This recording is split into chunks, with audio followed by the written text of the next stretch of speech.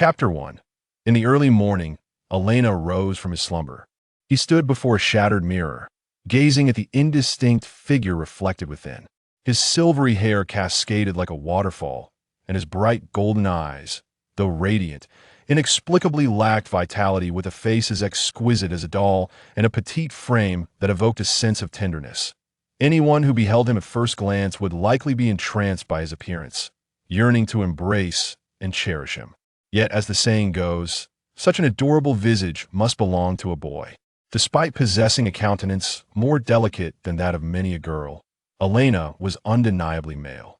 However, he was more than just an ordinary boy. Within this slender body resided the soul of a man in his 30s.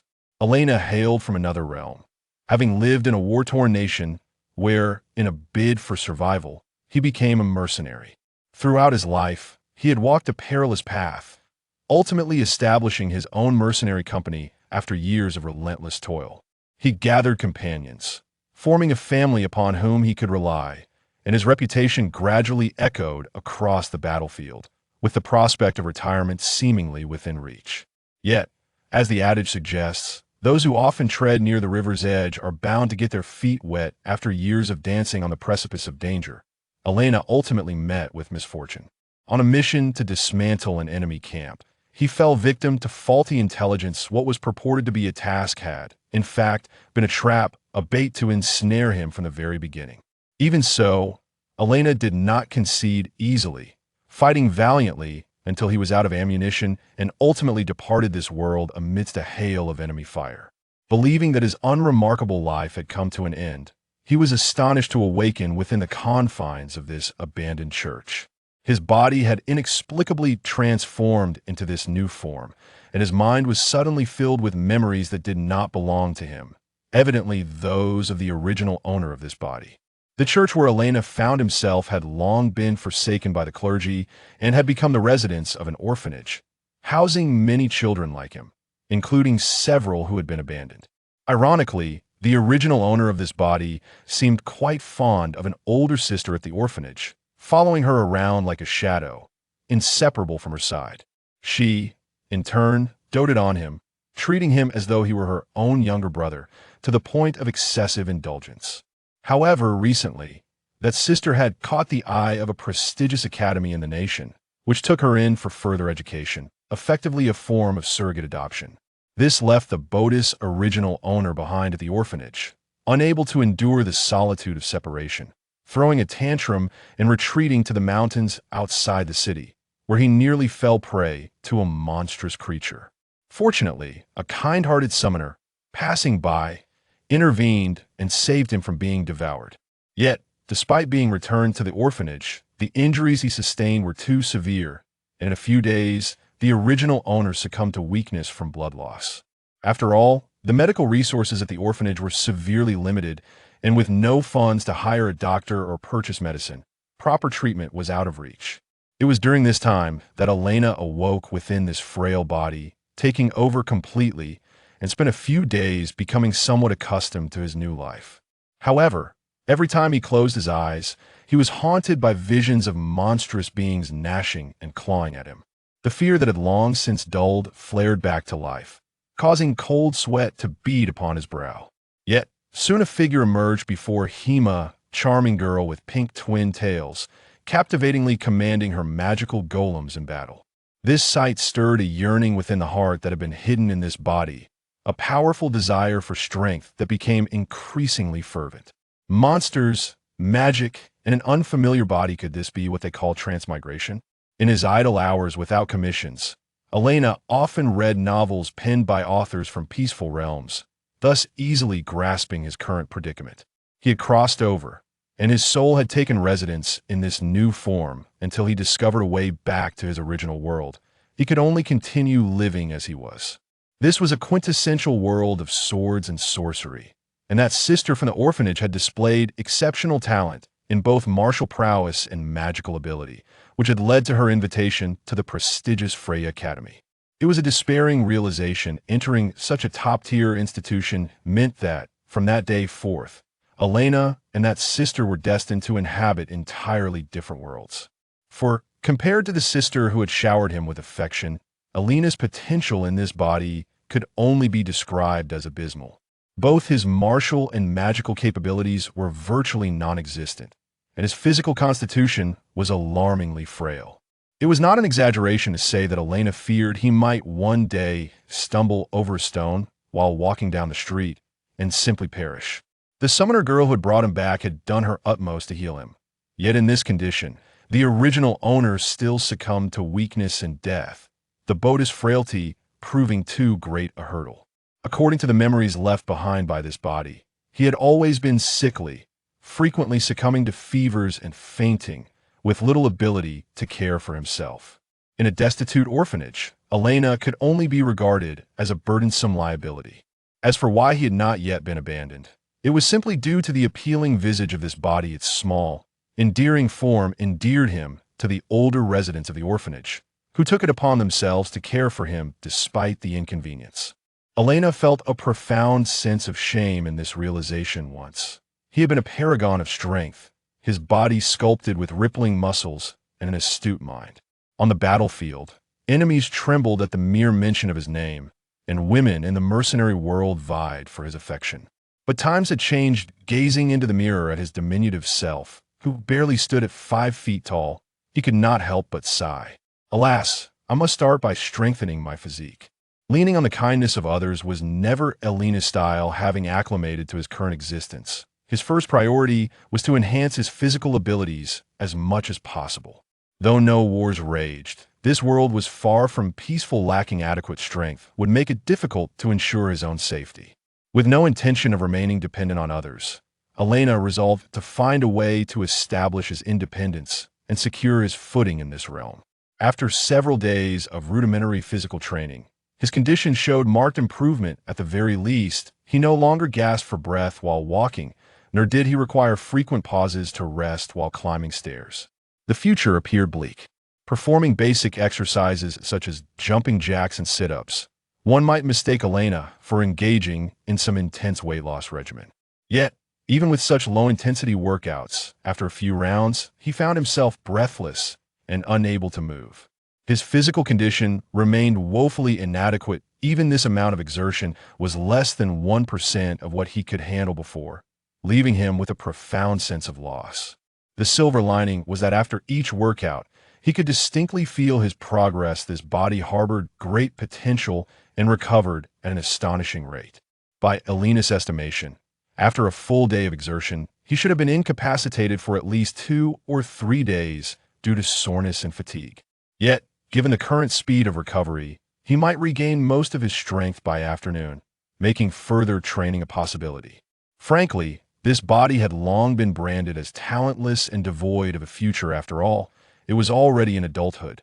Yet neither martial nor magical abilities had shown the slightest advancement, and it was even inferior to a 3-year-old child. However, there seemed to be more to this situation. Reflecting on the origins of this body, it was clear that he had always been an orphan, abandoned from the start. His entrance into this dilapidated church-turned orphanage was purely coincidental, having been discovered on the road by the sister who cared for him so dearly. That sister could be considered a quasi-abandoned child herself, as her parents had placed her in this orphanage. Yet upon finding the infant Elaina crying in a cradle, their compassion had compelled them to bring him along. As far as Elaina recalled, that sister's parents had wished to avoid involvement, but their guilt over abandoning their daughter had led them to allow her whims, resulting in Elaina being brought to the orphanage as a foundling. Without her, there might not be an Elaina today. Contemplating this made the original owner's attachment to her more comprehensible. Understanding his own origins became a task he needed to undertake. He was still at a loss regarding how to live comfortably, which left Elaina feeling rather overwhelmed. Panting slightly, Elaina approached the mirror in his room, aware that he had plans to venture out today and needed to tidy his appearance. Gazing into the mirror, I was momentarily taken aback by my own delicate features, only to swiftly grasp at my silvery locks. Such a nuisance, I mumbled under my breath. Despite being a boy, my hair cascaded down to my waist. Even during my recent workout, tying it back proved to be exceedingly cumbersome. Such lengthy hair undoubtedly impacts daily life in numerous ways. Casting a glance at the somewhat rusted scissors resting on the table, I hesitated, contemplating a drastic decision to cut my hair. Knock, knock. Elaina, I'm coming in. Before I could solidify my resolve, the rickety wooden door of my room was rapped upon. Not even affording me the time to respond, a pink-haired figure pushed the door open and entered. As for locking it, the door had deteriorated to the point of being little more than a plank, rendering it impossible to secure. The newcomer was a girl with flowing pink hair, her youthful face bearing the weight of an unyielding life, endowing her with an air of maturity beyond her years. Her cherubic visage radiated a certain tenderness. Though malnutrition had rendered her complexion somewhat pallid yet, the delicate features hinted at her potential as a true beauty. Visage. Upon seeing the familiar face, I instinctively called out her name. This girl, clad in a nun's attire, was none other than the head of the orphanage. Though she bore the title of headmistress and donned the nun's garb, it did not imply that Visage was indeed a nun herself. Both the title and the clothing were inherited from an elderly nun who had once presided over the orphanage. That venerable nun, the true matriarch of this establishment, had passed away a few years prior due to years of toil. As the eldest child in the orphanage, Vivi inherited the nun's mantle, bravely shouldering the responsibilities of the orphanage at such a tender age. The several orphans residing there depended on her for sustenance, and I was no exception. Elaina, what are you doing? Upon entering, Vivi's gaze fell upon my hand wielding the scissors, and recalling my state from a few days prior, her expression turned pale with alarm. She hurried over and snatched the scissors from my grasp, forcefully hurling them out of the window. I stared blankly at the arc traced by the scissors. If memory served, this was likely the only pair in the entire orphanage. With no time to ponder the fate of the scissors, I suddenly found myself enveloped in a soft embrace, and upon regaining my senses, I realized that Visage was holding me tightly. Silly child, why would you think such thoughts? I know you hold dear the idea of Sister Elaina, but you cannot resort to self-harm. It's not as if you will never see her again. If you jest with your own life, it could truly be lost. Listening to her trembling words, I paused for a moment, then comprehended why my dear Visage was so agitated. She mistakenly believed I was contemplating an end to my life, wielding the scissors with the intent to sever my newly acquired existence. Must it be Sister Elaina? Am I not enough, Visage? I can remain by your side forever, I implore you. Do not harm yourself any further. Visage had always shown great concern for the children of the orphanage, treating them as her true family. It pained her greatly to witness a child as endearing as I engaging in such thoughts. The utterance felt rather peculiar, as if Elaina, struggling to fully embrace her current identity, was ensnared in a web of errant thoughts. Sister Vivi, I have no intention of harming myself. With great effort, Elaina wrested her head from the tight embrace, which had left her feeling stifled. Fortunately, her health had improved somewhat over the past few days. Had it been earlier, she might have fainted from a lack of oxygen. Elaina attempted to elucidate her feelings. Yet Sister Vivi's expression reflected skepticism, recalling recent events, wherein an individual had recklessly ventured onto a mountain rife with monsters, made her words difficult to accept. That I merely feel my hair is too long and wish to have it trimmed. With a hint of exasperation, she added that after having been granted a second chance at life, she harbored no desire to inflict harm upon herself, despite the rather grim circumstances of her new beginning. That simply won't do. To Elena's surprise, her explanation only served to heighten Sister Vivi's agitation. The earlier sight of Elaina holding scissors had not elicited such a fervent response. Now, however, the elder sister invoked a semblance of authority. It was somewhat embarrassing, but Elaina found herself genuinely frightened. Reflecting on the moment she had been whisked down the mountain by that summoner, Sister Vivi had exhibited far less ire. Her concern had been more about Elena's well-being, radiating warmth instead. Yet now, Elaina felt as if she had committed some egregious transgression, as if Sister Vivi were on the verge of undressing her for a reprimand. Oh, you have any idea how long it takes to maintain such lengthy hair? Sister Vivi exclaimed, her tone both fierce and affectionate, as she tenderly stroked Elena's silky locks, their smooth texture utterly enchanting. However, upon hearing these words, Elena's face darkened, realizing that Sister Vivi's anger stemmed from this very matter. It dawned on her that the original owner of this body had been rendered weak and fragile due to the upbringing imposed by these two kind sisters from the orphanage. From a young age, they had ingrained in Elaina the misguided notion that she must always present herself beautifully, nurturing her as if she were a girl. Or put it bluntly, both Sister Vivi and her beloved sister Elaina had treated her like a doll. Given such an upbringing, it was a wonder that the original owner of this body could ever aspire to be a robust and it was no surprise that after Elaina's departure, Elaina had descended into despair. Sister Vivi, I truly do not wish to cut my hair. With a hint of resignation, she reached out to embrace her, conveying her reluctance to part with her locks through this gesture. Really? Upon feeling Elaina's embrace, Sister Vivi lifted her gaze, her eyes glistening with unshed tears. Most likely, she had been startled by Elaina's earlier actions. After all, the former Elaina had been a quiet and obedient soul, unlike the lively creature before her now. Even before entering the room, Sister Vivi had heard commotion, indicating that Elaina had been in a state of turmoil. Truly, I promised I will not engage in such behavior again. The departure of Sister Elaina no longer troubles me. For as long as I have you by my side, Sister Vivi, suppressing a wave of embarrassment, Elaina uttered words she would have never dared to speak before. Oh, how sweet your words are. I truly appreciate what you say. Remarkably, this had a powerful effect. The previously somber Sister Vivi instantly brightened, nuzzling her face against Elaina's cheek in a display of affection. This made Elaina, a grown man, feel somewhat bashful, recalling the solitary battles of his past life, during which he had never been treated with such tenderness. Now, Elaina, please have a seat. I will wash your face. After breakfast, you must go to the blacksmith to learn your craft. You have been absent for several days now, and you ought to at least show your face to your master. With that, Sister Vivi took Elaina by the hand and led her to the bedside, retrieving a bucket of well water to wash the sweat from Elena's sticky face. Sister Vivi, I can manage on my own. I am not a child. As she rubbed his face, Elaina squirmed, attempting to snatch the towel, but Sister Vivi seemed unwilling to relinquish control. No, if I let you do it yourself, you would only give it a half-hearted wipe. It would be a shame not to take proper care of someone as adorable as you. With that, Sister Vivi continued her ministrations, not only to Elena's face, but also to his body. Throughout the process, Elaina felt utterly powerless, akin to a slab of meat on a chopping board.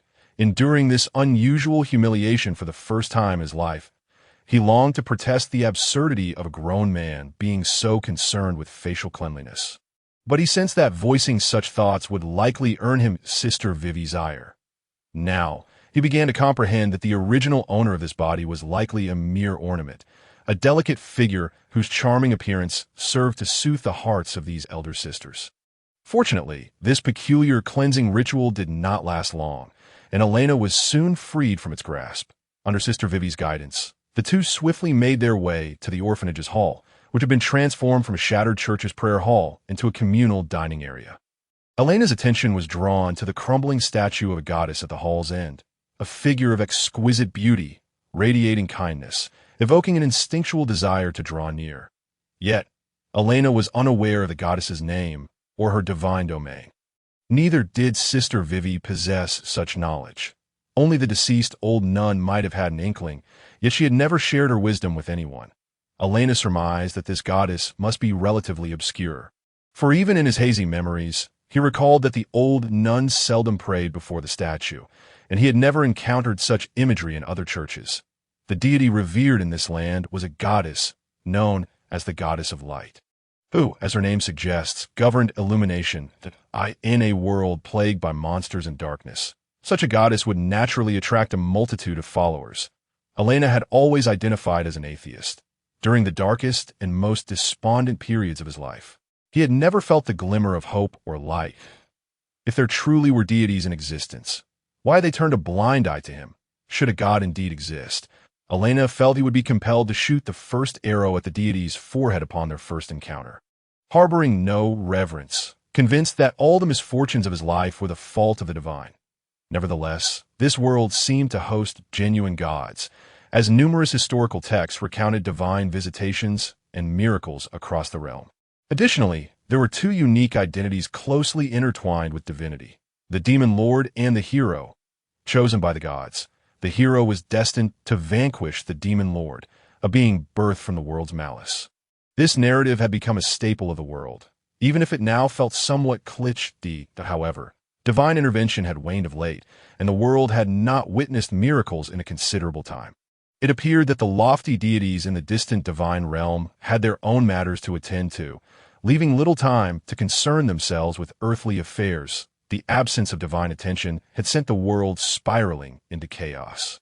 With malice proliferating in tandem with these events, it seemed inevitable that the prophesied demon lord would soon be reborn, a notion that sent a shiver down Elaina's spine. Yet, Elaina chose not to dwell on such matters. His immediate priority was merely to survive and find ways to thrive. What the future held was a concern for another time. Even if the heavens were to collapse, there would be those tall enough to bear the burden. It was of no consequence to someone like him, a silver-haired youth. After enjoying breakfast and relishing Sister Vivi's attentive service, Elaina tidied his belongings and prepared to venture out. He was to apprentice at the nearby blacksmith shop. A favor secured through considerable effort by Sister Vivi and Sister Elaina that in a world where survival was precarious, possessing a skill would greatly enhance his chances of thriving, even when learning under a master. The concept of an internship salary is utterly non-existent.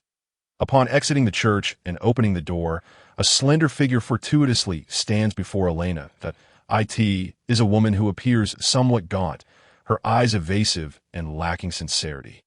Based on Elena's years of observing people, it is clear that this individual is certainly no paragon of virtue. Is that not little brother Elaina? Where are you off to? The sound of Elena's departure startled the woman momentarily, but she quickly transformed her expression into a beaming smile. As she spoke, she reached out, attempting to ruffle Elena's hair, only to have her deftly evade the gesture. Elaina recognized this woman as the wife of a merchant, though in reality she was merely a slave of higher standing. Despite her title, her husband had never deigned to look upon her directly. Living under someone else's roof without power or influence, she had no choice but to remain subservient. Elaina surmised that the woman's presence here was likely an attempt to discuss the acquisition of the dilapidated church with Sister Vivi. Years ago, this church had incurred a substantial debt to the merchant, a burden exacerbated by the need to support numerous orphans. The elderly nun passed away without settling the debt, which subsequently fell into Sister Vivi's hands, nearly overwhelming her and almost forcing the young woman into a life of servitude to repay it. Fortunately, Elaina intervened, liquidating some treasured relics from the past to settle the outstanding amount. Elaina could never forget the merchant's expression at that time, one of astonishment, confusion, and insatiable greed. His intentions were undoubtedly far beyond mere debt collection. As a man himself, he was all too aware of what he desired, the beauty of both Elaina and Sister Vivi, with the ulterior motive of reducing them to mere slaves. Now that the debt was cleared, the merchant continued to persistently pursue them, using the pretext of acquiring the church to draw closer under the guise of benevolence, claiming he wished to build a better orphanage for them. However, it was all nothing more than a fade, devoid of genuine intent. If they were to sell the land to this scoundrel, who could predict the nefarious schemes he might concoct, rather than providing a home for the orphans, he might very well sell them all into servitude. Sister Vivi was acutely aware of this, which is why she had consistently refused his advances. Realizing she could not persuade Sister Vivi, the merchant had sent his wife in hopes that a fellow woman might instill some sense of security, at least to avoid the previous awkwardness.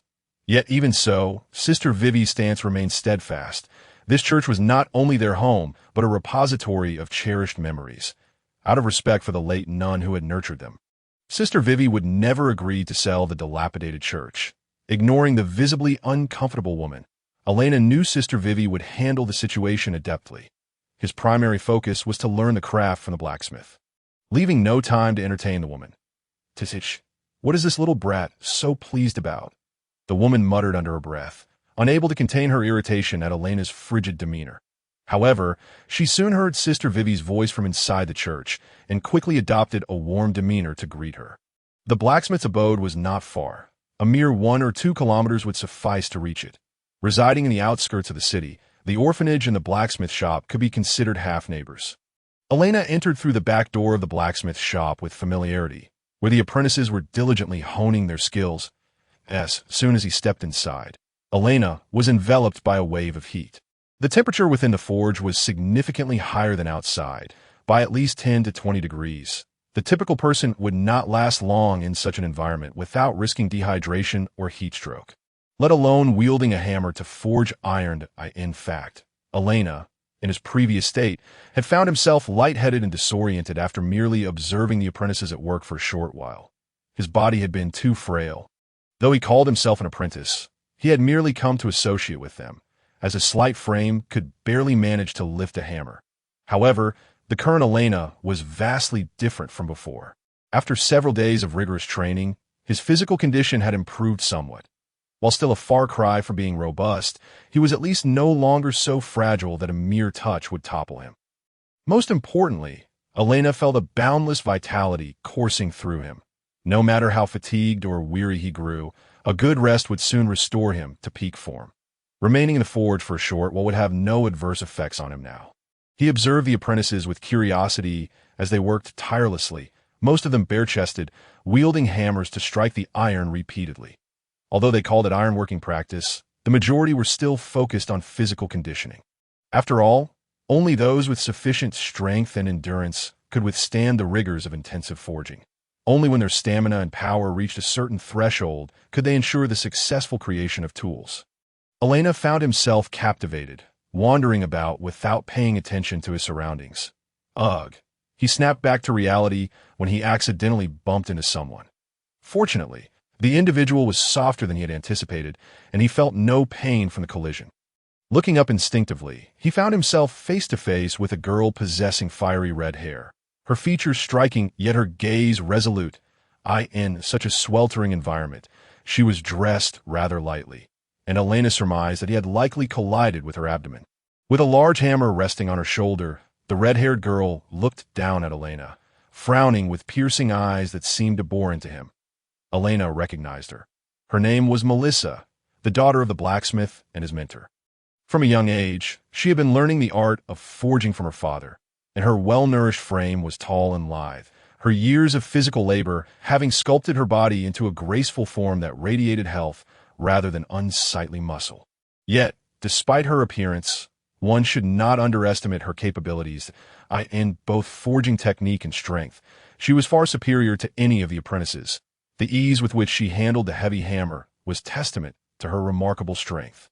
"My apologies," Elaina said, lowering his noble head in contrition, his expression adorably contrite despite the unintentional nature of the incident.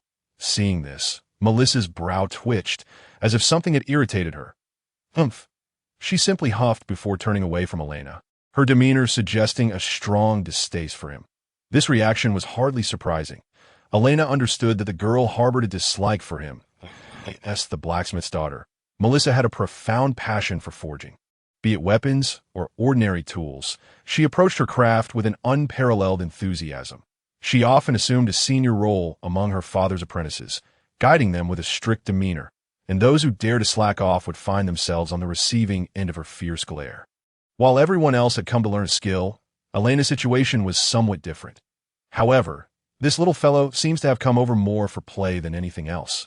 After all, Elaina is incapable of lifting heavy objects, cannot endure prolonged exposure to high temperatures, and any accidental bumps or scrapes are likely to result in minor or major injuries, making her even more fragile than a porcelain doll. Out of concern for Elena's safety, he has received preferential treatment far exceeding that of other apprentices. He has access to a specially cooled forge room. No one urges him to study, and he can rest whenever he feels fatigued. Without being required to assist the blacksmith or engage in any menial tasks, IT feels akin to a young master from a wealthy family venturing out to experience life, with everyone else fearful that he might hurt himself. Yet, despite this delicate demeanor, Elaina is excessively adored by those around her, simply because of her adorable appearance. And no matter how fierce a person may be, encountering Elaina with her head bowed and a look of grievance will inevitably soften their hearts. Few can genuinely muster anger in the presence of such a charming being. Perhaps it is precisely due to Elena's special treatment that Melissa, who is particularly dedicated to the craft of forging, harbors a dislike for her. Yet, Elaina remains the apple of many apprentices' eyes, including her father S., so Melissa cannot afford to be overly harsh with her. She can only interact with her using a dismissive attitude. Elaina finds it difficult to voice any objections. He too feels that the original owner of this body is somewhat too pretentious, though there is little he can do about his fragile constitution. Despite his efforts as he watches his sister depart, Elaina trotted deeper into the blacksmith's workshop.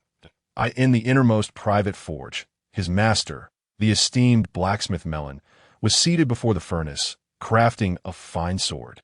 Elaina was fortunate. Upon his arrival, Melon had just finished forging the sword and was cooling it down, although some final touches were still needed before it was truly complete. For now, he could at least spare a few words with Elaina. "Back already?" "Yes, master. My body is recovered." "Good. Then go and strike the iron 100 times. Melon, in his concentrated state, spoke very little, and after exchanging a few words with Elaina, returned to his work, not wishing to disturb his master further. Elaina moved to the other side of the forge and picked up his specially crafted forging hammer, as a favored presence among the apprentices and his master.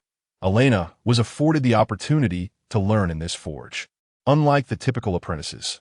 Furthermore, the hammer he wielded was a custom piece made by Melon himself. Due to Elena's frail constitution, he could not handle anything too heavy. Thus, his hammer was half the size of those used by the other apprentices. Nevertheless, even in its lighter form, the weight of the hammer still posed a challenge. In the past, Elaina would have complained of exhaustion after merely swinging it a few times, as his body could hardly withstand the strain. However, with the soul that now inhabited him, a more resilient and spirited personality had emerged, and his physical condition had improved. The current Elaina would certainly not falter after just a minute of effort. Gripping the forging hammer tightly, he began to swing it at the iron block resting on the anvil, the crisp sound of striking iron resonating so clearly that it momentarily distracted the focused Melon. "This lad has quite a bit of strength today," Melon mused, surprised as he observed Elaina diligently hammering away, instinctively reaching up to stroke his reflective bald head. Although he had instructed the boy to strike the iron 100 times, it was more to keep him occupied than anything else. After all, he understood that Elena's frail constitution would never allow him to become a blacksmith. The only reason he had taken him on was out of respect for the old nun and the pleas of Elaina and Vivi. He never truly expected Elaina to achieve anything. Moreover, given Elena's delicate appearance, even if he could not become a blacksmith, he could still serve as a charming face for the shop in place of Melon's daughter. However, Melon never anticipated that Elena's condition was so weak that he lacked even the strength to stand as a mere figurehead, ultimately leaving him to retreat to where he felt comfortable. If he ever grew tired of hammering, he could at least entertain the others to some extent, which was considered a contribution, even if it resembled caring for a delightful pet to Melon's surprise. However, today Elaina seemed strangely invigorated, showing a rare display of vigor. While his strength still fell short of that of an adult man, his dedication pleased Melon greatly. Unlike other blacksmiths, he did not place undue emphasis on talent. He valued character above all. Elaina had begun to catch his eye. While he could never become a true apprentice, at the very least, he was becoming more agreeable. Engrossed in his work, Elaina remained oblivious to Melon's gaze. Happily hammering away, he possessed a genuine interest in forging. After all, if he could master the craft, with his previous knowledge of firearms, he might replicate modern weaponry in this world. Just imagine, in a realm where cold steel and magic form the basis of combat, he could duel a battle-hardened knight who flaunts his skills with a broadsword, only for Elaina to swiftly draw a gun and take him down in a single shot. The mere thought brought a smile to Elena's face. As a modern mercenary, he favored firearms over blades. Particularly in a world where conflict could erupt at any moment, he was eager to acquire a reliable weapon. It was fortuitous that he could learn forging while simultaneously strengthening his body, making his time at the blacksmith a valuable opportunity for growth. However, this body truly struggled. After a few swings of the hammer, Elaina found himself gasping for breath, and after a dozen strikes, he had to pause to focus on recovery. Fortunately, his body's recuperative abilities were remarkable. Otherwise, he might not have completed those 100 strikes before nightfall. Wiping the sweat from his brow, Elaina exhaled deeply. Feeling a pleasant warmth throughout his body, he couldn't help but smile in satisfaction. His condition was simply too good.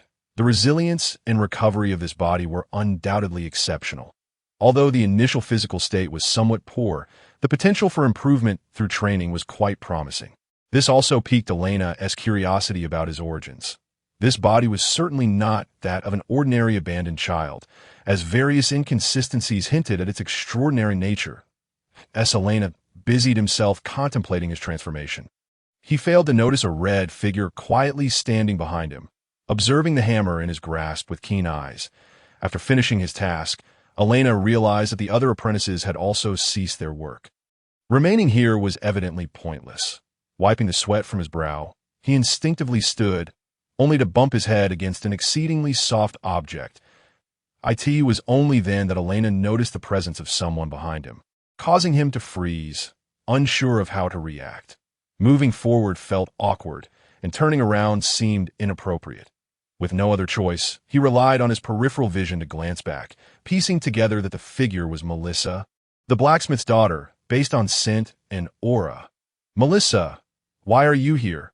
Feeling somewhat embarrassed, Elaina could only mimic the tone of the previous owner of this body. Whenever he made a mistake, adopting this demeanor often garnered forgiveness. "Just taking a look at you," Melissa replied, seemingly not fond of conversation. She answered Elena's inquiry with a mere statement, her gaze not resting on the boy before her, but fixed intently on the steel he was hammering. "You read doing well." After giving Elaina a light pat on the shoulder, Melissa quickly departed, the softness of her presence fading away, leaving Elaina with an unexpected sense of loss. Was that a compliment? As she gently touched the crown of her head, Elaina found herself enveloped in a haze of confusion. Upon reflection, it was evident that her current self had indeed improved significantly compared to her former self. Melissa, who had dedicated her entire childhood to the rigors of forging, had always held reservations about Elaina, who had seemingly received undue affection without exerting much effort. It was only natural for Melissa to have her sentiments altered upon witnessing Elena's transformation and successful completion of her tasks. Nevertheless, despite understanding this rationale, the memories of this body evoked a sense of discomfort. Every time Melissa encountered her, she bore a distinctly disapproving expression. Now, being treated with such kindness felt somewhat alien to Elaina. Not lingering too long on such trivial matters, she noted there was still ample time before sunset. Having ventured out, Elaina resolved to familiarize herself with the streets of the city since her arrival in this world. She had yet to truly grasp the cultural nuances that surrounded her, making this an opportune moment. The city she inhabited was known as Brook's City, a territory within the kingdom of Sorens. It was an inland city, blessed with fertile land and abundant resources, theoretically a prosperous locale. However, the city was encircled by forests, home to monstrous creatures that posed a constant threat to the safety of the citizens therein. The farmlands tended by the farmers frequently fell victim to descending beasts, with inadequate medical facilities and exorbitant fees charged by the church. The mortality rate remained alarmingly high, making it exceedingly difficult for the average person to lead a stable life. A significant portion of the resources was monopolized by the powerful elite, and the burdensome taxation left the populace in dire straits. The atmosphere within the city was far from the vibrant scene one might envision. Rather, a palpable sense of oppression permeated the air. Individuals like Elaina, hailing from impoverished backgrounds, were easily spotted in the dimly lit alleys of the streets. In stark contrast, the affluent could only be found within the heart of the city. In the noble commercial district adjacent to the Lord's Manor, the outskirts closest to the monster-infested forest had devolved into what could only be described as a slum. Yet within this seemingly hopeless environment, there existed a rather cliché establishment, the Adventurers Guild, an organization that could be found in nearly every corner of the world. In response to the burgeoning threat of monsters, people banded together, supported by a few responsible individuals, to create a dedicated institution aimed at combating these creatures. This guild was designed to motivate capable individuals to actively hunt monsters while ensuring that those with limited means could access the resources necessary for their development. Thus, the commission system of the Adventurers Guild was born, wherein the elite would distribute surplus items, allowing fledgling adventurers to acquire resources through monster hunting. The rampant monster crisis saw effective intervention, offering various races a much-needed respite and giving rise to a plethora of formidable individuals. Compared to the past, the situation for the world's inhabitants had improved.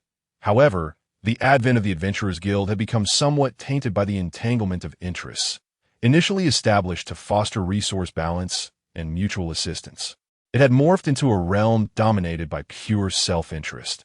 Adventurers could still undertake commissions from the guild to earn money and resources, but these rewards were no longer selflessly bestowed by the elite. Rather, they were the result of individuals paying from their own pockets to secure assistance from others on the surface. This seemed a positive development, as those at the pinnacle of the hierarchy could hardly afford to sustain such a vast number of adventurers. The commissions born from demand were essential for the guild's continued operation. Yet, in comparison to the past, the latitude afforded by these privately issued commissions had become excessively broad, often leading to discrepancies between the rewards and the difficulties of the tasks. Adventurers might expend tremendous effort only to find their rewards disappointingly meager, significantly dampening their enthusiasm for undertaking missions. Additionally, some individuals posted peculiar requests on the commission board, including human experimentation, assassination, and the trafficking of rare beings. Further complicating an already chaotic world, the Adventurers Guild had become a melting pot of various characters, often resulting in newcomers being devoured whole by the more seasoned members. Nonetheless, for Elaina, a former mercenary, the current state of the Adventurers Guild felt strangely familiar. In her past life, as a mercenary amidst the turmoil of war, she had taken on any sordid commission merely to survive, only considering morality when circumstances permitted. Now, with the guild's eclectic mix of adventurers and commissions of varying quality, it inadvertently facilitated individuals like Elaina, whose background was rather complex. Were the guild to be overly stringent, it would undoubtedly disallow a youth like her from participating, and no one would be inclined to allow her to accept commissions, for the sake of revitalizing the orphanage and ensuring her own comfort. Accepting commissions from the Adventurers Guild was a pressing concern for Elaina at this stage. The guild was perpetually lively, with adventurers seated at tables, engaging in animated conversation, beer in hand, and roasted meat before them, punctuated by raucous laughter that a normal person might find the atmosphere overwhelming. As most adventurers were rather boorish, their actions often appearing somewhat uncouth, it would be those who demanded decorum that were truly out of place. Elaina, however, felt at ease. Her mercenary upbringing had conditioned her to environments akin to that of the Adventurers Guild, evoking a sense of nostalgia and familiarity. Despite her comfort, Elaina desired to remain inconspicuous. Her intention was merely to investigate, and she likely would not consider accepting any commissions today. However, given her current appearance, it was nearly impossible to enter without some means of obscuring her face as the moment she stepped in. A multitude of gazes converged upon her, some curious, some concerned, and others dismissive, all perceiving her as too youthful for such a venue. Ignoring the derisive comments from the adventurers, Elaina strode purposefully towards the counter. This was not her inaugural visit to the guild. Rather, it was not the first for this body. The original owner had contemplated pursuing a path as an adventurer to earn money, but had been interrupted midway by her sister, Elaina, who had whisked her away. Given Elena's previous physical condition, becoming an adventurer would have been akin to courting death. The height of the counter was somewhat daunting for Elaina, as her stature of merely 1.60 meters allowed her to barely peek over the top. Unbeknownst to her, her actions possessed a certain impact. The guild's receptionist, who had noticed her arrival, turned to face her and was momentarily taken aback. "Excuse me, could I inquire about my records within the guild?" Elaina asked, eliciting a bemused reaction from the receptionist, who quickly regained her composure and responded somewhat awkwardly. "Ah, is that you, dear Elaina? Of course, you may. Please wait a moment." Since this was not her first visit, and given the striking uniqueness of her appearance, Elaina had naturally made an impression on the guild staff. Her silver hair was a feature that was difficult for anyone to forget, and it was no surprise that the girls were particularly fond of charming traits. Should Elaina learn of the appellations bestowed upon her by these women, she would likely be overwhelmed with despair, perhaps to the point of bloodshed. Although initially distracted, the capable shopkeeper swiftly located the documentation pertaining exclusively to Elaina amid the labyrinthine files. Elaina, a 16-year-old human adventurer, bore the rank of a novice. Recent tasks completed included herb gathering, cleaning of guild facilities, and document organization. The evaluation was starkly unflattering. The simplistic wording suggested that she was more akin to a laborer than an adventurer. Given her previous physical limitations, Elaina found herself relegated to such menial tasks, and even struggled to perform them adequately. While the documentation appeared rather meager, it nonetheless encompassed all the rights and privileges of an adventurer. Should Elaina choose, she could embark on her journey as a true adventurer at any moment. This visit was primarily to ascertain that fact, which was crucial for Elena's future plans. Once everything was confirmed, she intended to depart, only to be unexpectedly detained by the shopkeeper. Eager for a chat, it seemed that the adventurers had been relatively inactive of late, leaving the shopkeepers with ample free time. And with the arrival of a charming young girl, they naturally sought to engage in pleasant conversation. Maintaining her endearing persona, Elaina reluctantly conversed with the shopkeepers for a while before finally making her escape just in time for dinner. Without pausing, she headed toward the orphanage, and soon found herself back in the familiar embrace of home. To her surprise, the younger orphans were not frolicking outdoors, but were instead quietly nestled within their rooms. Upon hearing Elena's return, they greeted her with animated gestures, their expressions seemingly hinting at something unsaid. Following their gaze, Elena's eyes fell upon her sister Vivi, who sat dejectedly in a chair at that moment. Vivi was clutching a coin purse, her brow furrowed as she counted the copper coins within, a clear sign of financial distress. Witnessing this, Elena's heart tightened. The absence of money could indeed create insurmountable difficulties, especially since she had recently resolved to embark on her own adventuring career, which would require considerable startup funds. Though she contemplated asking Vivi for assistance, the current circumstances rendered such a request inappropriate. "Sister Vivi, I'm back," Elaina called softly, suppressing the tumult of thoughts swirling in her mind as she approached it. "Oh, you're back. Why so late today?" "I was quite worried," Vivi exclaimed, her frown instantly transformed into a smile. "Albeit a strained one, my apologies that I was out and about, which delayed my return," Elaina replied, bowing her head in a gesture of earnest contrition. Given her current appearance, even if she had indeed erred, Vivi would likely find it hard to chastise her. "It's all right as long as you're back. You must be hungry. Hurry and eat. You're the last one." Vivi smiled as she ushered Elaina to the dining table, where it was customary for everyone to share a meal together.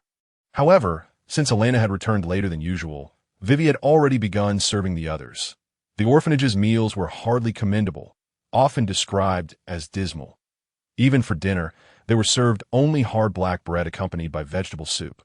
The flavor was not so much poor as it was difficult to swallow, a sentiment that even someone accustomed to hardship like Elaina could not ignore.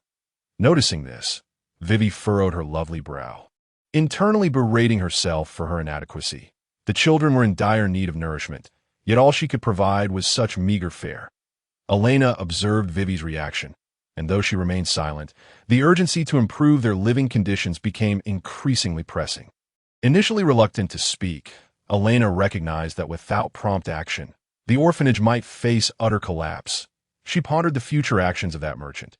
Presently, the orphanage was beset by troubles both internal and external, and if they did not swiftly improve their circumstances, the grim prospect of wandering the streets loomed. "I've had my fill," Elaina stated, swallowing the black bread in a few bites before tidying her plate and making her way to the backyard to fetch a bucket of well water.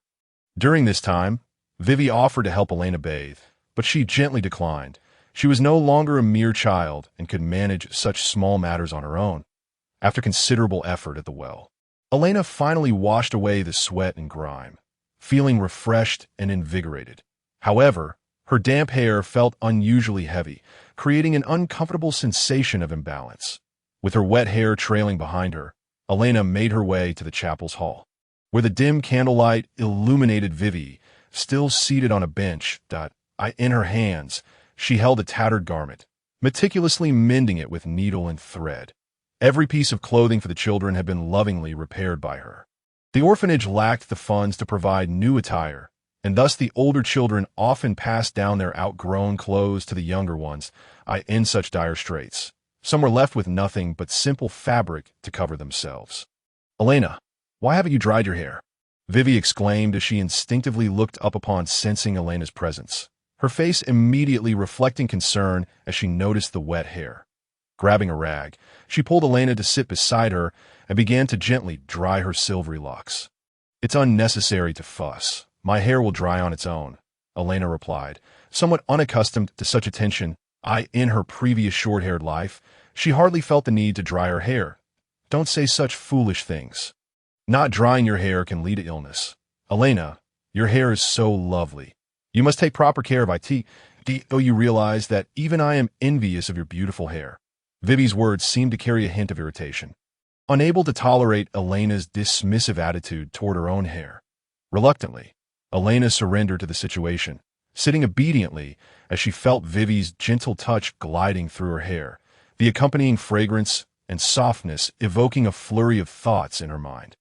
Shaking her head to dispel the distracting notions, she recognized the importance of addressing more pressing matters with Vivi. This was not the time to indulge in a warm atmosphere. "Sister Vivi, I have something important to discuss with you." What is it?" Vivi replied absent-mindedly, continuing to dry Elena's hair before brushing it with an old wooden comb. To her surprise, the comb glided effortlessly through Elena's hair, a testament to its remarkable quality. I need money." As soon as the words escaped her lips, a wave of intense embarrassment washed over Elaina. She could scarcely have imagined that after all these years, she would find herself in such a humble position, asking a girl of her own age for financial assistance.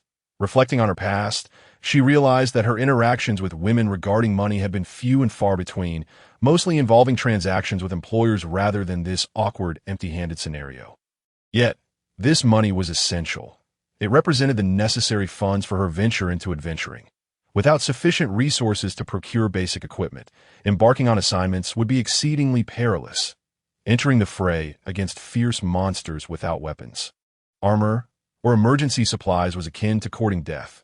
However, even with a reasonable justification, broaching the subject of money remained a daunting task, especially given the well-known plight of the orphanage. To ensure that the children were adequately fed, Vivi had already made significant sacrifices, often foregoing her own needs to provide for them. She had never truly experienced the joys of good food, or fun. It was evident that Vivi's childhood had been as tragic as that of the children under her care. However, these trials and tribulations have endowed her with a maturity that is incongruous with her age. She has exerted herself so diligently, yet as this unthinking child, she still finds herself asking for money from others.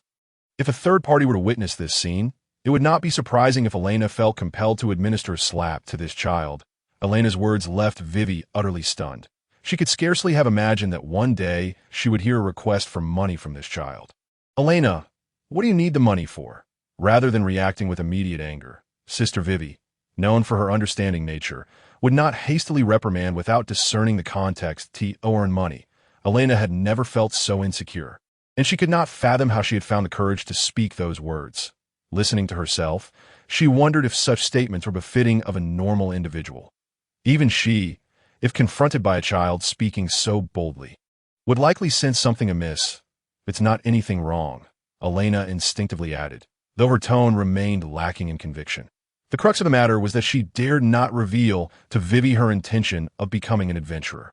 After all, such news would surely cause concern, especially since she had recently faced a severe lesson from monsters on the mountain.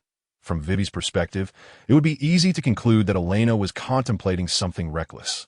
She would undoubtedly try to dissuade her from such dangerous endeavors. Silence enveloped the two, broken only by the sound of hair being brushed.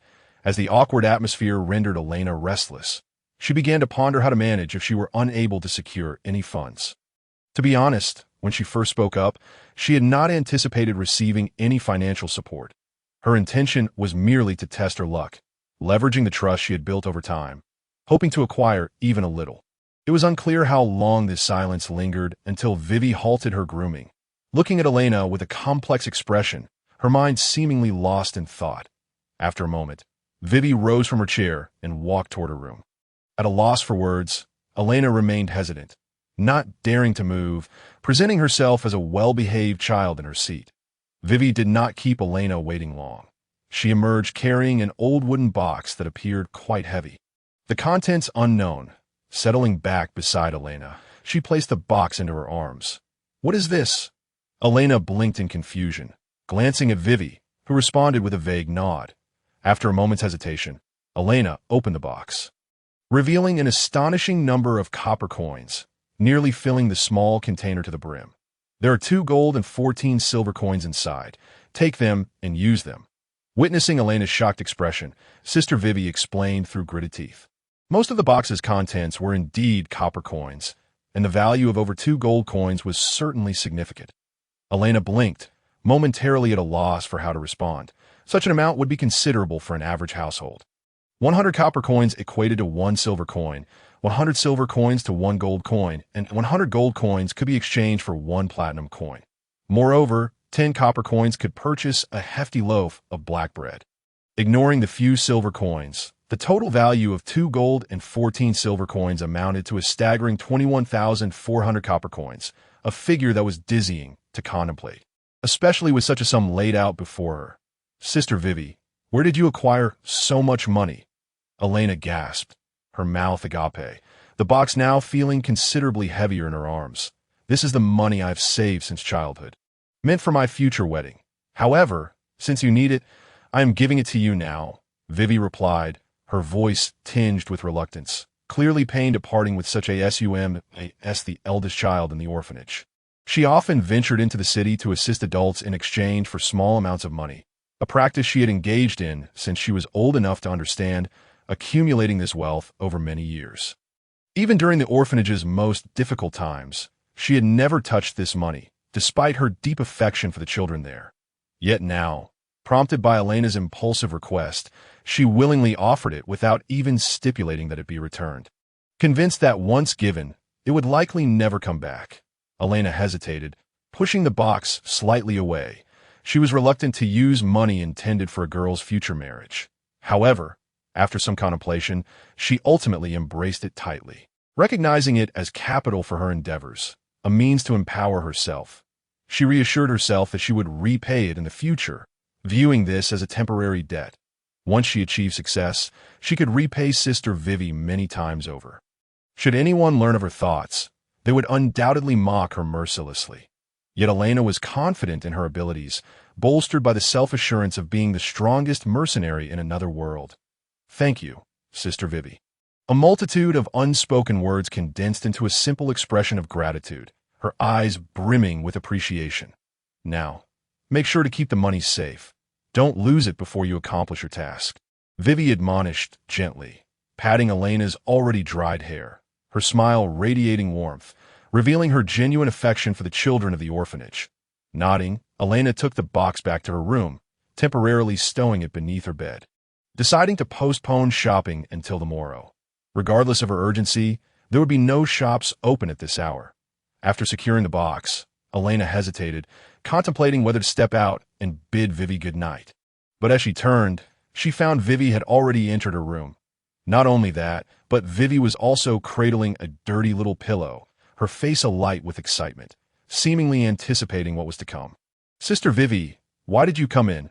Elaina was taken aback. She had not expected anyone to enter her room. Why aren't you welcoming me? After just taking my money, you seem so ungrateful.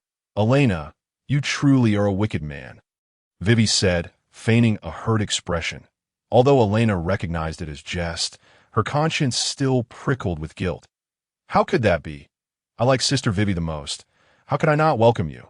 Elaina replied, attempting to express sentiments that were not typical for her, reminiscing about the past while playfully indulging in the moment. You can't fool me with that.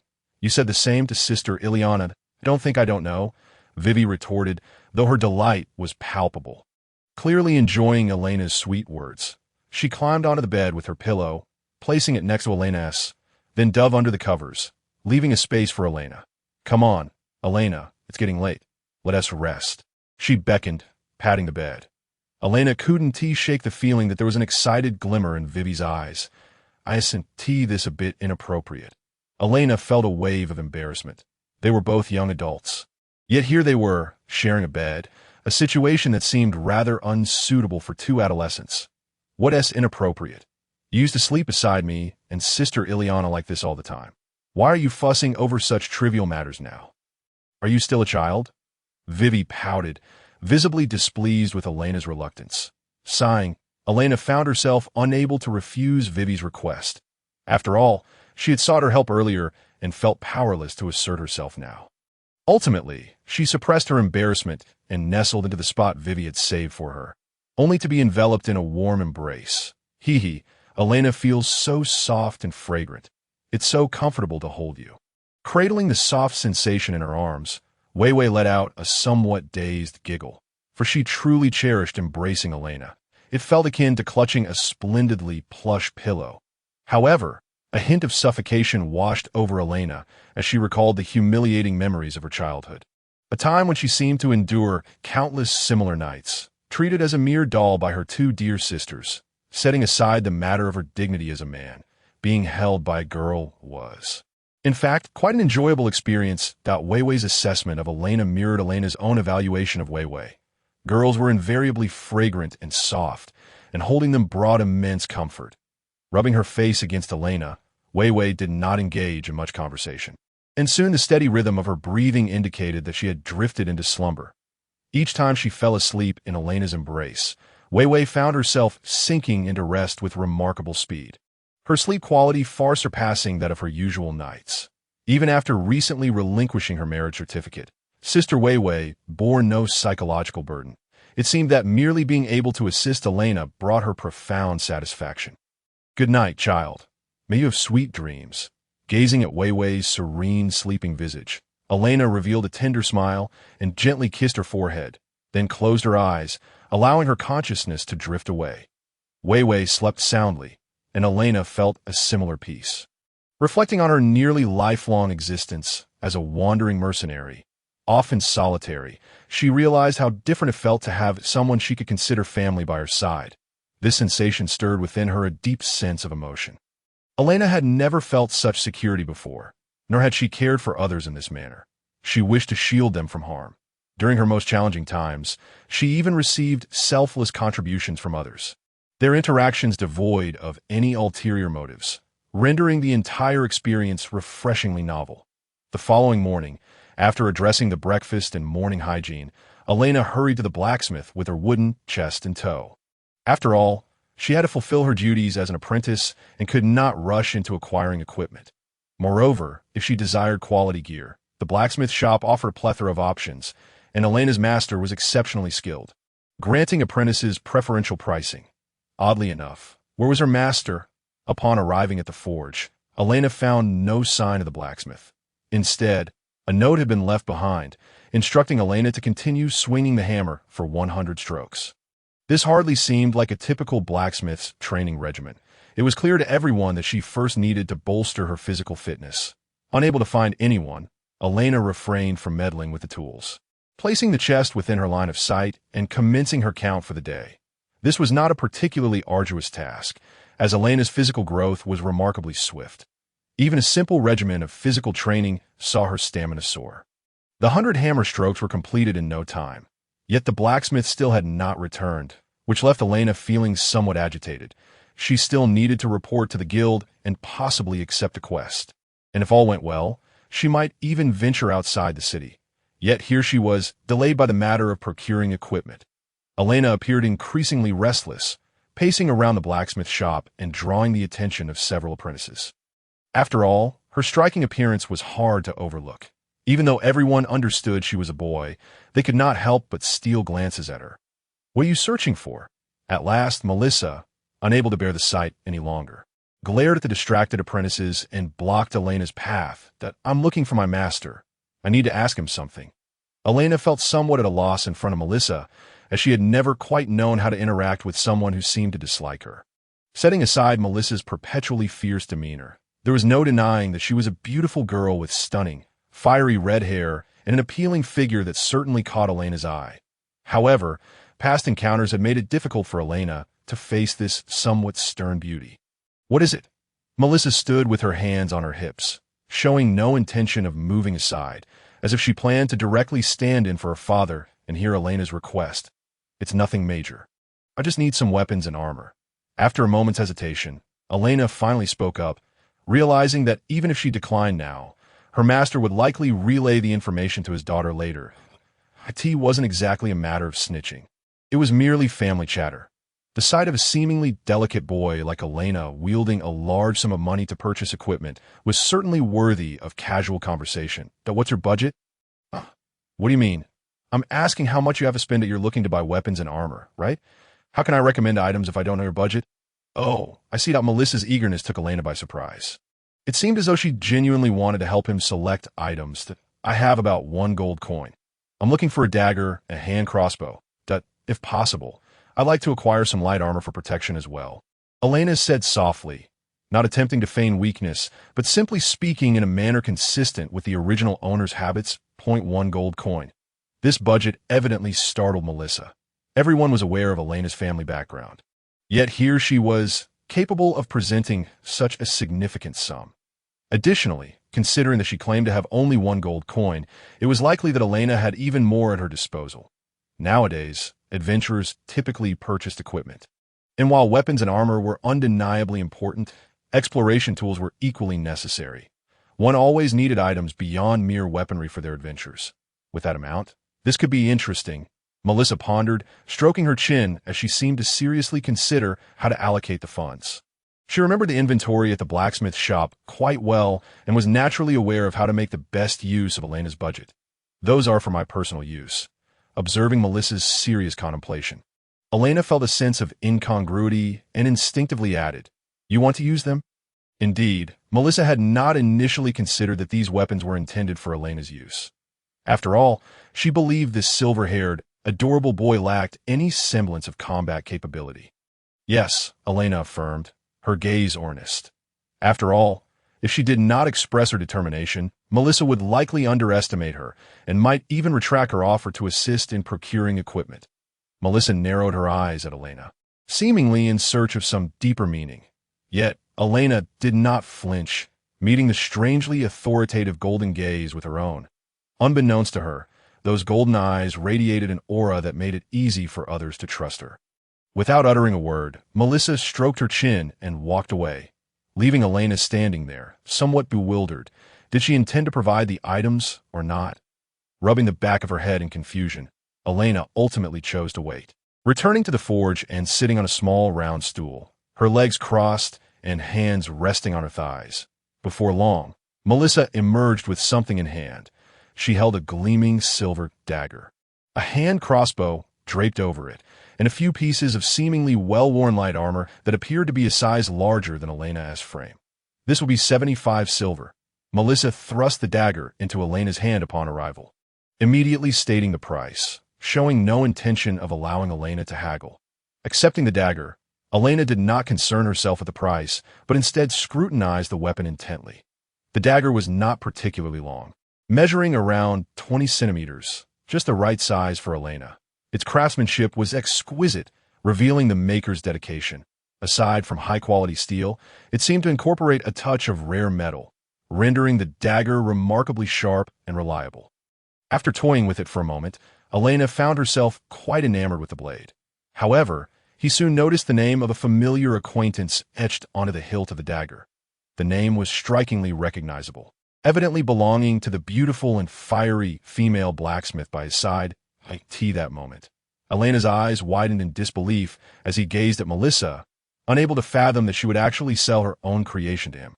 The price of 75 silver pieces seemed somewhat inflated. After all, a dagger constituted so little metal, and even with exquisite craftsmanship, it should not command such a steep price. Yet, during his apprenticeship, Elaina had encountered enough knowledge of forging to understand that a dagger infused with rare metals would undoubtedly exceed 1 gold piece in value. Given its meticulous craftsmanship, it was not inconceivable for it to fetch around 2 gold pieces in the marketplace, especially with the added allure of being crafted by a renowned artisan. Selling it to Elaina for 75 silver pieces not only failed to recoup the costs, but likely incurred a loss as well. This felt rather inappropriate to Elaina.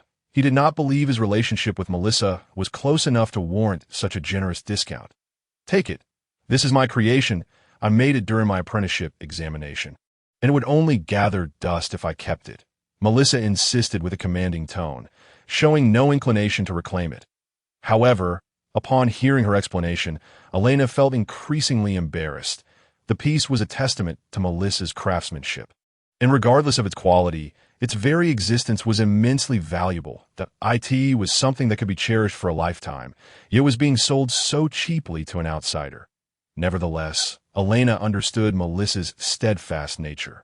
Once she made a decision, it was unlikely to change. Continuing to persuade her would only invite displeasure.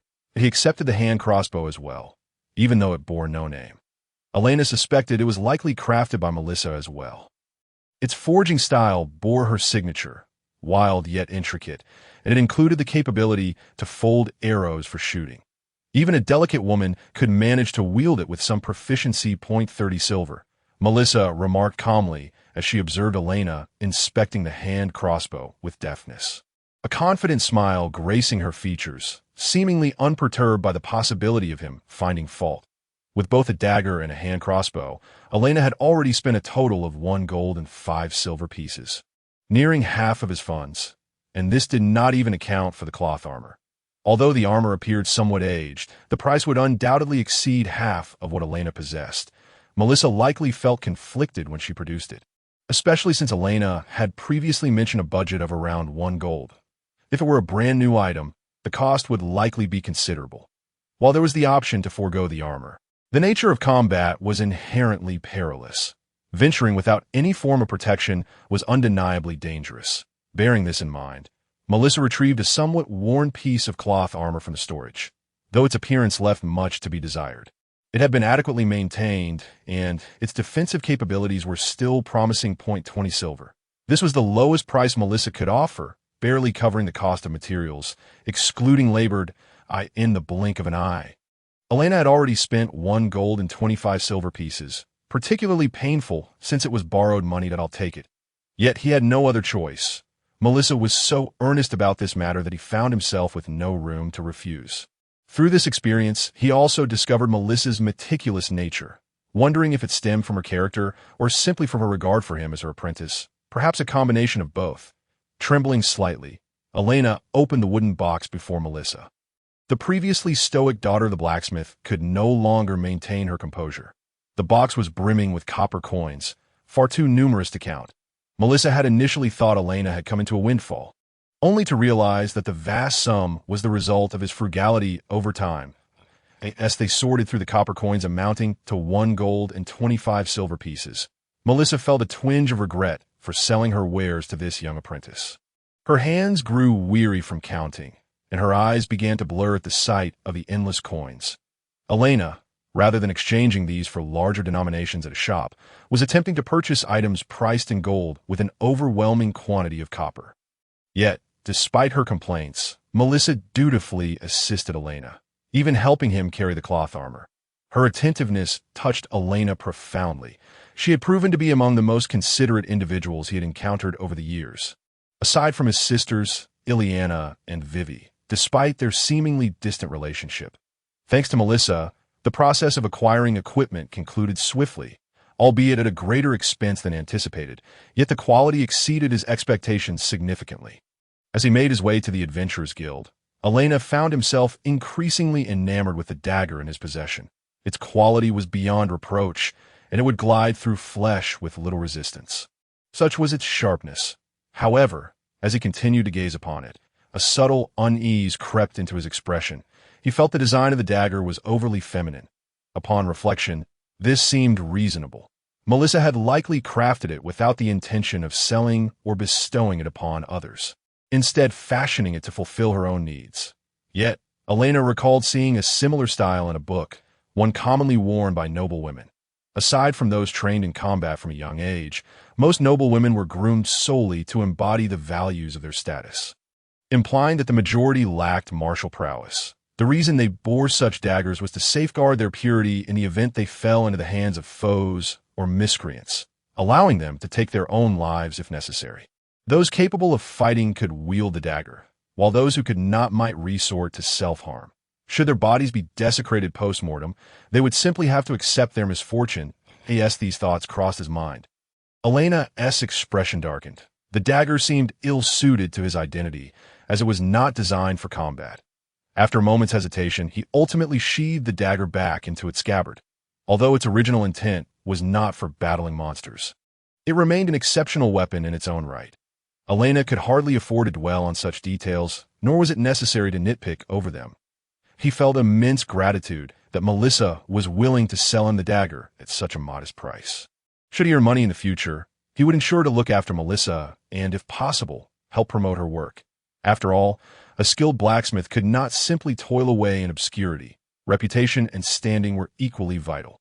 A renowned blacksmith with talent was highly sought after, and most blacksmiths aspired for their creations to echo through the annals of time.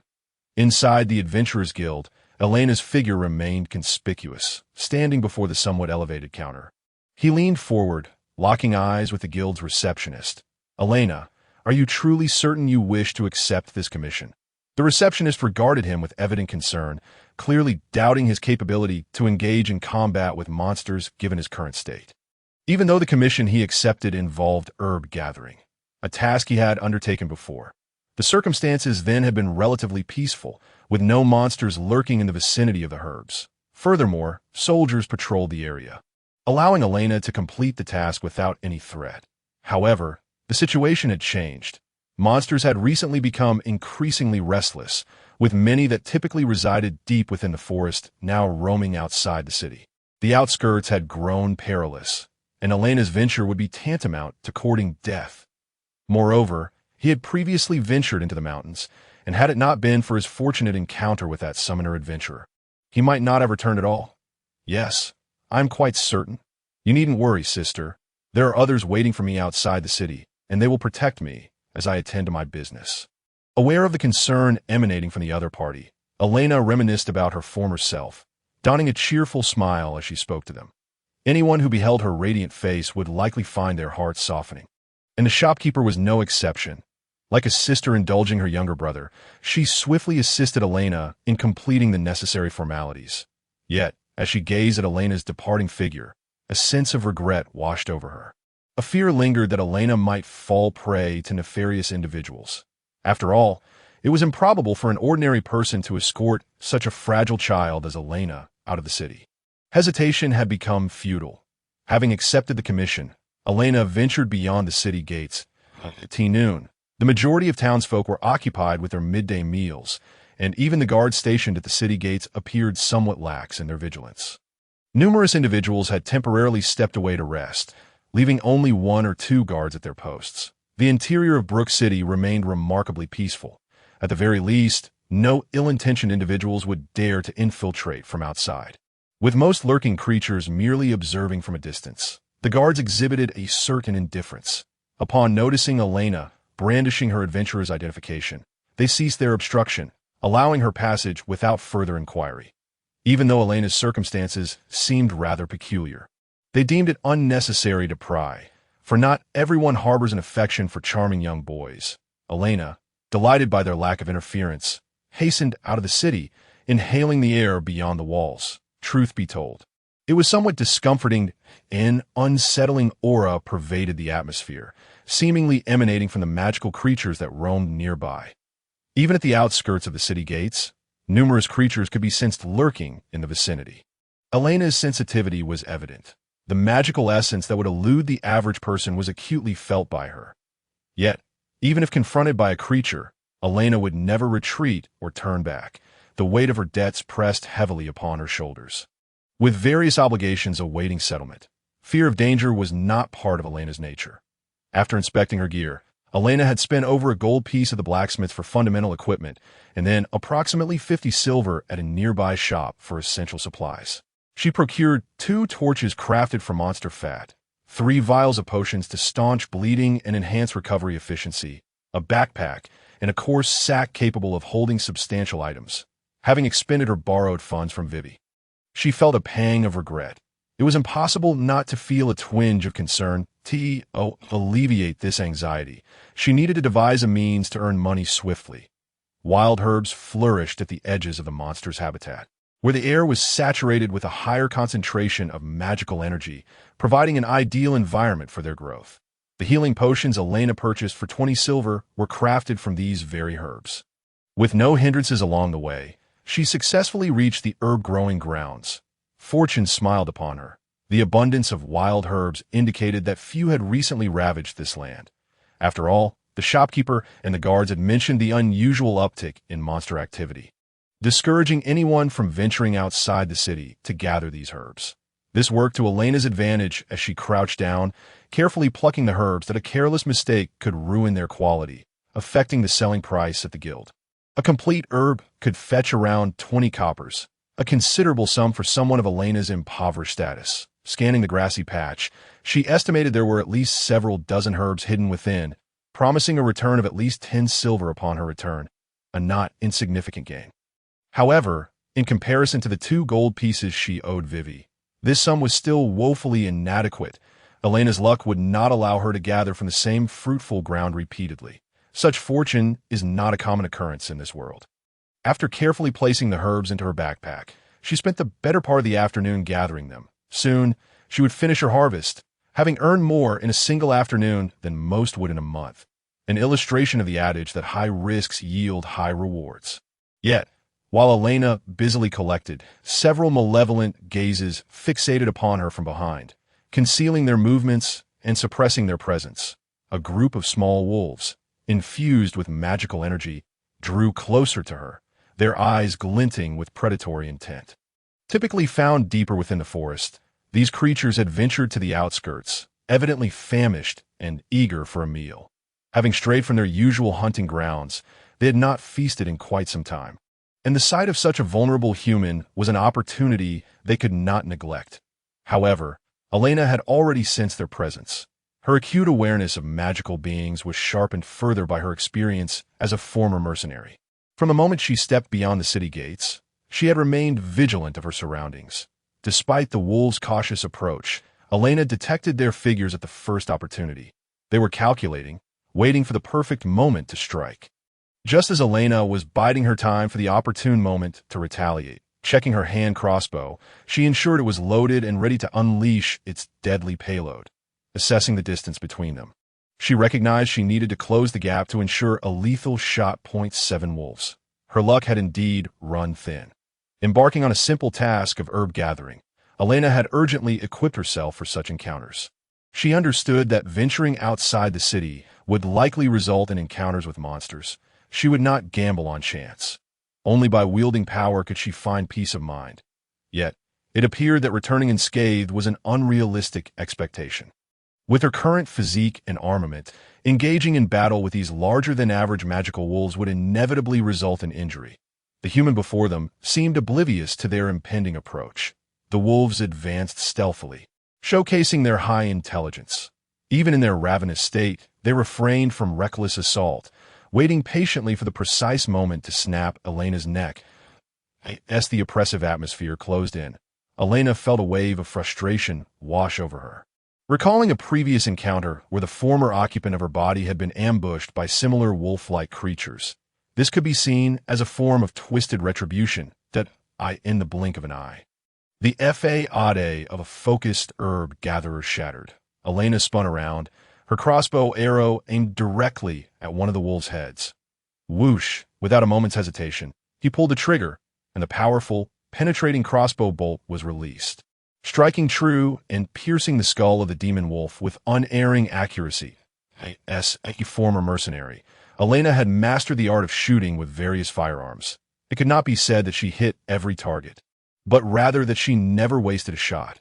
Even with modern bows and crossbows, Elaina had indulged her curiosity and experimented with them, and with her foundational training, her remarkable shooting talent left no room for error.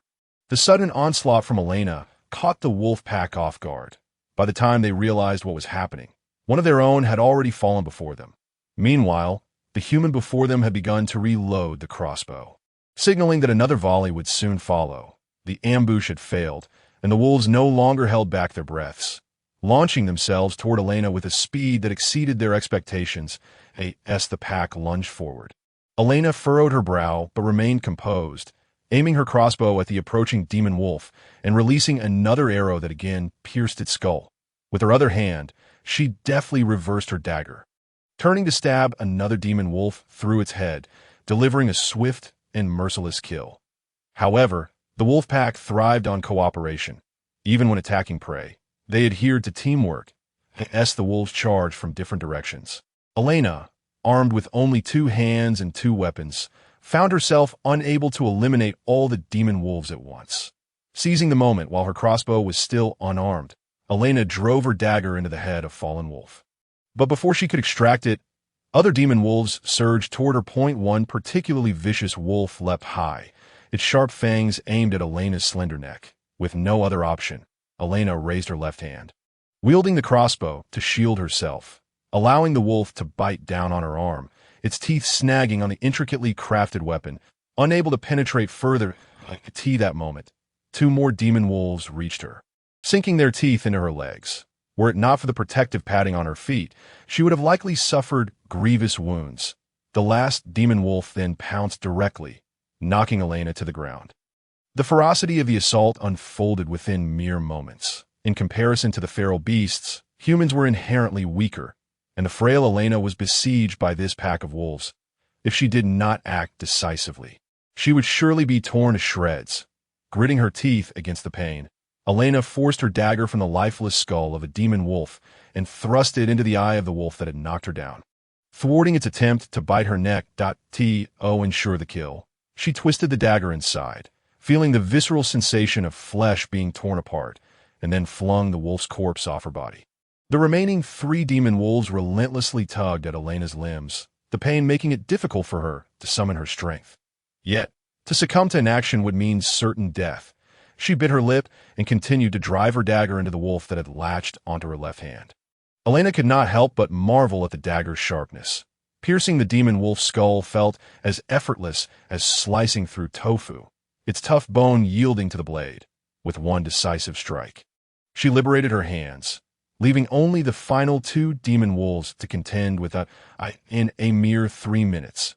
5 of the 7 demon wolves had perished, while the remaining 2, witnessing the lifeless bodies of their companions, were gripped by newfound fear.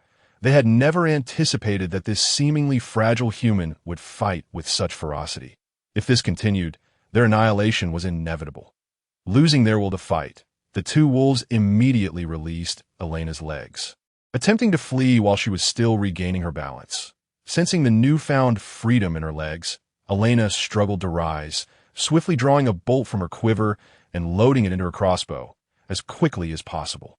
She aimed at one of the retreating wolves and shot, the arrow piercing its hind leg. With a howl of pain, the demon wolf stumbled and fell, struggling to rise, only to be met with a second arrow that pierced its soft belly. Even if it survived, the excessive blood loss left it too weak to move. As for the last remaining demon wolf, Elaina had lost the will to pursue. She could only watch as it escaped her line of sight.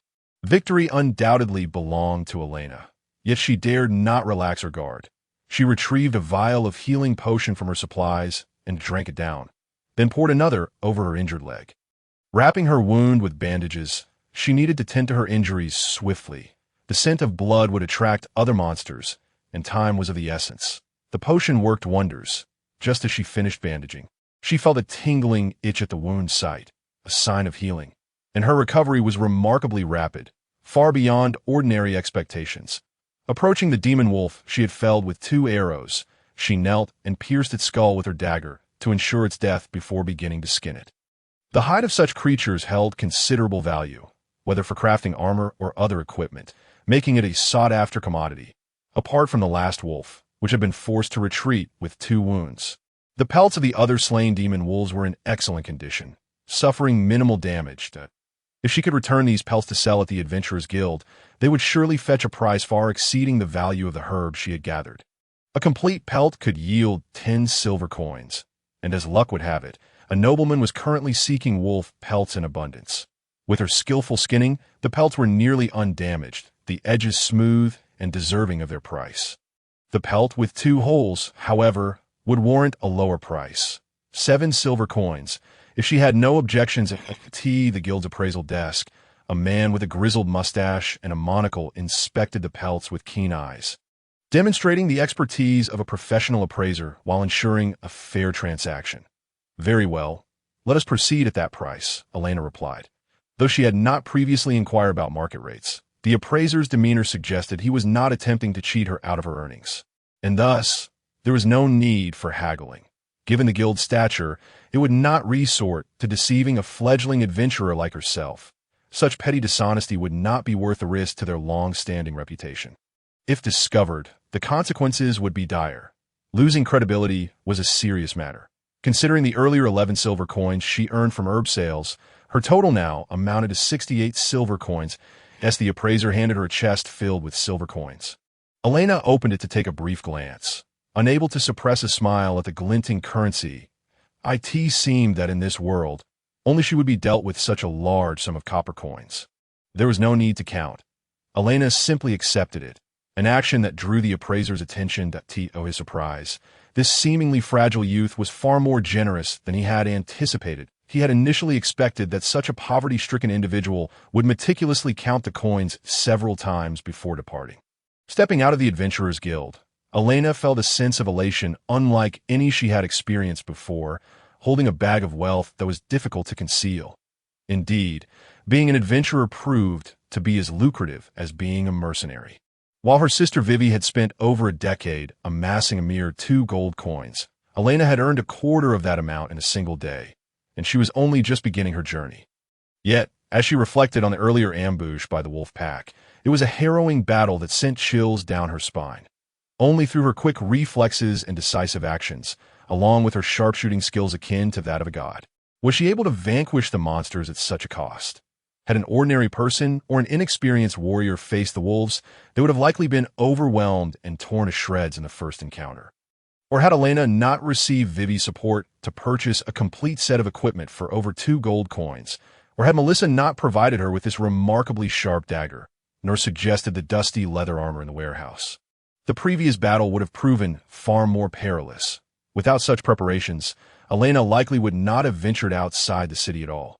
However, he earned such a substantial sum of money today, all thanks to these fortuitous circumstances. The life-preserving Elaina is well aware of this, so she does not attribute her survival today to her own strength, but rather to her fortunate luck in order to hunt magical beasts more reliably and earn money. It is imperative for Elaina to find ways to strengthen herself quickly. As she strolls down the street, Elaina finds herself toying with a deep purple crystal, roughly the size of a fingernail. This is a magic core extracted from a magic wolf. Typically, magical creatures possess such cores, which is a key reason why they are significantly stronger than the beasts Elaina remembers, reflecting on the terrifying speed and explosive power of those magic wolves. Elaina still feels a twinge of fear. Normal hungry wolves would not charge forward with the same ferocity as these magic wolves. Indeed, it is precisely this distinction that makes them magical creatures. The magic core contains a vast amount of pure magical energy, and it seems that the inhabitants of this world rely on hunting for these cores to enhance their strength. It appears that by absorbing the energy within the core, one can augment their own magical power or fighting spirit. Thus, warriors in this world are quite proactive about hunting. However, hunting magical creatures is inherently perilous, and not everyone is willing to take such risks. Elaina has never attempted to use a magic core to enhance herself. She is quite curious about this wondrous substance. After all, in his world, there is no such thing as magical power or fighting spirit, and encountering this mysterious force is naturally alluring. Recalling the information he perused at the guild, he remembers it contained detailed instructions on how to utilize magic cores. The most straightforward approach is to swallow it whole. Through the unique digestive capabilities of this world's inhabitants, the energy within the core can be naturally absorbed. Of course, if one finds this method unpalatable, they can directly crush the core, releasing its internal energy, and then draw it into their body. This method sounds somewhat more hygienic, but unexpectedly, it is a test of skill. If one does not manage it well, a portion of the energy may be wasted. Therefore, compared to the former method, consuming it directly seems more advantageous. Elaina has no particular qualms about this. He opens his mouth and tosses it in as if it were candy, reflecting on his childhood and his past life. He recalls that he would eagerly eat even the food that had been trampled on by others. If he had been overly concerned about hygiene, he might have starved to death by the roadside. Just like those war orphans, the core appears to be gem-like in texture, but in reality, it has the crunchiness of brittle candy. As he swallows, he feels the core slide down his throat, and soon Elaina senses a surge of energy within him. It is neither abundant nor scant, but it is undeniably present. This energy spreads throughout his body, seemingly searching for a stable place to settle. He can feel his body yearning for this energy, desiring to integrate it into his very flesh and blood. Burp. Before the energy could meld with his bloodstream, Elaina inadvertently let out a burp, causing the energy provided by the core to escape with the sound. Elena's expression darkens as he feels the bareness of his own magical power and fighting spirit, still lingering below the average line, with not even a hint of growth. That I refuse to believe this. Elaina, feeling indignant, retrieves another magic core from his pocket. This time he swallows it whole rather than chewing it. He can feel the core dissolving in his stomach, a wave of energy surging up from his abdomen along his esophagus. This time, Elaina is prepared. He firmly covers his mouth, preventing the energy from escaping. However, unexpectedly, the energy, realizing it cannot exit through his throat, retreats back down into his abdomen, seeking an alternative exit through his intestines. On the street, Elena's fair complexion flushes slightly. Feeling a bit embarrassed, he glances around and, upon noticing no one is watching, hastily departs. He comes to understand that his current body seems incapable of absorbing the pure magical energy provided by the magic core like an ordinary person. This realization greatly frustrates Elaina, further confirming that this body possesses an unusual constitution, but he cannot find joy in it. After all, the inability to absorb magic cores signifies that he cannot rapidly grow stronger in this world where battles with magical creatures are a necessity, which is undoubtedly a significant disadvantage.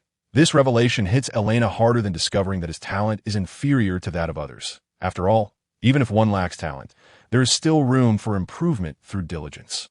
However, now he cannot even take that initial step, facing his limitations head-on. This is a heavy blow for Elaina, who craves power more than most. Fortunately, Elaina maintains an optimistic mindset. Today is a day of great earnings, and he should not dwell on his troubles. As the sky darkens, Elaina takes a longer route, intending to buy some items before heading back. Meanwhile, inside the orphanage, Vivi sits on a bench in the church hall, gazing at the shattered statue of the goddess in front of her, silently praying with her hands clasped. She has not inherited the so-called faith from the old nun. Her current actions are solely to protect her beloved brother, with whom she shares no blood relation. Last night, without hesitation, she entrusted Elaina with her life savings, despite not inquiring about his intentions for the money. Vivi instinctively feels this is not a safe endeavor. Although she is uncertain if her actions will bear fruit, she is willing to do anything that could increase the likelihood of Elena's safe return. She has considered stopping Elaina, but recalling the day he was heartbroken over Elena's departure, only to find himself running up the mountain alone, she fears such a scenario may occur again. As an orphan in the orphanage, her family consists solely of the deceased old nun and the other children in the orphanage. Among them, Elaina and Elaina are her closest connections. Now that Elaina has been taken in by the academy and has found success, she feels a responsibility to protect Elaina, as they had promised each other long ago. Is Elaina back? While Vivi continues to pray, she suddenly lifts her head, sensing Elena's footsteps approaching from outside the church. Judging by the rhythm of his steps, it seems Elaina is in good spirits today, likely having encountered some good fortune that if Elaina were to learn of Vivi's reaction, he would probably break into a cold sweat. After all, he is merely walking normally, yet she can discern his emotions through the cadence of his steps, which is rather frightening, to say the least. Squeak! Vivi, I'm back! Look at what I brought you! As expected, Elaina swiftly pushes open the door, holding a basket of goods aloft, his face beaming with a radiant smile. Welcome back. Seeing Elaina return, Vivi breathes a sigh of relief. To prevent him from worrying, she immediately adopts her usual cheerful demeanor. She jogs over to Elaina, bending down to wipe the dust from his face. Elaina, where have you been to get yourself so dusty? Vivi, didn't I say last night? I want to earn some money. Look what I brought back. Elaina replies with a grin, handing the basket to Vivi. Inside are over a pound of eggs and various types of common pastries, enough for the entire orphanage to enjoy together. Elaina, I didn't give you that money for you to waste it like this. We have enough to eat normally. There is no need to squander money just to satisfy a fleeting craving. Gazing at the delectable pastries, Vivi does not feel delighted. In fact, she is quite displeased with Elaina for wasting money in such a manner. "Vivi, I didn't waste money. I bought these with the money I earned today. It only cost 5 or 6 silver." The frugal Wei Wei, who had always been careful with her spending, couldn't help but gasp in astonishment upon hearing the price of 5 or 6 silver coins.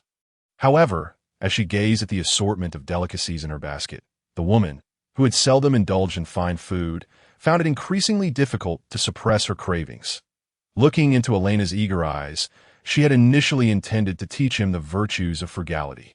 But in that moment, her resolve began to waver that "I shall summon the other children. Let us all partake in this feast together." With a resigned sigh, Wei Wei realized that since the goods were already purchased, it would be unreasonable to ask Elaina to return them.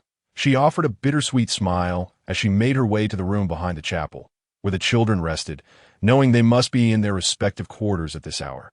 Elaina, smiling, did not deter, despite the fact that he had bought the treats specifically for Wei Wei. He had anticipated that she would share with the others. This was a matter he had no objections to.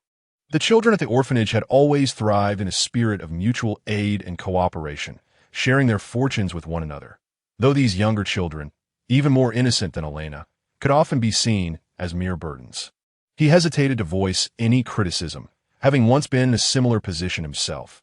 Before long, Wei Wei emerged with a group of children, 7 boys and 5 girls, the eldest barely 13, and the youngest a mere 5. The sight of the various pastries in the basket evoked expressions of sheer delight among them.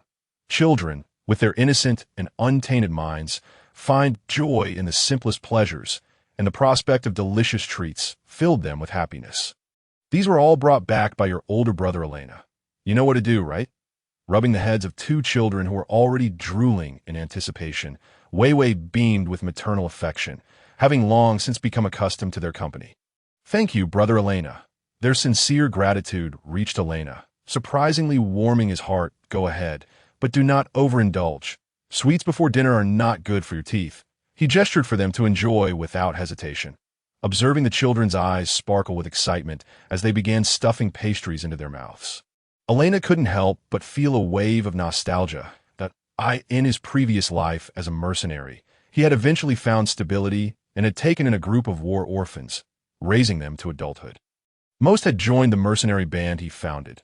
Forming a close bond with him, he wondered about their fates after his demise, and as he watched the joyful faces of the children now, memories of those little rascals who once followed him around flooded back.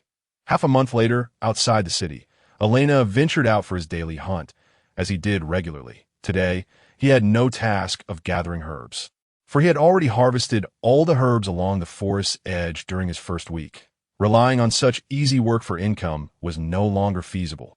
Fortunately, Elena's condition had been improving, allowing him to focus entirely on hunting magical beasts. This time, his commission involved exterminating the lowly goblins that had been frequently terrorizing the outskirts of the city.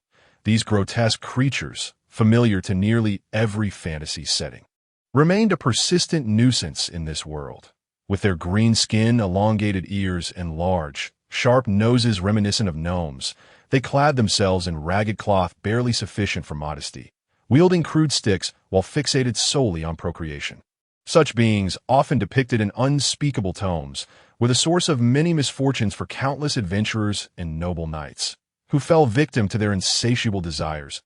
As with most tales, these goblins indeed favored abducting human and demi-human women for breeding purposes.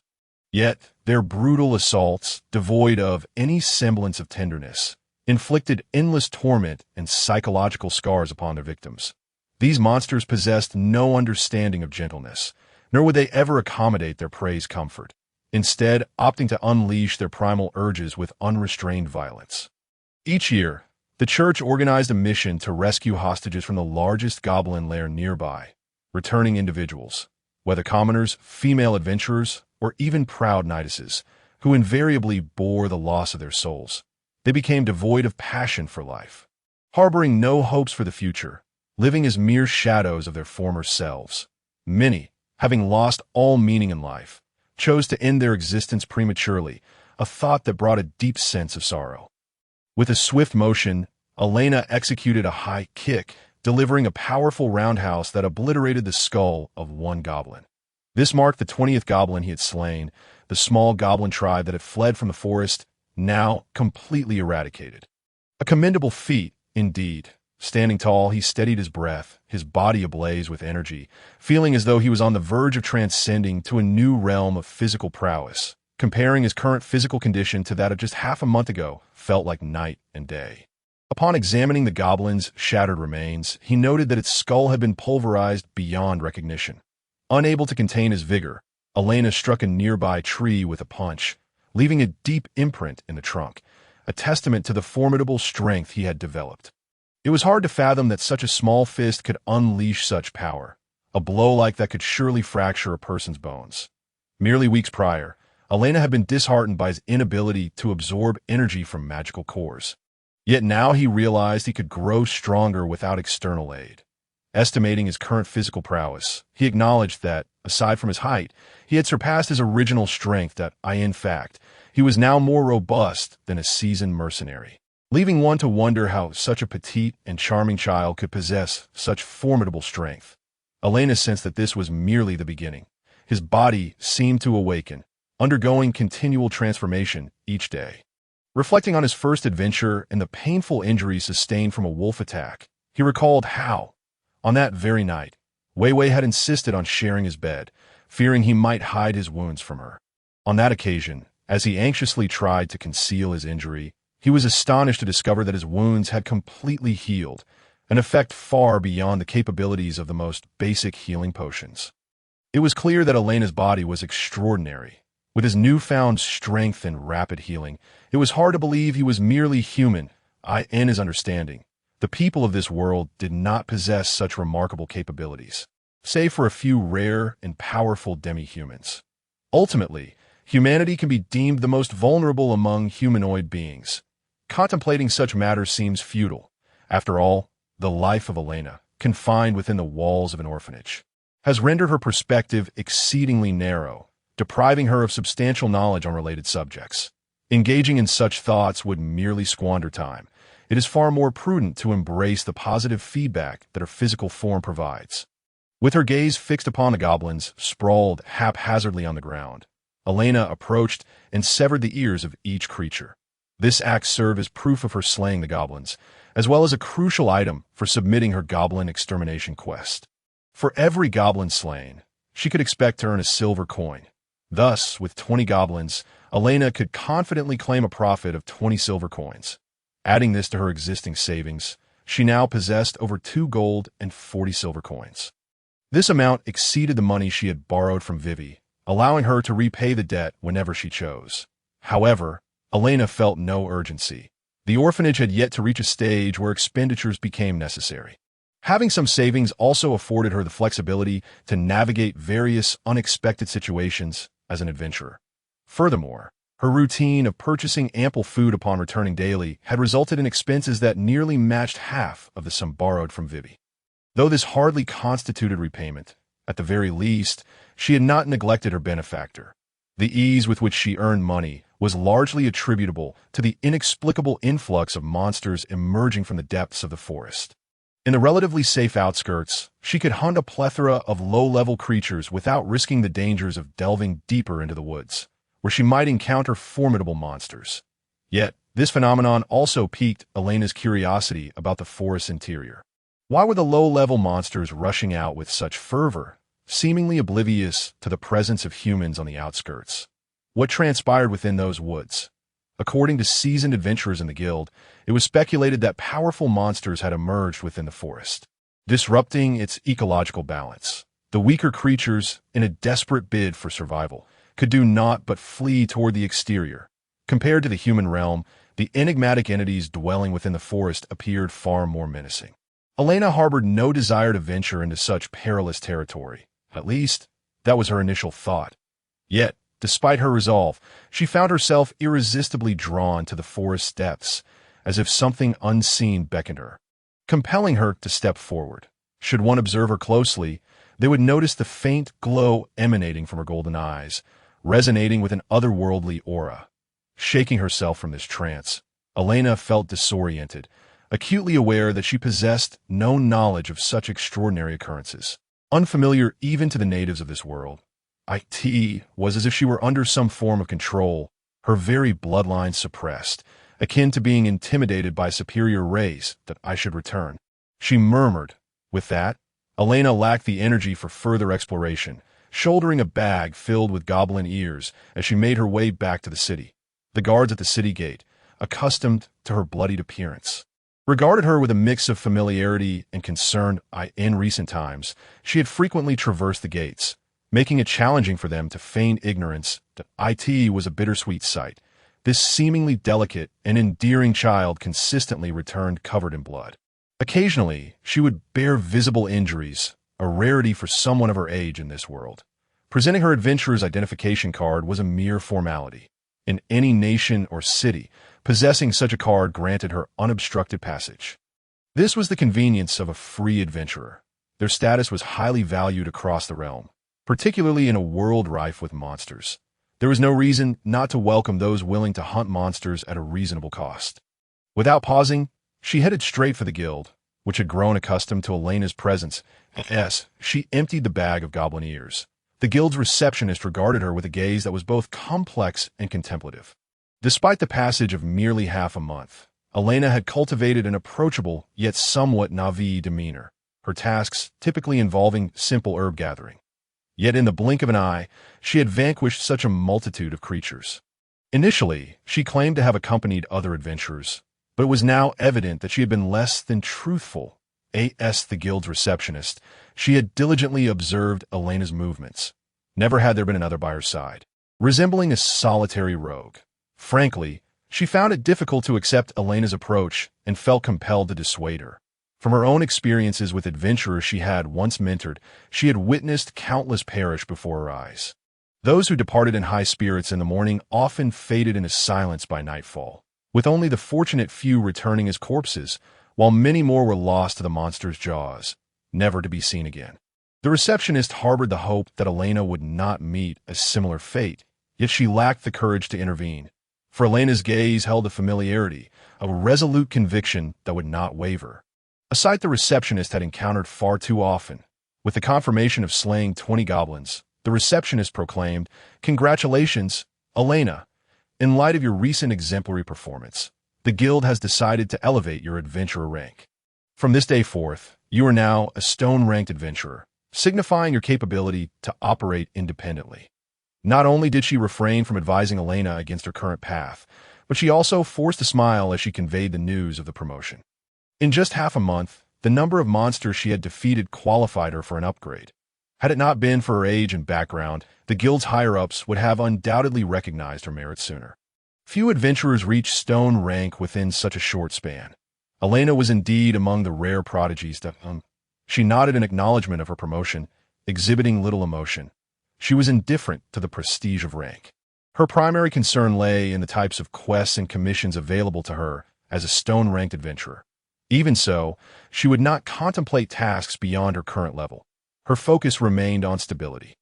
Until her strength reached a new threshold, she would continue to operate within the vicinity of the city gates, for the guild's long-standing quest to investigate the forest's interior. She harbored no interest whatsoever. "Here are the 20 silver coins for your goblin extermination. Please count and ensure they are correct." The receptionist maintained her professional smile, though her eyes betrayed a hint of complexity. After all, Elaina had seldom exhibited her once endearing and delicate demeanor. More often than not, she now appeared cold and detached, leading others to perceive her true nature as such. Once she secured her payment and collected her newly upgraded stone-ranked identification card, Elaina departed, leaving behind an elegant silhouette as she walked purposefully toward the guild's exit. She intended to visit the blacksmith's shop to have her equipment serviced by Melissa, a routine she had followed diligently of late. Additionally, she would take advantage of the blacksmith's bathing facilities to cleanse herself of the blood and dirt. Otherwise, returning to the orphanage in such a state would undoubtedly prompt Vivi to interrogate her thoroughly. Elaina could not bear to witness the worry etched on Vivi's face, for it filled her with guilt and unease. Arriving earlier than usual, the sun still hung high in the sky when she reached the blacksmith shop. Theoretically, the apprentices should have concluded their training and returned home by this hour, leaving only Melissa behind. As expected, upon entering the shop, The rhythmic clang of hammer striking metal greeted her ears. Melissa stood before her dedicated forge, powerfully swinging a hefty hammer with each strike. She was well aware of Elena's return. However, engrossed in her crafting, she was in no mood to pay attention. Elaina would not be foolish enough to disturb her at such a moment. So she neatly set aside her gear, knowing that Melissa would take care of it once she was finished. With a change of clothes she had prepared earlier in hand, Elaina made her way towards the bathhouse in the blacksmith's yard. Although it was referred to as a bathhouse, it merely consisted of a well, beside which stood a large water vat. When one needed to cleanse one's self, water was drawn from this vat. If the vat was empty, one would have to fetch water directly from the well. To Elena's surprise, the blacksmith apprentices, who should have departed by now, had not left. They were laughing and joking, bare-chested, gathered around the vat, washing themselves in a convivial atmosphere. Yet, the moment Elaina arrived, the lively chatter ceased abruptly, and they stared at her with wide eyes, their expressions oddly perplexed, as if taken aback by her presence. Before long, the apprentices became a flurry of motion, akin to bashful young girls caught in a compromising situation. They covered their chests and vital areas, clutching their garments, their faces flushed with embarrassment as they hastily retreated from the scene, almost letting out shrill cries like startled maidens. Watching this spectacle, Elaina felt somewhat exasperated. Why were these grown men so shy? It was as if they had never encountered a woman before. They reacted in such a dramatic manner, while she herself remained unperturbed.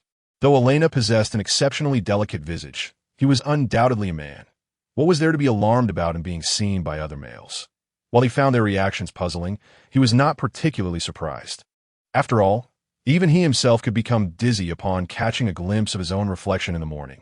The lineage of this body was undoubtedly remarkable. Such a striking appearance could not be mere coincidence. And Elaina was certain that good genes were at play. Upon further reflection, it was evident that the apprentices were quite innocent, most of them having come to the forge at a young age. Much like Elaina, their daily lives revolved solely around blacksmithing, with little exposure to other matters, let alone interactions with girls. While there were indeed a few women in the forge, they were scarce and often had temperaments as prickly as Melissa's. Moreover, not all were as naturally beautiful as Melissa, making it difficult to stir the apprentice's pure desires. In contrast, Elena's striking appearance, coupled with his often gentle demeanor, certainly evoked a protective instinct in others. Perhaps he himself could not accept it, but his presence might possess more femininity than the blacksmith girls here. As a fellow man, Elaina understood that many of these innocent boys likely recognized him as male, yet they still regarded him as a dreamlike figure. Much like how some friends in a chat group might perceive someone as a beautiful girl, especially when that person truly possessed such captivating beauty, as long as they had not encountered the true essence of the slumbering dragon within him. They would continue to view him as the most cherished image in their hearts, an object of fantasy. Realizing this left Elaina with a complex mix of emotions, yet he did not dwell on it for long. If they chose to misinterpret him, so be it. After all, his interactions with this group were not particularly deep. He was not concerned about potential onlookers, and in a matter of moments, he stripped off his clothing, washing away the remnants of blood with well water. Once he confirmed that no traces of monsters remained on his body, he donned the change of clothes he had prepared earlier. His damp hair felt heavy, and with a flick of his fingers, he summoned a gentle breeze, the extent of his magical abilities only allowing for such a modest act. Yet, it did not last long, and soon he felt faint from fatigue, a clear sign of magical exhaustion. A mere breath or two had depleted his magical energy, revealing that he indeed lacked any significant talent for sorcery. His hair was only dried to the point of not dripping, far from being fully dry. Since there was no one like Sister Vivi to urge him on, Elaina decided to disregard it. As he touched his still damp hair, he pondered that the reason his gender was so easily misinterpreted likely stemmed from his flowing silver locks. With such long hair, even an unattractive silhouette might lead to misconceptions. Unfortunately, Sister Vivi forbade him from cutting it, as did his sister Elaina, who was far away at the academy, leaving him to navigate the world with this striking silver mane. Upon returning to the forge, he found Melissa engrossed in repairing the equipment Elaina had left behind, her brows furrowed, indicating her displeasure. Elena's manner of wielding weapons was excessively rough, showing little care for his gear, resulting in many unnecessary damages due to his brutish handling. This was unsurprising. Unlike those adventurers who had trained systematically in close combat, Elaina had no formal training in his own world either. In his view, the best option was simply to eliminate the enemy, without concern for the intricacies of refined combat techniques. But a dagger suited his current physique perfectly and had been his weapon of choice in his previous world.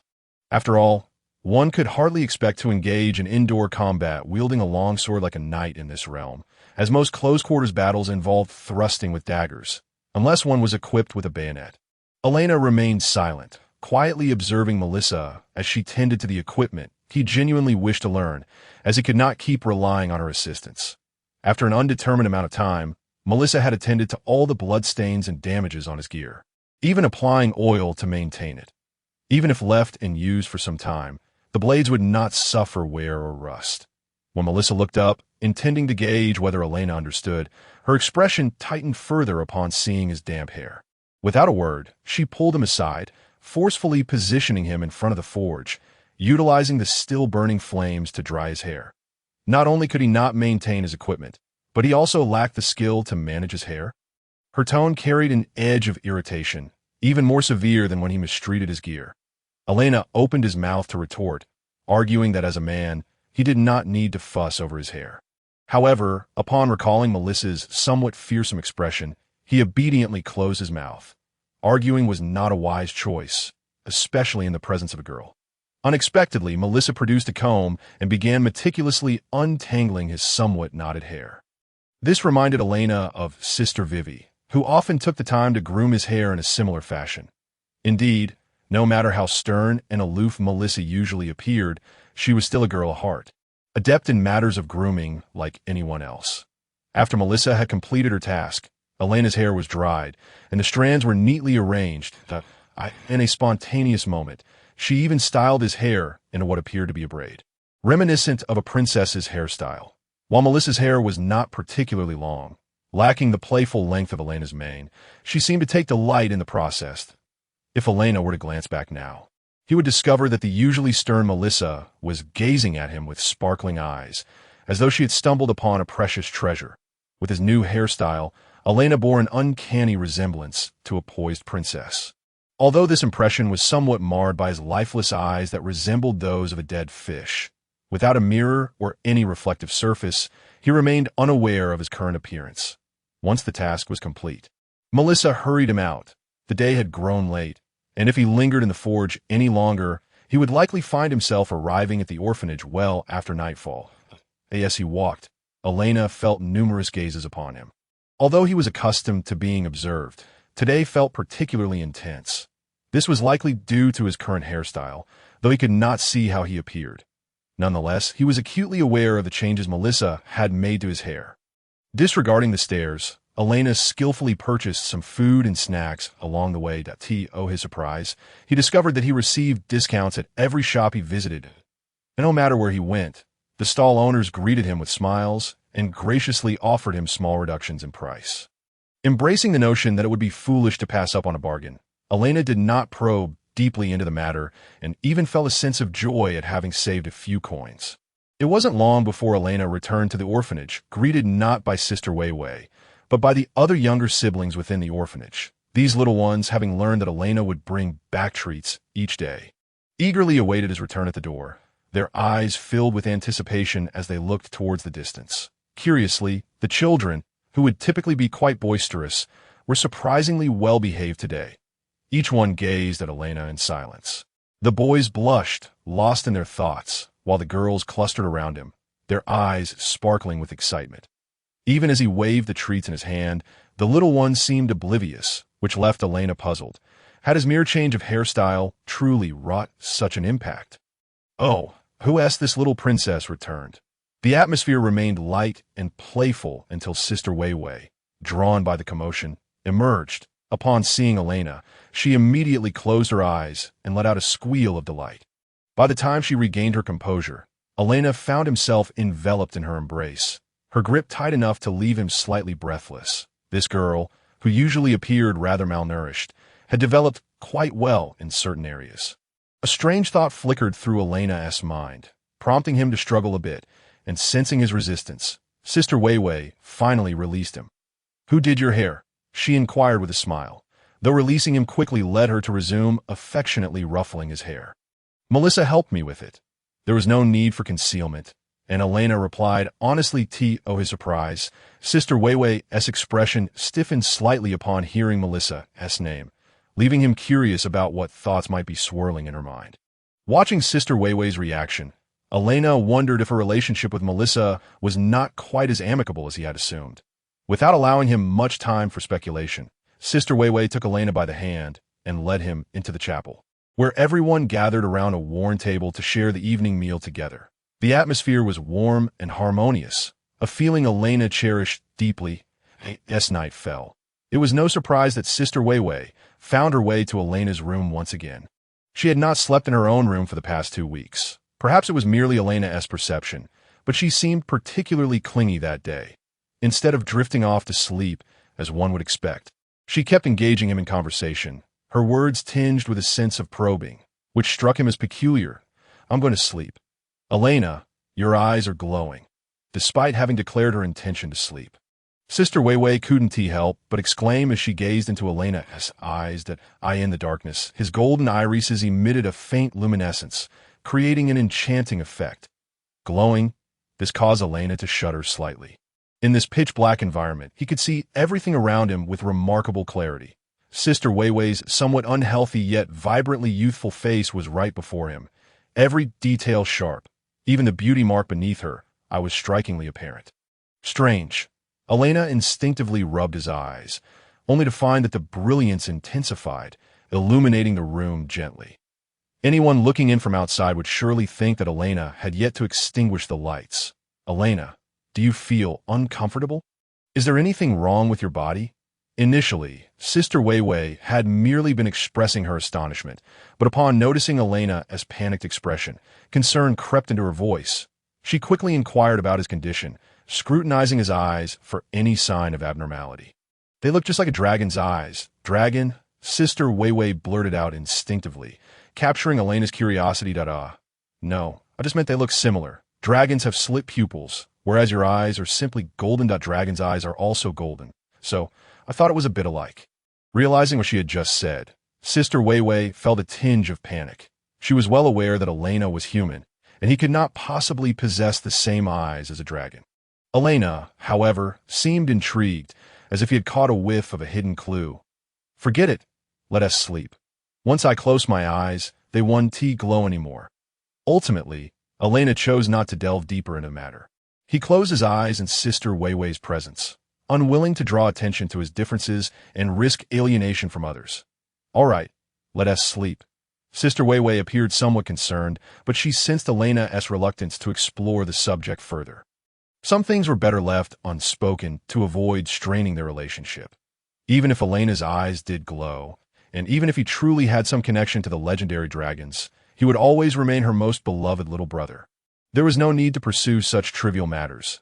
As long as he remained by her side, that was enough. The night passed in silence, and they quickly fell into slumber with Elena's presence.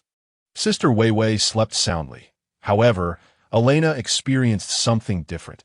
He dreamed of a pair of golden eyes, mirroring his own, staring intently at him. They shone with a similar radiance, illuminating the endless darkness with an almost blinding glare.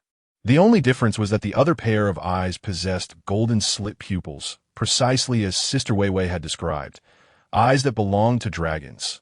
"Child of the forest," a cryptic whisper echoed in his ears, a language unfamiliar to him, yet inexplicably comprehensible. He could only catch fragmented phrases, but it was undeniable that the voice was guiding him towards the forest, that strange place where monsters fled.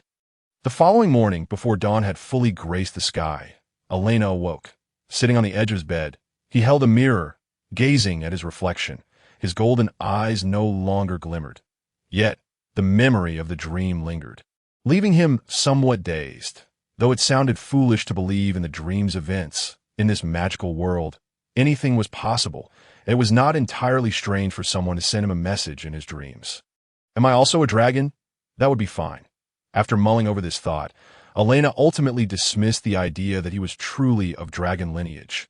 according to the tales, true dragons, even in human form, bore horns and tails. He instinctively reached for his forehead, feeling its smooth surface, devoid of any protrusions, and checked for any abnormal growths near his tailbone. Moreover, dragons, even in this perilous world, were undeniably beings of unparalleled strength. Their massive forms and regal presence, along with their immense magical and martial prowess, were unmatched by any creature. In contrast, Elena's own magical and martial abilities were minuscule, scarcely more than that of a cow grazing by the roadside. Aside from his good looks, he possessed little else to commend him. How could such a being possibly be a dragon? Elaina found himself chuckling at the mere notion of such expectations. He turned to glance at Sister Weiwei, still sound asleep in bed. Even at this hour, she was not yet awake. The other children were surely still deep in slumber, and there was no need to start the household chores before the sun had even risen. Occasionally, Elena's movements would stir Sister Weiwei, but she would merely emit a soft grunt, a reflexive sound of someone waking from a deep sleep before falling silent once more. Elaina rose early because he remained committed to his physical training. A healthy body was his greatest asset for adventure, ensuring he could return safely from battling monsters. In addition to his already abundant experience, a robust physique is undoubtedly essential. Moreover, Elena's progress has been nothing short of astonishing. Each day brings a noticeable transformation in her body, which naturally amplifies her enthusiasm. By nature, she is a person of remarkable self-discipline, and under such positive reinforcement, there is simply no room for complacency. After running countless laps around the vicinity of the church and engaging in various bodyweight exercises in an open space until drenched in sweat, Elaina finally made her way towards the church. However, just as she approached, she spotted a familiar yet strangely unsettling figure. The merchant's wife had returned, evidently in conversation with Vivi regarding the acquisition of the church's land. Unlike her previous visit, the merchant's wife appeared somewhat agitated. Though her clothing concealed much, a closer inspection revealed bruises marring her skin beneath the fabric. It was clear that she had recently endured a brutal beating, and it was not difficult to surmise who was responsible. Her dear husband had likely educationally reprimanded her for her perceived inadequacies in handling matters. The evidence lay in the fervor with which she spoke, her demeanor bordering on frenzied, as if a successful resolution of this issue was the only path to her salvation. Vivi, as always, maintained her refusal, her tone remaining amicable as she asserted that she could not allow the children to lose their safe haven. Yet, this time, the woman was resolute in her refusal to depart, her agitation escalating to the point of nearly resorting to violence. Ultimately, in a fit of apparent madness, she reached out to seize Vivi's shoulder. "What are you discussing?" Luckily, Elaina had arrived just in time, swiftly grasping the woman's wrist before she could act. With a firm grip, the woman winced in pain, struggling to free herself, but Elaina remained unwavering. Despite her seemingly delicate exterior, an inner strength was revealed, prompting the woman to gradually regain her composure in astonishment. "Never mind, Vivi. Perhaps you should reconsider. I shall take my leave for today." The hint of insecurity evident in her voice, the woman retreated, aware that Elaina was not to be trifled with. Although it may not be entirely appropriate to say so, her current standing could very well be attributed to her keen perception.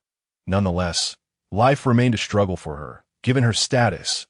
"Vivi, that woman did not trouble you, did she?" Upon regaining her focus, Elaina cast a concerned glance at Vivi, apprehensive about any improprieties that may have occurred in her absence. Vivi, observing Elena's worried expression, felt a complex mix of emotions. She had never anticipated becoming the one deserving of concern. Truth be told, Elena's behavior struck her as somewhat unfamiliar. Over the past half-month, she had sensed a change, a premonition that Elaina was no longer the same as before. The previous Elaina was fragile and endearing, yet exceedingly compliant. A mere sickly child devoid of opinions. In contrast, the current Elaina exhibited a strikingly different persona. While she still retained her gentle and adorable demeanor, in critical moments, her eyes shone with an unexpected resolve and decisiveness uncharacteristic of her age. Her physical condition had also considerably improved, even bordering on robust. Just moments ago, Elena's swift action had left Vivi stunned. She had braced herself to endure the woman's grip, only to be effectively shielded by Elaina. This marked a rare instance for Vivi to feel protected. Since the passing of the old nun, she had been solely reliant on herself, seldom leaning on others for support. Yet now, it appeared she had someone to depend upon. Though she remained oblivious to the changes in Elaina, who sought both financial assistance and took a stand for her, Vivi found herself unbothered by this newfound sensation. On the contrary, she felt a sense of joy in Elena's actions, as it mirrored a masculine quality, alleviating her concerns for Elena's future independence. No, Elaina, your timing was impeccable. Shaking her head, Vivi donned a familiar smile, taking Elena's hand as they entered the church, inquiring as they walked. Where have you been wandering this morning? Hurry and take a bath, change your clothes, and join us for breakfast shortly. Without dwelling on Elena's earlier peculiar behavior, Vivi treated her as she always had. This brought a sense of relief and warmth to Elaina. Truth be told, she had often worried about how those close to her would react should she reveal a strength and character incongruous with her appearance. It now seemed unnecessary to fret over such concerns, as Vivi's affection exceeded her expectations. After breakfast, Elaina promptly set out, intending to spend the morning at the blacksmith shop, having never once been tardy. Yet again, she found the blacksmith absent, with his daughter overseeing the operations. Elaina continued her monotonous hammer-swinging practice, though her specialized all hammer had now been replaced with a standard-sized forging hammer. The quantity of repetitions had also escalated from 100 to an exhaustive limit, showcasing a stark contrast to her training of merely half a month prior. With her silvery hair tied back and sleeves rolled up, her small hands tirelessly swung the hammer. After half a month of practice, Elena's technique had markedly improved, and it would not be long before the blacksmith would impart genuine forging skills to her. Once the blacksmith returned, Elaina would likely ascend to the status of a true apprentice. Melissa entered the shop unnoticed, observing Elena's industrious and endearing silhouette, a smile unintentionally gracing her previously stoic demeanor. Watching the silver ponytail sway, Melissa found herself momentarily entranced, her gaze drifting upon returning to reality. Elaina had exhausted her energy, panting as she wiped the sweat from her forehead. However, the perspiration only smeared across her hand, leaving her feeling as though she had not wiped it at all. "Sister Melissa, what brings you here?" Realizing someone stood behind her, Elaina instantly adopted a different expression, presenting a warm and inviting demeanor. "You exhaust yourself so, yet venture outside the city?" Without addressing Elena's inquiry, Melissa furrowed her brow. Her tone serious that Elena's afternoon escapades as an adventurer had become somewhat of an open secret. Each return found her either bloodied or bruised, and even if she wished to conceal it, she could not succeed. Yet now, Melissa realized that Elaina had ventured out only after depleting her energy in the morning. Though she was not well acquainted with the life of an adventurer, it was clear to anyone that exhausting oneself before engaging in combat was a rather foolish endeavor. "I can recover swiftly." Despite being taken aback by Melissa's sudden question, Elaina answered truthfully. Regardless of her true nature, Elena's recuperative abilities were indeed peculiar. Having drained herself in the morning, a brief rest was all it took for her to regain her peak condition, often with enhanced strength from the exertion. This was the confidence that fueled Elena's intense activities. Without such endurance, she would likely have sought ways to conserve energy in the mornings. Melissa raised an eyebrow. Choosing silence. Like Vivi, she possessed a remarkable understanding, opting to disregard the evident secrets surrounding Elaina. This deliberate distance was a source of comfort for Elaina, as it spared her the need to explain matters she preferred to keep private. After exchanging a few words, Melissa showed little inclination to keep Elaina any longer, almost as if she were ushering her out, stopping just short of giving her a playful shove. I end the relatively quiet afternoons. Melissa often remained alone to hone her forging skills, naturally preferring not to be disturbed by outsiders. Dressed and equipped, Elaina skipped towards the guild, now a familiar figure. No one regarded her with even the slightest hint of suspicion. However, today the atmosphere within the guild felt peculiar, with adventurers scarce and the staff appearing overwhelmed. "Elaina, how wonderful that you have arrived." Upon catching sight of Elaina, the guild's poster girl let out a sigh of relief. However, her expression quickly shifted to one of hesitation, leaving Elaina slightly bewildered by the sudden change. What could have transpired? Furrowing her brow, Elaina instinctively sensed that something was amiss. An unsettling feeling lingered in the air. It appeared that a pig-headed creature had been spotted near the city gates, now loitering not far from there and relentlessly attacking passers-by, urgently requiring an adventurer to handle the situation. The guild girl meticulously explained that such a formidable foe. The pig-headed creature was far beyond the capabilities of a novice adventurer. Standing upright on two legs, it possessed a humanoid form and could wield weapons, its corpulent yet robust physique making it a challenging adversary. With both strength and defense in abundance, it was exceedingly difficult for ordinary adventurers to contend with such an opponent. To be frank, this was not a task that should be recommended to someone of Elena's caliber as a stone-tier adventurer, especially considering she was a lone wolf, inherently at a disadvantage against formidable foes, with no one to provide support. Yet, the guild found itself in dire need of personnel, a predicament that seemed to persist indefinitely. The Adventurers Guild operated under a strict hierarchy, yet the reality was that most adventurers remained at the wooden and stone tiers, with high-ranking adventurers being a rarity. Those who truly ascended to the pinnacle of the hierarchy would never stoop to deal with such low-level creatures. The only viable option was to rely on the stone-tier adventurers, the backbone of the guild, to take on the pig-headed creature despite the risks involved. If you feel uncertain, Elaina, you may bring along some companions. There are others who would be willing to assist you, the guild staff added, acknowledging the inadequacy of their request. Accompanied by their words, a few adventurers approached, mostly wooden-tier adventurers who appeared no more robust than Elaina. Only one or two were stone-tier adventurers, but most bore the scars of battle, indicating they had long since retired. This left Elaina utterly speechless. It was merely a matter of subduing a pig-headed creature. Yet the guild could not even muster a single competent stone-tier adventurer. Such circumstances were unavoidable, for the local development was severely lacking, and the adventurers within the guild were correspondingly underpowered. Only in the affluent area near the northern city gates of Brook City could one find truly formidable adventurers.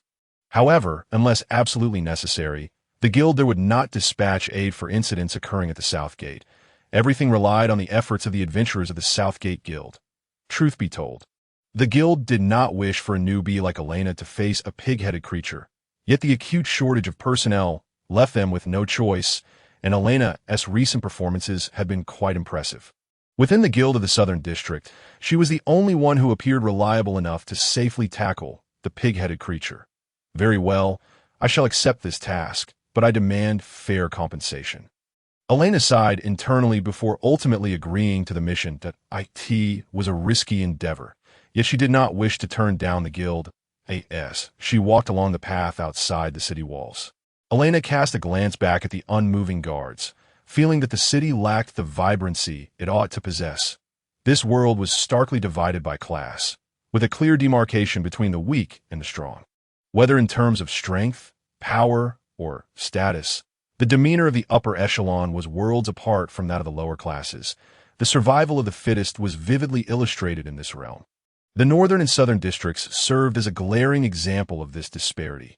This reflection led Elaina to recall her sister, Elaina, whom she had yet to meet since arriving in this world. She had ventured to the Freya Academy in the northern district, effectively stepping into the realm of the upper class. There, she would receive the finest education, with countless resources devoted to her, and with her exceptional talent. Her internal fighting spirit and magical prowess would undoubtedly flourish at an astonishing rate. Perhaps even now, a mere pig-headed creature would hardly warrant her attention. Elaina vaguely remembered her sister's proficiency in ice magic. With a flick of her wrist, she could likely encase the beast in ice. Unlike Elaina and Vivi, Elaina was not a true orphan. She had merely been temporarily placed in an orphanage by her parents. When Elaina shone at the Freya Academy, her parents, preoccupied with their own affairs, would probably seek to reconnect with her. By then, Elaina would undoubtedly have a status and strength that would render her past as an orphan in a dilapidated church forgotten. Regarded instead as an extraordinary genius, in such circumstances, would she still care about her siblings from the orphanage?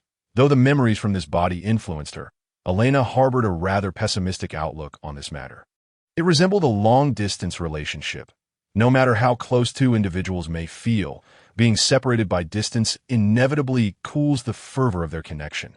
Currently, Not only was Elaina unable to meet her sister, but even communication was impossible. This world lacked the convenience of mobile phones, rendering it impossible to converse across such vast distances that in this scenario, both parties would only grow more distant with the passage of time. In the distant future, it would be a stroke of luck if her beloved sister, Elaina, would even remember to come back for a brief reunion. Point one need not rely on the other for their future.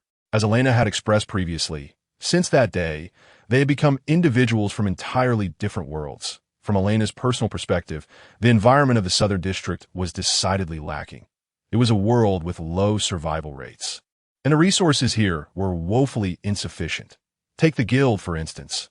It took half a day to find a single reliable adventurer, forcing Elaina, a novice stone-tier adventurer, to take action. It was no wonder they would make an exception for someone who had only recently embarked on their journey. The Southern District's Adventurer Guild desperately needed a face to represent them.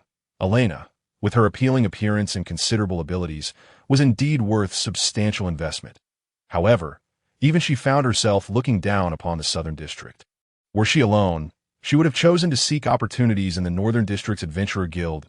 In the long run, the wealthier Northern District was certainly where adventurers should strive to thrive. Realizing the disparity, she would likely never wish to return. Unfortunately, Elaina was not alone. She lacked the means to uplift the entire orphanage to a better life in the Northern District, so relocating was out of the question.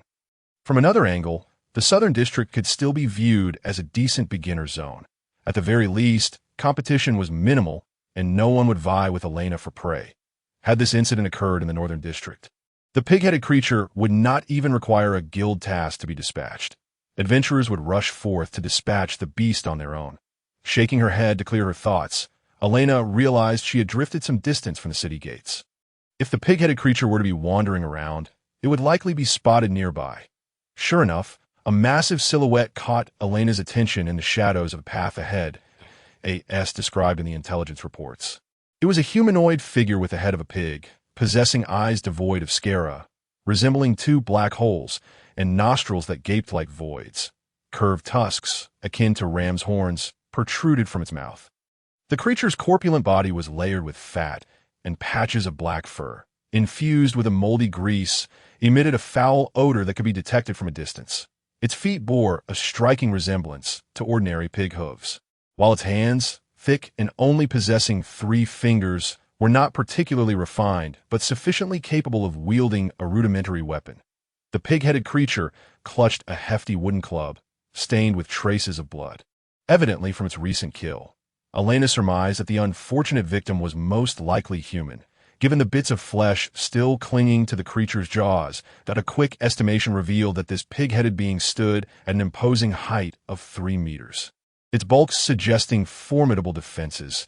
Instinctively glancing at the dagger and hand crossbow in his possession, Elaina felt a dawning realization that his offensive capabilities were somewhat lacking. With such a diminutive dagger, striking a vital point on the pig-headed creature seemed rather implausible. The blade would merely be ensnared by its layers of fat. Similarly, the crossbow bolts would likely fail to penetrate deeply, becoming lodged within the thick flesh. This confrontation was likely to devolve into a protracted struggle. Lowering his presence, Elaina stealthily advanced through the inconspicuous shadows.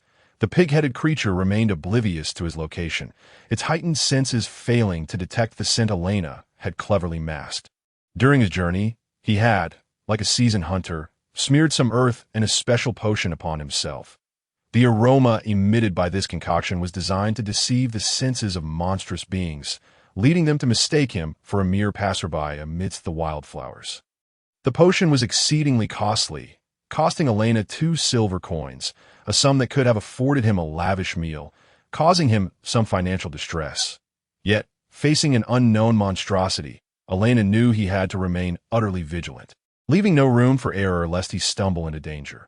Unaware of any threat, the pig-headed creature exuded an air of lethargy, settling into a shaded spot and retrieving some scraps of meat from the folds of its abundant belly. To his astonishment, that bulging abdomen could serve as a storage area. However, the meat was inevitably tainted by the greasy exterior, rendering it a rather unsanitary meal. Witnessing this scene, Elaina felt a wave of nausea, covering his mouth with a grimace. While maintaining hygiene might be an unreasonable expectation of a creature, he found it utterly repugnant. The creature's lack of vigilance proved fortuitous for Elaina that he raised his left hand, crossbow at the ready, holding his breath as he aimed at the target, channeling the essence of a reaper effortlessly harvesting lives on the battlefield. The crossbow, however, lacked the power to fell such a colossal beast as the pig-headed creature. Yet it could still target its vulnerable areas. Elaina switched to a more potent iron bolt, which came at a significant expense, 10 silver coins for a mere 20 arrows.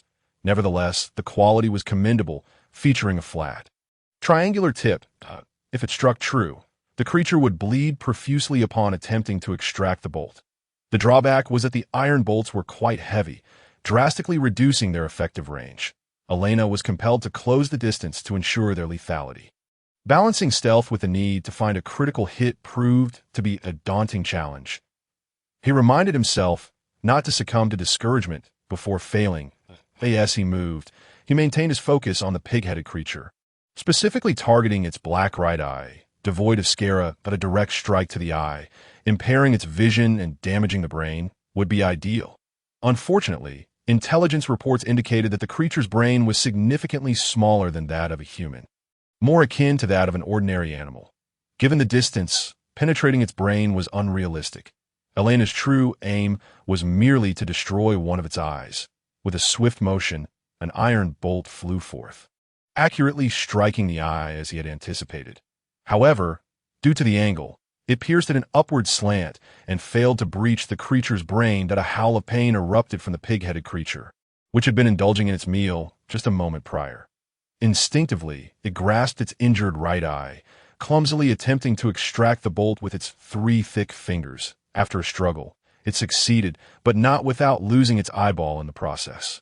At that moment, Elaina abandoned stealth, quickly reloading another bolt and charging forward with his dagger drawn. Seizing the opportunity while the creature writhed in agony, he plunged the dagger into the joint of its right leg. Had he known the precise location of the creature's tendons, he might have aimed to sever them first. The flesh at the joint was scant, yet Elena's considerable strength and the dagger's sharpness made quick work of it. The already massive creature, hampered by the injury to its leg, found it increasingly difficult to control its bulk as it attempted to rise. In a panic, the pig-headed creature swung its wooden club wildly. But its loss of vision in the right eye severely impaired its spatial awareness. The club merely grazed Elena's body, failing to land a solid hit. Most of its attacks were evaded, and Elaina managed to create distance, raising his crossbow once more to aim at the creature's left eye. Unfortunately, this time he missed the eye. The creature's erratic movements made it challenging to strike accurately, and the bolt lodged itself in the creature's skull.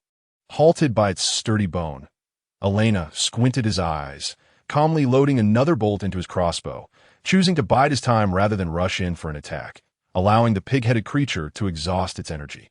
Hunting such a colossal prey required patience. It was prudent to gradually wear it down. In truth, it was a matter of insufficient offensive power. Had Elaina possessed the capacity to cast powerful magic or wield a sword that could unleash a cutting force, he would not find himself in this prolonged standoff to further deplete the creature's stamina. Elaina relentlessly fired bolts, aiming to transform the pig-headed creature into a veritable pincushion before it could regain its footing.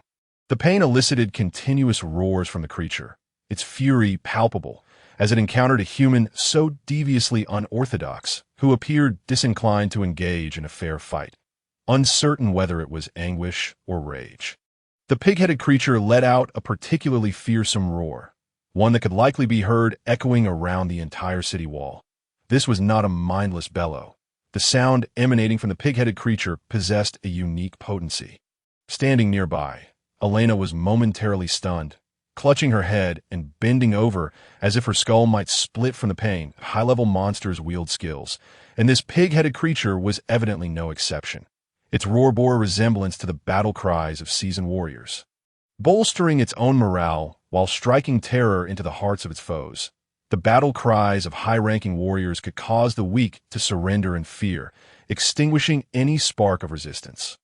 Now, the pig-headed creature employed a similar skill, assailing Elaina with a roar that unsettled her very spirit. The gap between them was not vast, for Elena's resolve was relatively steadfast. This roar would not extinguish her fighting spirit. Yet, even so, she found herself momentarily ensnared, the battle cry clouding her mind with confusion, fear warping her judgment and rendering her motionless. In this fleeting moment of disorientation, the pig-headed creature had risen from the ground, dragging its hefty form as it swung its wooden club toward Elaina. Faced with an immobile target, it was impossible for the creature, even with one eye missing, to miss its mark. Elena's petite frame was akin in size to the club, and when it struck her, she was sent flying like a kite severed from its string, crashing into a nearby tree before finally halting. The pain jolted her back to reality, and as she opened her eyes, she beheld the pig-headed creature charging at her in a frenzy. With all her might, she evaded the descending club, enduring the agony coursing through her body, and with a reverse grip on her dagger, she slashed at the creature's corpulent abdomen. Though she succeeded in inflicting a considerable gash, the damage was minimal and failed to yield significant impact. The creature's eyes shifted from black to crimson, disregarding its myriad of injuries and the torment they brought. Wildly swinging its club, it seemed that the pig-headed creature had activated its second ability, Berserk, sacrificing its sanity for a drastic enhancement of strength, an unrefined and straightforward skill. Should a human warrior attempt to unleash such a skill, hesitation might arise due to concerns for their comrades or various other factors. Yet, monsters were unencumbered by such thoughts. Elaina had wounded it, and it had suffered greatly. The only desire of the pig-headed creature was to mash the human before it into a pulp and consume it. The debilitating aftermath of its berserk state was the least of its concerns. To be frank, Elaina harbored a tinge of regret for hunting the pig-headed creature. Initially, she had approached this endeavor with a spirit of challenge and a desire to test the limits of her current abilities. However, she had not anticipated that this creature would prove to be more formidable than expected, a rare specimen among its kind possessing two skills. In simpler terms, this pig-headed creature was an elite among its kind. Utilizing its battle cry to control the battlefield, and then following up with a berserk assault, just contemplating this combination was nauseating. Although monsters lacked significant intelligence, the unintended synergy born from their abilities posed quite a headache for Elaina.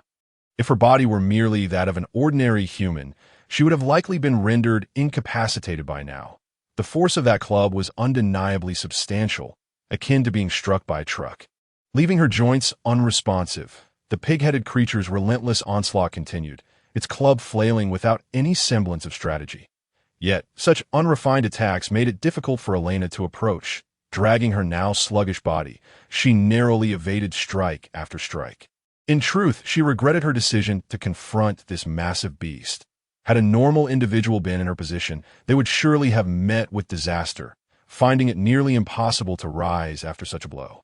Even if they managed to stand, their battered form would likely prove inadequate to withstand such a vigorous assault. The oversized club, in the hands of the pig-headed creature, felt as light as a twig, its relentless swings testing the limits of her evasive prowess. However, if Elaina were unaware of the uniqueness of her physique compared to ordinary humans, she would never have accepted this task in the first place. As the club whizzed past her head and struck nearby, she tilted her head, her silvery hair whipping through the air. Though the situation appeared perilous, she had entered a state of focus during the outbreak of war. Elaina had been forced to become an orphan wandering through the ruins, competing daily with wild dogs and refugees for sustenance. There had been countless moments when she lamented her fate, questioning why she was born into such a war-torn city, often retreating to corners to weep until exhaustion overtook her. Yet, she had to admit to herself that she derived a certain thrill from battling adversaries. That sensation of teetering on the edge of danger invigorated her blood. Just like now, as she deftly maneuvered to evade the pig-headed creature's assaults, a smile unconsciously crept onto her lips. Perhaps she was unaware that she was wholly immersed in the joy of combat. Having familiarized herself with the creature's fighting rhythm and its broad, sweeping motions, she began to notice its vulnerabilities, which were quite evident. Not to mention, the creature's vision had been compromised from the outset. Its ability to gauge distance had fallen into considerable disarray. From merely managing to dodge its attacks, Elaina had now seized the opportunity to counterattack, her dagger dancing with finesse as it left a series of gashes upon the pig-headed creature's form. Despite the creature's fierce demeanor, seemingly unfazed by its numerous wounds, its movements were undeniably ferocious. A strike would surely result in more than just a minor setback. Yet, this was merely the last flicker of a fading flame. Its berserk state masked its pain and bewildered its mind. The moment it reached its true limits, the pig-headed creature would no longer be able to control its body, just as Elaina had surmised. Attempting to dodge the incoming club, she turned her head only to find the creature frozen in place. As her curiosity piqued regarding what had transpired, the pig-headed creature suddenly toppled forward, crashing to the ground with a resounding thud. The berserk state had ended, and so too had the creature's life. Clutching her dagger, she wiped the sweat from her brow, still reeling from the battle. With her heightened vigilance, she observed the motionless pig-headed creature on the ground, refraining from approaching immediately. Instead, she raised her hand crossbow and began to shoot at the creature's head, ensuring it was thoroughly incapacitated. Only after transforming it into a veritable pincushion did she finally exhale in relief. Crouching on one knee, she coughed up blood onto the ground, her pallid complexion revealing that she had sustained significant injuries.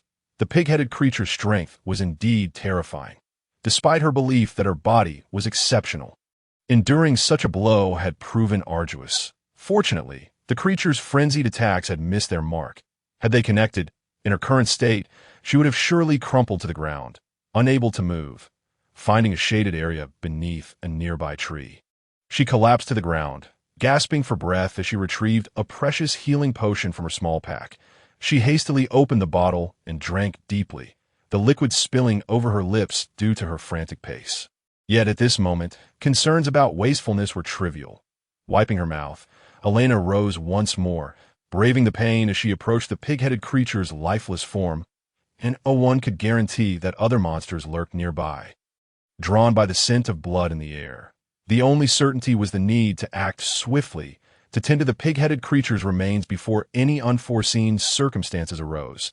She severed the creature's already battered head, reclaimed the various arrows embedded in its body, and finally used her dagger to pierce its heart, extracting the magical core hidden within. The magical core of the earlier wolf had been no larger than a fingernail. Yet the core within the pig-headed creature was as large as 2 fingers, a testament to the vast difference in rank between these two monsters. After all, being an elite creature among the pig-headed race, the average quality of the magic cores it possesses is bound to be higher. While Elaina has no use for the magic cores themselves, the cores are indeed quite lucrative in this world. Dominated by swords and sorcery, technological advancement lags significantly behind, yet has pioneered a unique research avenue known as magic core studies. The pure energy contained within these cores can be utilized in numerous applications, such as streetlights that illuminate automatically at night, massive elevators capable of bearing hundreds of tons, or magical devices that preserve food akin to a refrigerator. These peculiar items all necessitate magic cores for their energy. Thus, regardless of the circumstances, the trade of magic cores remains highly marketable. Setting aside these devices, the mere fact that magic cores can enhance the physical capabilities of warriors and mages ensures a steady demand for them. Due to his inability to absorb magic cores, Elaina possesses quite a collection. He has no intention of selling them off hastily, as he remains uncertain whether he might one day acquire the ability to absorb them. Even if he cannot, he can always pass them on to his sister Vivi or the children at the orphanage. He is acutely aware that he cannot protect them indefinitely. The only way to ensure their safety is to empower them. However, Elaina is not yet strong enough to execute such a plan for those around him. Consequently, he has temporarily hidden away the magic cores, planning to consider their usage when a need arises. The evidence of the pig-headed creature's demise is its severed head, as for its hide, that is undoubtedly worthless. Just gazing upon its greasy visage makes Elaina feel nauseated. He doubts there exists anyone so twisted as to desire items crafted from pig-headed hide. Nevertheless, these peculiar oils seem to have some utility in alchemy. Unfortunately, he is not an alchemist, and even if they are indeed useful, he lacks the time to scrape them off meticulously, while the hide and grease are of no use to him. Elaina harbors some thoughts regarding the flesh and blood of the pig-headed creature. Despite its repulsive exterior, According to the information provided by the Adventurers Guild, the meat of the pig-headed creature is remarkably delicious. In a world rife with magical beasts, the culinary arts surrounding these creatures are quite advanced, and many of them yield delectable meats, this pig-headed creature being one of them. Elaina licked his lips, feeling somewhat tempted. Life at the orphanage is quite impoverished. Even though he's been purchasing supplies to bring back recently, meat is still a rare luxury. The price of meat in this world is exorbitant. Even ordinary pork can sell for 70 to 80 copper coins per pound, almost enough to buy a basket of bread, which is utterly ridiculous. The struggle for survival is dire. Raising livestock in this world is a daunting task, as one is always at risk of a magical beast attack. Incidents of wolf-like monsters descending from the mountains to prey upon villagers' chickens and pigs are all too common, due to various factors. Meat is sold at exorbitant prices. Even so, selling meat yields little profit, as the market is exceedingly unstable. Now, the flesh of the pig-headed creature lay before him. Despite its unappealing appearance, Elaina truly misses the taste of meat. Without further hesitation, he drew his dagger and swiftly bled the creature, then skillfully dissected its body. The pig-headed creature was mostly composed of greasy fat, with only the limbs exhibiting some leaner muscle. Elaina has no fondness for fatty cuts. Even though fat contains a higher energy content and can stave off hunger longer, the thought of that nauseating grease makes him feel queasy after slicing the lean meat from the bones. Elaina disregarded the greasy mess surrounding him, using a large leaf nearby to wrap the meat for preservation. And with a modicum of magic, he cooled it slightly. He stowed the meat in his backpack, allowing the severed head to dangle from the outside. And once he had gathered his belongings, he departed swiftly. There was no need to ignite a fire to dispose of the remains. Soon enough, magical beasts or wild animals would come to feast upon the carcass, alleviating any concerns about decay and the ensuing germs. Once again, Elaina had survived. His experience was far from seamless, yet he had still accomplished the task. The journey back to the city was not lengthy, and before long, he arrived at the Southern District's city gate. The soldiers on duty gazed at the pig-headed head strapped to Elaina's back, their faces displaying a myriad of complex expressions. Even now, they likely found it hard to believe that this seemingly delicate youth had single-handedly dispatched a pig-headed creature. Elaina had no interest in boasting. Otherwise, he would have explained to the soldiers that this was not an ordinary pig-headed creature, but rather an elite variant. Yet, even if he had said so, they probably would not have believed him, perhaps even mocking him, as one cannot discern such nuances from merely a severed head without professional appraisal. Without pausing, Elaina returned to the guild, and upon witnessing his safe return, the receptionist and various guild staff members breathed a sigh of relief. The straightforward and boisterous adventurers cheered, for the defeat of the pig-headed creature meant a significant reduction in threats once they ventured beyond the city gates. Everyone was jubilant, yet Elaina wore a grimace, slamming the pig-headed head onto the table, splattering blood everywhere. Under the astonished gazes of those around him, Elaina began to speak in an irate tone, addressing matters pertaining to the pig-headed creature. After all, when he accepted the commission, the information he received indicated that he was dealing with a common pig-headed creature. However, when he engaged in battle, he discovered that it was not an ordinary specimen, but an elite variant of considerable strength. Such a matter is no trivial issue. Erroneous intelligence leading adventurers to confront magical beasts that do not align with their level represents a significant oversight on the guild's part. It is no exaggeration to assert that this elite pig-headed creature should have been dispatched by a copper-ranked adventurer rather than someone of Elaina's stone rank. The guild expressed profound apologies, explaining that the intelligence had been gathered at great risk by their scouts. However, given that the Southern District is often referred to as a half-slum, the scout standards were unlikely to be high. Their assessments would not have been thorough. They likely took a cursory glance at the target and hastily returned. They had not considered that the creature might be an exceptional specimen, perhaps harboring a modicum of wishful thinking. Elaina was not seeking to burden the relatively underdeveloped Adventurers Guild of the Southern District. He was merely striving to secure some benefits for himself, as anticipated. Through Elaina's difficulties, the reward for slaying the pig-headed creature was raised from 50 silver to 75 for the elite variant. with an additional 30 silver for completing an urgent task, along with a 20 silver compensation for Elaina's injuries due to the misinformation that in total, Elaina earned a whopping 1 gold and 25 silver. This amount equated to half of his earnings for an entire month in one go. Despite his best efforts to maintain a stern expression, Elaina could not suppress a smile as he held the heavy pouch filled with silver coins. In truth, only the Southern District's Adventurers Guild would be willing to grant Elaina such a sum. After all, adventurers with potential and strength like him are a rarity in this area. The Guildmaster, hoping to nurture talent, was amenable to Elaina's difficulties that in contrast. Had he been in the resource-rich Northern District, they likely would not have even acknowledged him, dismissing him with a mere 50 silver and telling him to leave. As for the reward for the urgent task, that was utterly out of the question. Elaina had no intention of selling the pig-headed creature's meat. Though it could fetch a handsome price, he preferred to relish it himself. However, after a moment's hesitation, he retrieved the magic core from the pig-headed creature from his backpack, eager to ascertain its potential selling price. If sold to someone in need, it could likely fetch a price of 1 gold coin. However, if Elaina were willing to sell it to the guild, they would only offer 90 silver.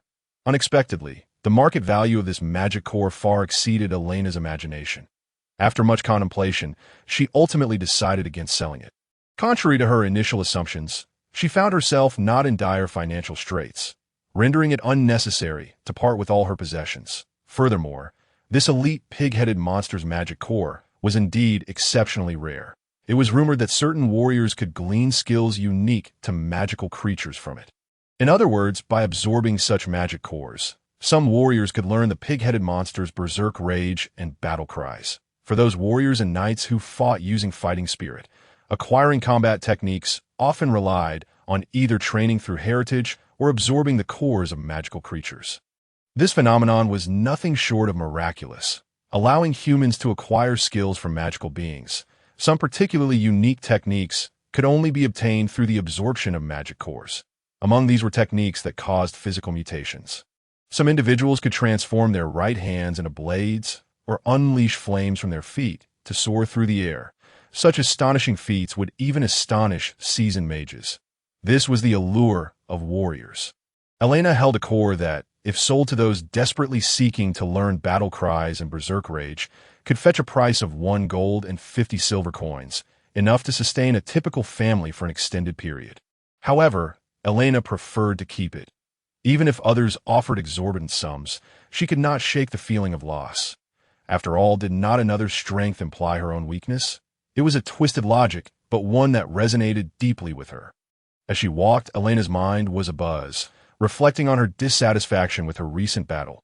Her robust physique instilled confidence in her, yet the drawbacks were glaringly apparent. She was not strong enough. This may be somewhat ambiguous. To be precise, Elaina lacked formidable techniques, like those mages who could unleash devastating long-range bombardments, or the swift warriors who could cleave their foes into pieces with dimensional slashes.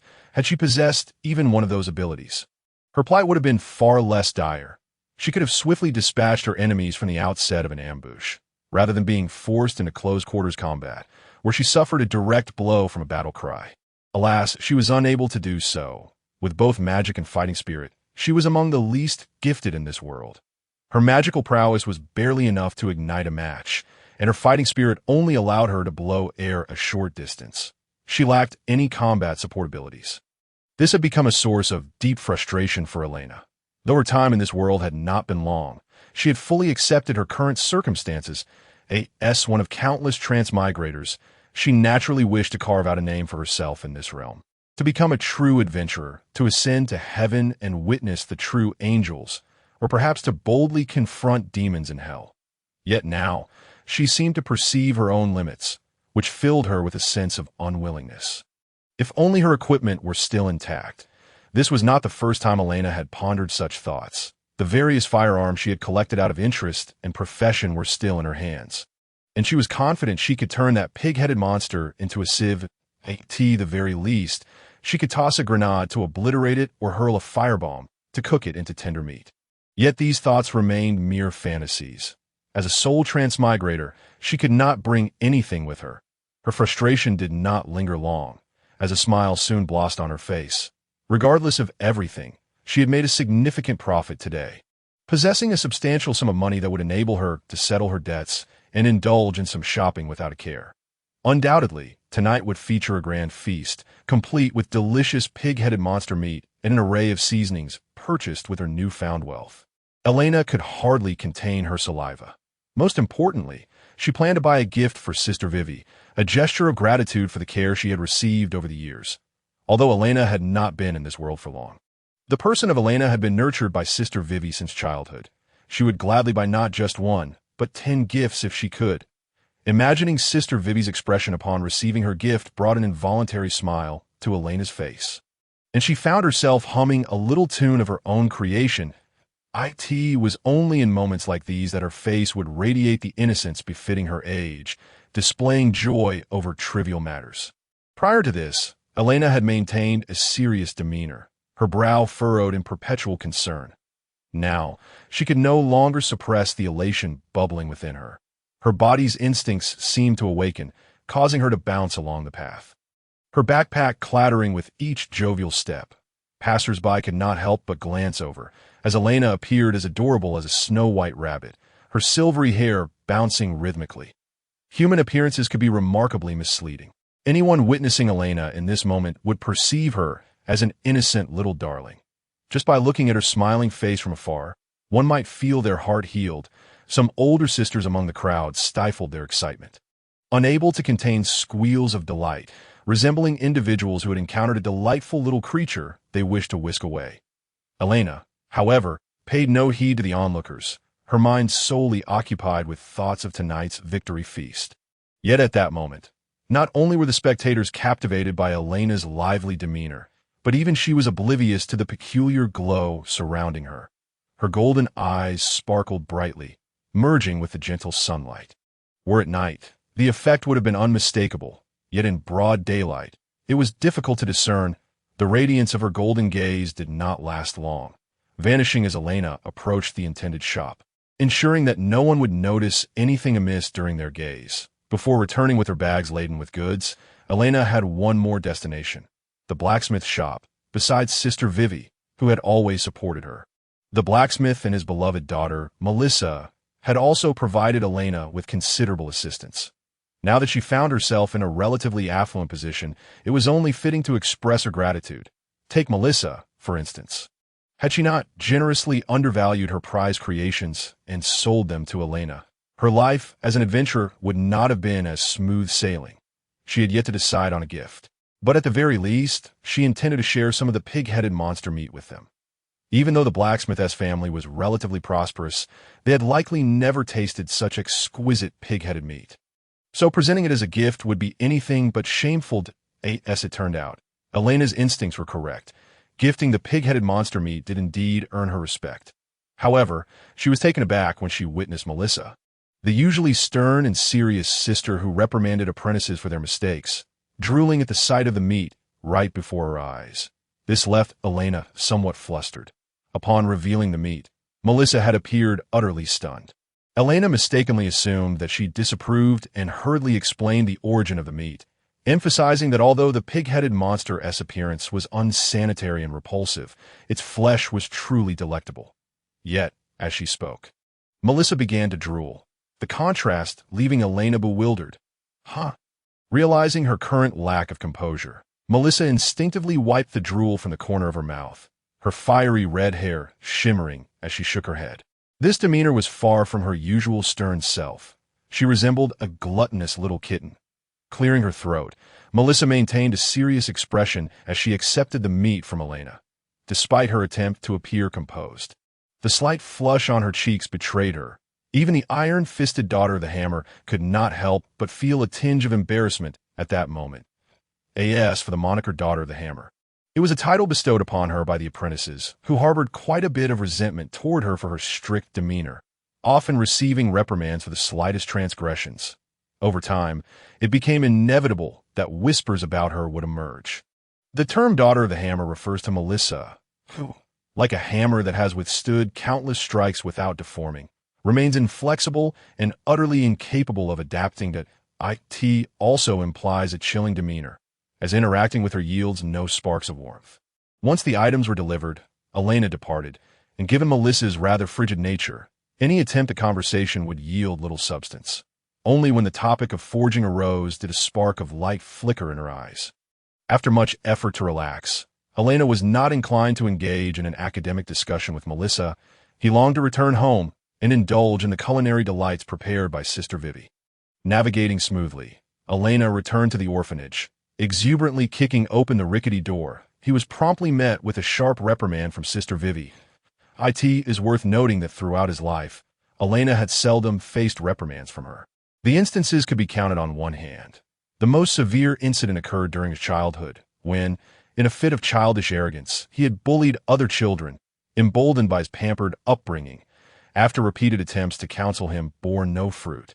Sister Vivi, unable to tolerate his behavior any longer, administered a sharp smack to his backside. Unlike the discerning Sister Vivi, the culprit of Elena's indulgence, Sister Elaina, consistently sided with her beloved younger brother without thought. This singular incident of punishment led to an unprecedented quarrel between the two, who typically shared a sisterly bond. The commotion was the loudest Elaina had ever heard, and the two maintained a cold shoulder for an entire month, resulting in a painfully awkward atmosphere at the dining table. Given the close quarters of the orphanage, such tension was truly torturous, leaving Elaina and the other children trembling in silence. Particularly for Elaina, this period felt like a battleground, with heated disputes swirling around him. The question of which sister he favored still echoed painfully in his mind, provoking a throbbing headache whenever he recalled it. It was during this tumultuous time that Elaina learned to be obedient, shedding his former capriciousness and refraining from bullying others, instead embracing the role of a soft, endearing vase. After all, he truly wished to never witness a quarrel between his two favorite people again. Now that Elaina was no longer present, Sister Vivi found it considerably easier to discipline Elaina. However, she too was reluctant to resort to harsh measures, for she held deep affection for him. Yet, Elena's recent actions had crossed a line. He had kicked down the church's only door, leaving everyone inside to endure the cold. With a cheerful demeanor, Elaina remarked that he would arrange for repairs another day, though in truth, he had long been dissatisfied with the door, which had been teetering on the brink of collapse, and he saw this as an opportune moment to replace it in the future. When he had more funds, he even dreamed of renovating the entire church. Despite the elderly nun's lack of emphasis on faith, it was evident that she cherished the church deeply before her passing. If he could renovate it and ensure its continuity, it would be a fitting way to repay her nurturing kindness. Today, Elaina felt a profound sense of joy, and so did Sister Vivi, while the orphan children were even more elated.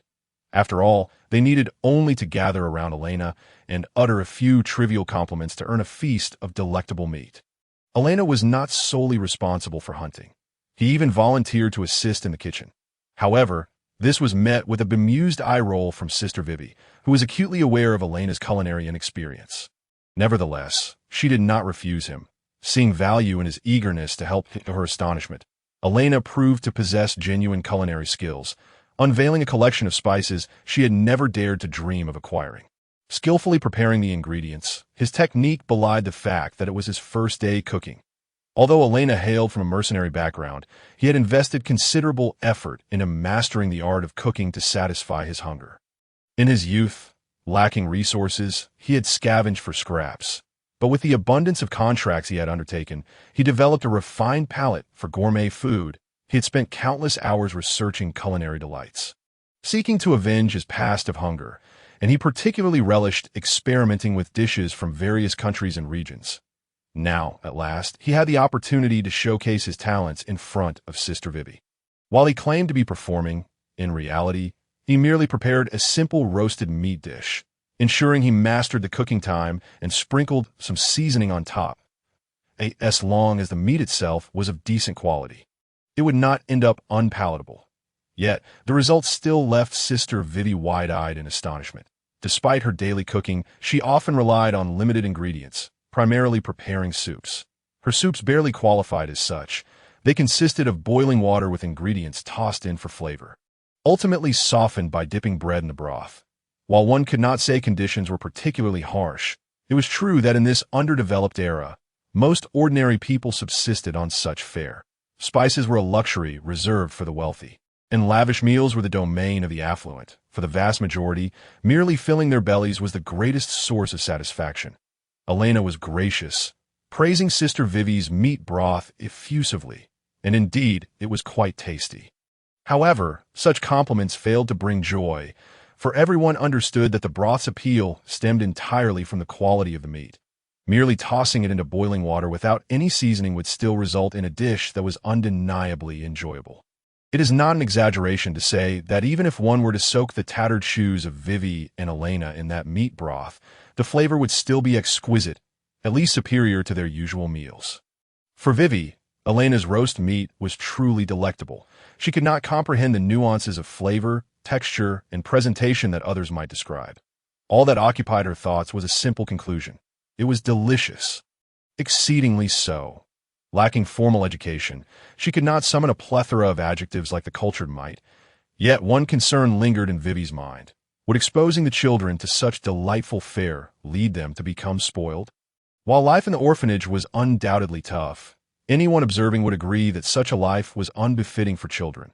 Nevertheless, they had managed to adapt. Her fear was that after tasting the joys of meat, the children would lose interest in their usual broths and incessantly clamor for more delicious food. Vivi was adept at managing children, yet even she could not guarantee their unwavering obedience. Children are inherently playful and headstrong. They may understand right from wrong, but no one could claim to alter a child's nature.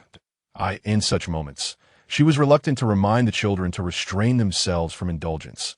This rare opportunity for enjoyment was too precious to impose limitations. Elena's mindset was considerably more optimistic than Vivi's. If they became picky eaters, he could always discipline them later. In Elena's envisioned future, sumptuous meals would not be a rare treat, but a daily indulgence. His current aspirations were simple: to savor delightful meals every day and enjoy a comfortable life, without concern for the extravagant world outside. That evening, the companions in the orphanage reveled in joy. Even as they stuffed themselves to the brim, lying motionless on the benches of the church, their delighted expressions could not be concealed. The leftover meat Elaina planned to marinate or smoke, given that the orphanage currently lacked funds for magical refrigeration devices, and his own magical abilities could not sustain prolonged cooling. This method would allow the food to be preserved for a longer duration, though the taste would inevitably differ from that of fresh ingredients. As night descended, Elaina, freshly cleaned, sat on the edge of his bed, toying with his silvery hair while fiddling with a dagger in hand.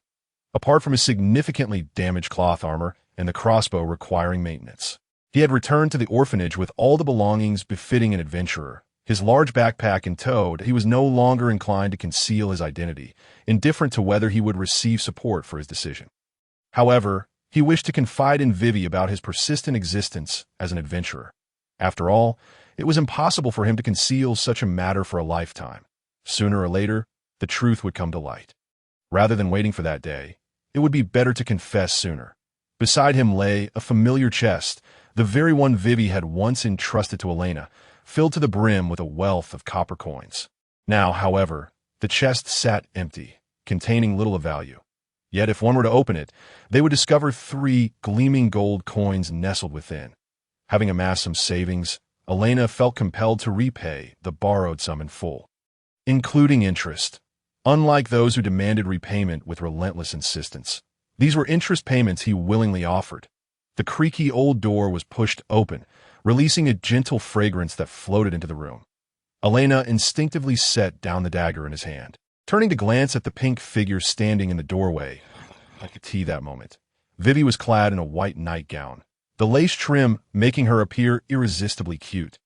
This was a gift Elaina had chosen for her, alongside various toiletries designed to leave one smelling delightful, including a body wash crafted from the special secretions of magical creatures, such as slime. It must be said that the sight of a youthful, radiant beauty donning an adorable nightgown, exuding unique fragrance, was indeed a delightful tableau. Vivi was truly beautiful.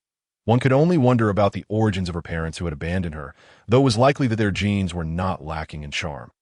With her fluffy pink hair and exquisitely fair face, it was Vivi's graceful demeanor that was most captivating, a sight that could only be described as aesthetically pleasing.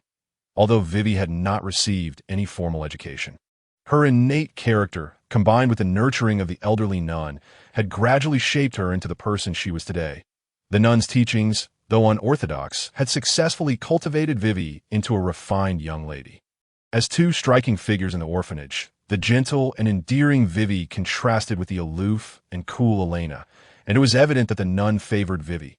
For quite some time, she had nurtured Vivi as her presumed heir, pouring her heart and soul into this endeavor. The nun, being a kind and gentle person, had imparted her admirable qualities to Vivi. "How do I look?" Vivi inquired, feigning ignorance as she noticed Elaina's captivated gaze. With light, graceful steps, she twirled delicately before him, the lace hem of her gown swaying with her movements, making her appear almost ethereal. "It suits you perfectly," came Elena's straightforward reply, affirming his sincerity. The white nightgown indeed complemented Vivi's essence, showcasing the beauty of her youth. "Is that all? No flair in your compliment." Vivi responded, her expression tinged with discontent, as if her expectations had not been met. Elaina felt a tad exasperated. Why must girls be so complicated, requiring special embellishments even in praise? "You've lost some weight." Ignoring her playful complaint, Elena's gaze softened as he regarded Vivi with concern. The only flaw in such a charming young lady was her malnourished physique, her slender frame lacking the fullness that would allow her beauty to shine. Yet, certain aspects of her development were quite commendable, suggesting that her nourishment had been concentrated there. This brought to mind the departed Elaina, who seemed to have been outdone by Vivi in terms of development. While she was taller, it couldn't be said that she was without merit. It was merely that the child had not been fed adequately. Elaina now had a new goal, to help Vivi gain some healthy weight, for it would be a shame for such a lovely face to go to waste that a girl should have a bit of flesh to enhance her beauty. Though this was merely Elena's personal opinion. Choosing a nightgown as a gift might have lacked originality, and while Elaina wished to take Vivi shopping for more appropriate attire, he found it challenging to do so given their busy lives. Lacking any fashion sense himself, he chose outfits solely based on what he found visually appealing, without considering coordination or aesthetics. Moreover, as Vivi had recently been sharing his bed, he grew increasingly uncomfortable seeing her dressed in the loose garments left by the nun. It felt almost pitiable to regard such clothing as nightwear, and Elaina could hardly bear it. Of course, his motivations weren't entirely altruistic. With a girl in his proximity, he was curious to witness her transformation into something more refined for his own enjoyment. "You're quite slender, too. It's my fault for not caring for you properly," Vivi said, settling beside Elaina and gently stroking his cheek. The texture was not particularly pleasant. One could easily discern the bony structure beneath her touch. Rather than focusing on her own malnutrition, Vivi was more concerned about Elena's lack of flesh. Though he felt soft and comfortable to hold, she thought of how much nicer it would be to embrace a more plump Elaina. "Don't worry, Vivi. Things will get better for both of us. We won't go hungry anymore," Elaina reassured her, unable to suppress a smile in response to her tender affection. This was an instinctive reaction deeply rooted within him. A manifestation of his being, he retrieved the wooden box from the side and handed it to the girl before him. Vivi's expression shifted to one of complexity as she gazed at the familiar chest. What could this mean? Although she accepted the box, she struggled to comprehend Elena's intentions. She felt its weight, distinctly different from what she remembered, her brow furrowed in confusion. It wasn't that she resented Elaina for not repaying her, but rather an instinctive feeling that her brother was toying with her. She could tell without opening it that there wasn't much inside. What was the meaning of gifting her such an empty box? Was he attempting to irritate her? Vivi didn't believe Elaina capable of such behavior. Repayment, of course. What else could it mean? Elaina replied, somewhat exasperated. He understood what Vivi was thinking and directly opened the box. Vivi immediately shut her eyes in response, unable to bear the sight of the 3 coins, which, while not radiant, were nonetheless the closest she had ever come to seeing gold. "Oh my goodness, Elaina, where did you acquire these?" Vivi's voice trembled, though not from excitement or joy, but from genuine concern for whether Elaina had engaged in some illicit activity. Deep down, she felt that her beloved brother was not the sort to have the means to amass such wealth in a short period, and her heart ached at the thought of him resorting to wrongdoing. Legitimately earned, Elaina countered, his amusement growing as he observed Vivi's hesitant gaze upon the coins. However, he didn't feel hurt by her lack of trust. He was acutely aware of this body's past, which could hardly be described as that of a true adventurer. If he were to switch places with Vivi, he too would doubt that this fragile brother could achieve anything noteworthy. Adventurer, Vivi murmured, biting her lip as she seemed to savor the very word. Elaina had not misjudged. Vivi had long sensed that something was amiss with him. After all, she would hold him close while they slept, occasionally brushing against his wounds that had yet to fully heal. Even with his swift self-regeneration, some injuries took longer to mend, and scars did not simply vanish overnight. Vivi had chosen not to address these matters, opting to ignore them entirely. She feared that openly discussing them would only lead her to worry more about Elaina, prompting her to attempt to dissuade him from pursuing dangerous adventures. She did not dare to take such a step, for she had come to realize how willful he could be, and she wished to avoid witnessing her dear brother stubbornly running off to perilous places alone. Even hunting magical creatures was inherently dangerous. But how did you overcome those terrifying monsters? As her anxiety deepened, Vivi reached out and embraced Elaina. That it felt as though simply releasing one's grip would cause the other to vanish from sight. Everyone was acutely aware of Elena's predicament. Devoid of magic or martial prowess, he was relegated to a status beneath that of both a warrior and an ordinary individual. What capabilities did he possess to vanquish monsters? Could he possibly rely on his charming appearance to persuade them to take their own lives? That notion was indeed somewhat absurd. My body had undergone peculiar changes since that fateful day. Each morning, I awoke feeling increasingly robust. I began to engage in physical training, and my combat abilities had become reasonably dependable for his past life and the skills and experiences he had brought with him. Elaina would never disclose these to Vivi. Barring unforeseen circumstances, he intended to carry this secret to the grave. Robust, the atmosphere, initially serious, was disrupted by Vivi's involuntary laughter at Elena's self-praise. She reached out, pinching his arm. Feeling the almost skeletal texture, which bore little resemblance to what one would associate with strength. Aware of being underestimated, even Elaina felt a twinge of irritation. He stood up, leaned down, and with both hands lifted Vivi effortlessly into his arms. Vivi was evidently startled. In her entire life, no one had ever lifted her in such a manner. Feeling her balance shift, she instinctively wrapped her arms around Elena's neck. Observing her flustered expression, Elaina couldn't help but feel a sense of pride as he gazed into her eyes.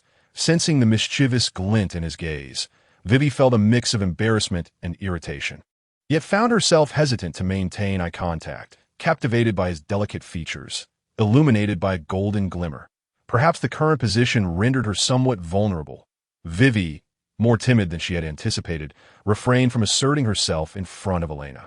Alternatively, as a girl yearning for affection, she noticed the unique allure emanating from this boy, whose eyes sparkled with golden light, a charm she had never before recognized. Not wishing to tease Vivi for long, Elaina soon set her down and ultimately pressed 3 gold coins from the wooden box into her hands.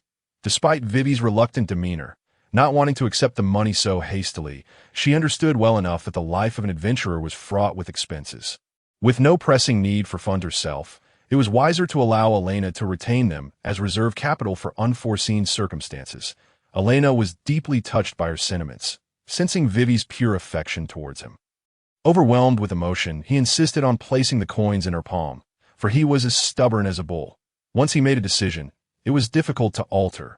Late into the night, Elaina and Vivi engaged in extensive conversation, their aspiration for the future flowing forth like a torrent.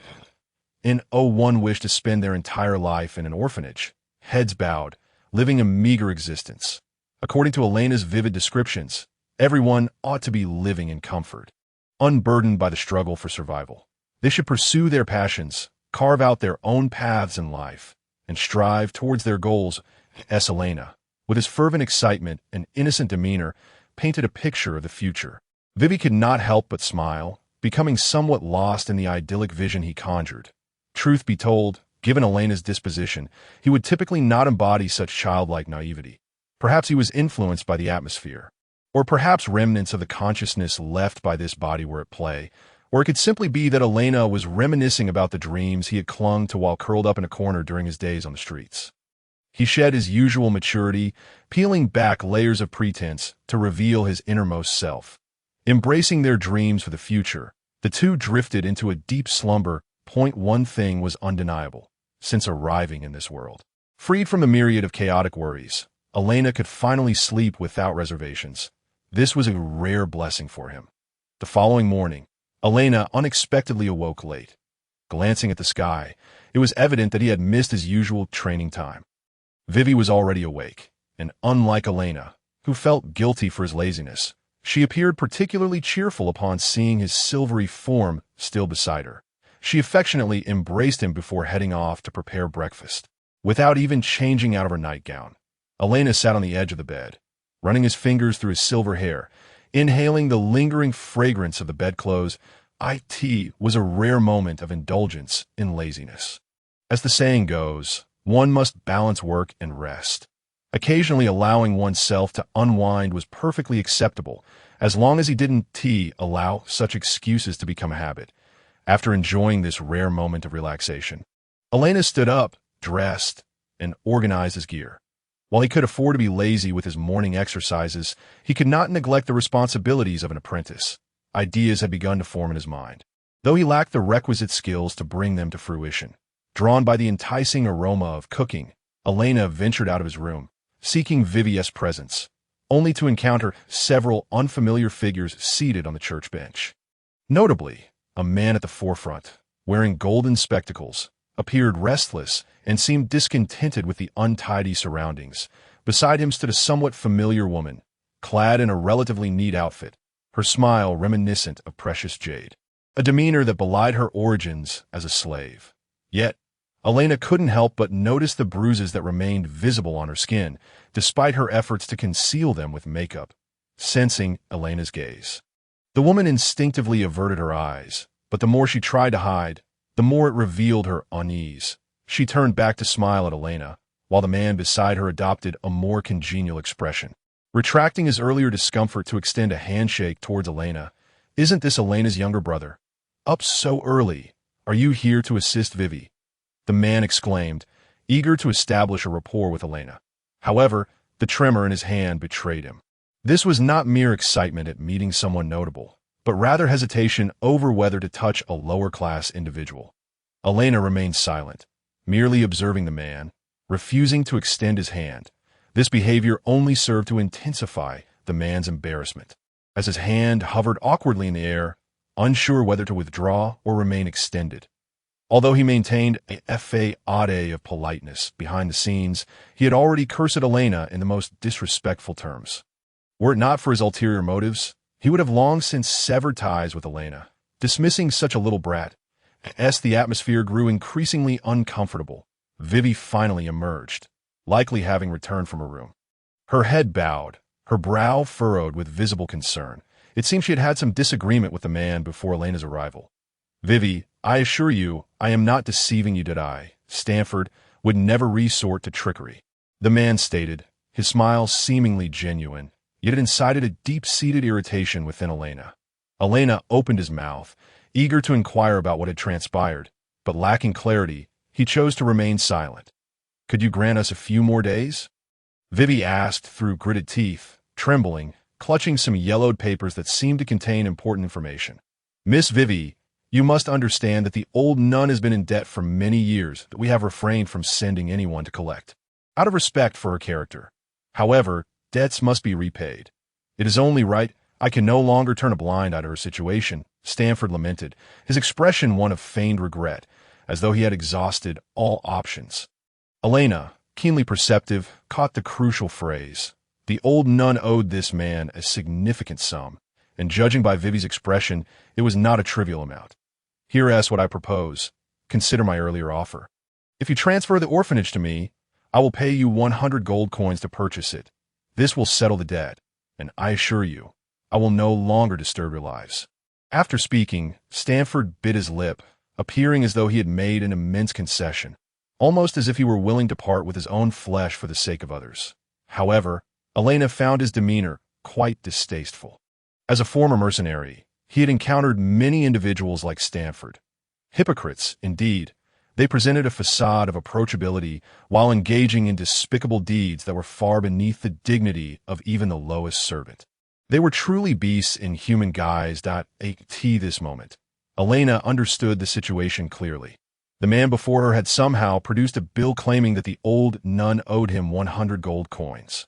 This was no trifling sum, yet he suggested that if the church were sold to him, the debt could be entirely erased, and he would even guarantee that he would not disturb them again. The offer sounded appealing, but the loss of the church's orphanage would render countless children homeless in an instant. Not only would they suffer, but even Vivi and Elaina herself would find themselves destitute. Without a shelter to shield them from the elements, at this juncture, Elaina recalled that this man named Stanford was the husband of that woman. A merchant by profession, he had fixated on Elaina for quite some time. Having initiated advances long ago, seemingly intent on claiming her, back then, Elaina had scolded him harshly, deeming it shameless for a man of his age to pursue a young girl. Yet at that time, Elaina was still her innocent self.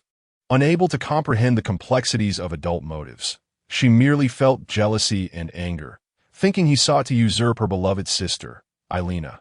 But now, observing the woman at Stanford's side, his nominal wife, adorned with scars, Elaina surmised that those marks must have been inflicted by him. A man capable of domestic violence would undoubtedly lead her to a grim fate. Once he grew tired of her, he would cast her aside without hesitation. It was evident that he was capable of such cruelty. Listening to his words, it was clear that no good outcome awaited them. Now, Elaina had left for the more prosperous and promising northern district, enrolling in the prestigious Freya Academy. From this day forth, she belonged to a different realm, one far removed from those struggling in the southern district. And no matter how ambitious Stanford might be, he could never hope to possess someone of her caliber. It was apparent that his sights were now set on Vivi. Although he could not attain the enchanting beauty with exceptional magical and martial talents, possessing Vivi would certainly not be a loss. To a man, it could even be considered a lucrative acquisition. Despite this, Elaina found it curious that a woman in a dilapidated church could possibly be worth 100 gold coins. Was there some hidden secret within the home they had inhabited for over a decade that he was so eager to uncover? So be it, Miss Vivi, that I understand you cannot possibly gather such a sum at present. I shall grant you one final month.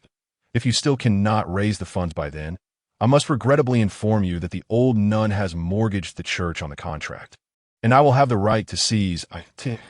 As Elaina pondered this, Stanford rose, his demeanor suggesting he did not wish to pressure Vivi excessively. Rest assured, even after I take possession of the church, my previous promises will remain intact. I will not intrude upon your lives again. However, should you find yourselves in hardship, do not hesitate to seek my assistance, that I would be more than willing to offer you and the children suitable employment, providing you with the means to survive. With that, Stanford turned to leave, maintaining a demeanor of polite civility throughout, having committed no overt transgression to Elaina. However, this was merely a fade since the moment he arrived. His greedy gaze had not wavered. Before departing, he cast one last look at Vivi, his eyes instinctively drifting toward the depths of the church, specifically to the broken statue. Once the outsider had departed, Elaina could finally turn her attention to the despondent Vivi to uncover the origins of this sudden debt of 100 gold coins. Although Vivi was in low spirits, she explained the situation to Elaina thoroughly, even handing over the ledger for her perusal. Upon scrutinizing the entries, it became evident that the old nun had borrowed considerable sums and items for the maintenance of the church and to procure supplies for the children. Yet, in Elena's recollection, the old nun had only borrowed from neighbors or acquaintances, all of whom had a good rapport with her. Even if the nun failed to repay them, they would not come demanding their dues. Now, however, these debts had inexplicably been transferred to the merchant Stanford, accumulating to a staggering 100 gold coins. There was certainly some foul play involved, as ordinary items bore exorbitant prices in this ledger. Otherwise, the total for these debts would not have reached even 30 gold coins, let alone 100. The accounts were traceable and entirely lawful within this city and country, unless evidence of Stanford deceit could be uncovered. The legitimacy of these debts stood firm. Seemingly aware of Elena's contemplative state, Vivi offered an explanation that felt like a bucket of cold water poured over her. What did it matter if there was evidence of fraud? The proof was likely concealed by Stanford himself, possibly within his own home. The difficulty of uncovering such evidence was insurmountable and hardly worth considering. A month's time, Elaina inhaled deeply. 100 gold coins in a month. The mere thought would likely send an ordinary person into a faint. In truth, Vivi was not in the best condition. Were it not for her fear of losing consciousness without support, she might have succumbed to her faintness long ago. She was merely holding on by her love for the children and her sense of responsibility. Regardless of the outcome of this ordeal, she would likely be doomed to fall gravely ill. Do not worry, Sister Vivi. I will find a way to secure that 100 gold coins. In an effort to reassure her, Elaina spoke with forced optimism. Find a way? What sort of way? It is utterly impossible to gather such a sum in a month. Borrowing will not suffice. Do not push yourself, Elaina. Do not engage in reckless acts that may harm yourself. Vivi could not bring herself to trust Elaina this time. She did not wish for Elaina to risk her life, let alone believe that even at the cost of her life, she could amass such wealth. Do not fret, Sister Vivi. Did I not mention last night that I am now an adventurer? Adventurers earn money swiftly. A mere 100 gold coins is something I could procure in no time. Elaina smiled, stepping forward to gently embrace Vivi. This gesture provided a modicum of comfort to the previously anxious Vivi, though her face still bore a look of concern. Indeed, adventurers could earn substantial sums, and high-ranking ones could effortlessly pocket 100 gold coins in a month. However, given Elena's current strength and level, this was utterly unrealistic. After toiling for over half a month, she had barely earned 10 gold coins. To conjure 100 within a month was simply beyond her reach, even if she worked tirelessly. Unless she sought out high-level rare monsters to confront and harvested their valuable materials, amassing such a sum in a short span was an unrealistic expectation for someone with her limited magical and martial prowess. Sister Vivi, I am going to request a leave of absence from my master right now. For this month, I will not train at the blacksmith's. My priority is to gather the funds first. Upon finishing her conversation with Elaina, she found herself no longer enamored with the warmth of their embrace. With a resolute heart, she turned to gather her belongings, consumed her breakfast, and took some dried provisions she had just pickled the previous day. Before stepping out of the orphanage, watching her retreating figure, Weiwei slowly opened her mouth, wishing to say something, yet ultimately remained silent, her head bowed as she sat on a bench, softly weeping. Elaina hastened to the blacksmith's shop, only to discover that, as anticipated, the blacksmith had yet to return. 1 could only speculate whether he had been summoned by some powerful figure, as he had been absent for so many days, perhaps confined in a basement. Laboring tirelessly at the forge, lost in such thoughts, Elaina entered the workshop, where to her surprise, Melissa stood nearby, leaning against a massive blade, arms crossed and brow raised, as if she had been waiting for quite some time. Upon spotting Elaina, she undeniably revealed a hint of a smile, her gaze even tinged with anticipation. It seemed that the hearty meal from the previous day had not been in vain. Elaina could distinctly sense an improvement in their relationship. Elena's analysis, however, was somewhat incomplete. While the meal had indeed played a role, Melissa's eagerness today was primarily because she was about to impart some genuine forging techniques to Elaina, rather than merely instructing him to swing a hammer all day. The moment the topic of forging arose, this girl would become quite animated. Melissa, I would like to request a leave of absence. I want to be able to come for a month as I have some matters to attend to. Thus, Elaina inadvertently doused Melissa with cold water right from the outset, for he was not there to learn, but rather to bid farewell. What do you mean by that? Melissa furrowed her brow slightly, clearly displeased by Elena's words. She had painstakingly witnessed this timid child gradually improve, only to have him now request a break from her in such a manner. I genuinely have urgent matters to attend to. I will return in a month. You need not concern yourself with me, Sister Melissa. Sensing her discontent, Elaina awkwardly continued. He did not wish to disclose the current plight of the orphanage, for he sought no one's pity. Although Melissa would likely offer assistance if he confided in her, he did not possess the audacity to ask her for such a hefty sum of 100 gold coins. Yet, should circumstances become dire, he would humbly seek her help, but for now, His priority was to minimize the amount. He feared that the moment he mentioned 100 gold coins, Melissa might assume he would simply abscond with the money. "Hurry up and finish," Melissa remarked coldly, her mood evidently sour. She could easily discern that the boy was concealing something from her, which irked her. The feeling of being mistrusted was indeed unsettling. Without further disturbing Melissa, Elaina shouldered his large backpack and made his way to the guild. Upon his arrival at the Adventurers Guild, he was met with an enthusiastic welcome from those around him, since he had vanquished that elite species of orc. Elena's prowess had garnered widespread recognition throughout the southern district. It had been quite some time since such a promising adventurer as Elaina had emerged in this area.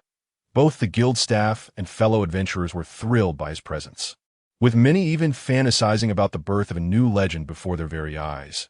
Yet, despite the eager gazes directed at him, Elaina maintained a sullen expression, lacking the inclination to boast to others.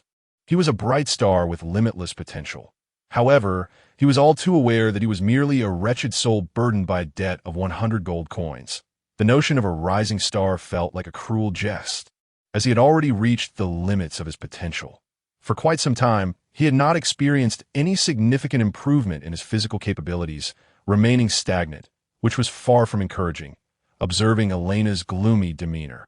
The guild staff instinctively swallowed hard, mistaking his mood for lingering frustration over yesterday's erroneous information. Little did they know that this petite silver-haired adventurer was simply preoccupied with financial worries. Approaching the quest board, Elaina surveyed the multitude of tasks and absent-mindedly stroked his chin. Although the southern district was not thriving, the demand for adventurer tasks was unceasing, and in fact, the current period could be described as overwhelmingly busy. Tasks range from exterminating wolves that had been causing trouble near the borders to vanquishing a goblin band lurking along a secluded path outside the city and identifying the culprit behind the devastation of farmlands. The sheer variety of requests was dizzying, likely a result of the turmoil within the monster forest. Were it not for some disturbance within the forest, these creatures would not be so active. Ultimately, Elena's gaze settled upon the most conspicuous task on the board: investigate the source of the disturbance in the monster forest. Reward: 10 gold coins. This was an alluring proposition for someone in dire need of funds like Elaina, akin to a beautiful maiden stripped bare. However, such a task was also among the most challenging to fulfill. To begin with, the task requirements were nebulous at best. While the notion of investigating the source sounded straightforward, executing it proved far more complex than anticipated. After all, the chaos within the monster forest could stem from the incursion of a powerful creature, an undetected natural phenomenon, or perhaps simply a spontaneous surge in the monster's activity without any discernible cause. Resolving the disturbance in the monster forest might have been simpler: eliminate the troublesome monsters or drive away the formidable one. But the ambiguity of the cause made the investigation far more arduous. Even so, Elaina found himself at a loss, shaking his head and deciding to momentarily set this task aside.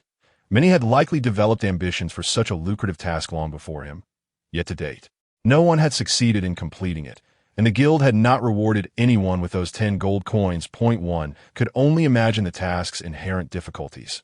Frankly speaking, Elaina recognized that his experience and strength surpassed those of most novice adventurers. Yet when it came to reconnaissance and research, he did not believe he possessed the requisite skills to navigate such a specialized field. Time was of the essence, yet he lacked the courage or means to take risks by tearing down other tasks from a board that he could complete along the way. After finalizing all the necessary procedures with a familiar receptionist at the counter, he departed with a meager, empty sack in hand. Today was destined to be a day of bloodshed, or rather, the entire month would likely resemble a hellish landscape drenched in crimson. Unfolding the map provided by the guild, he meticulously plotted all potential routes where monsters might appear, aiming to accomplish as many tasks as possible in the shortest amount of time. He chose not to dwell on whether he could amass a platinum coin, equivalent to 100 gold coins, before the month's end, opting instead to strive diligently first and consider alternatives only when absolutely necessary. Elaina could only think in this manner, for any other approach would likely lead him to despair, and he was unwilling to surrender so easily. On the road, roughly 20 to 30 kilometers outside the city, A path that had once seen the occasional merchant pass through was now strewn with blood and corpses. Elaina stood in the middle of the road, head bowed in silence, surrounded by the lifeless bodies of numerous goblins, their blood staining the wild grass and flowers of the roadside. Even his silvery hair shimmered with a dark crimson hue under the sunlight. It had been half a month since the orphanage was burdened with a debt of 100 gold coins, and Elaina had been tirelessly working to gather the necessary funds. Throughout these weeks, he had lost count of how many commissions he had completed and how many monsters he had slain. The dagger in his hand was beginning to show signs of dullness, and the string of his crossbow had snapped. He had neglected the maintenance of his equipment for far too long. Apart from returning to fulfill the piled-up commissions and using the abundant monster materials to repay the debt, Elena's visits to the city had been few and far between. Exhausted, he would often sleep outdoors, and if attacked by monsters, he would retaliate against them. After more than half a month of relentless activity, the guild had begun to consider promoting his adventurer rank. Counting the bodies of the goblins strewn across the ground, he found over 30 corpses, just enough to complete the task of exterminating the goblin tribe. Upon returning, he would likely receive a reward of over 30 silver coins, and selling the accumulated materials could yield around 3 gold coins. Standing amidst the pool of blood, Elaina counted on his fingers. With this task commission combined with a bit of savings he had set aside, he estimated he would possess around 20 or 30 gold coins. This was no trifling sum.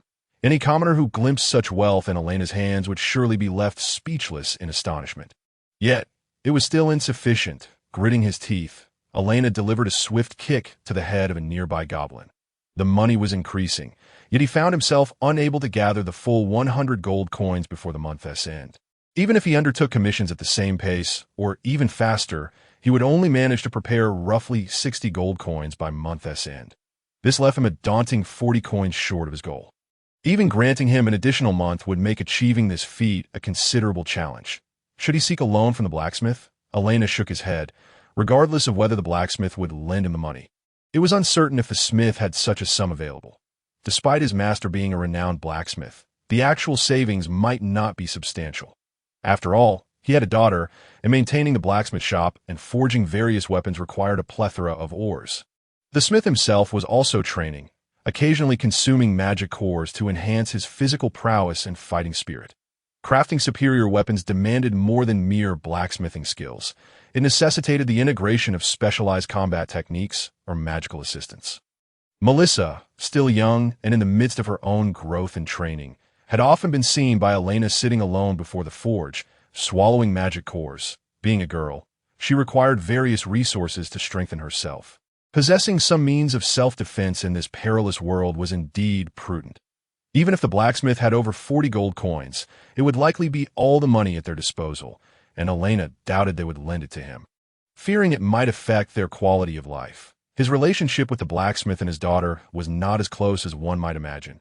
The bond of master and apprentice was not as profound as expected. Ultimately, he had to rely on himself.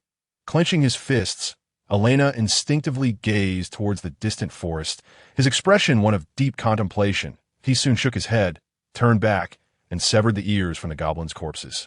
Finally stacking the bodies together and setting them ablaze, the pungent stench of blood would deter the ordinary monsters. Only the bloodthirsty ghouls and some undead would be drawn to the scent of death. If the corpses were not disposed of, this place could easily become a source of plague. Even in his urgency to gather money, Elaina did not overlook the details of handling these bodies. With a bag full of goblin ears, Elaina returned to the city after a long absence. He hurried to the Adventurers Guild, exchanging all the materials he had for money and depositing it safely. As the guild offered a secure savings service, given the guild's reputation, there was no fear of misappropriation of an adventurer's assets. Storing money here posed no issues. After half a month of grueling effort, Elaina felt utterly fatigued. He longed to return to the church for a good night's sleep, for he had not been home in over 2 weeks. Unsurprisingly, Vivi must have been quite worried about him. However, due to their prior agreement, she had refrained from searching for him, and Elaina had little desire to return. He lacked the luxury of rest. His gaze involuntarily drifted back to the commission board with investigation tasks. He felt a familiar golden light emanating from his eyes, captivating and enchanting. Yet he quickly closed his eyes and diverted his gaze, Unwilling to take the risk, he resolved to work harder for another week and reassess the situation. From this moment on, he would challenge high difficulty, high reward tasks, and see how much he could earn through a series of endeavors. Tearing down various tasks for the commission board, he approached the guild receptionist once more, completed the necessary formalities, and set off. Throughout his journey, Elena's focus was scattered. He had even forsaken the most basic instincts of vigilance, moving forward like a soulless automaton. However, when he regained awareness, he found himself standing at the forest's edge. The sky had gradually darkened, signaling that it was afternoon. Gazing into the forest, the overwhelming aura of magic instilled a sense of foreboding. "What is happening?" Elaina furrowed his brow, pulling out his map, questioning whether he had lost his way. The guild-marked task location was not here. He had unwittingly strayed far from his true destination. This entire misdirection had been an unconscious mistake. He had simply wished to complete the commission swiftly. Yet he had ended up on a completely opposite path. "Come here, child. I'm here." "Who?" Suddenly, Elena's expression turned vigilant as he scanned his surroundings. One hand clasped over his ear while the other gripped his dagger. His eyes wide with alarm. In that fleeting moment, a voice seemed to echo beside him, uttering incomprehensible words that were unlike any human language. Although he had never heard such a language before, he miraculously understood its meaning, albeit in fragmented pieces that made it difficult to discern. "I am here in the forest. Come." The voice resonated once more. At last, Elaina realized that it was not emanating from beside him, but rather surfacing directly within his mind. The forest's dense foliage obscured the sunlight, casting a shadow over the land. The suffocating magic aura was discomforting, and the undulating red glow in the shadows only heightened his unease. This was no realm for humans. It was a playground for monsters, and any outsider who dared intrude would inevitably face dire consequences. A silvery figure stood tall in this place, its delicate features and slender form starkly contrasting with the perilous forest. Golden eyes sparkled with intensity, yet the individual appeared dazed, as if their soul had been stripped away. Even the lurking monsters in the shadows found themselves puzzled by this strange sight. How dared he? Under normal circumstances, no human would venture into the forest, yet here stood one, seemingly defenseless. Time slipped away, and it was unclear how deep into the forest he had wandered. The glow of Elena's eyes gradually dimmed. "Where is this?" Coming to his senses, Elaina surveyed his surroundings, feeling as if he had just awakened from a deep slumber. His thoughts muddled and uncleared, he vaguely recalled standing at the forest's edge when an odd voice had suddenly intruded upon his consciousness. The tone resembled that of a gentle older sister, and Elaina found himself contemplating whether it met the standards of a 36D voice before his awareness faded. Regaining clarity, he now found himself in this unfamiliar place, with no recollection of how he had arrived. Could this be the heart of the forest? The heavy aura of magic enveloping him made him shiver involuntarily. It was not fear that gripped him, but rather his sensitive skin's acute awareness of the magical energy. His body instinctively resisted such an environment. No-one answered his question, yet Elaina had already grasped the gravity of his current predicament, even though he was oblivious to the circumstances that had led him here. There is no denying that he now found himself amidst this forest. An unsettling sensation began to spread within him. Upon reflection, it seemed he possessed no recollection of entering this wooded expanse. This meant that Elaina was currently incapable of even the most fundamental task of discerning direction. With no obstacles hindering his path, merely finding a route to escape was likely to prove difficult, let alone contend with the countless magical beasts lurking within, poised to strike at any moment. Elaina could already sense a significant accumulation of malevolence behind him, one gaze in particular radiating an unmistakable intent to kill. What a stroke of misfortune! He had merely contemplated the idea of venturing into the forest, yet he had not even decided to enter. He couldn't help but mutter a complaint. He had initially intended to spend the final week contemplating the prospect of delving into the forest to hunt formidable magical creatures. Even without investigating the so-called source, merely hunting some high-level magical beasts in this vicinity would yield greater rewards than mindlessly taking on low-level commissions. Yet here he was, having suddenly appeared in this perilous setting, utterly unprepared, essentially akin to walking into a death sentence. The incessant noise echoed in his mind. "Children, come here. It's so noisy. Just shut up. Not only can I not go back, but I can't even leave now." Frustration welled within him as he shouted, vexed by the strange voice that had lured him into such a hazardous place. Roar. Suddenly, a furious roar erupted not far off, startling the magical creatures that had been fixated on Elena's back, causing them to flee in terror, tails tucked between their legs. Just a moment ago, they had appeared ready to pounce and shred this intruding human to pieces, and now, that drastic change left even Elaina momentarily stunned. However, his expression quickly darkened. The sheer ability to frighten away so many magical beasts indicated that the source of that roar was undoubtedly far more formidable than he had imagined. "Damn it," he muttered through gritted teeth, swiftly reloading his crossbow, and without hesitation, he turned to run towards the direction for which the voice had called him. He had little hope of escaping this forest by relying on his sense of direction. He did not believe himself fortunate enough to find the right path in this disorienting situation. The only glimmer of hope lay in the possibility that the voice summoning him was from an entity even more powerful than the beasts behind him, which, in retrospect, seemed plausible. After all, this being could call out to Elaina from deep within the forest and even manipulate his movements to draw him into this perilous realm. Such capabilities were not typical of ordinary beings. As if sensing Elena's intent to flee, the vulnerable space behind him was laid bare, and soon, a monstrous figure charged forward, accompanied by the sound of crashing trees. A gigantic bear emerged behind him. Towering at least 6 or 7 meters tall, its massive claws adorned with strips of white cloth pilfered from human victims. The fabric bore dark red stains that resembled human blood, and its claws, wrapped in such bloodied bandages, evoked the image of a fierce fighter, a fighting bear. Elena's prior research as an adventurer proved fruitful.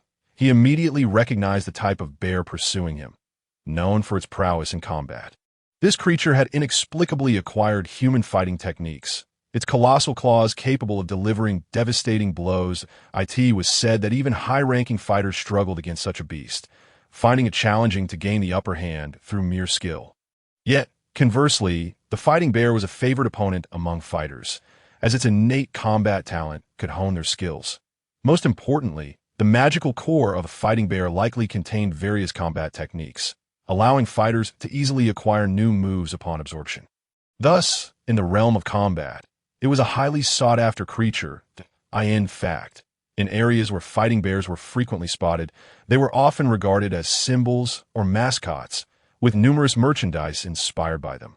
However, setting aside the awe-inspiring combat skills that even masters revered, fighting bears were notoriously brutal creatures. They were born with a bloodthirsty nature, relishing challenges, and would recklessly charge at any strong opponent. After defeating a foe, they would rend their victims into pieces with their claws, turning the remains into a pulpy mass before feasting. There were even rumors suggesting that fighting bears targeted human females, seemingly indulging in bedchamber combat techniques as well. However, such encounters were predominantly one-sided acts of cruelty, as these creatures derived pleasure from inflicting torment. Encountering such a beast right off the bat was indeed a stroke of bad luck.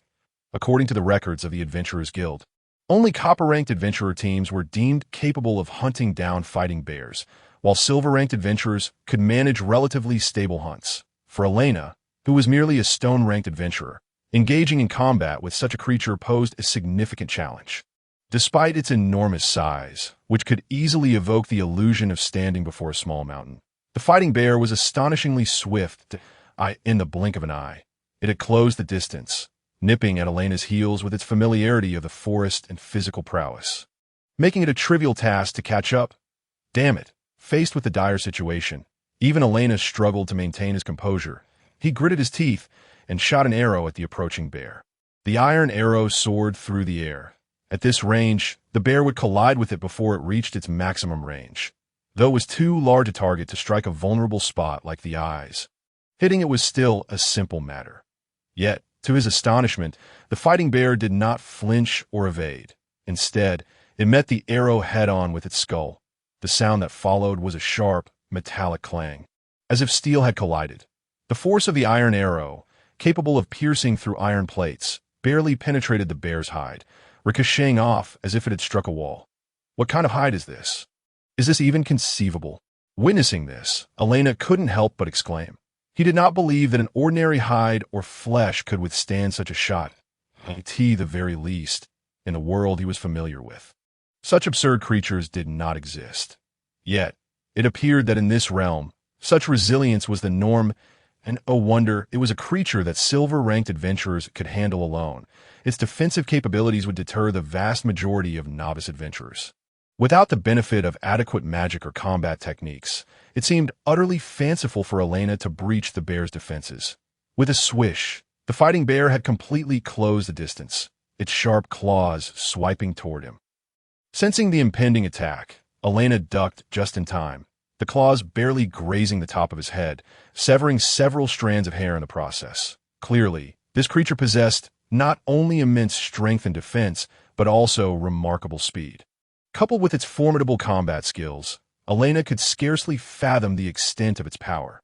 Failing to land a hit, the fighting bear leveraged the momentum from its claw swipe, positioning itself directly in front of Elaina, blocking his path to escape. Elaina was compelled to come to an abrupt halt, too weary to even nock another arrow, knowing full well that his bolts would be ineffective against the creature's defenses.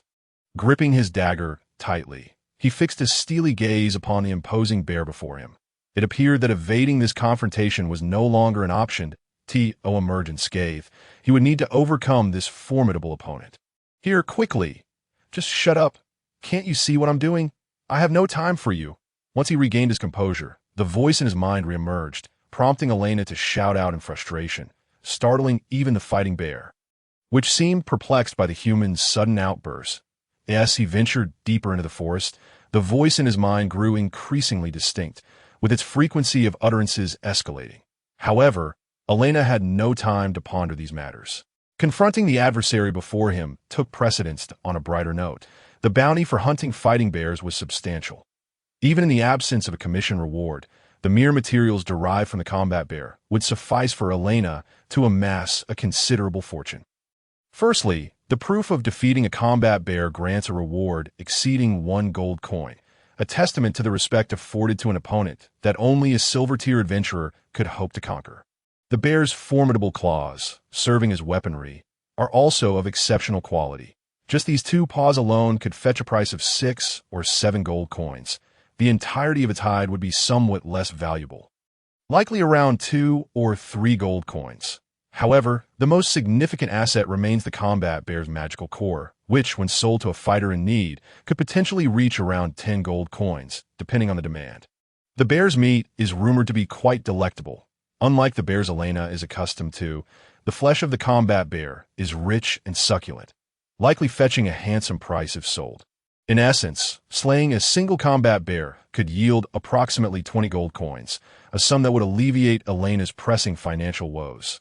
Contemplating this, a smile crept across Elena's face, her gaze burning with fervor, seemingly resolved to confront the beast. However, in the blink of an eye, regret washed over her as the combat bear adeptly assumed a fighting stance, launching a swift straight punch that bore down on her head. Its sharp claws poised for attack. Drawing upon years of combat experience, Elaina barely managed to avert her head, but the force of the punch sent a gust of wind that marred her delicate features. Countless lacerations marred her face, blood trickling from the wounds. Without even needing to touch her, the sheer force of the punch caused this damage. Had she taken the blow directly, her head might have exploded like a watermelon. It is worth noting that Elena's physique is remarkably robust among humans. Her defenses significantly superior to those of an average person, yet she felt utterly powerless before the combat bear. The ferocity of its destructive power was evident. With straight punches, hooks, and elbow strikes, the combat bear unleashed an onslaught reminiscent of a master fighter. Elaina, relying on her petite and slender form, along with decades of honed combat instincts, evaded time and again. Each moment fraught with peril, a mere half-second delay could mean the difference between life and death, leading to a fate of being pulverized by the bear's fist. Although Elena's combat skills were self-taught, lacking formal training, years spent skirting the line between life and death had forged her into a formidable combatant. Her beast-like instincts allowed her to dodge the perilous strikes, and as she acclimated to the rhythm of the combat bear's assault, Elaina gradually found openings for counterattacks. Her dagger, akin to a striking serpent, lunged forth, aiming for the bear's abdomen. Crack. Yet akin to an iron arrow, the dagger ricocheted off the bear's resilient hide. Elaina could even hear a disconcerting sound, the ominous creaking of her weapon as it threatened to shatter. Although Melissa, the dagger's smith, was not incompetent, her skills paled in comparison to the renowned artisans. Coupled with the limitations of the materials, the dagger's durability fell short of expectations. Though it was infused with a touch of mithril and special metals, the amount was minimal, barely the size of a fingernail. Such a weapon was clearly inadequate for vanquishing the combat bear. It could not even breach the creature's defenses. In the brief span of time, Elaina and the combat bear had engaged in countless exchanges. The bear's prowess was truly astonishing, evoking the sensation of sparring with a martial arts master. Yet Elena's skills did not lag behind. Amidst the bear's relentless onslaught, she managed to exploit the scant openings for counterattacks. Crack! Alas, the inadequacy of her weapon became evident. After a series of thrusts, not only did she fail to penetrate the bear's fur, but her dagger shattered completely. That moment, Elaina felt an overwhelming urge to curse her fate. The opponent was already formidable, and now her equipment was woefully insufficient. What could she do without a weapon? Was she to engage the combat bear in hand-to-hand combat? Instinctively, she glanced at her delicate fists. No matter how strong her physique, it was impossible to breach the bear's defenses in that fleeting moment of distraction. The combat bear keenly seized the opportunity, launching a sweeping punch. Elaina, barely regaining her focus, could only extend her arm in defense. Crack! A sharper sound resonated, accompanied by a dull thud, as Elaina experienced the sensation of being struck by a truck. A peculiar compensation for her previous near miss with a vehicle upon her arrival in this world. Her petite frame was unable to absorb such a tremendous impact, and she was sent sprawling like a kite severed from its string, crashing through several trees before finally colliding with a massive boulder. The grim reality was that her ribs and the arm that had absorbed the blow were likely shattered. In particular, her right arm twisted grotesquely, in a direction it was never meant to bend, rendering her almost oblivious to its existence. The pain did not arrive as anticipated. In a state of adrenaline-fueled euphoria, Elaina felt little discomfort in the immediate aftermath. However, once the adrenaline wore off, she knew the pain would inevitably follow. But at this moment, Elaina was uncertain whether she would even live to experience that moment. Slowly rising from the ground, she looked up to find the combat bear had become a mere speck in the distance. Who knew how far she had been flung by that punch? On the bright side, the direction in which she was propelled aligned with the source of the voice echoing in her mind. Without hesitation, Elaina scrambled to her feet and dashed toward the place she yearned to reach. Confronting the bear head-on was out of the question. Her only hope lay with the mysterious owner of that voice, praying they would subdue the formidable creature. Having drawn her into the forest's depths, if they failed to intervene, Elaina would surely seek retribution in the afterlife. The bear's roars echoed behind her, unmistakably unwilling to let her escape. Elaina, disregarding her nearly shattered body, pressed forward, lacking even the strength to lift her gaze, driven solely by instinct. The sounds of pursuit grew closer, and she could feel the fierce winds of the bear's punches grazing her back. As if she were on the verge of being struck by the monstrous beast, time seemed to stretch interminably, although it was likely only a matter of minutes for Elaina. However, those moments felt excruciatingly long. The desire to live compelled her to grit her teeth, yet the relentless pursuit of the creature filled her with despair. Swish, with the sound of fabric tearing, one of the bear's claws raked across Elena's back, leaving a gruesome gash. Had anyone been present to witness the wound, they would have gasped in horror. Elaina had sustained grievous injuries. If she were to see her own wound, she would be shocked to find fragments of bone protruding from the depths of her flesh.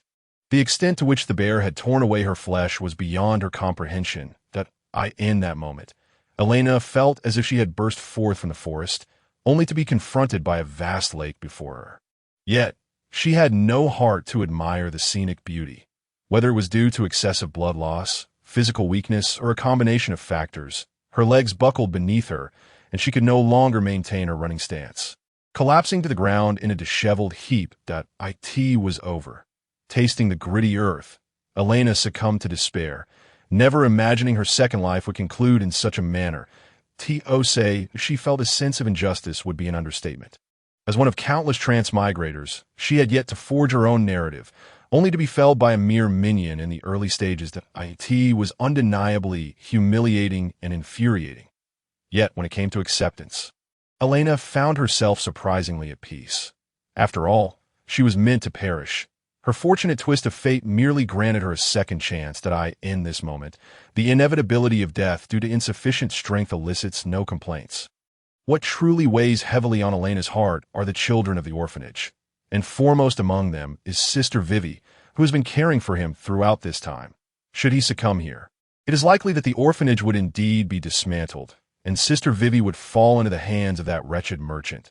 The image of Vivi in tears flashes through his mind, and though he had come to terms with his fate, Elaina cannot help but bite down hard on the earth in frustration.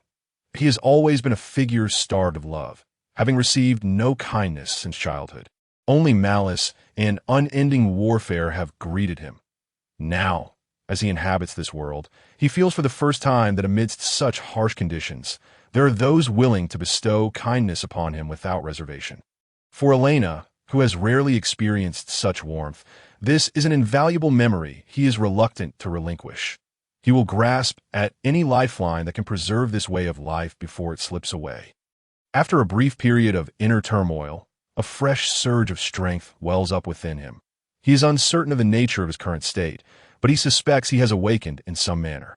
Rising from his tattered form, with bloodied hands clenched, Elaina directs his radiant golden gaze toward the adversary behind him.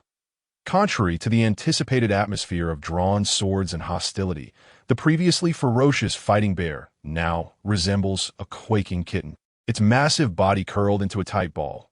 Elaina is puzzled. He does not believe the fighting bear would be so stricken with fear before a human on the brink of collapse. Clearly, a presence more formidable than this bear has emerged, casting an imposing aura that intimidates the creature. Instinctively, Elaina turns to look. If anything is aiding him, it must be just behind him. Indeed, as he turns, he encounters a magnificent being radiating overwhelming pressure.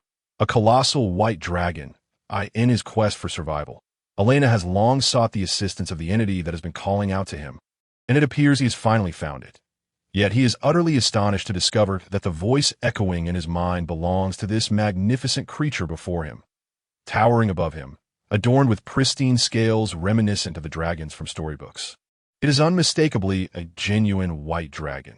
The mere presence of its vast form exudes a terrifying sense of oppression, but what truly instills dread within him are its golden slit pupils.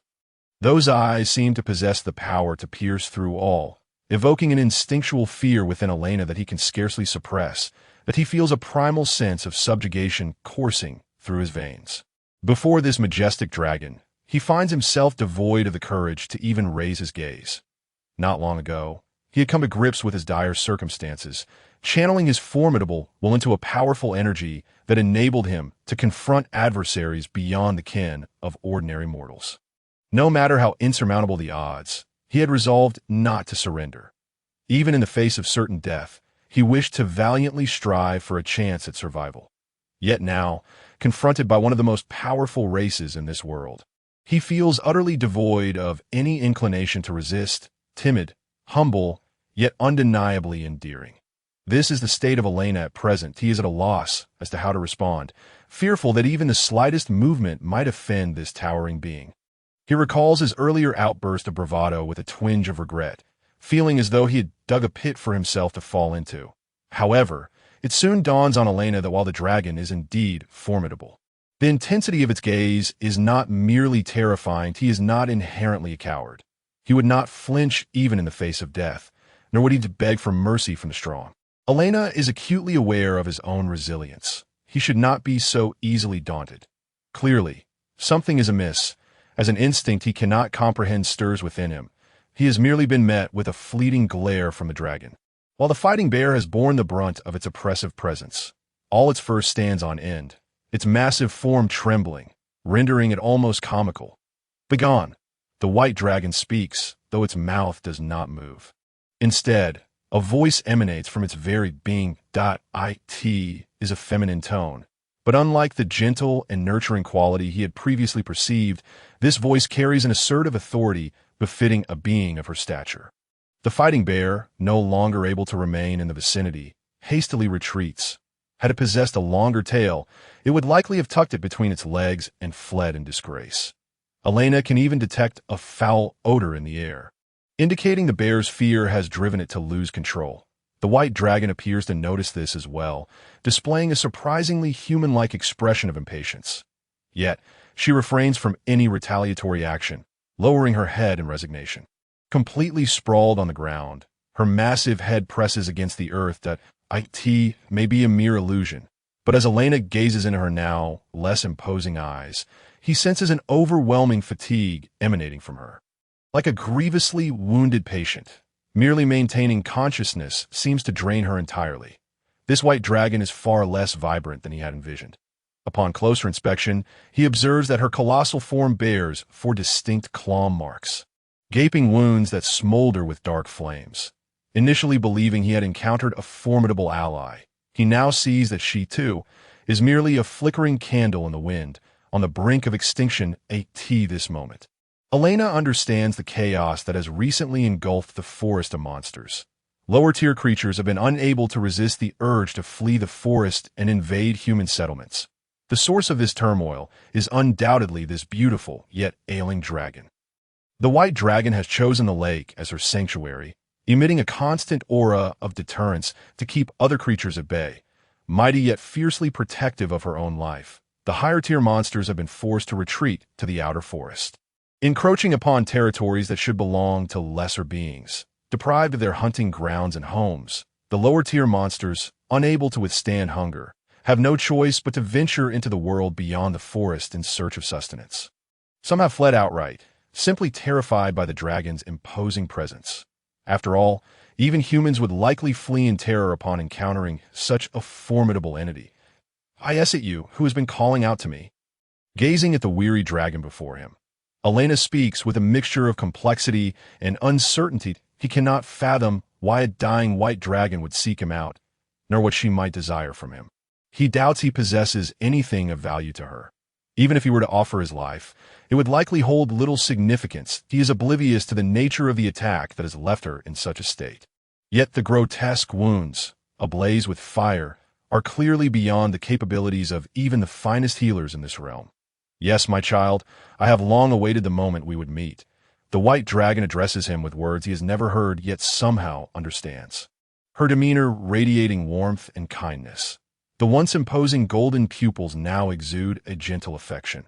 Leaving Elaina both astonished and uneasy, he feels as though he is being scrutinized by a benevolent elder, a sensation he is not accustomed to, having known only the care of the 2 sisters at the orphanage throughout his life. "You do not seem to be in good condition. Allow me to heal you first." Gazing upon the injured form of Elaina, the white dragon displayed a remarkably human-like expression of compassion.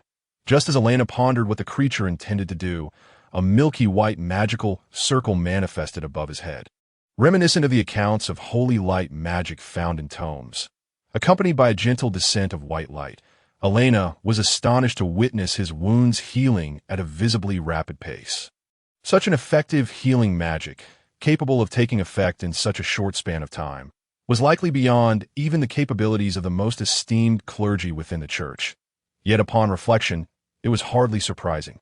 The white dragon was renowned among its kin for its unparalleled prowess in healing, capable of mending an ordinary human like him with but a simple gesture. Legend spoke of the white dragon as the exclusive steed of the god of light, bringing illumination and redemption to the world. The White Dragon clan was synonymous with the creation and the Light Dragon. With its stunning and formidable visage, the White Dragon had once served as a pivotal faith within the Church of the God of Light, revered alongside the enigmatic deity as a beacon of hope for the world. However, over time, it seemed that many had forgotten the existence of the White Dragon, no longer venerating the legendary creature, but rather developing an overly fervent devotion solely to the God of Light himself. The existence of deities in this world was indeed a reality. The kingdom of Solans, situated behind the city of Brooks where Elaina resided, was devoted to the god of light, treating the Church of the God of Light as its state religion. Historical records spoke of numerous instances where the god of light descended to bestow miracles, and traces of divine presence were frequently noted across the globe. Yet in recent decades, the god of light appeared to have matters of his own to attend to, having not revealed his true form among mortals for quite some time. It was not just the god of light who had receded. The appearances of other deities had also diminished, plunging the entire world into a state devoid of divine influence. According to some followers, the growing chaos and encroaching darkness overshadowing the light were a direct consequence of the deities withdrawing their power from this realm. Malicious forces, lurking at the roots of the world, remained unchecked, insidiously spreading in places unseen, destined one day to engulf the entire world. Elaina harbored no interest in such matters. He was neither a scholar nor a devotee, disinterested in probing the essence of divinity and its impact on the world. His only concern lay with the food before him, as the dying dragon asserted herself to be the queen of the White Dragon clan. Now grievously injured, she awaited death within the depths of the monster forest, while the entity that had dealt her such a blow was none other than the Black Dragon clan. Opposite to the White Dragon, the embodiment of creation and light, the Black Dragon clan was known for its immense destructive power and overall might. Often referred to as the Dragon of Destruction and Darkness, the ruler of the Black Dragon clan had set his sights on the Queen of the White Dragons, desiring to take her as his bride. The challenge, however, lay in the fact that the White Dragon Queen was already wed, and facing an adversary so diametrically opposed as the Black Dragon was utterly unacceptable. She could never acquiesce to his demands. Tensions escalated, leading to outright war between the Black and White Dragons. Yet for the White Dragons, who excelled in healing and prolonged conflict, the formidable Black Dragons proved to be the worst of adversaries. Time and again, the White Dragons suffered defeat, nearly facing extinction.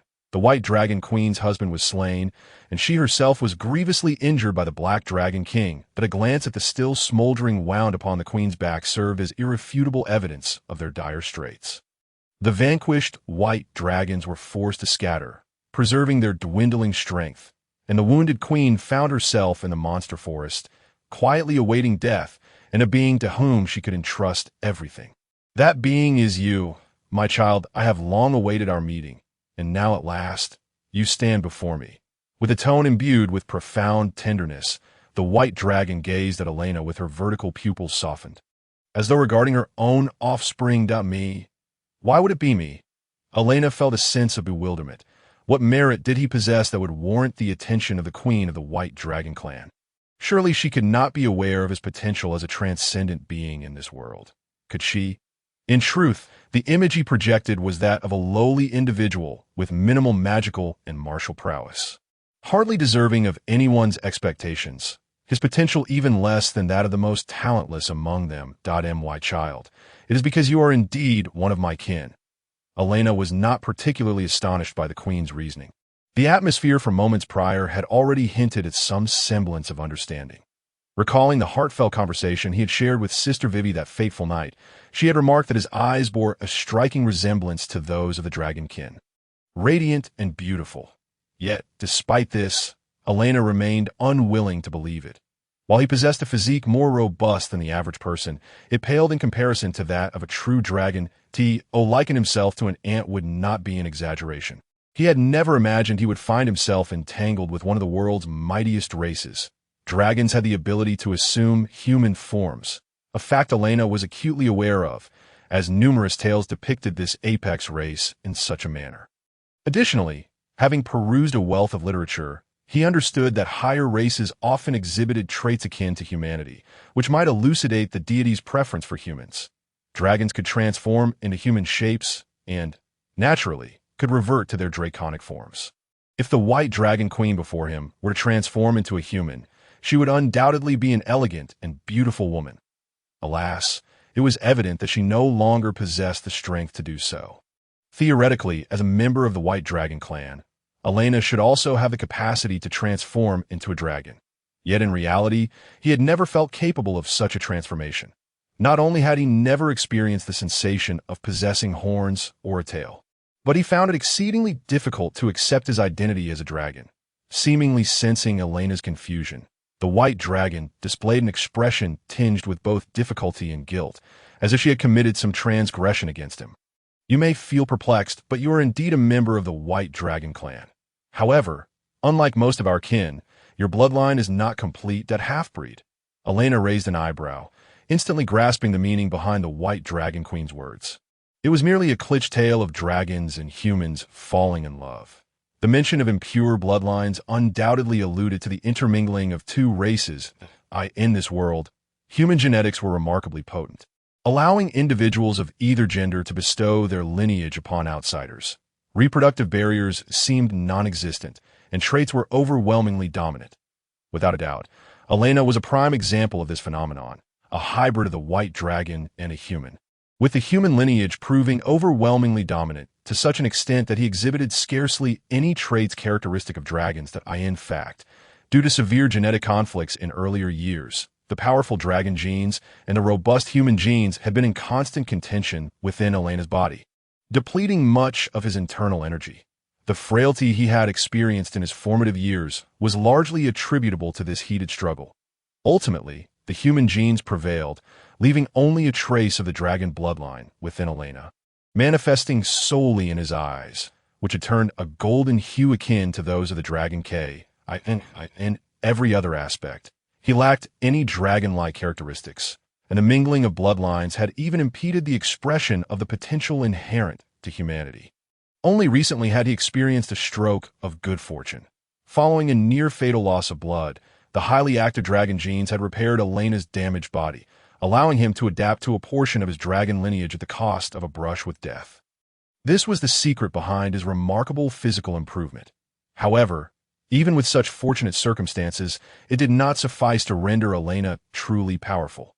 With these revelations in mind, Elaina soon comprehended the nature of his lineage. As for why his parents had abandoned him, that remained a mystery he was not inclined to explore. The White Dragon clan has been decimated. My kin, like myself, now wander the far corners of this world. In my search for the lingering essence of my exiled kin, I arrived here, only to unexpectedly encounter you. The White Dragon spoke with a hint of nostalgia, although she did not explicitly convey it. Elaina sensed that she must be quite disappointed to see him. Before the arrival of death, the instinct for survival within any living being would surge to its zenith, as a member of the healing-oriented White Dragon clan. It was only natural that this queen would yearn for the companionship of her kin. Yet, regrettably, relying on such an unreliable connection to her race, she found not a powerful white dragon compatriot, but rather a hybrid like Elaina, devoid of significant strength. Seemingly aware of Elena's lack of enthusiasm, the White Dragon Queen bore an expression of resignation, despite her delicate and endearing appearance, which surpassed that of the majority of her white dragon kin. She faced a grim reality. However, this child named Elaina seems to possess an unsettling sharpness. It is the first time she has encountered her kin uttering the crude term hybrid in reference to themselves. Yet, the White Dragon Empress finds herself at a loss for words regarding Elaina, struggling to express any sense of warmth towards her. The fact that Elaina cannot be born within the White Dragon's territory undoubtedly reflects the clan's stringent reverence for bloodlines. The love between the White Dragons and outsiders is met with disdain, and the offspring of such unions are deemed heretical. Elaina's parents, whom she has never seen, were undoubtedly cast out by the White Dragon clan. Whether or not it was a decision made by the Empress in her capacity as queen, Elaina is surely aware of her parents' exile. Her failure to extend any gesture of retention or protection merely underscores her own disapproval of the love and hybridization between humans and white dragons. Now, as fate would have it, the very one who once banished Elaina's parents finds herself in need of assistance from their descendant, as a proud dragon. The White Dragon Empress feels a profound sense of shame and regret for her past actions and for the request she now wishes to make of Elaina. Child, you must understand that I have summoned you with the last remnants of my strength for a purpose. There is no need for further niceties. The relationship between them is delicately precarious, with reconciliation appearing almost impossible. The Empress can only hope that this half-bloodkin before her is a child of benevolence, willing to accept the final wish of a wretched being like herself. Do not worry. I will not ask you to toil without recompense, that I possess the ability to unshackle you from the genetic turmoil within you. While I cannot transform you into a true white dragon, I can still grant you access to the powers of our clan, as the sovereign of her kind. The white dragon knows that enlisting another's aid requires sincerity. Unlocking the genetic seals within Elaina is the most enticing offer she can present. However, Elaina does not immediately acquiesce. Instead, she furrows her brow in contemplation. The prospect of wielding the power of the white dragons is indeed exhilarating, yet it necessitates consideration of the task she may be asked to undertake. If it involves avenging the Empress against the Black Dragon clan, for instance, Elaina would swiftly turn to leave. Such a condition would be tantamount to courting death for the Empress's plea for healing.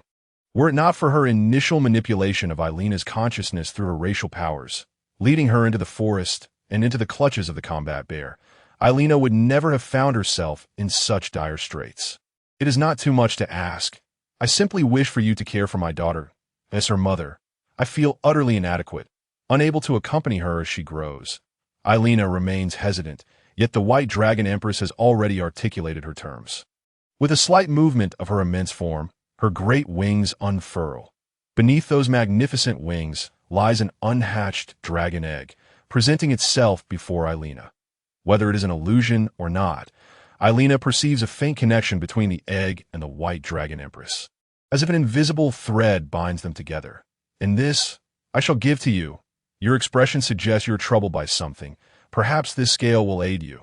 With that, the Empress channels her magic to bestow a scale from her own body to Elaina. Regardless of whether Elaina agrees to care for her daughter, this scale is the only one on the white dragon that remains untainted by the black flames that consume her. Yet, even so, the essence of the noble white dragon clan clings to it but faintly, as Elaina feels the smooth surface of the scale in her hand. Her eyes cannot help but gleam with intrigue.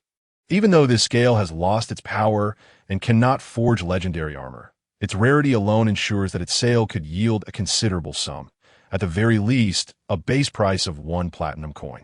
In a world filled with collectors, even a seemingly powerless dragon scale would attract many eager buyers, for it is indeed a dragon scale. Just this small fragment would certainly entice numerous individuals to seek its acquisition. And the 100 gold coins owed to the orphanage would soon be settled. On the surface, Elaina appears to hesitate. Yet in truth, she's already inclined to assist the Empress. What the White Dragon Empress does not know is that Elaina's circumstances are even more dire than she imagines. Trapped in a different kind of desperation. Now, an opportunity for reversal lies before her. A choice that could transcend her limitations is within reach, leaving Elaina with little reason to refuse. Though caring for the Empress's child will undoubtedly be more challenging than it sounds. After all, by sheltering the offspring of the White Dragon Empress, Elaina will inevitably attract the attention of the White Dragon's enemies, the Black Dragons, someday, unless she chooses to live a life of anonymity. It is only a matter of time before the Black Dragon clan uncovers her existence, and the unresolved hatred of years past will resurface. Very well, I accept your terms that in the end, Elaina nods. Recognizing that with a means to transcend her limits and a path to reversal, she fears the Black Dragons little. After all, becoming a dragon slayer does not seem so unappealing. The White Dragon Empress nods in relief. Presenting the egg she has sheltered beneath her wings to Elaina, who cradles it securely in her arms at the tea that moment, Elaina is suddenly struck by a wave of disorientation. Her vision blurs, and she instinctively rubs her eyes. When her senses return, a woman with flowing white hair stands before her. Elaina is momentarily dumbfounded. She must admit that she has never before encountered a woman so breathtakingly beautiful. The legendary and powerful White Dragon Empress indeed possesses a beauty that rivals that sung of by bards. With cascading white hair like a waterfall, a tall and curvaceous figure, adorned in a pure white gown that embodies flawlessness, she exudes an elegance as graceful as jade. What captivates most is the aura of maternal love that radiates from the White Dragon Empress, evoking in Elaina a fleeting vision of the divine, as if the goddess of light herself has bestowed her love upon all living beings in the world, truly as the partner of the legendary deity of light. The White Dragon Empress embodies a grace that befits such a divine association, instantly reminding Elaina of the tender days spent in her mother's embrace. Yet, Elaina quickly regains her composure, although it feels strange to admit. She has never known a mother and thus cannot fully comprehend that sensation. Only a subconscious yearning remains. Casting a glance behind the mysterious woman, Elaina sees the colossal white dragon still prostrate on the ground. Its gaze vacant, almost as if it is an empty shell. Undoubtedly, the figure before her is the manifestation of the White Dragon Empress's spirit, who, in her final moments, wishes to appear before Elaina in this form. The Empress does not speak. She simply approaches Elaina and gently leans down, kissing his forehead with the lightest touch, akin to a dragonfly alighting on water. That fleeting sensation leaves Elaina momentarily bewildered. In his past life as a seasoned mercenary, he had encountered many women. Yet the feeling evoked now is unlike anything he has ever experienced. Akati transcends desire and instinct. An inexplicable sense of reassurance fills his heart, as though he has longed for such a moment. The White Dragon Empress smiles at Elaina, then lowers her head to similarly kiss the dragon egg, whispering softly, though Elaina cannot discern her words. Yet, observing the trembling of her form and the reluctance in her expression, it is clear she does not wish to part from her child. Seemingly fearful of becoming too attached, the White Dragon Empress quickly ceases her murmuring. Before she changes her mind, she must resolve the matters at hand. Let us begin. Before him stood the White Dragon Empress, rising gracefully as she swept her hand to flutter the pure white hem of her gown. In the blink of an eye, she transformed from a gentle and loving mother into the embodiment of regal authority befitting a monarch of her lineage. The majestic form of the white dragon behind her radiated a brilliant light, while her daughter, as the manifestation of their spirit, shone with golden eyes. The profound life force emanated from the white dragon, infusing both Elaina and the dragon egg she cradled in her arms. It was evident that the Empress harbored an unmistakable favoritism toward her daughter, with the majority of the life force being directed toward the dragon EGG. In contrast, Elaina, standing nearby, received merely a fraction, about 1/10, of that life energy. Yet, even this modest share was enough to significantly enhance her physical constitution, awakening the dormant bloodline of the white dragon within her. In an instant, Elena's eyes, too, began to glow with golden light. Should any observer be present, they would surely notice that her eyes were taking on a serpentine form. Her petite frame subtly grew, her proportions becoming more elegant and refined, and her aura underwent a remarkable transformation, finally exuding a hint of draconic majesty. Simultaneously, a wealth of knowledge flooded into Elena's mind. Healing magic, dragon-type lightning spells, and the breath of the white dragon. All the wisdom unique to her kind was inscribed within her consciousness. This was a true bloodline inheritance. The moment the White Dragon Empress entrusted all of this to Elaina, she regarded her as a genuine member of the White Dragon clan, even as a royal descendant. Most significantly, the transformation of Elena's internal magical and combat energies was profound. Her previously subdued powers morphed into dragon magic and dragon fighting spirit. In comparison to her former state, these new energies were far purer and more potent. Devoid of any impurities that, if quantified, each unit of her dragon magic and fighting spirit was equivalent to 3 units of an ordinary person's. This terrifying ratio of 1:3 established a formidable foundation for Elaina. What thrilled her the most was the realization that her body was now capable of growth. The meager magical and combat energies within her hinted at an imminent increase. Perhaps now, when absorbing magic cores, she could truly harness the energy within to enhance her own abilities. As she regained her composure, Elaina then noticed the figure of the woman before her becoming increasingly translucent, her ethereal form seemingly on the verge of dissipating. "Farewell," the White Dragon Empress whispered, fully aware of her current state. Although their meeting had been brief, watching the Empress gradually vanish before her eyes stirred an inexplicable sorrow within Elaina. Particularly poignant was the serene expression on the Empress's face, which left Elaina feeling deeply conflicted and bewildered. Did the Empress not fear that Elaina might renege on their agreement? Though she had accepted the terms, there were no tangible constraints in place. Elaina could easily reconsider once the Empress departed from this realm. It was important to note that a living dragon egg was exceedingly precious. If sold, it would undoubtedly fetch a fortune, ensuring a lifetime of abundance for both Elaina and the orphanage. Whether she could manage to hold on to such wealth was another matter entirely.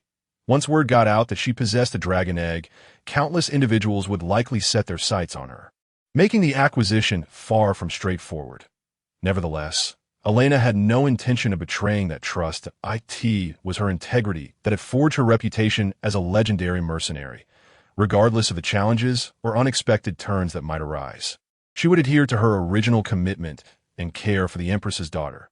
Thus, she watched helplessly as the figure of the White Dragon Empress faded from view, turning to see the enormous form of the White Dragon succumbing to the searing embrace of black flames. Those flames were truly sinister, consuming not only flesh, but seemingly capable of incinerating both soul and spirit.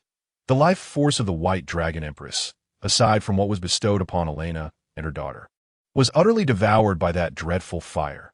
Elaina silently observed the Empress's colossal form being reduced to ashes, meticulously absorbing every detail. One day, he too would confront the master of that flame, and he hoped he would not meet a similar fate. By the lakeside, beside the skeletal remains of the White Dragon Empress, Elaina bent down to gaze at his own reflection in the water. With his silvery hair and golden eyes, he appeared strikingly exquisite.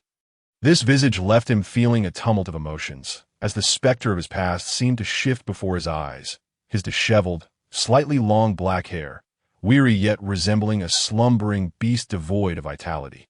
And his nonchalant smile, combined with an unrefined appearance, exuded a unique charm that defined a man of middle age. He ought to have embodied the image of a dashing uncle that a Na'vi young girl would be unable to resist. Yet upon glancing back at the lake, his reflection returned to that of a delicate figure. Possessing the bloodline of the White Dragon, Elaina had always appeared somewhat frail and delicate. Now, with that lineage awakened, she appeared even more refined and ethereal.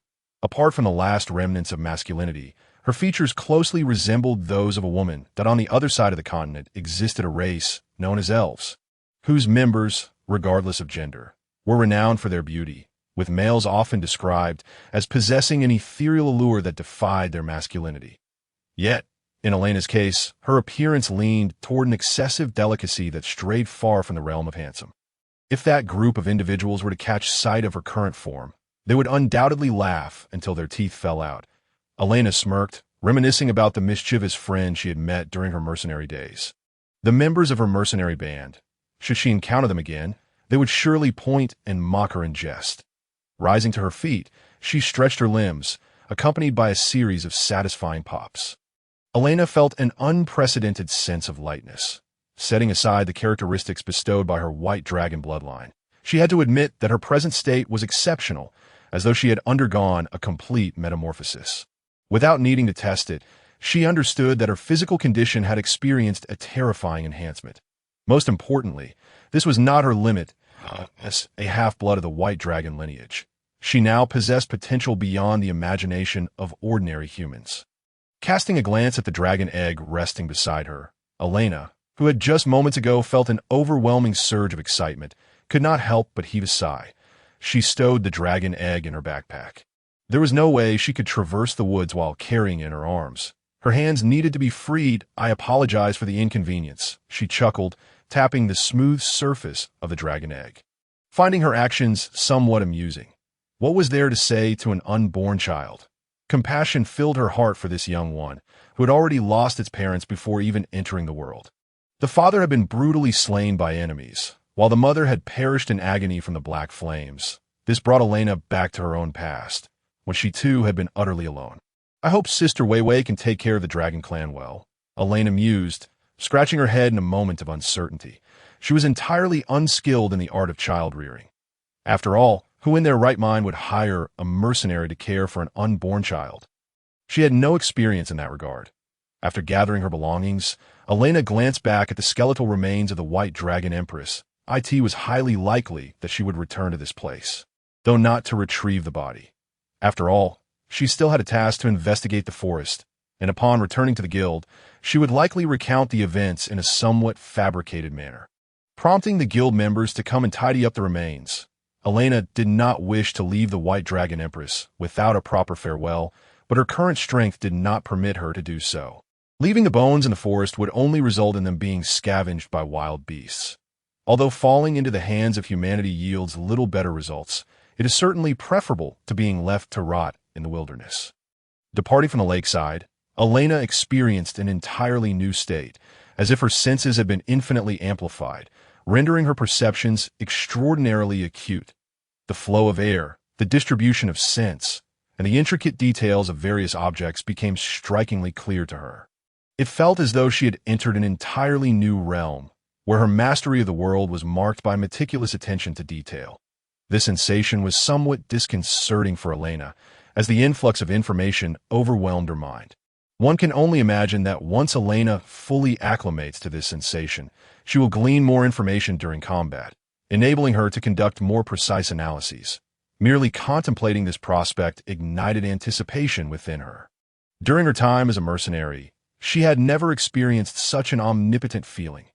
This, perhaps, is the wondrous allure of another world, allowing the experience of powers at a higher echelon. Elaina had never divulged to anyone the depth of her obsession with the pursuit of power. Perhaps it stemmed from her upbringing amidst chaos and conflict, which left her with a perpetual sense of insecurity and a yearning for the strength to crush all obstacles in a world dominated by firearms. It was evident that Elaina could not achieve such dominance. Even as one of the top mercenaries, a single peanut could spell her demise. However, now, as she cast a glance at her smooth, unblemished arm, she realized that only her dagger had shattered. Otherwise, she genuinely considered making an incision upon her own flesh. This, however, would not be a trivial matter. She could faintly sense that her body was sturdier than she had imagined, making it exceedingly difficult for ordinary physical attacks to breach her defenses. Her bones were likely quite resilient, impervious to damage without a weapon of considerable strength. It feels a bit sticky, she mused, furrowing her brow as she observed her current form. The heightened concentration of her blood had transformed her, while a significant amount of impurities had been expelled from her body. The mingling of her congealed blood with the scents of earth and weeds created an exceedingly unpleasant aroma, rendering her movements quite uncomfortable.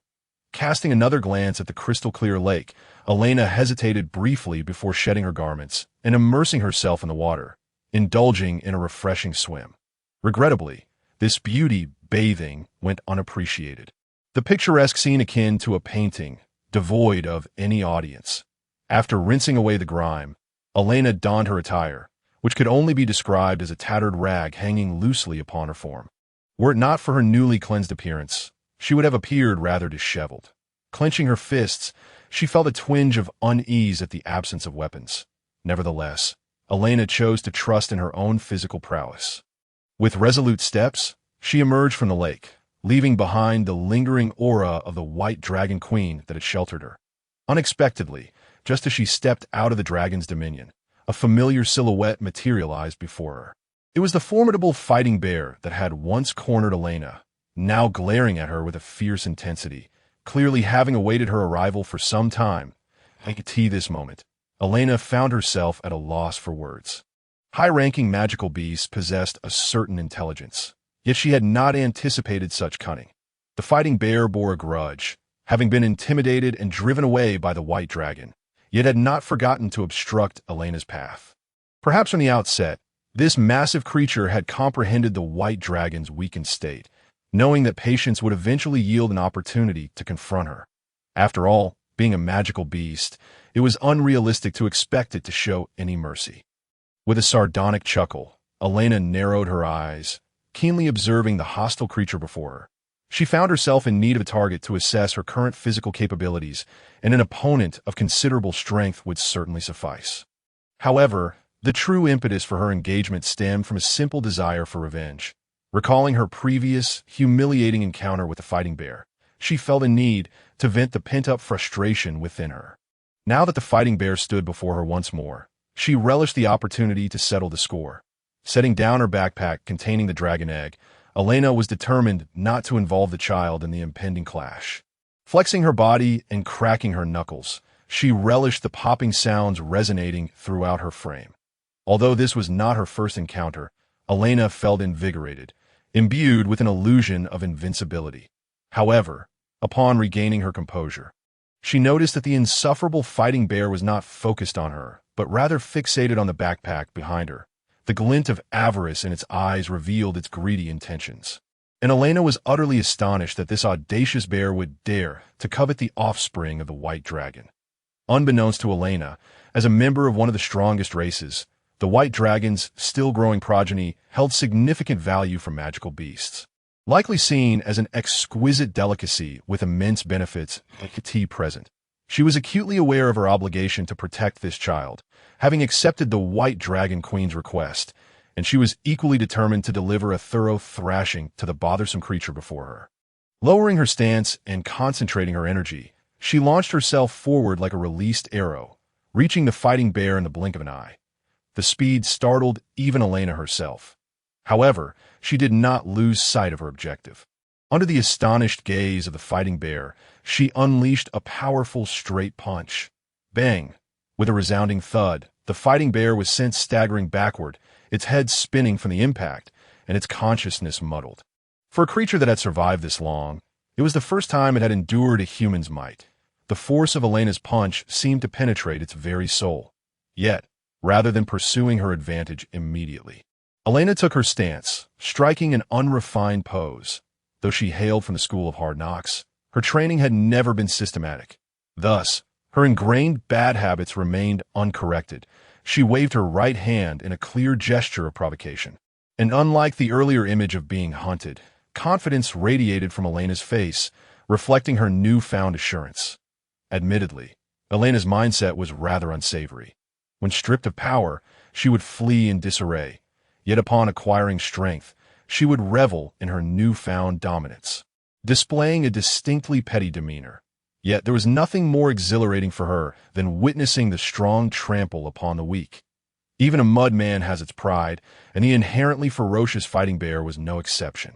Provoked repeatedly by Elaina, the bear felt its fury igniting, releasing a menacing roar and adopting a stance far more refined than Elena's. With a flurry of claws, it lunged at her with the force of tempest. Yet it seemed as though Elaina had fully anticipated its moves. She merely swayed her upper body to evade the onslaught with ease. The gusts of wind from the bear's swipes barely grazed Elena's skin, failing to penetrate her defenses. The reason she had previously struggled against this wretched bear was solely due to her body's hardware not being up to PA in terms of combat experience and skill. Elaina, having navigated the mercenary world for years, was undoubtedly more formidable. The only disparity lay in her physicality, which could not rival that of a magical beast. Her reflexes were limited to human capabilities, making it challenging to compete with true monsters. However, as long as she could bridge these gaps, even if only slightly, Elaina would possess the means to triumph over her adversary. In fact, she had come perilously close to defeating the fighting bear before, inflicting considerable damage during their previous encounters. Had her gear been of higher quality, she might have shattered the bear's defenses. Were it not for that, the bear would have likely succumbed to her relentless assault long ago. Fortunately, Elaina was relishing the current thrill. The joy of comprehensively overpowering her opponent was exhilarating. Bang! Once again, a powerful blow struck, and Elaina ceased to flaunt her agility. Her footwork transformed into an embodiment of aggression. The delicate fists, aptly termed little pink fists, relentlessly pounded against the massive form of the combat bear, each impact unleashing shockwaves that caused the surrounding flora to sway violently. The combat bear seemed to have devolved into a mere punching bag, its colossal body quaking with every strike, as if its very organs were being shattered by Elena's fists. The visceral sensation of striking flesh intoxicated Elaina, who gradually came to master her own body amidst the fray. Her sudden surge in physique and strength had become second nature. She had to admit that when she first faced the combat bear, it had been a daunting experience. Yet in retrospect, the opponent appeared rather pedestrian, merely a foe that a bronze-ranked adventurers party could easily handle, requiring only silver-tier prowess for a solo confrontation. Though such thoughts might seem arrogant, Elaina harbored no intention of remaining at the bottom. She firmly believed that one day she would attain accolades beyond gold. This confidence stemmed from her past as the mightiest mercenary. With a resounding thud, having lost interest in the combat bear, Elaina assumed a horse stance and delivered her final blow. Her petite frame unleashed an unimaginable force, propelling the several-ton beast away with a single punch that it collided with numerous trees before ultimately embedding itself in a massive boulder, a scene reminiscent of her own past predicament, where she had once been in a similar position. Yet unlike her, who had persevered through grit, the combat bear lacked such resolve. Its robust body crumpled to the ground, devoid of any trace of life. This bout of vengeance concluded rather anticlimactically, leaving Elaina with little sense of accomplishment. Shaking her slightly aching right hand, she hoisted her backpack once more and dragged the combat bear's carcass toward the edge of the forest. The different battle awaited her. Meanwhile, in the dilapidated church on the outskirts of Brook City, a girl adorned in pink quietly leaned against the window.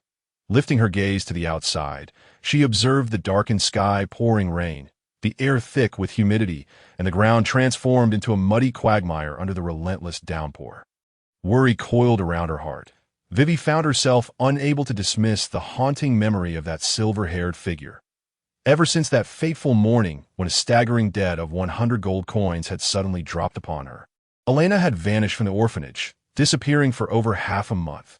Vivi had not crossed paths with her even once during this time, fearing the worst, that she might receive news of Elena's demise, and had not even dared to inquire about her whereabouts. Regret gnawed at her for not stopping Elaina, for not intervening on behalf of her seemingly fragile brother. In truth, she was terrified, deeply afraid, having long sensed the unsettling changes in Elaina. The timid, introverted child she once knew had transformed into a figure of cold determination. It was as if she were witnessing a different person, though her daily mannerisms bore a familiar resemblance. Yet the occasional glimmer in her eyes felt utterly alien to Vivi. "Elaina, you only need to remain as you are. I will always protect you." She recalled the words she had once spoken to her brother, words imbued with the innocence of childhood that often led her into deep contemplation. Vivi cherished Elaina, but not in a romantic sense. Her affection was rooted in a yearning for a beautiful future. The delicate, endearing Elaina radiated an allure that embodied the future Vivi so desperately desired. Even if she were to lose her own strength, even if she were to shed the burdens she bore, she wished for a life where love and care would be bestowed upon her without effort. This was the future Vivi envisioned, and she had unwittingly projected her dreams onto Elaina, as if the day Elaina ceased to be her cherished one would herald the collapse of her aspirations. To put it bluntly, Vivi had unconsciously imposed her emotional dependencies onto Elaina, striving to shield her dreams from change or sudden corruption. From a young age, Vivi had subtly suggested to Elaina not to exert herself unnecessarily, to refrain from overthinking. All she needed to do was to remain obedient and fulfill the role of a doll, while leaving the rest unconsidered. Yet, Elaina had demonstrated through her actions that she was unwilling to remain merely a broken doll. She was a person, and a man at that. She refused to be the perpetual recipient of others' protection. Unwilling to settle for the status quo, she craved to seek out new horizons and pursue a better life. All of this felt profoundly unfamiliar to Vivi, evoking a sense of anger within her, as if something she held dear was being tarnished. Initially, she was taken aback by her sudden surge of anger, never anticipating that she would feel discontent over such matters. It became clear that her inner turmoil ran deeper than she had imagined. No wonder Elaina had once preferred that insufferable Elaina over her. It could be said that many situations are rife with intricacies. Elena's affections were more logical than she had realized. As she gazed at the intensifying rain, a bitter smile crossed Vivi's face. It seemed that the one truly yearning to remain a doll was herself. Others believed her to be mature, skilled in caring for children, having shouldered the entirety of the orphanage at such a young age. But who could fathom that her true desire was merely to rely on others? This prompted Vivi to once again reflect on that morning when she, upon learning of the overwhelming debt, chose to sit in a chair and weep, while Elaina resolutely turned away to seek solutions. Recalling Elena's silhouette from that moment, she appeared so reliable, so admirable, intensifying Vivi's awareness of her own immaturity. "Elaina, Please come back. I miss you so much." Lost in thought, Vivi's eyes welled with tears. Despite the rain not seeping into the church, her heart felt darker than the clouds above. She no longer wished to ponder the future or how to sustain the orphanage. Her only hope was for her beloved to return safely, and for that, she would do anything if struck by inspiration. Vivi slowly turned her head, her gaze falling upon the dilapidated statue she had yet to address. Observing the shattered pieces that formed a semblance of a face, Vivi held no faith. Even raised by the old nun, she had never harbored a shred of belief in any deity. Yet now, for Elena's safe return, she was willing to offer her faith to this nameless god. She knelt before the broken statue, mimicking the old nun's posture from memory, closing her eyes and placing her hands together over her heart.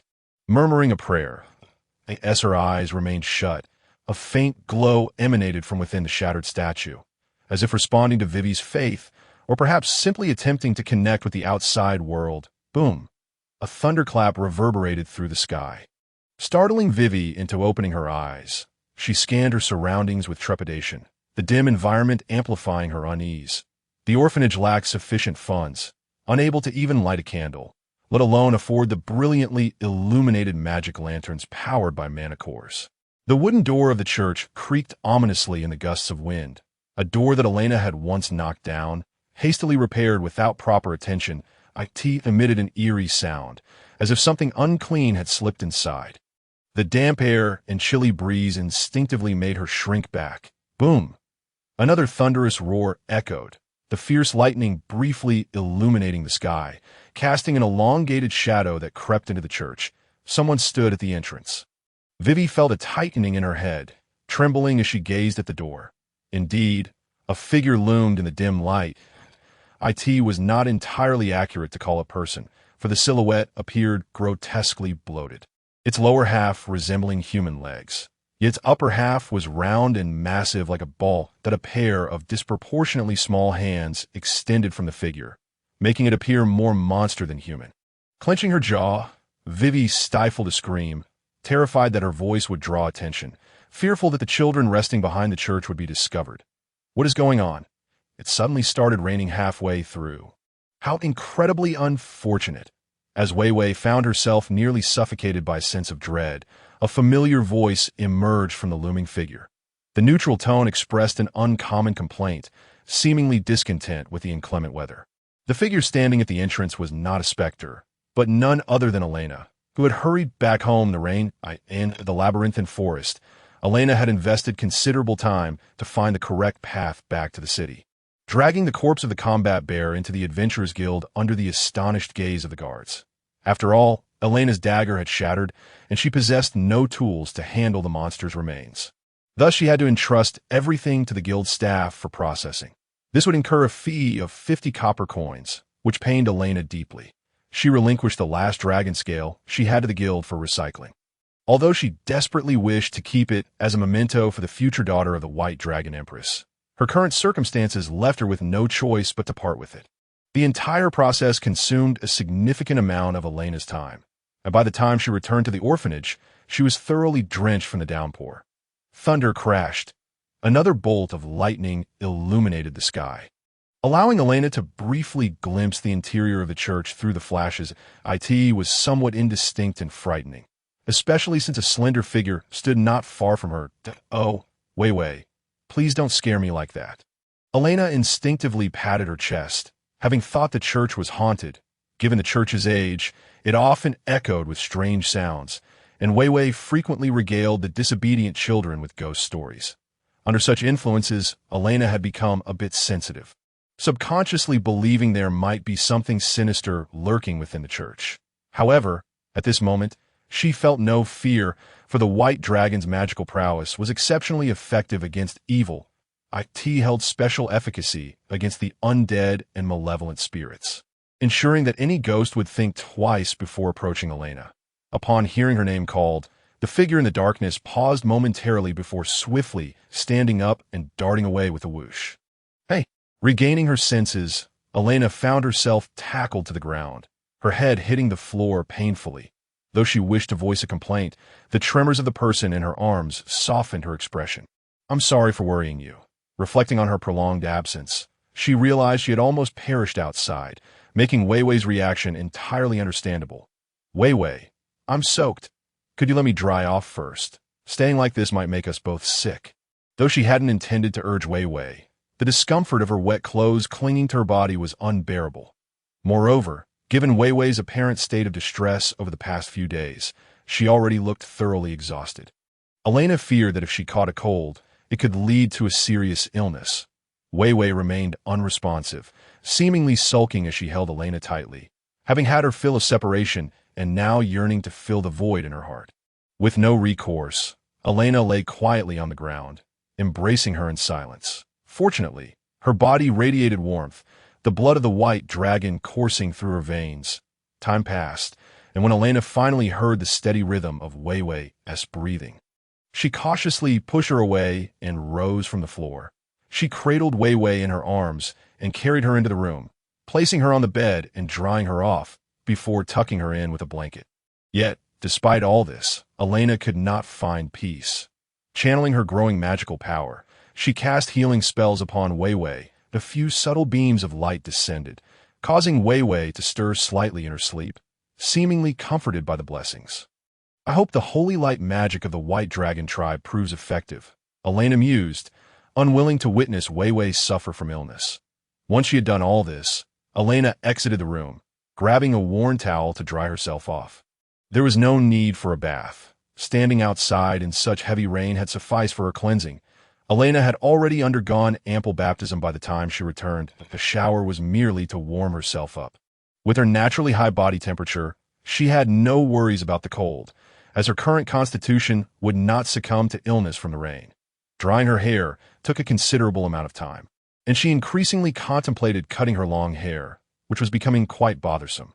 However, indulging in such a whim at this hour would likely irritate Wei Wei, and Elaina had no desire to upset or sadden her. She casually retrieved a few magic cores from her pocket, popping them in her mouth like chewing gum. In addition to absorbing the energy within to enhance her abilities, magic cores also serve to restore magical and combat energy. After casting several holy light spells, Elaina found her magical reserves somewhat depleted, so she decided to consume a few magic cores for recovery. The cool sensation melting in her mouth reminded her of mint candy. Unfortunately, it lacked sweetness and was not as delightful as she had anticipated. The energy from the magic core spread throughout her body, nourishing her parched magical reserves. Unlike before, when she felt no reaction, the energy from a magic core was absorbed seamlessly, resulting in a noticeable growth in her dragon combat energy and magical power. Most importantly, her magical reserves were effectively replenished. However, Elaina frowned in dissatisfaction. Finding the efficiency far below her expectations, the increase in both combat energy and magical power was negligible. The recovery effect was decent, and consuming 2 or 3 more should suffice for a full restoration. Yet, this was primarily due to her relatively low magical base. This led Elaina to lament that warriors in this world grew far too slowly, or perhaps relying solely on low-level magic cores provided little assistance. With this thought, Elaina produced the magic core obtained from defeating the boar-headed creature earlier. Initially planning to sell everything for quick cash, she was surprised by this turn of events, which had unexpectedly granted her financial leeway. After a moment's hesitation, she consumed the magic core, feeling an even stronger chill penetrate her brain. That's invigorating. Elaina couldn't help but shudder, letting out a gasp. The elite magic core from a formidable creature indeed contained a vast amount of energy. She could distinctly feel the pure energy dispersing within her, every cell in her body seemingly rejoicing. It appeared that to achieve rapid advancement, mere quantity was insufficient. Only the high-grade magic cores produced by powerful creatures would yield substantial gains. Just one boar-headed magic core, Elaina felt, was likely worth more than 100 goblin cores in terms of effect. Lower-tier adventurers tended to hunt only low-level monsters to make ends meet, as this approach was simple, low risk, and bore no additional burdens. Yet by shying away from challenging stronger foes while merely bullying the weak, they not only missed out on valuable combat experience, but also found their magic core intake woefully inefficient. It was no wonder that so many low-tier adventurers languished, often spending decades without leveling up. With such hunting habits, progress seemed almost unattainable. Though Elaina was pleased to see some improvement, her smile faded quickly as her expression turned grave. It was well known that absorbing magic cores not only increased the quantity of magic and combat energy, but also allowed one to learn the skills possessed by the monsters. However, after consuming this magic core, she had absorbed its energy to the fullest, yet she felt no hint of acquiring any skills. Neither the battle roar nor frenzy. None of the skills resonated within her. It was as if the magic core simply did not exist. According to the records of the Adventurers Guild, theoretically, even if one failed to master the skills contained within a magic core, the principles and sensations associated with skill release would still be vaguely reflected in the mind. With sufficient training, one would eventually be able to learn these skills. However, Elaina felt absolutely nothing. Not even a trace of memory remained, let alone an understanding of the skill release methods. Could it be that the bloodline of the dragon race was repelling the abilities of such a lower species? This thought made him grimace, increasingly convinced that the issue lay within the white dragon blood coursing through him. He recalled the various legacies imparted by the white dragon empress, whether it be the powerful healing light magic or the lightning magic imbued with dispelling effects. Even the various claw strikes and tail swipes that could only be executed in dragon form were prefixed with a reference to the dragon race, as if to avoid explicitly marking them as exclusive to dragons. In this light, it was only natural that he could not learn the skills of other magical creatures. To truly learn new abilities, he would likely need to extract the magic cores of other dragons. As absorption would presumably facilitate learning, Elaina found this rather frustrating. After all, his immediate goal was to confront a giant dragon, a rather lofty expectation. Rubbing his brow, he refrained from using the remaining magic core of the combat bear.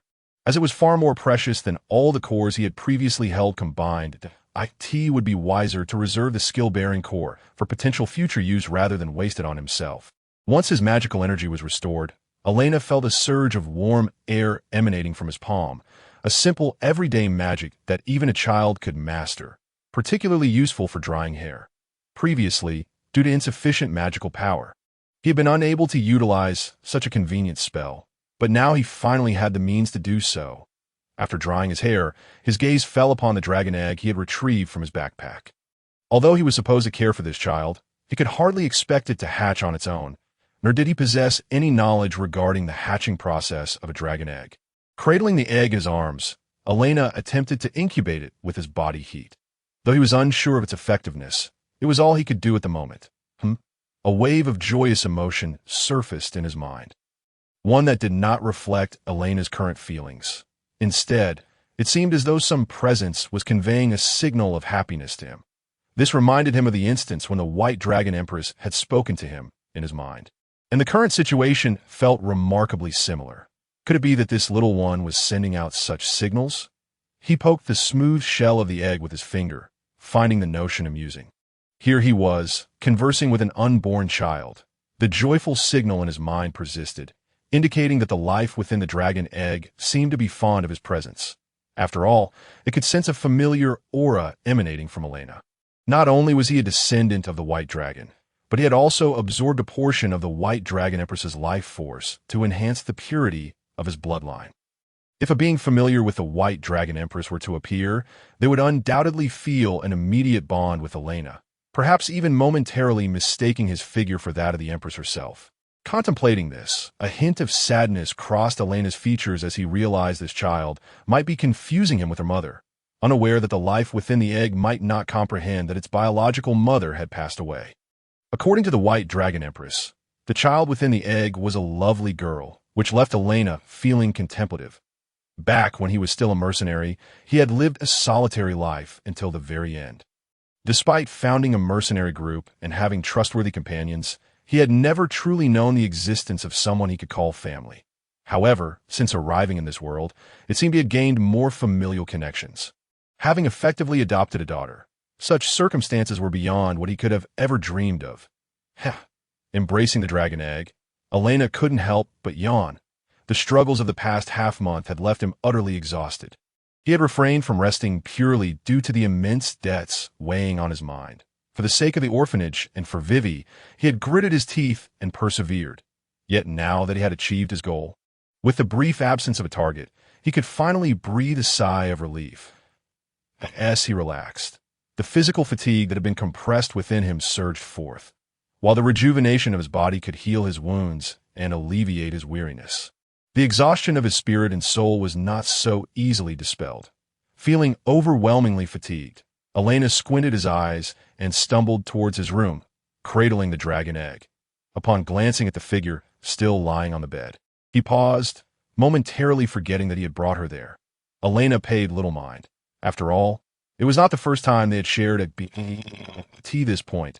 Feeling shy was utterly meaningless with that thought.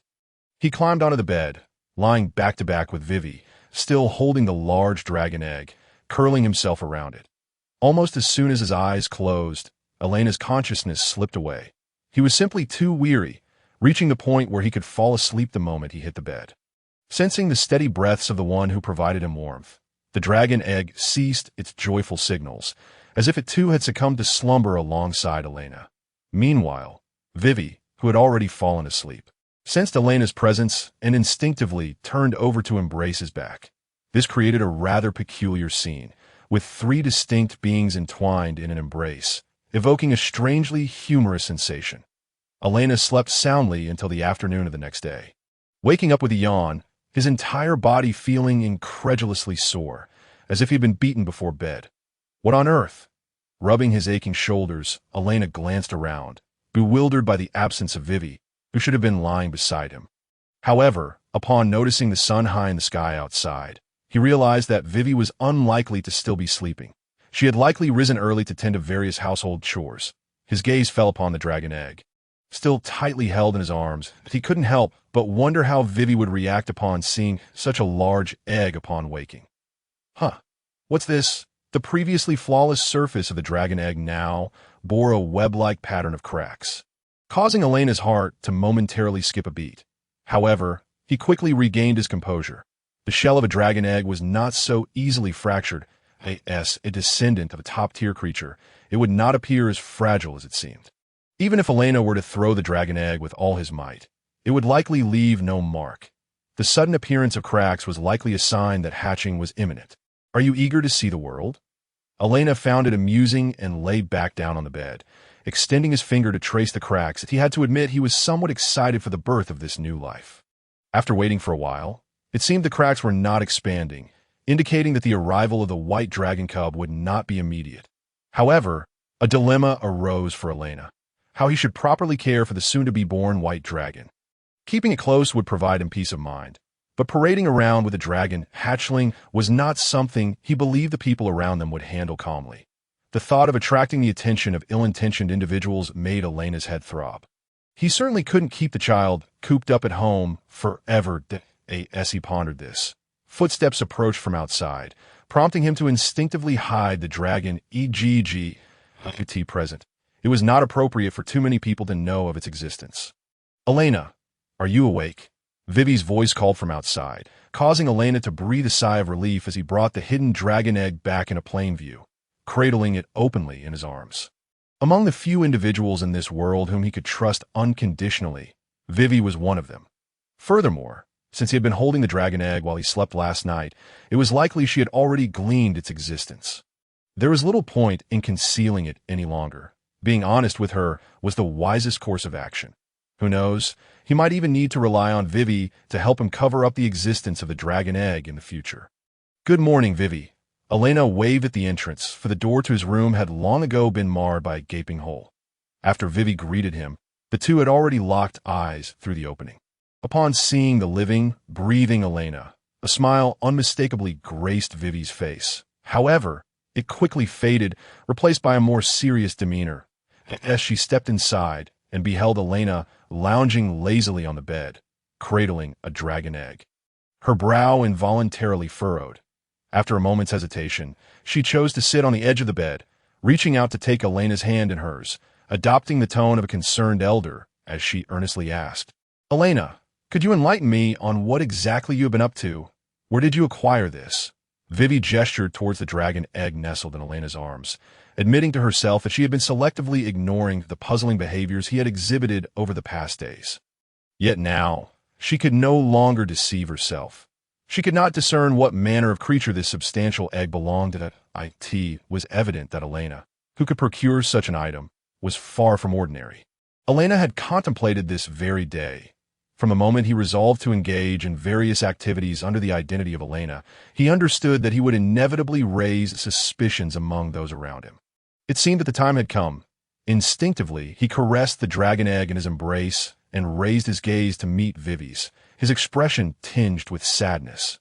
"Vivi, do you know of the concept known as reincarnation?" Huh. The suddenness of his words left Vivi momentarily taken aback. Yet, after a brief pause, she seemed to recollect something, her expression turning quite complex as she spoke. Malice tends to coalesce. An increasingly unbalanced world will give birth to monsters forged from that malice. Often referred to as demon lords, the restore equilibrium between light and darkness. The divine will give rise to a chosen one. They may be individuals of exceptional talent, enduring hardship, yet possessing a benevolent heart. Alternatively, they could be beings summoned from another realm, ordinary in lineage yet endowed with extraordinary abilities. They might even be souls from another world, inhabiting the bodies of the dying, tasked with completing unfinished business. Now, it was Elena's turn to be bewildered. He was still pondering how to elucidate the intricacies of traversing worlds and reincarnation to this world's natives. His surprise, it seemed that such matters were already commonplace in this realm. With dedicated tales chronicling similar occurrences, the old nun often regaled us with stories of this nature as we drifted off to sleep, tales of demon lords and heroes. You must have heard of them. Elaina, the illustrated books still circulate among the children. Haven't you forgotten? Observing the astonishment on Elena's face, Vivi displayed an expression of unexpected delight, for this was hardly a secret. However, the existence of demon lords and heroes had not been witnessed for millennia, causing the populace to gradually forget such concepts in the past, when monsters ravaged the world, shrouded in malice. Many had prayed for the appearance of a hero. Yet after so many years, neither the malevolent demon lords nor the virtuous heroes had emerged, leading people to lose interest. Are you suggesting that you are in fact a hero, Elaina, that all your actions are in pursuit of world peace? The gravity of the situation seemed to amuse Vivi, her gaze toward Elaina reminiscent of one observing innocent children. The boys from the orphanage, after hearing tales from the illustrated books, would occasionally declare their future aspirations to become heroes. That was amusing, yet evoked a sense of nostalgia for the children's innocence, a purity that was one of the few beauties in this otherwise grim world. This left Elaina somewhat speechless. He was not a naive child caught in a phase of youthful fantasy. Nor did he perceive himself as a so-called hero. He was acutely aware of his true identity, a soul that should have perished in another world, now occupying the body of a boy who bore his name. He did not comprehend how he had arrived in this realm, whether he had been summoned intentionally, or what purpose his summoning served. Was it merely to mold him into a hero? To be frank, Elaina did not believe he was capable of such a role. He harbored no sense of justice and had, at times as a mercenary, targeted the innocent. His interest in the trajectory of this world was negligible. He merely wished to safeguard his small patch of land and ensure that those around him, including the orphanage, fared well. This was Elena's simple aspiration, augmented only by a modest desire to grow stronger. After all, he had lived an exhilarating life in his previous existence. A quieter, more stable life in this one held its own merits. The true Elaina had perished. He was but a wandering soul occupying this body, possessing only its memories. Given Vivi's comprehension of reincarnation and traversing worlds, elucidating his situation became straightforward. Having spoken these words, Elaina instinctively averted his gaze, feigning nonchalance. Yet, deep down, he trembled at the prospect of Vivi's wrath. Were he to stand in her shoes, discovering that his beloved younger brother's soul had been replaced by that of an older man from another realm, he would likely be inclined to unleash his fury. He feared being scolded or even cast out, yet there were truths he could no longer conceal. The charade of being another person had grown tiresome. A heavy silence enveloped the two, and feeling an unprecedented tension, Elaina instinctively shrank away. His curled-up form, cradling the dragon egg, appeared utterly endearing, and even if Vivi were genuinely angry, she would likely find it impossible to remain so upon witnessing this scene.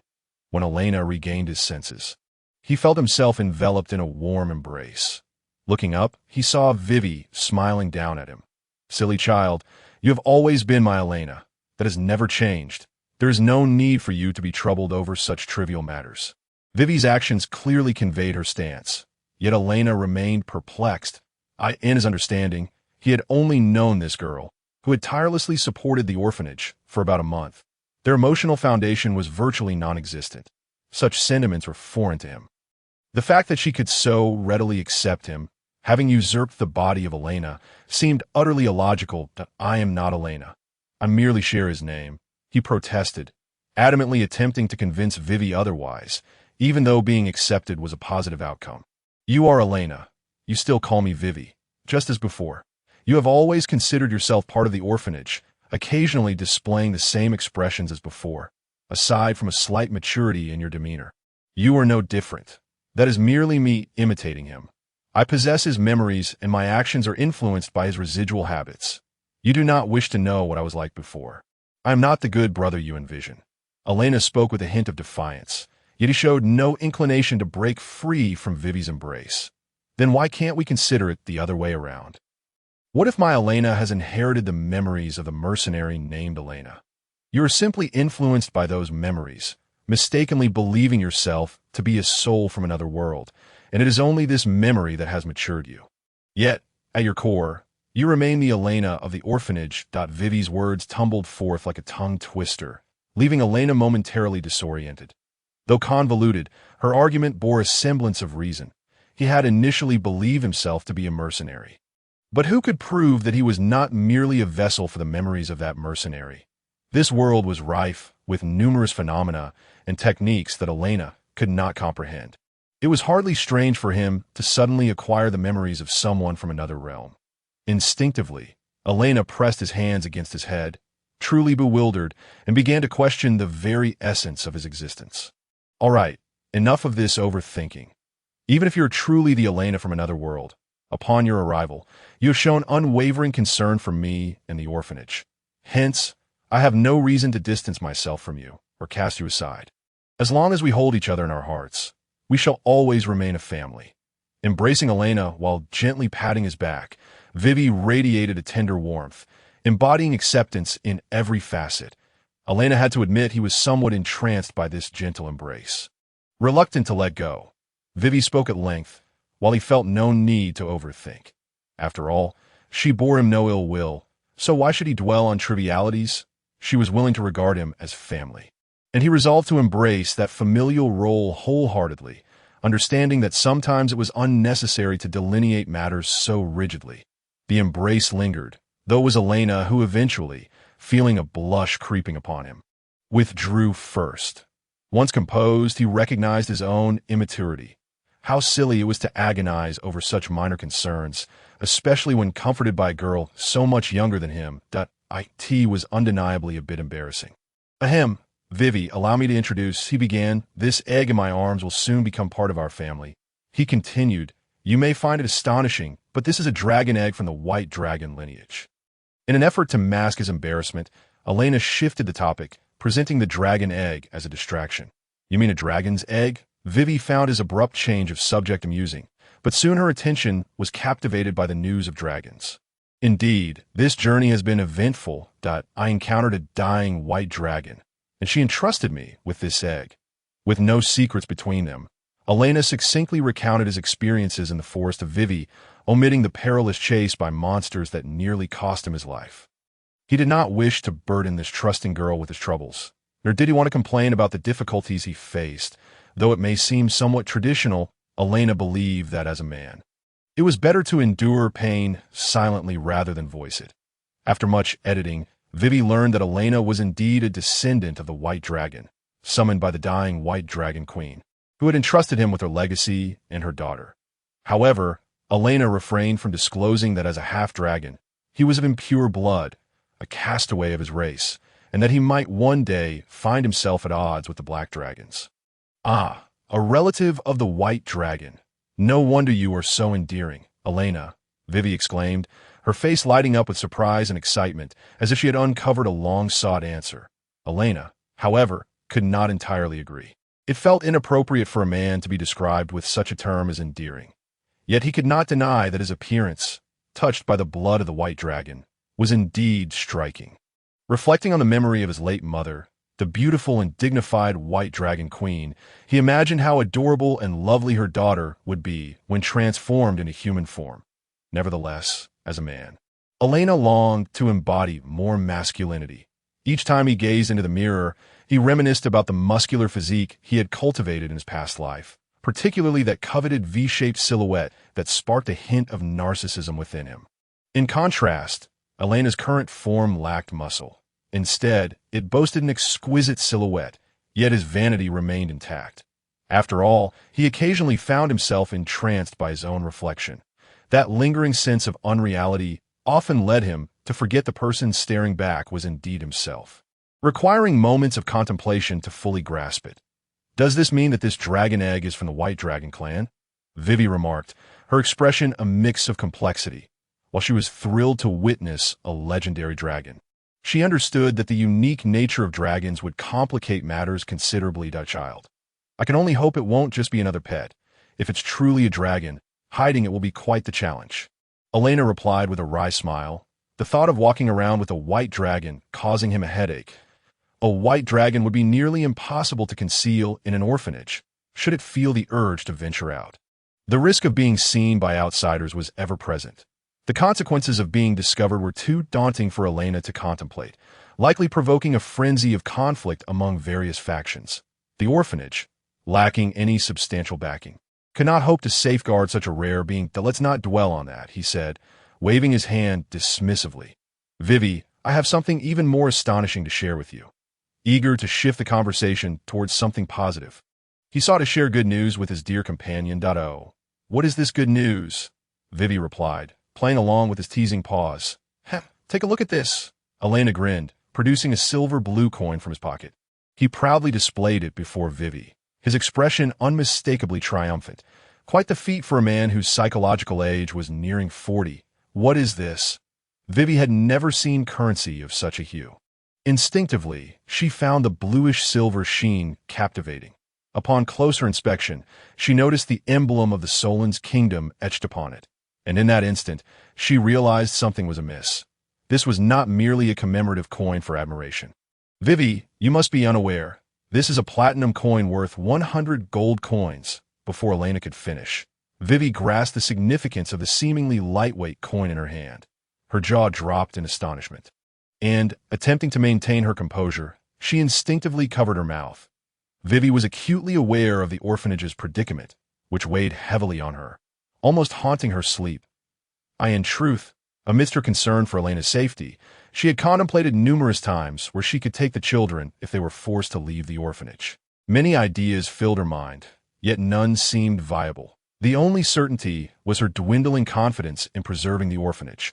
After all, 100 gold coins was a sum that exceeded what any ordinary household could muster. Even though Elaina had set out to earn money, Vivi remained pessimistic. Unless he resorted to dubious means to acquire such funds, it was improbable he could earn 100 gold coins within a month. Yet now, Elaina demonstrated through his actions that he could indeed earn such a sum, and in less than a month's time. Merely a fortnight was sufficient. Rest assured, Vivi, this is money I earned through legitimate means as an adventurer. I haven't engaged in anything underhanded, he assured her, sensing her unease. He took her free hand, his expression gentle. That I cannot accept this. It is your hard-earned money, Elaina. You should keep it for yourself. There is still a long road ahead. And you will surely need this money, Vivi replied, her heart conflicted. The thought of accepting the platinum coin tempted her greatly. With it, the orphanage's debts could be settled, allowing them to continue their daily lives. Yet, she realized this money was earned through Elena's efforts. Though he had not explicitly stated it, she understood that acquiring such wealth was no easy feat, perhaps even risking his life in the forest. Vivi recognized that Elaina was a bad boy who tended to conceal his struggles, and thus, she knew better than to take his words at face value. This was Elena's money. She could not coerce him into rescuing the orphanage, as he had no obligation to repay its debts. This was money he ought to keep for himself. Vivi, even if you say that, I would still be upset. Elaina retorted, his expression playfully exasperated as he shoved the platinum coin back into her hands, feigning annoyance as if he would be angry if she refused.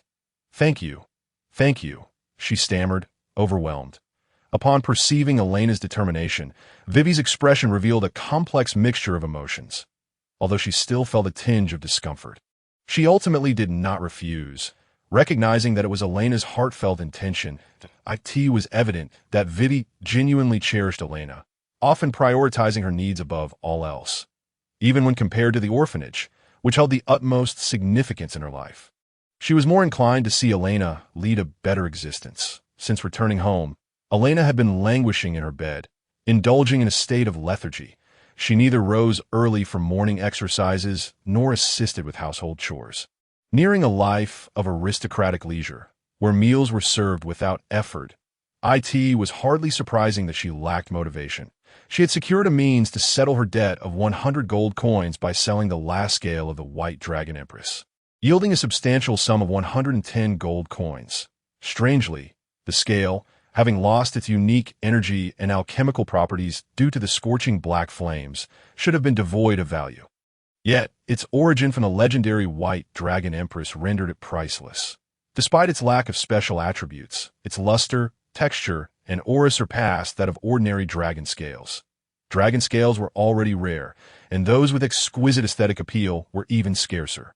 Upon presenting it to the guild staff, an elderly gentleman claiming to be a collector of dragon scales approached, his eyes wide with astonishment. After a fervent discussion, Elaina received a reward of 10 platinum coins, a commendable price for what was essentially a decorative item. Had Elaina been able to prove its origin, the price could have multiplied exponentially. However, she deemed it unnecessary. The potential troubles it could invite outweighed the benefits. Remarkably, instead of depleting her finances in preparation for repayment, Elaina found herself in a more prosperous position than before. In due course, she planned to lead the guild staff into the forest to uncover the truth behind its anomalies, which would also yield an additional 10 gold coins. Coupled with the 30-plus gold coins earned from the martial arts bear, Elaina felt as though she was on the verge of great wealth. With the pressure of financial burdens lifted, Elaina succumbed to relaxation, allowing her habitual fervor to dissipate into indolence. Elaina, the sun has risen. It's time to get out of bed. As she lay with her eyes closed in a feigned slumber, Vivi entered with an old iron pot in hand. She had observed Elena's laziness over the past few days and found it hard to reconcile this lackadaisical demeanor with the diligent girl who had once tirelessly labored for the orphanage. Despite her complaints, Vivi placed lunch before Elaina, even kindly blowing on it to cool it down, preventing her from burning her mouth. "Oh, I'm so lazy. Why don't you feed me, Vivi?" Elaina playfully whined, having grown fond of this leisurely existence. Before satiating her desire to indulge in idleness, she truly wished to avoid any movement. "Really, I have no way to deal with you," Vivi, already indulgent towards Elaina, felt even more compelled to cater to her whims, especially after Elaina had resolved a significant issue for the orphanage. Now, it seemed that Vivi would go to great lengths to fulfill any of Elena's requests. Vivi lifted a wooden spoon to feed her. Elaina, who had been lying motionless, suddenly sat up with a start. Her previous languid demeanor was replaced by a sullen expression, as if she had bitten into something bitter. "What's wrong?" Vivi was startled by Elena's sudden movement, her concern growing that something might be amiss. "Oh, it's nothing. I just thought I'd handle this myself," Elaina stammered, taking the pot and spoon from Vivi's hands, lowering her gaze and eating quietly, avoiding eye contact. "Very well," Vivi replied, somewhat exasperated, perplexed by Elena's capriciousness. It was as if her moods shifted as swiftly as turning a page in a book, leaving her unsure whether she was attending to a younger brother or a romantic partner. The reason for Elena's rapid change in demeanor was rather straightforward. She had become acutely aware of her own behavior moments, e.g., an older man, whose psychological age could be likened to that of a young girl, had shamelessly rolled around in bed, acting coy. Reflecting on her past self and her own previous actions, Elaina felt a wave of self-disgust wash over her. Elaina began to question her own identity. Although she acknowledged that her personality had been influenced by the previous owner of this body, was it truly appropriate to act so naturally coy with someone older? This led Elaina to recall her earlier deep conversations with Vivi, pondering why she had not merely inherited the memories of mercenary, but had actually become Elaina herself. Otherwise, how could she explain her profound susceptibility to the original personality? As these thoughts swirled in her mind, she shook her head, nearly losing herself in contemplation once more. "Elaina, please be quieter while eating. You're making a mess," Vivi scolded, her patience wearing thin as Elaina's meal was accompanied by unnecessary head shaking, causing broth to splatter everywhere. The bed was now stained with juices that would require re-washing and drying. Elaina shrank back, obediently consuming her food, deciding to set aside her chaotic thoughts. One more thing. Although today is fine, you must remember to rise early tomorrow to learn at the blacksmith's shop. I gave you a few days off since you just returned, but it seems I've spoiled you. You can hardly muster the energy to leave your bed. Assuming a parental tone, Vivi placed her hands on her hips, speaking with righteous authority. "I understand that being an adventurer is lucrative, and you possess more capability than I initially imagined. However, the life of an adventurer is too free and unpredictable. It would be wiser to have a skill to rely on. When the time comes that you can no longer be an adventurer, you could still forge iron to earn a living." Vivi's tone reminded Elaina of a certain comrade from the mercenary group, who often lamented about the expectations of parents back in his homeland. Despite earning substantial wealth as a mercenary, they insisted he seek a more stable but less lucrative profession. Vivi resembled those parents, exuding a sense of heartache for Elena's future. "Moreover, you ought to pay a visit to Miss Melissa to assure her of your safety. It has been over half a month since you last visited the blacksmith, and it's about time you showed your face." Yet, Vivi's insistence on Elaina learning a trade was merely a pretext. Her true intention was to ensure Elaina checked in with Melissa. The blacksmith shop had been particularly supportive of the orphanage, especially towards Elaina herself, and it was crucial for her to maintain that relationship. Acknowledging Vivi's words, Elaina nodded. Indeed, Melissa had been of immense assistance to her, and it was only proper to visit and express her gratitude. The next morning, having concluded her brief period of indulgence, Elaina resumed her daily routine, with her customary morning exercises aiding her in acclimating to the changes in her body. After breakfast, she bid farewell to Vivi and set off for the blacksmith shop, a backpack laden with supplies. Initially, all seemed well, but as she approached the blacksmith, her nerves began to heighten. Especially when he recalled the shattered equipment in his backpack, he felt an overwhelming reluctance to face Melissa. The crossbow, armor, and the particularly meaningful dagger, which bore a touch of mithril and was a memento from Melissa's expedition, had all been damaged during his battle with the fighting bear. Although all these items were purchased with Elaina's funds, they were more a testament to Melissa's care. Having ruined the equipment gifted to him, Elaina was indeed filled with guilt. Standing hesitantly at the back door of the blacksmith shop, he was caught off guard when a pristine, jade-like hand pushed open the door and extended towards him. Before he could fully comprehend the situation, he found himself lifted effortlessly and pulled into the shop in the blink of an eye. With a thud, he was slammed against the wall. Rubbing his disoriented head, Elaina opened his eyes to behold a delicate visage before him. Melissa leaned against the wall with one hand, and if you remember correctly, this was most likely the legendary wall slam. Elena's petite form was completely enveloped by Melissa's shadow, and the proximity allowed him to feel her breath. "That you've been gone far too long," Melissa stated coldly, her tone laced with evident displeasure. Elena's recent leave had extended far beyond her expectations. "I'm sorry, Sister Melissa, I was caught up with matters and didn't intend to be away for so long," he replied, instinctively utilizing the advantages of his own diminutive stature, bowing his head in sincere remorse. His fingers fidgeted nervously, creating a visage that was irresistibly endearing. Faced with such a sight, it was difficult for anyone to harbor ill feelings against him. Witnessing this scene, Melissa's body quivered slightly, as if stirred by some unseen force. However, she quickly regained her composure, the tension in her furrowed brow visibly easing. "That's all right." With that, Melissa took Elena's hand and led him into the smithy's forging room. The intimate gesture left Elaina feeling somewhat out of place. He had always perceived Melissa as a rather aloof individual, and each interaction with her seemed to carry an inexplicable weight. Never had he imagined he would find himself holding her hand. Perhaps she didn't find him as detestable as he had thought? While Elaina was lost in contemplation, Melissa had already seated him face to face in the room, her icy demeanor seemingly awaiting an explanation from him. Gulp, Elaina instinctively swallowed, unloading his backpack and raising his gaze to meet Melissa's impassive expression. His hands moved with evident hesitation. Indecision would not resolve anything. Gritting his teeth, he began to extract the contents of his bag. Melissa raised an eyebrow, perplexed by Elaina's intentions. However, her expression shifted dramatically as she beheld the utterly shattered equipment. Snatching the backpack from him, she meticulously examined the fragments of what had once been functional gear. The dagger she had crafted for him lay in countless pieces, and it was fortunate that Elaina had managed to salvage most of the remnants. The crossbow was irreparably damaged, its mechanisms beyond restoration. Most critically, Elaina's cloth armor was in complete disarray. It would be more practical to forge an entirely new set than to attempt repairs. This also indicated that during his absence of over half a month, he had engaged in combat with a formidable foe. The state of the equipment spoke volumes about the difficulty of the encounter.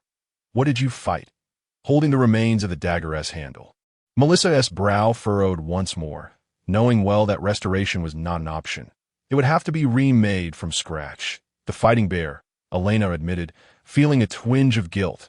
There was no need for concealment at this juncture. At this stage, it was evident that Melissa would be the one providing him with new equipment, and disclosing the nature of his adversary would facilitate her crafting tailored gear for him. The fighting bear, Melissa's expression conveyed disbelief, as if struggling to accept his words. Yes, Elaina replied meekly, unable to meet her gaze. Are you trying to get yourself killed? As expected, Melissa's face morphed into an angry mask. This set of equipment had been chosen with care by her, most of it crafted by her own hands. Particularly the dagger she had made, she knew better than anyone whether it could pierce the hide of the fighting bear. She could hardly fathom that Elaina would provoke such a powerful magical beast while wielding what could only be described as novice gear. That it was hardly unjust to say he was courting death. Well, as long as you're safe, she sighed, looking at Elena's woeful expression, reiterating her previous statement. She even reached out to ruffle his hair. Though she had not witnessed the ordeal firsthand, it was evident that Elaina had faced trials beyond her imagination. Elaina bit his lip, feeling anything but comfortable. He was no longer a child, and such gestures felt embarrassing rather than endearing. Yet perhaps it was his imagination, but he sensed a deep concern emanating from Melissa, making it difficult to refuse her head pat. Fortunately, she did not linger too long, withdrawing her hand after a moment, her expression shifting to one of solemnity as her voice took on an icy timbre. I will procure a new set of equipment. You need to have the funds ready. Her tone was almost commanding. Elaina dared not refuse, obediently nodding, not even inquiring about the amount he would need to prepare. For now, compliance was paramount. I have one more request. Sister Melissa, could you also help me create this? After a moment's hesitation, Elaina produced a blueprint from a compartment in his backpack. Ever since his encounter with the pig-headed creature, he had been pondering the issue of insufficient firepower. Now, armed with the knowledge gleaned from the dragon, he had finally devised a solution, utilizing his understanding of the world's materials to craft a firearm unlike any from his previous life. Though he called it a firearm, it was quite different from the modern weaponry he remembered. It resembled more of an outdated rifle gun or perhaps a matchlock. Its principle lay in harnessing the pure energy within a magic core, elements that typically enhanced an individual's power. When imparted with a special force, it could unleash considerable might. The dragon's knowledge had guided him in this endeavor, and combined with his past memories, he had designed this unique rifled gun before obtaining the final product. Many details remained unclear, and its feasibility was uncertain, but he was confident in its potential power. After all, the visions of various magic cores exploding in his mind hinted at tremendous force. He could already envision a spectacle of carnage when detonating a core embedded within a target. Melissa examined the blueprint intently, her brow furrowed in concentration, radiating an aura of seriousness that was captivating. Whenever the subject shifted to technical matters, she would adopt this focused demeanor, exuding an unparalleled charm. Do you know any dwarves? After a lengthy study, Melissa's first words were a surprising inquiry, devoid of any assurance that she could indeed construct the item. No. Why do you ask? Elaina responded, puzzled. He could not comprehend the sudden mention of dwarves.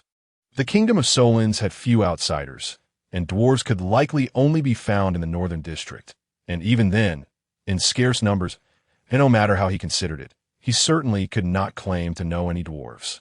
As an orphan raised in an orphanage, he had no connections. This blueprint has quite a dwarven flair. Did you design it yourself? I never expected you to possess such talent, she remarked, astonished. Melissa expressed her surprise, noting that such remote firearms are typically the creations of dwarves, and that only they would delve into the intricacies of such a finely crafted internal structure, that a blacksmith like herself would only study relatively simple weapons like swords and knives, and would not venture into the domain of mechanics where dwarves excel. Admittedly, the design was mine, but it was merely a modification based on some books I'd come across, so it cannot be considered entirely original. Elaina dared not claim that this contraption was of her own invention. Her contribution was primarily in merging two different designs. The words of her counterpart stirred memories in Elaina. It seemed that pure firearms indeed existed in this world, akin to the rifled guns she remembered. However, their production appeared to be exceedingly rare, predominantly concentrated within the dwarf kingdom. With only a few such weapons ever found beyond its borders, this world still favored cold weapons as the mainstream. Regardless of the creation, dwarves have always been perceived as adept at forging and inventing. Yet, Elaina speculated that the dwarves' invention of firearms was likely due to knowledge disseminated by fellow transmigrators like herself. After all, she had previously discussed the matter of transmigrators with Sister Vivi, and it was evident that Elaina was not among the first batch of transmigrators in this world. There must have been predecessors who left their marks here. This firearm could very well be a remnant from one such predecessor. After all, firearms have been invented quite some time ago in this world, and it seemed that no substantial improvements have been made since then. Sister Melissa, are you unable to do this? Given that it was something the dwarves excelled at, Elaina couldn't help but feel that Melissa might not be able to assist her in crafting this weapon. Elena's words were not meant to be malicious, but they ignited a considerable anger in Melissa, a reaction born from having her expertise questioned, which made her fury all the more formidable. Prepare the funds. I will produce the item, she declared with an undeniable tone, exuding a different kind of authority. This was her confidence in her craft, a source of pride she had long harbored. In truth, Melissa felt quite capable of creating this peculiar weapon. Armed with the blueprints and her meticulous nature as a woman, she believed that its completion would pose no significant challenge. If it were her father tasked with such a weapon's creation, the renowned blacksmith would likely falter. Melissa's father was competent in crafting swords and armor, but when it came to precision, he truly lacked skill. Even in something as simple as cooking, he had never learned to prepare a meal throughout his life. The household's meals were primarily prepared by Melissa and her mother, leaving him as a man with no talents beyond blacksmithing. Without questioning Melissa's intentions, Elaina nodded and handed over the broken equipment and blueprints to her. Once this was done, Elaina instinctively attempted to turn and leave, as he did not wish to disrupt Melissa's work. It was evident that she was eager to begin, and Elaina felt that remaining would only hinder her. Wait, where do you think you're going? Your apprentice duties for today are not yet complete. Melissa seized Elaina by the back of his collar, lifting him as one would a small animal. Elaina appeared somewhat resistant. Initially, he had indeed wished to learn the craft of blacksmithing, aspiring to one day replicate the firearms he was familiar with. However, upon hearing that Melissa was not particularly skilled in this area, he realized that a blacksmith was unlikely to teach him much. Truly master finer techniques, he would likely need to seek apprenticeship in the dwarf kingdom, a goal that was certainly not achievable in the short term. Moreover, Elaina came to understand that he need not involve himself in every task. He could simply delegate to Melissa, preparing the necessary funds and rewards for behind the scenes. Yet Melissa seemed to have other thoughts. She was willing to equip Elaina, the adventurer, but she was not keen on him abandoning his aspirations of becoming a blacksmith. Without hesitation, she forced Elaina to grasp a hammer, stepping in for her absent father to instruct him on the foundations of blacksmithing. As previously mentioned, during his next visit, Elaina would not merely be swinging a hammer. He was now ready to learn some basics. With such fervent enthusiasm from Melissa, Elaina found it difficult to refuse, and he dutifully embraced the role of an eager apprentice, attentively accepting her guidance. The morning swiftly passed, and when afternoon arrived, Melissa promptly ushered Elaina and the other apprentices out, clearly intent on commencing her work without any distractions. For the next couple of days, Elaina found himself with little to do. The equipment was still in the process of being crafted, and he had not yet reached the stage of facing monsters without weapons. Thus, after completing his apprentice tasks in the morning, he made his way directly to the orphanage at noon, purchasing any suitable food or kitchenware he encountered along the way, compared to the gear and potions used by adventurers. These everyday items utilized by common folk were exceedingly affordable. Aside from that platinum coin, Elaina still possessed a considerable sum of several dozen gold coins, making the acquisition of these items a burdenless endeavor. With a cheerful disposition laden with bags of goods, Elaina soon returned to the doorstep of his home.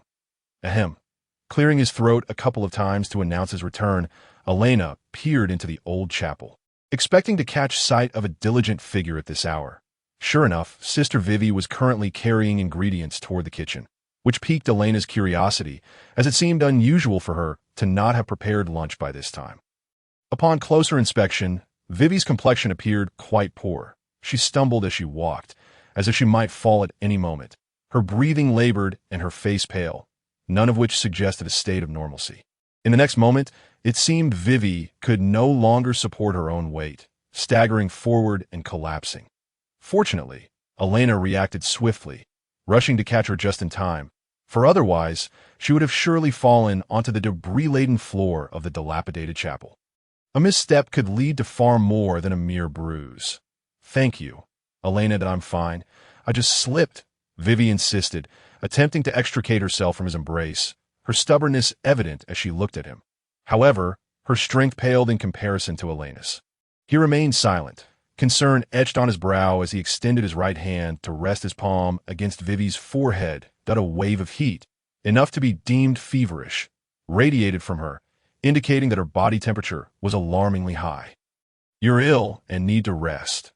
Reflecting on recent days, it was clear that Vivi had been under immense stress. The sudden, overwhelming debt, Elena's prolonged absences over the past half-month, and the countless nights she had clung to a drenched Elaina in the rain, all of which had taken a toll on her health. It was no wonder that her body had succumbed to illness. She had simply not allowed herself to truly relax until now. After all, everything that had transpired felt like a dream, difficult to fully grasp in the moment. Only now, as life began to return to its routine, did Vivi realize that the life she cherished could indeed continue, and the weight on her heart could finally be lifted. Yet in recent days, she had not taken the time to rest properly, continuously bustling about for the orphanage. It was a miracle her body could withstand such strain. A serious illness was almost a foregone conclusion. That I'm just a little tired. In her current state, Vivi seemed even more obstinate than usual, pouting defiantly as she spoke. However, Elaina was not one to indulge her. He promptly swept her into his arms. "Wait, Elaina, I can walk on my own." The sudden sensation of weightlessness filled Weiwei with a sense of unease, and the embrace she had only witnessed in picture books left her blushing with shyness. The fact that she, who had always considered herself an older sister, would receive care from Elaina in such an embarrassing manner made it exceedingly difficult for her to maintain her composure. Elaina, however, paid no heed to her discomfort. He simply carried Weiwei back to her room, and even to his own he harbored no chaotic thoughts, but rather acted out of habit, as Weiwei had been a constant presence in his room, leading him to subconsciously feel as though they shared the same living space. "Do not speak. Just rest well. I shall take care of the household chores today," he declared, not giving Weiwei the chance to refuse. His right hand radiated a soft glow, the potent essence of the white dragon coalescing in his palm. He gently touched Weiwei's forehead and cheeks, a trickle of holy light flowing into her body, healing her from the afflictions of the cold winds. The healing magic, a specialty of the white dragon, proved remarkably effective. Such a mild ailment required neither a doctor's visit nor any medication, as long as Elaina occasionally came to check on Weiwei. She would soon regain her health. The sensation of the holy light entering her body was exceedingly pleasant. Although Weiwei initially intended to resist, her subconscious mind doubted Elena's abilities in household tasks. Yet, the comfort enveloped her, causing her to close her eyes, and her fatigue quickly overtook her, leading her into a deep slumber. After watching over her for a while, Elaina rose and exited the chapel. For he was hungry, and so were the children at the chapel. With Weiwei now resting, the chores fell solely to Elaina. After Eilena's departure, he was the oldest child aside from Weiwei. Cooking was not something Elaina shunned. On the contrary, he felt invigorated. He stepped out of the room, donned the apron that Weiwei had not had time to put on, and entered the kitchen with the pig head jerky he had obtained from his recent hunt. He stacked firewood, snapped his fingers, and a small bolt of lightning struck, igniting the kindling. He placed an iron pot atop the flames, filled it with well water, and tossed in the jerky, adding some vegetables and spices. The enticing aroma began to waft through the air even before it was fully cooked. Yes, a chef. Elaina naturally felt entitled to a taste. However, he wiped away his saliva and resisted the temptation. He glanced at the fresh eggs he had purchased not long ago. Beyond the savory scent of the meat, he yearned for something sweet, despite the limited cooking tools and the challenge it posed.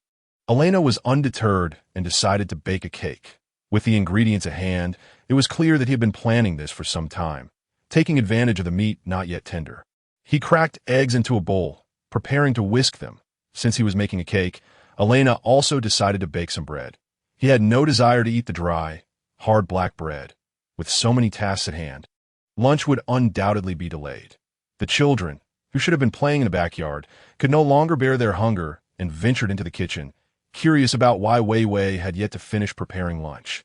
Upon entering, they were surprised to find that it was not Weiwei, but rather their usually quiet brother Elaina, who was cooking. The meat broth had reached a rolling boil, and the savory scent filled the room, causing the children to drool. However, what truly captured their attention was the cream in Elena's hands, which was quite expensive outside. He had surprisingly brought back a generous amount. The cake batter would not bake quickly. Even with the aid of magic, it could not significantly hasten the process. However, the bread would soon be ready. Though this quick method would result in bread that was not as soft as anticipated, it was still preferable to the dry, hard black bread. The children's gaze was fixated not on the warm food, but on the cream in Elena's hands. Sensitive to sweets, they immediately detected the delightful aroma. Their eyes widening in silent plea towards Elaina. "What are you little ones doing in the kitchen? This is not a place for play. If you want to have fun, go outside," Elaina admonished, fully aware of their longing gazes. However, he would not indulge them with cream at this moment. Desserts were to be saved for after the meal, and satisfying them now would mean they would forego lunch. "Brother Elaina, what happened to Weiwei? Why are you the one cooking?" A little girl with chestnut hair approached. Appearing no older than 10, her name was Ierxia, one of the few orphans whom Elaina had remembered by name. Due to her somewhat timid nature, Elaina had always felt a kinship with her, as if she were a kindred spirit. With a smattering of freckles and a slender frame, her cherubic face radiated an inexplicable cuteness, particularly as it bore a look of worry for Weiwei, a testament to the affection she received from her. "Weiwei is unwell and resting, so I am preparing today's meal. If you're feeling restless, why not go tidy up outside, but do not disturb Weiwei. Let her sleep peacefully."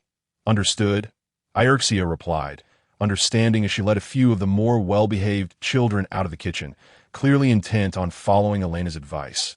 Yet a few children remained behind, mostly boys who regarded Elaina with eager, intense gazes. This scrutiny made Elaina somewhat uncomfortable. Unlike Weiwei, he was not adept at caring for children and, in fact, held a certain aversion to a war orphan. He had never had peers with whom to play. The so-called friends were merely those who would betray him for a piece of bread when it truly mattered. In a world of limited resources, they often competed against one another, leaving Elaina with little fondness for children of that age. However, his distaste for kids was further solidified during his years as a mercenary. Once, he had accepted a commission from a prominent figure to serve as a temporary bodyguard, primarily tasked with protecting that individual's child. Given the child's noble birth and lack of parental guidance, his arrogance was infuriating, and even now, recalling that experience ignited Elena's ire. He often viewed young children as little brats, yet among the orphans, the adage "the children of the poor come of age" early held true. The siblings in the orphanage were relatively well-behaved. "Brother Elaina, we want to be adventurers too," the boys clamored, rubbing their sore foreheads as they stood before him. The blond boy at the forefront was Jack, the eldest child in the orphanage aside from Weiwei and Elaina. approximately 13 years of age. He was tall despite being malnourished, forcing Elaina to look up slightly to meet his gaze. After all, in a place predominantly comprised of Westerners, the children were typically tall and sturdy. Even malnourished, they surpassed Elaina's petite stature. "Why do you wish to become adventurers?" Elaina inquired, though he already had an inkling. It was likely that Wei Wei had regaled them with tales of adventuring while putting them to bed, sharing stories about Elaina. Recently, the quality of life in the orphanage had visibly improved in the eyes of these boys. Elaina, who had brought such changes, was nothing short of an idol. They likely believed that by becoming adventurers and earning money, they could buy copious amounts of meat, allowing everyone to live a life of abundance. A naive dream indeed. Because we want to help Sister Wei Wei just like Brother Elaina does. We want to see the orphanage thrive, and we want to become strong. As expected, the boys erupted with excited, innocent shouts, completely oblivious to the dangers posed by the monsters outside, fostering utterly unrealistic aspirations. Enough of this. Don't think so much that you're all skin and bones, hardly strong enough to be adventurers. You just end up as monster fodder. Elaina waved her hand with a hint of impatience, clearly not inclined to engage with typical children. Individuals like Vivi, who were youthful yet possessed a maturity surpassing that of adults, were indeed a rarity. Elaina preferred conversing with such beings. What a miser. "Clearly, Brother Elaina, you are friendlier than any of us," protested a boy named Jack, his words unfiltered, stepping directly onto Elena's sensitive territory. Veins throbbed on Elena's forehead. While Jack's assertion was undeniably accurate, Elaina did appear more frail than the majority. He could not help but feel irked by such remarks emanating from mere child. With a swift motion, Elaina turned and delivered a playful yet firm tap to Jack's forehead, just enough to bring tears to the boy's eyes. "Wah, Brother Elaina is bullying me. I'm going to tell Vivi." Jack, despite being of an age that hardly qualified as very young, ran out, tears streaming down his face as he clutched his forehead. "You are not to disturb Vivi. If you wish to cry, do so in your room. Disobedience may result in a punishment," Elaina commanded fiercely, lacking the gentle pedagogical methods of Vivi. Though his fierce demeanor was more endearing than intimidating, the other children, under Elena's stern gaze, hastily fled the kitchen, only to peer back through the doorway moments later. Unlike Jack, whose aspirations were filled with the thrill of adventure, these children were primarily interested in the cream in Elena's possession. However, they understood well that acquiring such delights from him was nearly impossible.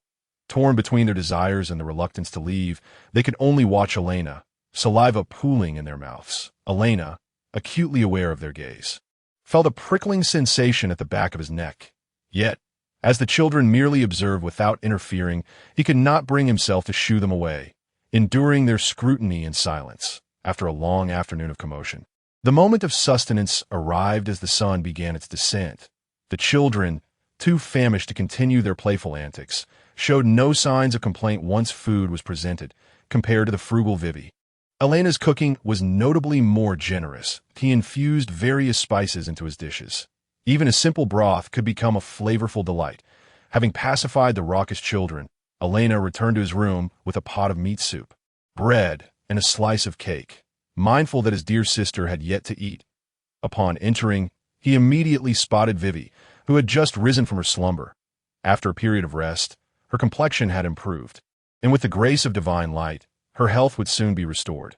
"How did things go with everyone?" Vivi inquired, smiling as she anticipated Elena's encounter with the children of the orphanage. "Not too bad, though I nearly had to spank them for mischief," Elaina replied, wryly grinning. Caring for young ones indeed required immense patience, and their incessant chattering was quite irksome. The children of the orphanage were relatively well-behaved, sparing adults from undue burdens. However, amused, had they been spoiled only children from affluent families, the ordeal would have been far more taxing. "Hee, you were just like that once," Vivi chuckled, reminiscing about the time before their quarrels, when Elaina had been no different from the children in the orphanage, perhaps even more unruly. Elaina found himself unable to counter her remark, rubbing the back of his head as he set the food upon the table. "Let us eat first." His attempt to shift the subject felt rather clumsy.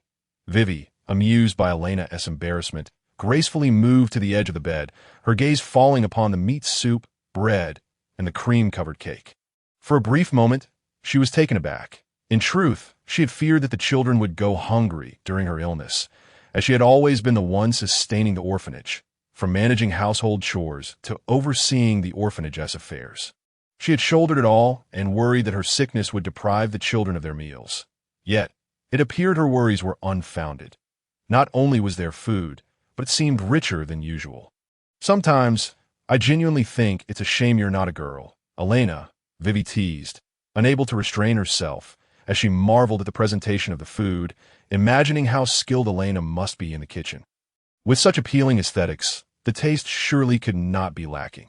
If Elaina chose to, he could easily captivate anyone's palate. The old nun had mentioned that girls who could cook were highly sought after, especially those with exceptional culinary skills. Elaina embodied most of those qualities, save for the fact that he was, in essence, a charming young boy. Elaina remained silent, his expression one of deep reproach as he gazed at Vivi. Even with their close bond, her teasing irked him. Silently tearing off a piece of bread, he dipped it into the broth and presented it to Vivi, as though refusing to forgive her unless she accepted it. Observing Elena's behavior, Vivi recognized that she had perhaps crossed a line with her jest. He eased the tension. She instinctively opened her mouth. After several bites of the food Elaina had offered, it dawned on Vivi what she had just done. I can manage, she mumbled, her cheeks flushed as she snatched the soup and bread from Elena's hands, turning away to hide her face, focusing on her meal. Witnessing this, Elaina found it amusing, realizing that even his beloved Vivi was still quite youthful at heart. However, age was irrelevant. Anyone would feel awkward and embarrassed being fed in such a manner. This reminded Elaina of his childhood, when Vivi and Elaina had forced him to partake in their imaginative games, feeding him mouthfuls of food while he was encircled. Back then, he had truly felt humiliated, but thankfully they had all matured, and such embarrassing games had not been played in ages, savoring the warm broth and soft bread.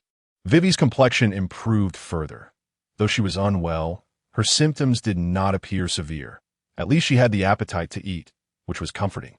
Throughout this time, Elaina continuously massaged her shoulders, helping to alleviate the pressure she had long borne, while also channeling the healing magic of the white dragon into her. Having milk nearby was undeniably soothing. Whether it was illness or injury, Elaina could utilize his abilities to heal. He had yet to fully cultivate his powers. But he envisioned a future where, with greater strength and mastery of more white dragon magic, he might even be able to revive the deceased. After all, the legendary god of light was said to have ridden a white dragon, spreading blessings and healing countless afflicted souls, even eradicating plagues and raising the dead on occasion. What is this? Vivi, sated in content, squinted her eyes in delight, yet her attention was irresistibly drawn to the snow-white cake. Given her life experiences, she had never encountered such a delicacy, but the sweet aroma wafting through the air was utterly captivating. It instinctively led her to believe that it would be delicious. Dessert, Elaina replied, his tone somewhat nonchalant. Tio Vivi. It sounded akin to something noble. She recalled that in this world, only those of considerable power and influence could indulge in such luxuries as so soft, with a spoon. She scooped a portion of the cream and cake, astonished by its delicate texture. She had never encountered such softness in food. Glancing at Elaina, and then back at the cake, Vivi cautiously opened her cherry-like mouth and took a bite. So sweet! In the next moment, Weiwei's eyes radiated an undeniable brilliance, and a delightful sweetness spread through her mouth. That instant, she began to rethink all the food she once deemed sweet, compared to this cake. Those so-called desserts hardly qualified as sweet. This enchanting sweetness, neither cloying nor overwhelming, was simply addictive. Although her stomach was already full, Weiwei found herself unable to stop, while Elaina, watching from the side, wore a satisfied smile. Indeed, it seemed that a girl could hardly resist dessert.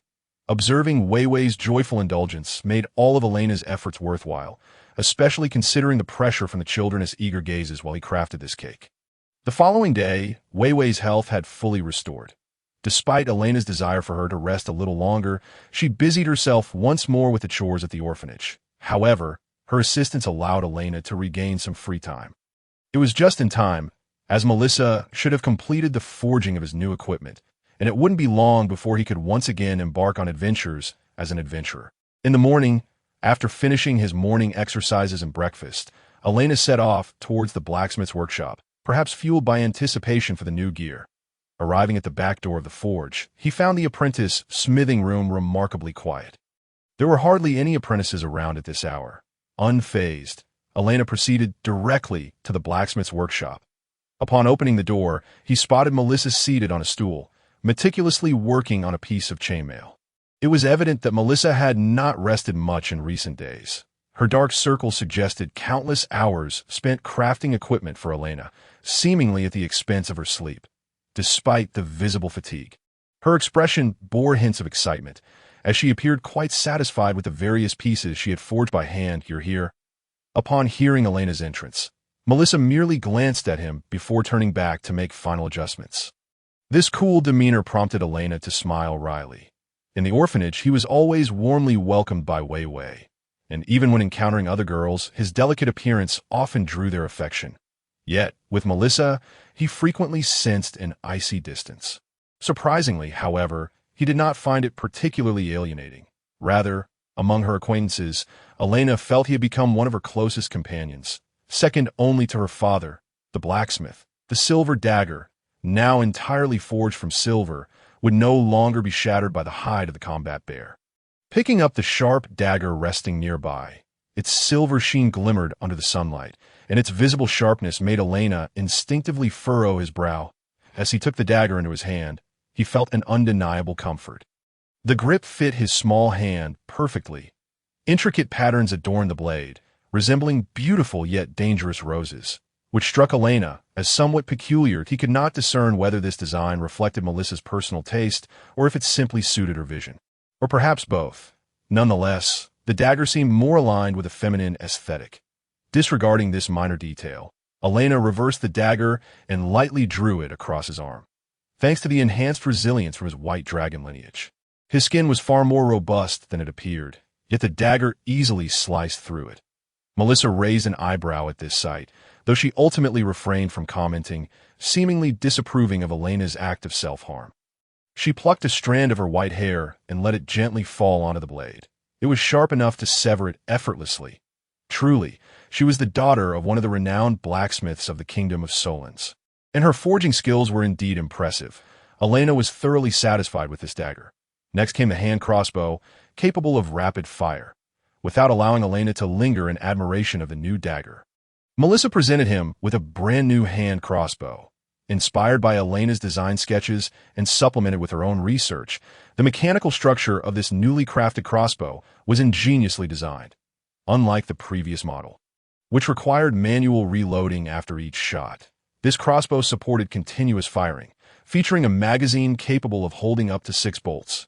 After firing a bolt, the mechanism would automatically load another from the magazine, allowing for shooting speed that approached continuous fire with merely the repeated action of pulling the string that is semi-automatic. Elaina instinctively remarked, noting the similarity to semi-automatic rifles that required a reload after each shot. Observing Melissa's calm demeanor, he surmised that this design was likely not entirely her own. The ingenious dwarves had probably invented similar weapons long ago. In his earlier days, Elaina would have struggled to handle such a weapon, as he had been weak and had needed assistance from the crossbow's mechanism to draw the string. This new rapid-fire crossbow was not foldable, requiring significant strength from the user to draw the string. Fortunately, Elaina now lacked nothing but strength. His white dragon bloodline endowed him with immense power. However, the crossbow had its drawbacks. The bolts were not standard but rather specially crafted by Melissa to accommodate more bolts. These were shorter and thinner than typical ones, which would undoubtedly affect their lethality and stability to some degree. Most importantly, replenishing the bolts would likely require purchasing them from Melissa. That was not much of an issue. However, chainmail, you should be able to wear this now, right? Melissa presented a uniquely designed piece of chainmail, its intricate patterns dazzling to the eye, though its defensive capabilities were visibly enhanced, perhaps spurred by Elena's battle with the combat bear. Melissa had opted not to prepare higher-quality cloth armor, but instead chose this heavier, yet significantly more protective chainmail. Crafted from monster hide and special metals, this chainmail offered protection against slashing and impact, while allowing for maximum movement without hindrance. Of course I can. Elaina eagerly accepted the chainmail and donned it in a matter of moments. The fit was not merely adequate but truly perfect. Despite Elena's physical growth, Melissa had somehow crafted the most suitable equipment for him, showcasing her remarkable observational skills. The thickness was just right. Even worn beneath everyday clothing, it wouldn't impede movement. For someone like Elaina, who favored agility, it was quite satisfactory. Lastly, Melissa revealed the peculiar weapon Elaina had requested. Though she admitted she had yet to test its performance or power, that would be up to him at long last. The moment Elaina had eagerly anticipated arrived, as Melissa produced a firearm resembling a musket. This was the weapon she had fashioned based on Elena's schematics, utilizing magic cores as ammunition. Elaina could hardly contain his excitement as he took it into his hands, his golden eyes gleaming with delight. Indeed, no matter where he found himself, he was always drawn to such items. Stepping out of the blacksmith's workshop towards an open area, Elaina sought ample space to test the feel of the weapon he had crafted. This clearing was designated for sword practice, which now served perfectly for him to test the firearm. In the clearing stood a training dummy, marked with numerous sword scars, a testament to countless strikes it had endured.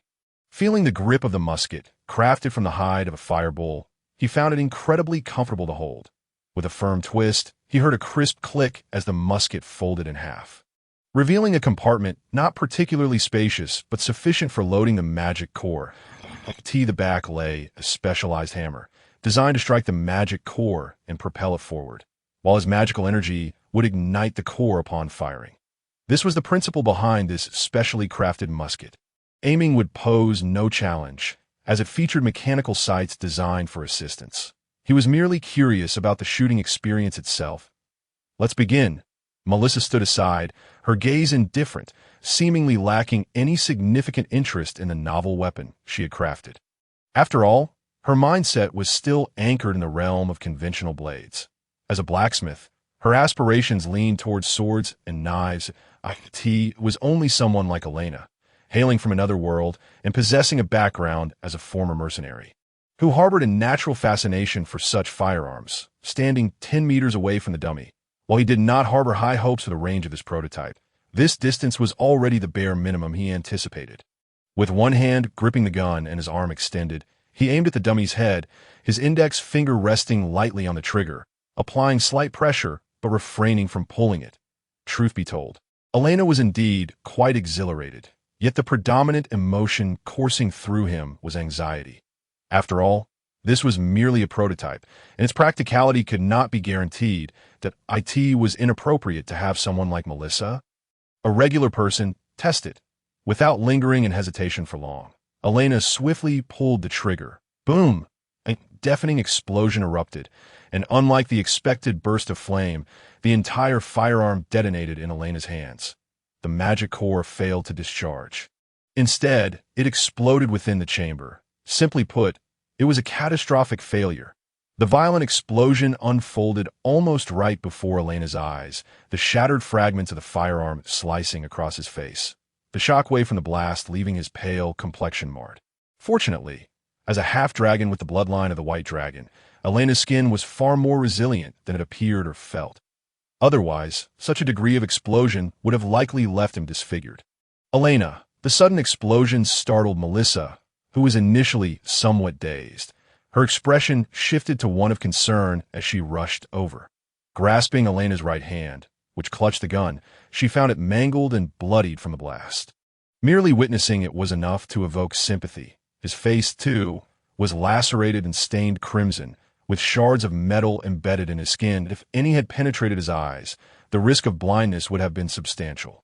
Alarmed, Melissa hurriedly pulled Elaina back into the forge, leading him to the resting area, where she retrieved emergency medical supplies from a nearby cabinet. Gently, she cleaned his wounds with alcohol and ointments, her movements tender, fearful of causing him further pain. Yet despite the stinging sensation of the alcohol and the pain from his injuries, Elaina remained silent, his head bowed, appearing somewhat despondent, as if preoccupied with the failure of the weapon he had designed. "I'm sorry, I should have tested it myself. This is a dereliction of duty on my part as a blacksmith to hand you a weapon that is not only unusable but also poses a danger to its wielder. How foolish of me." Observing Elena's state, even the usually aloof Melissa displayed an unusual expression of remorse, her words flowing as she tenderly caressed Elena's wounds. Should this incident result in Elena's disfigurement, Melissa knew she would never forgive herself. "It's all right. I designed this weapon, but I never expected it to work perfectly on the first try. This isn't your fault, Melissa. I was simply too eager and lacked sufficient knowledge. I don't even understand why the explosion occurred." Hearing the heartfelt apology from Melissa, Elaina slowly lifted his head, offering solace to her, who was equally disheartened. He genuinely did not blame her. In truth, the greater fault lay with him for the flawed design that led to this calamity. Melissa, unfamiliar with such intricate dwarven technology, naturally could not discern the defects in the schematics. The casing was too fragile. The explosion was undoubtedly due to its inability to withstand the internal pressure. The solution was straightforward. Replace the steel with a more durable material. As she treated Elena's wounds, she explained, "The issue is quite evident. Having never witnessed a magic core explosion before, it's understandable to not realize the explosive potential, leading to the use of commonly employed yet moderately hard steel. Looking at it now, to withstand such an explosion, one would likely need to utilize mithril as the primary material if the explosion's force were to increase further.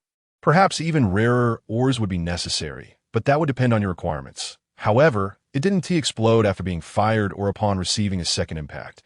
It detonated right inside the gun. Even if the material could endure the explosion, it cannot serve as a weapon for ranged combat." Despite Melissa's explanation, Elaina remained somewhat disheartened.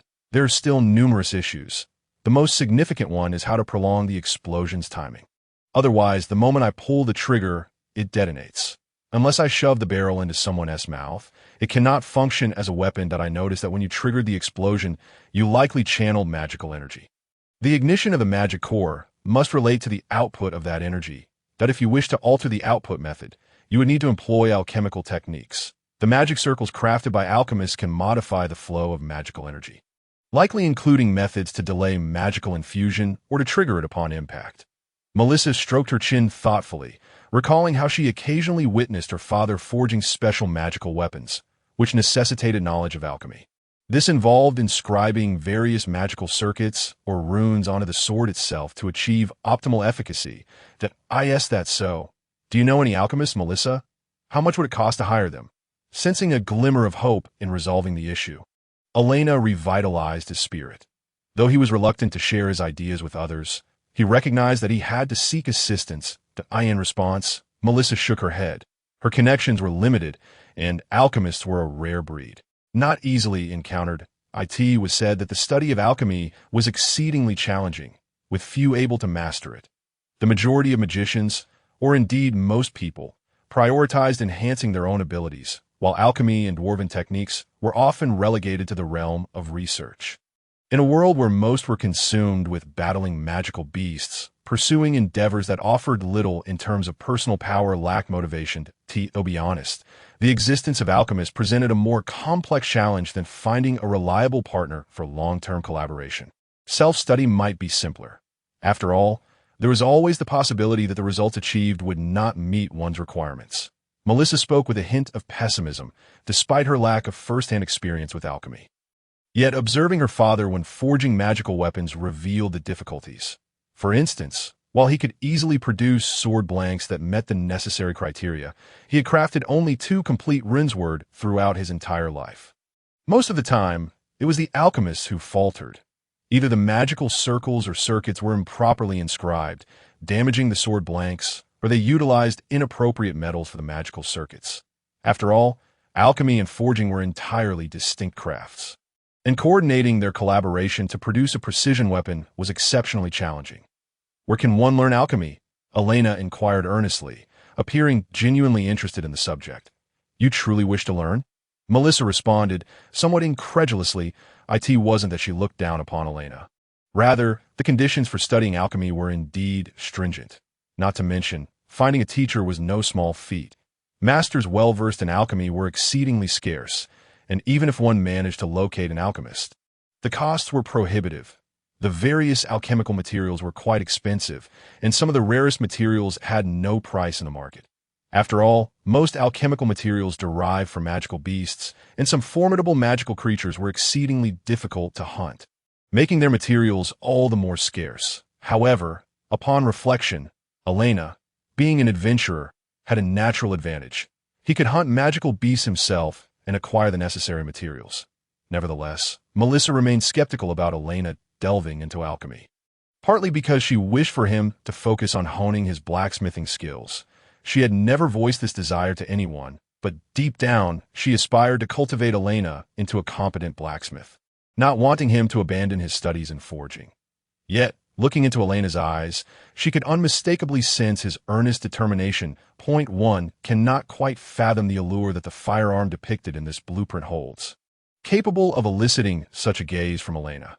Should you truly desire to learn, I would recommend enrolling at the Freya Academy in the North District, the premier institution of the Solon's Kingdom. Its alchemical curriculum is exceptionally distinguished, and the faculty there is equally remarkable. After a moment's hesitation, Melissa eventually divulged this information to Elaina, though her tone carried an implicit warning. After all, admission to Freya Academy is not something one can achieve merely through desire. Talent, diligence, and a dash of fortune are all indispensable. Elaina, who appears to possess none of these attributes, clearly does not meet the criteria. Unsurprisingly, upon hearing the illustrious name of Freya Academy, Elena's expression contorted as if she had bitten into a sour fruit, evidently aware of the daunting admission standards.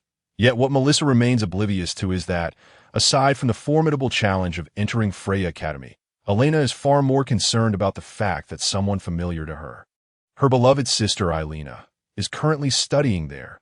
Should she gain admission to pursue alchemy, the prospect of encountering her sister again raises her curiosity. One wonders what expressions might cross Elena's face upon their reunion. For now, she decides to set aside her ambition of perfecting the specialized firearm. Presently, she lacks the resources to delve into such chaotic endeavors. Perhaps once her life stabilizes, she can reconsider, for the difficulties she faces stem solely from her financial constraints. Were she to possess ample funds, commissioning a skilled alchemist through the guild in the North District would be a trivial matter. Alas, her inability to remunerate such a craftsman remains a significant hurdle. Nevertheless, Melissa, I would appreciate it if you could assist me in crafting a few more of these firearms, adhering to the same standards as before.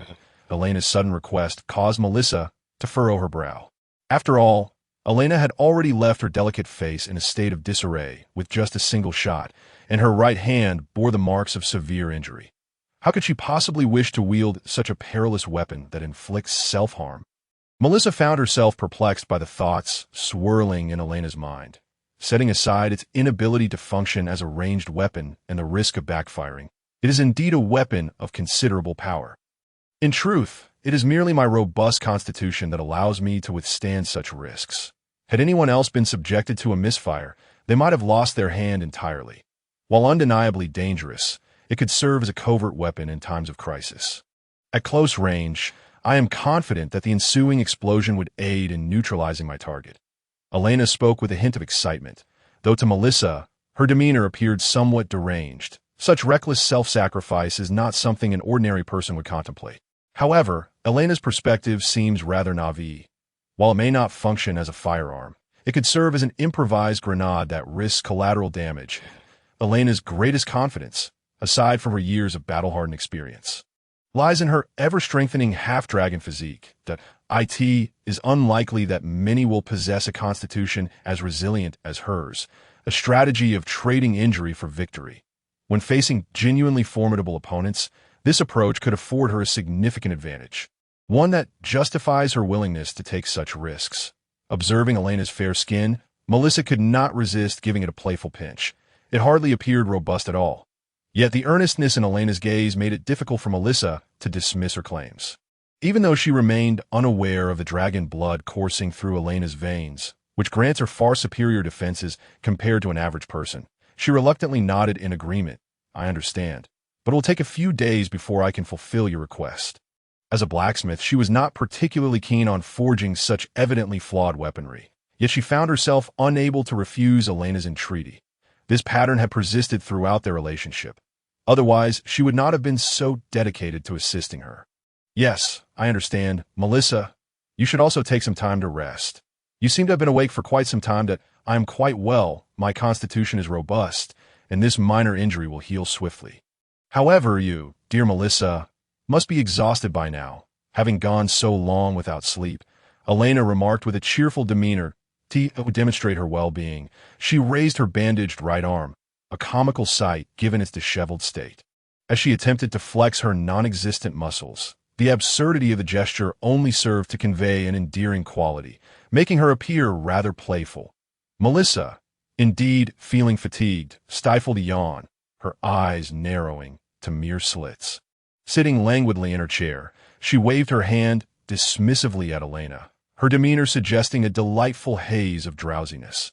Elaina, somewhat puzzled, approached Melissa, only to be unexpectedly pulled into her embrace. It was only a moment later that she found herself seated upon Melissa's lap, the latter's arms encircling her waist, resting her head atop Elena's, her eyes half closed in blissful repose. Melissa. This unexpected turn left Elaina feeling a surge of nervousness. She had always believed that she and Melissa were at odds. Yet here they were, entwined in such an intimate manner. Where was the animosity she had anticipated? In truth, during their time together, Elaina had begun to sense a shift. Melissa did not genuinely dislike her, but was rather frustrated by her seemingly lackadaisical attitude. Girls are often drawn to adorable things, and with Elena's lineage tracing back to the White Dragon, coupled with her striking features, it was hardly surprising that she garnered female affection. In recent times, Elaina had undergone numerous transformations in Melissa's presence, becoming more diligent and shrouded in mystery. No longer the fragile, helpless individual who relied solely on others. In Melissa's eyes, Elena's standing had steadily risen, and their relationship was far more amicable than she had initially perceived. However, the differences between genders remain, and Melissa's figure, truth be told, far surpassed that of Vivi's. Being cradled in her embrace, it was challenging for Elaina not to entertain other thoughts. Before long, the sound of steady breathing emanated from behind her, leaving Elaina in a state of resignation. She mused that the sensation of being held must be quite pleasant, reminiscent of how Vivi often favored holding her as well. In an instant, Melissa had succumbed to slumber, her embrace tightening around Elaina. Were it not for her inability to glance upward and discern Melissa's expression, Elaina might have glimpsed a blissful visage in her dreams. Finally, the peace had returned. Indeed, her humble forge felt far more comfortable than the stifling atmosphere of the anvil. Just then, an unexpected figure entered the scene. It was none other than the blacksmith, Melissa's father, who had been absent for over half a month. Clearly, upon returning home, his first instinct was to check on his daughter, only to be greeted by the sight of her sleeping in the arms of a young man. Elaina, perceiving a glimmer of hope, cast a pleading glance towards him. Ahem, let me see how those rascals have been faring in my absence. They better not be slacking off. To everyone's surprise, the blacksmith appeared utterly uninterested in disrupting what he perceived as his daughter's good fortune. Ignoring Elena's desperate gaze, he feigned ignorance, evidently aware of his daughter's true feelings toward Elaina. Not wishing to interrupt the pleasant atmosphere surrounding them, he turned and left, leaving Elaina and Melissa alone in the room. Alas, Elaina found herself cradled by Melissa until noon, only to be roused from this peculiar position when the blacksmith called them both to lunch.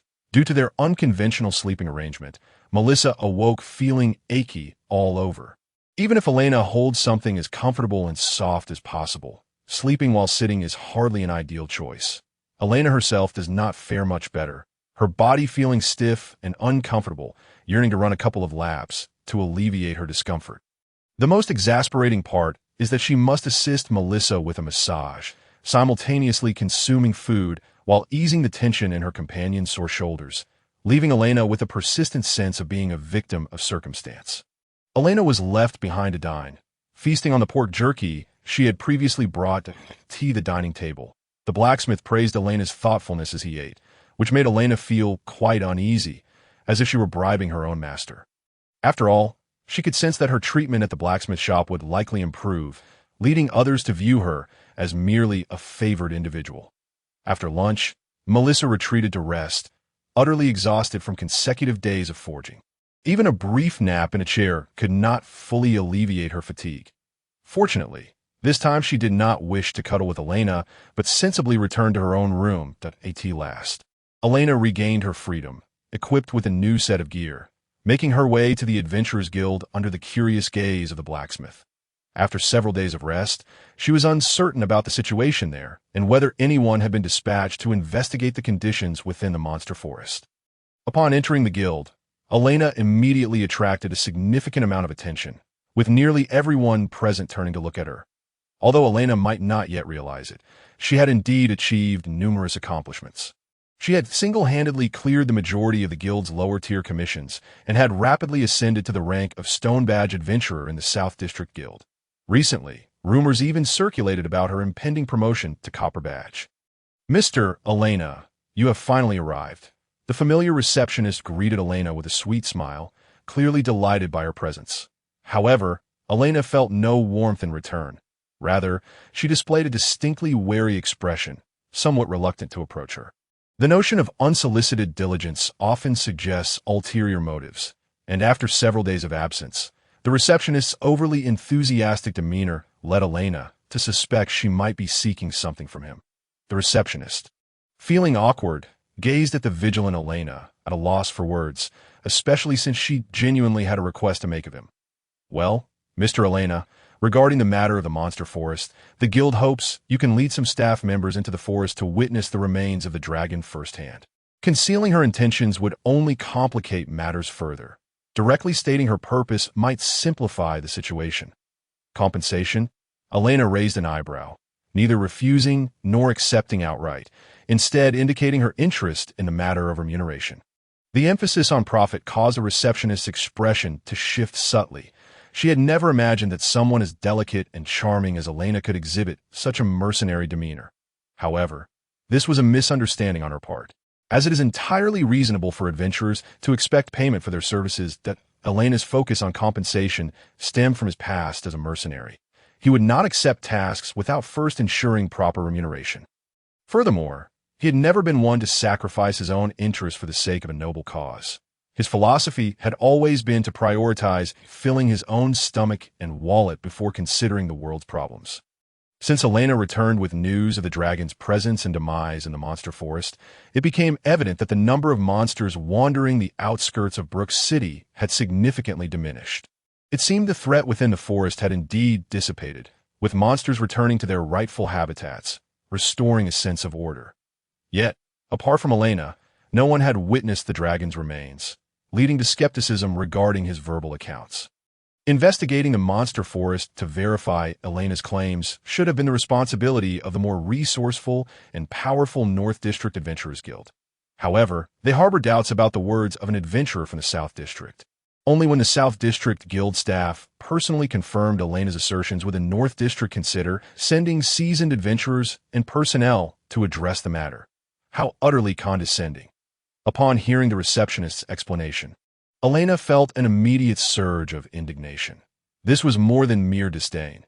The people from the North District held a deep-seated contempt for those hailing from the South District, a blatant display of discrimination that aligned with the meritocratic nature of this world.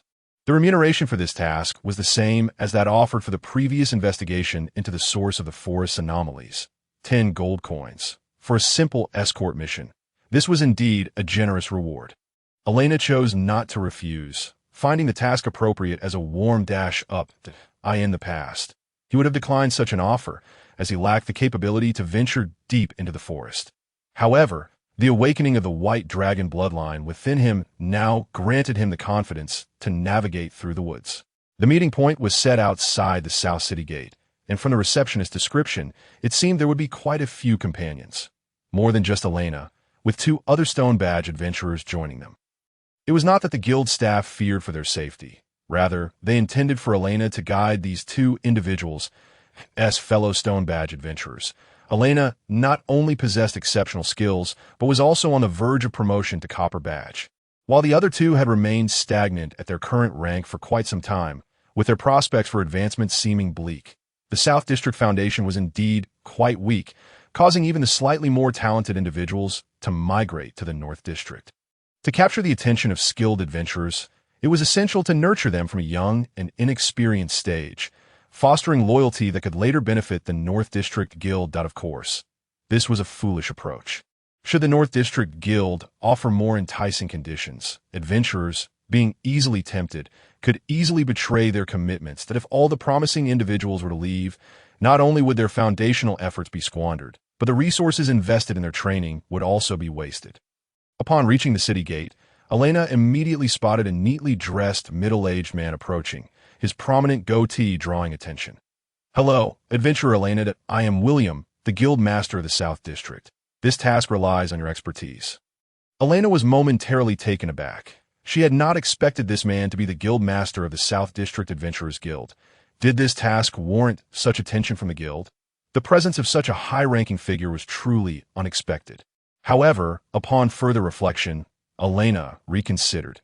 It seemed that the South District's Guild Master lacked the gravitas one might expect. The need for personal involvement suggested a lack of authority, while hands-on leadership could foster familiarity.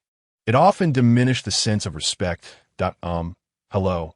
Regardless of his stature, Elaina felt it prudent to extend some courtesy, as he would be relying on the South District Adventurers Guild as a platform for income in the foreseeable future. Souring their relations would not be advantageous for either party. Allow me to introduce these two. They're your juniors, both Stone Badge adventurers. Evan, the warrior, and Anna, the mage. Guild Master William stepped aside, presenting the two figures before Elaina. "It's a pleasure to meet you, Senior Elaina. My name is Evan, a mid-tier swordsman that I must admit, for now, you are stronger than I, but one day Evan, will surpass you." The first to approach Elaina was Evan, a golden-haired youth wielding a two-handed sword.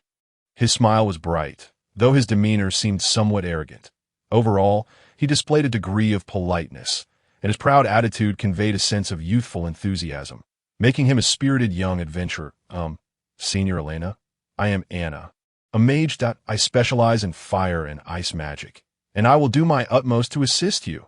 The mage named Anna appeared rather shy, with her light purple hair framing a cherubic face that bore a hint of baby fat. Resembling that of a small animal, she clutched her staff tightly, huddled to one side, exuding an adorably harmless charm. However, as a companion who was also to venture deep into the forest, her demeanor raised some concerns regarding her reliability. In contrast to the fiery Evan, Elaina found herself at a loss when it came to interacting with the bashful Anna, especially since Anna had been stealing glances at her intermittently.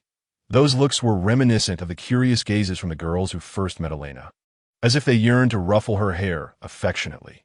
Despite their endearing exchange of senpai, Evan's stature was decidedly imposing, towering over Elaina by a whole head, while even the seemingly petite Anna stood nearly as tall as Elaina, if not slightly taller due to her wizard's hat. Coupled with William, the middle-aged man, it was Elaina who appeared the most untrustworthy among them, as her age was undoubtedly the least.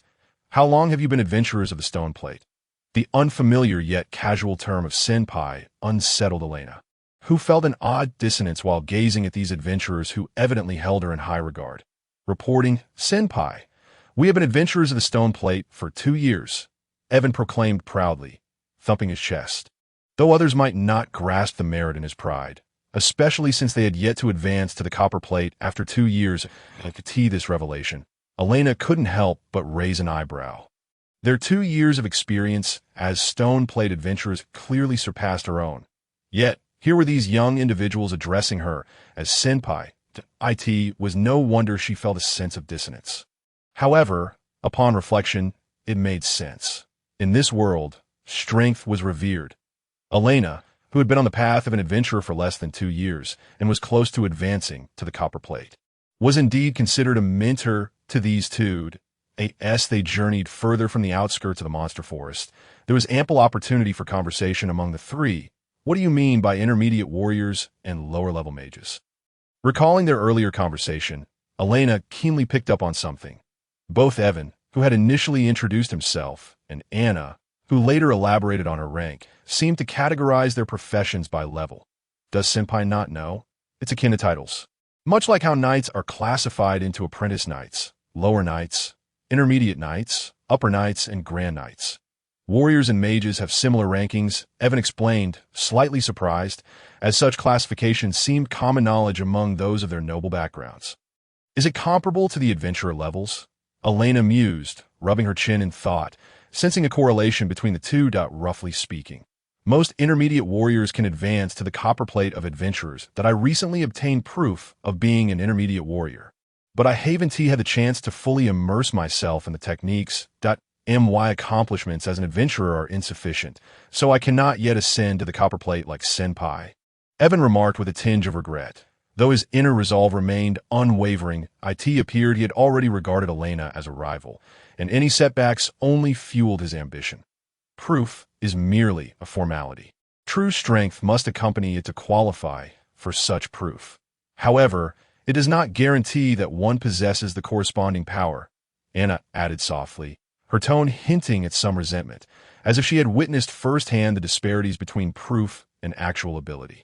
That is but a minority, though. The Kingdom of Sorens is quite stringent regarding professional proofs. If discovered to be fraudulent, severe penalties are imposed.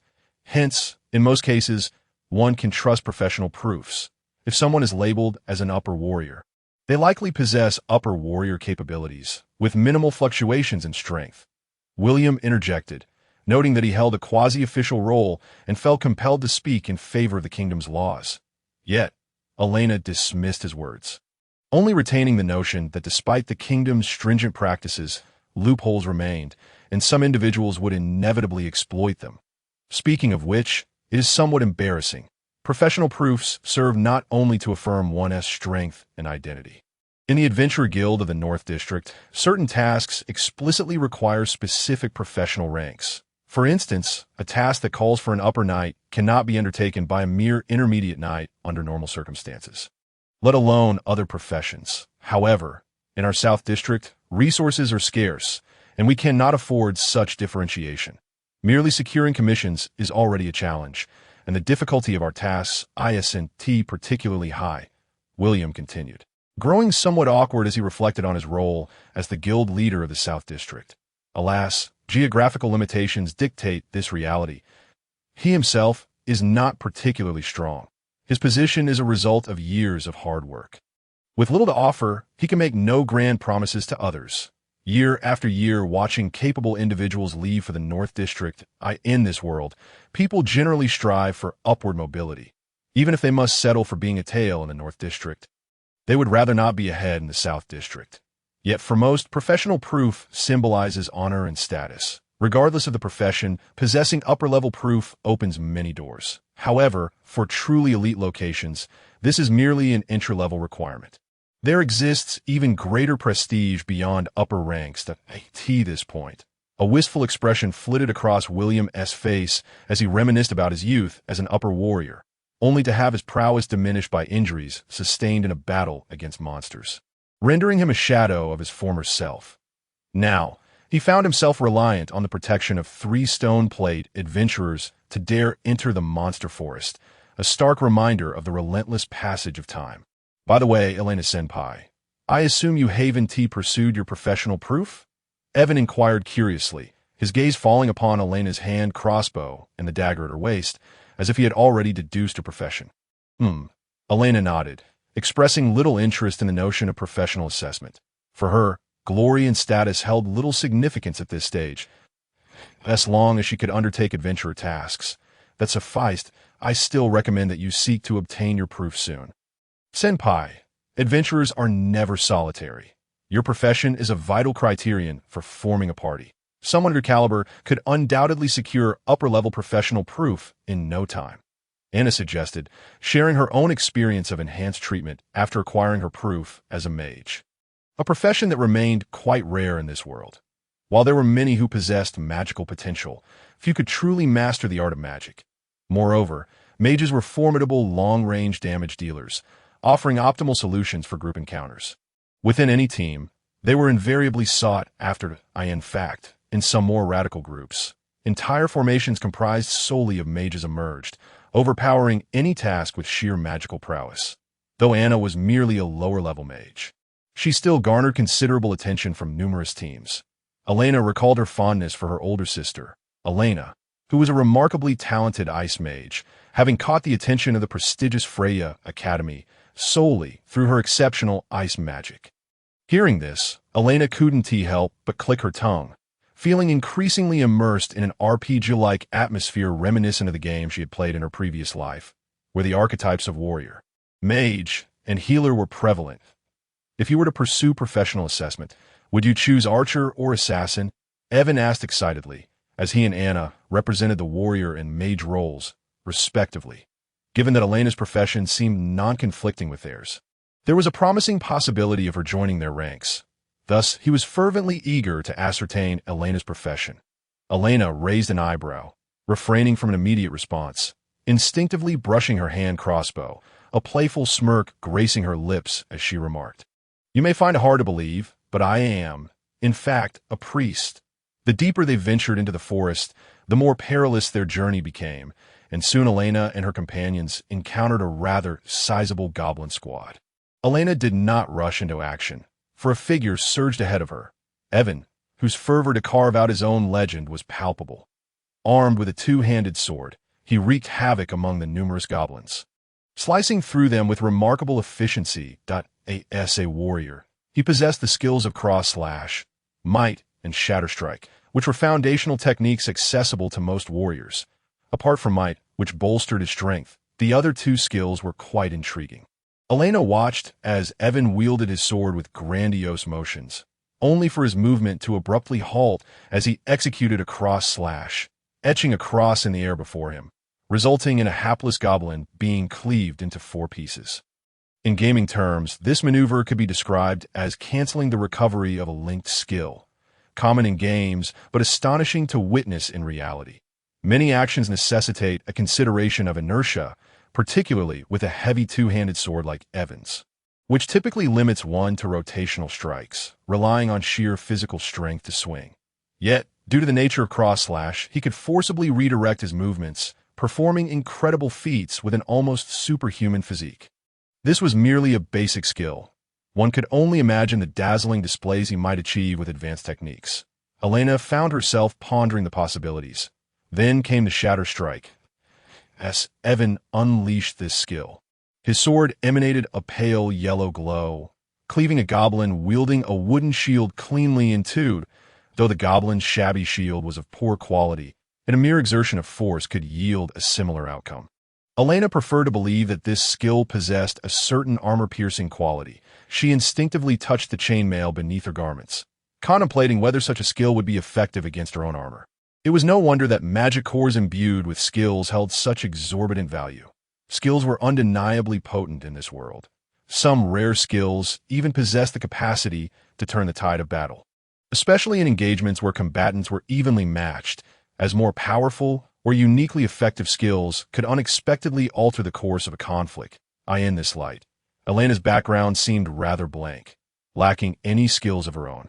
Relying solely on her combat prowess honed over years as a mercenary to contend with monsters, had she possessed even a modicum of skill, her initial struggles might have been mitigated. However, such musings were merely speculative. Given the meager amount of fighting spirit she possessed at the outset, she likely could not even maintain a passive skill like might, let alone execute offensive techniques. The seemingly frail Anna also played her part in this skirmish. Standing at the rear of the group with her staff, her demeanor appeared nonchalant, yet she unleashed fireballs one after another from her hands. The continuous explosions sent shockwaves through the air, reducing the clustered goblins to charred remains scattered across the ground. Though merely a novice mage, her destructive capability surpassed that of Evan, a mid-level warrior. Elaina smirked. No wonder everyone praised the might of mages. They were treasures within the party, second only to priests, and such power warranted their esteemed reputation. Indeed, the youth before her had boundless potential. She surmised that Anna would likely surpass her own prowess in her youth. William, the guild leader, observed this spectacle with a look of contentment. As a mentor, he relished witnessing the younger generation display their talents, for it reassured him that even in a world rife with adversity, glimmers of hope persisted. Before long, the goblin squad suffered severe casualties, realizing they were no match for the humans before them. And one by one, they discarded their weapons and fled with frantic cries. Neither Evan nor the seemingly delicate Anna wished to show mercy. Both were eager to pursue and eliminate the remaining foes. Yet, As a swordsman wielding a two-handed weapon and a stationary mage, it proved impractical for them to chase after goblins familiar with the terrain. Suddenly, Elaina, who had remained relatively inactive until then, took action. Her hand crossbow unleashed a flurry of bolts, each arrow finding its mark with unerring precision. Goblins fleeing from her were pierced through the skull, collapsing lifelessly to the ground. Her marksmanship was so astonishing that even seasoned archers would be taken aback. Evan and Anna, who had intended to rush forward, stood frozen in awe, their eyes wide with disbelief at such miraculous accuracy. Even William, with his wealth of experience, was left astounded, stroking his goatee as he finally grasped why Elena's achievements had come so rapidly. With her shooting prowess, she could easily be likened to a mobile artillery platform. Wherever she went, she struck true, requiring little combat finesse. Her mere archery skills could dispatch low-level monsters with ease. However, the more Elaina showcased her remarkable talent for shooting, the more it called to mind her earlier claims. With such a terrifying level of accuracy, who would believe she was merely a priest? What priest could shoot a hand crossbow with such precision and speed? Moreover, it was astonishing that a priest would venture alone into the monster forest, uncovering the cause of its disturbances and single-handedly subduing that fearsome combat bear. Such actions hardly fit the archetype of a priest. While some priests might wield maces and shields, none were known to carry hand crossbows and daggers. Why are you dawdling? Hurry and collect the magic cores and goblin ears, Elaina urged, her tone tinged with impatience. Since she had allies to assist her, she certainly would not sully her hands with such menial tasks. Upon hearing her words, both Evan and Anna quickly sprang into action, jogging to gather the goblin corpses. Particularly, Anna, who appeared delicate, displayed no reluctance in her labor. She faced the grim task of handling the filthy goblin bodies with remarkable composure, though her efficiency could not match that of the warrior Evan. Her attitude was commendable. It is worth noting that many mages in various parties often adopted an air of superiority, leaving such grim duties to the more physically capable warriors or multi-talented rogues. Anna's willingness to engage in the work was a rarity. Elaina did not exploit her status as a senior to claim all the spoils for herself. She only took the goblins she had personally felled, leaving the rest for Evan and Anna to manage. This delighted both of them, as it counted toward their achievements as adventurers, and they had long prepared themselves for the possibility of gaining nothing. After all, Elena's willingness to mentor them was already a significant reward, and they were pleasantly surprised by her generosity, or rather, her indifference towards such trifling gains that, in truth, Elaina did care about the spoils. She simply held a deep respect for the hard work of her companions. As a mercenary, it is essential to earn one's rewards with a clear conscience, refraining from seizing the spoils of others. For such actions violate the principles of honor. Although a minor incident had transpired, the group successfully ventured deeper into the forest. The outer regions of the current monster forest posed far less danger than when Elaina had initially entered alone. With the absence of the dragon's oppressive presence, the monsters no longer fled their homes but instead returned to the depths of the forest. Previously, encountering monsters outside the city walls was common, whereas now such occurrences were only found at the forest periphery. This was fortuitous for William and his two junior adventurers, who wished to avoid facing formidable foes like the combat bear as soon as they entered. As Elaina had, occasionally, the figures of pig-headed creatures could be spotted, but more prevalent were the signs of goblins. Strangely enough, these normally mindless creatures that would attack adventurers on sight were now cautiously observing from the shadows. After all, having just vanquished the goblin tribe at the entrance, they were somewhat imbued with its lingering essence, making the monsters wary of provoking such a presence. Even so, Evan and Anna remained visibly unsettled. The dense miasma within a monster forest was suffocating, and the aura of the monsters was overwhelmingly potent. The sensation of being watched by these creatures could only be described as chilling, as if a beast might leap forth at any moment, creating an unprecedented psychological strain. Under such circumstances, Elena's vigilance heightened. Her acute senses were attuned to her surroundings, ever prepared for potential threats. This tension rendered the atmosphere particularly oppressive, leaving Evan and Anna gasping for breath, acutely aware that this was their inaugural encounter with such an environment in the monster forest. "Could you please offer us a piece of advice?" Esteemed senior, "We are eager to learn how you ascended to the rank of bronze so swiftly," Anna inquired, unable to endure the stifling ambience any longer, seizing the opportunity to redirect the conversation. She genuinely desired to uncover the secrets behind Elena's rapid rise as a promising newcomer. Evan, equally curious, turned his gaze towards her. Having regarded Elaina as a rival, he acknowledged her exceptional capabilities if he could glean her techniques. It would undoubtedly bridge the gap between them, for Evan was perpetually contemplating how to surpass her. "Survive," Elaina replied coolly, uttering words that felt vaguely familiar. Once a paragon of mercenaries and a legendary figure within the realm, many newcomers to the battlefield would seek to uncover the secrets of his success. Without exception, whenever confronted with such inquiries, Elaina would simply respond with that singular phrase: "Survive, strive to live. There are rarely shortcuts in life. Steadfastness and diligence are the only correct paths, particularly as a mercenary." Reflecting on his past, Elaina had never expended much effort in promoting himself. He simply lived an ordinary life in his struggle to survive and thrive. His deeds had been exaggerated over time, as if he had persevered in tasks deemed utterly impossible or turned the tide in battles considered unwinnable. The narrative grew increasingly legendary, yet for Elaina himself, it was merely about doing his utmost to stay alive, prioritizing his own survival above all else. Indeed, in those seemingly insurmountable tasks, Elaina consistently returned alive, a feat worthy of admiration in its own right. Now that he had become an adventurer, his philosophy remained unchanged: to do whatever it took to survive, placing fame and accolades aside. Truthfully, had it not been for the immense debt owed to the orphanage, Elaina would not have ventured into the world of adventuring. Even burdened by debt, he sought the most prudent options available. It was only due to the summoning of the White Dragon Empress that he found himself compelled to enter the forest.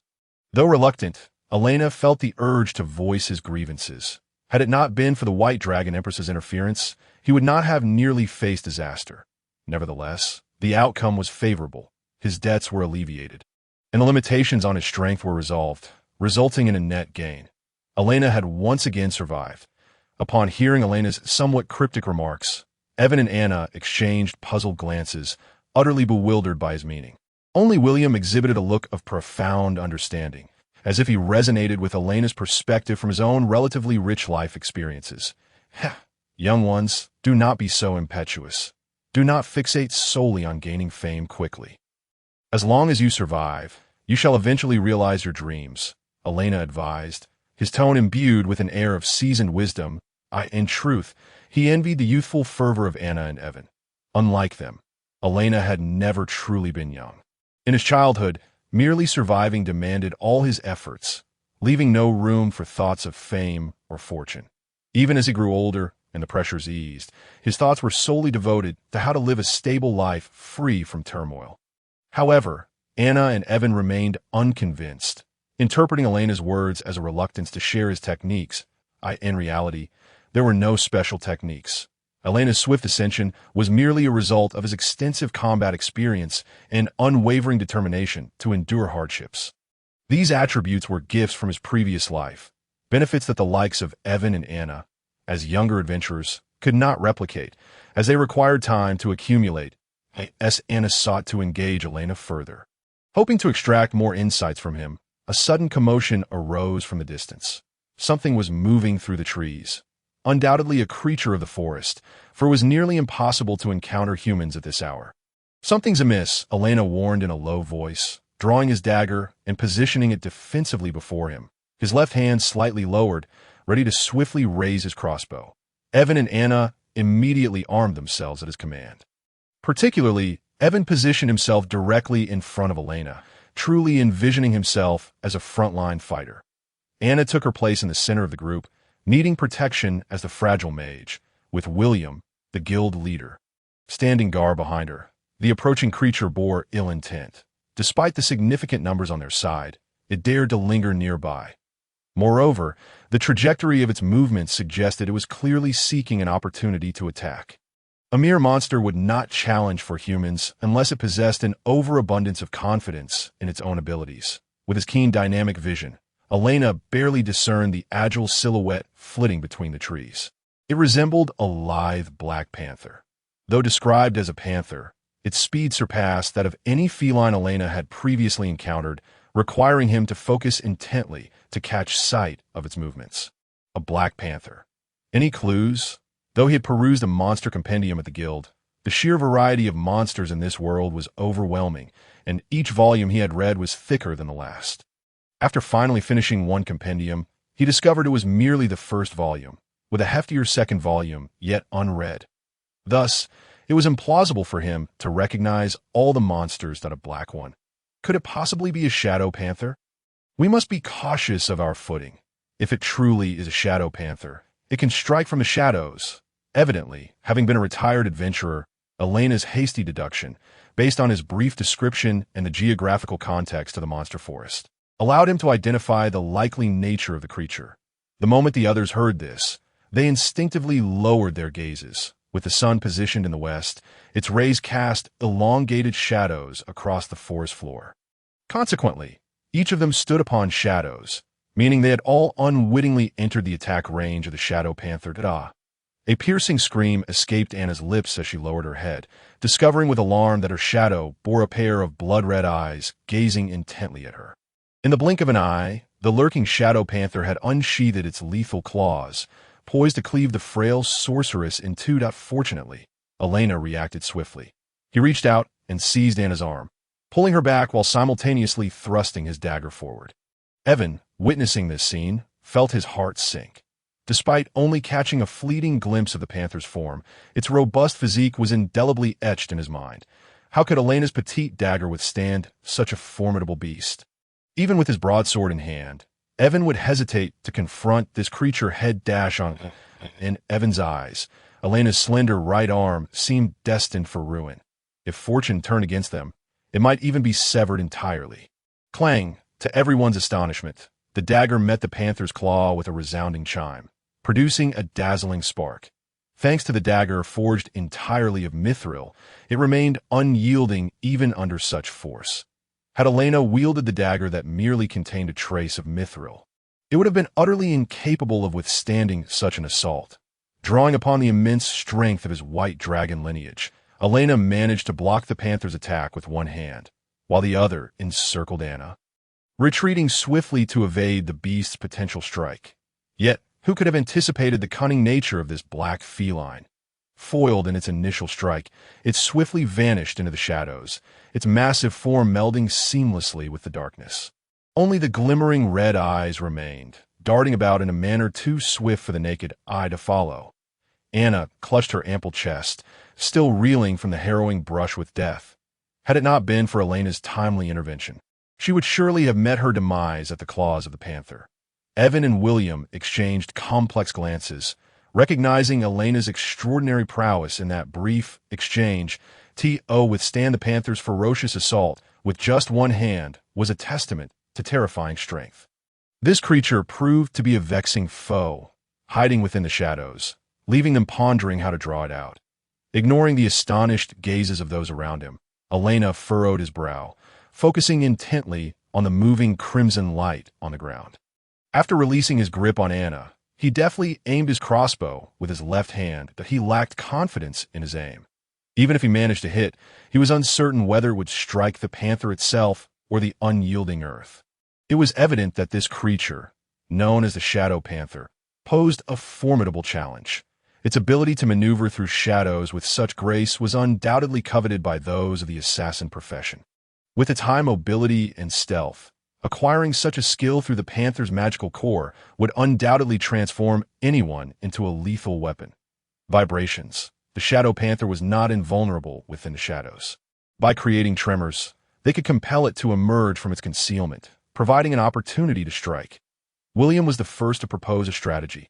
Upon hearing this, Evan swung his heavy broadsword down toward the ground. However, the panther's speed was astonishing. Before Evan's sword connected with the earth, it had already darted to a location shielded from the shockwave. Anna was not idle either. Her staff gathered magical energy as she chanted incantations, manifesting fireballs that coalesced from thin air. Boom! Boom! The powerful fireballs struck the ground, causing violent tremors, and the panther, now confined and exposed, had no choice but to reveal itself. Yet it was not cornered.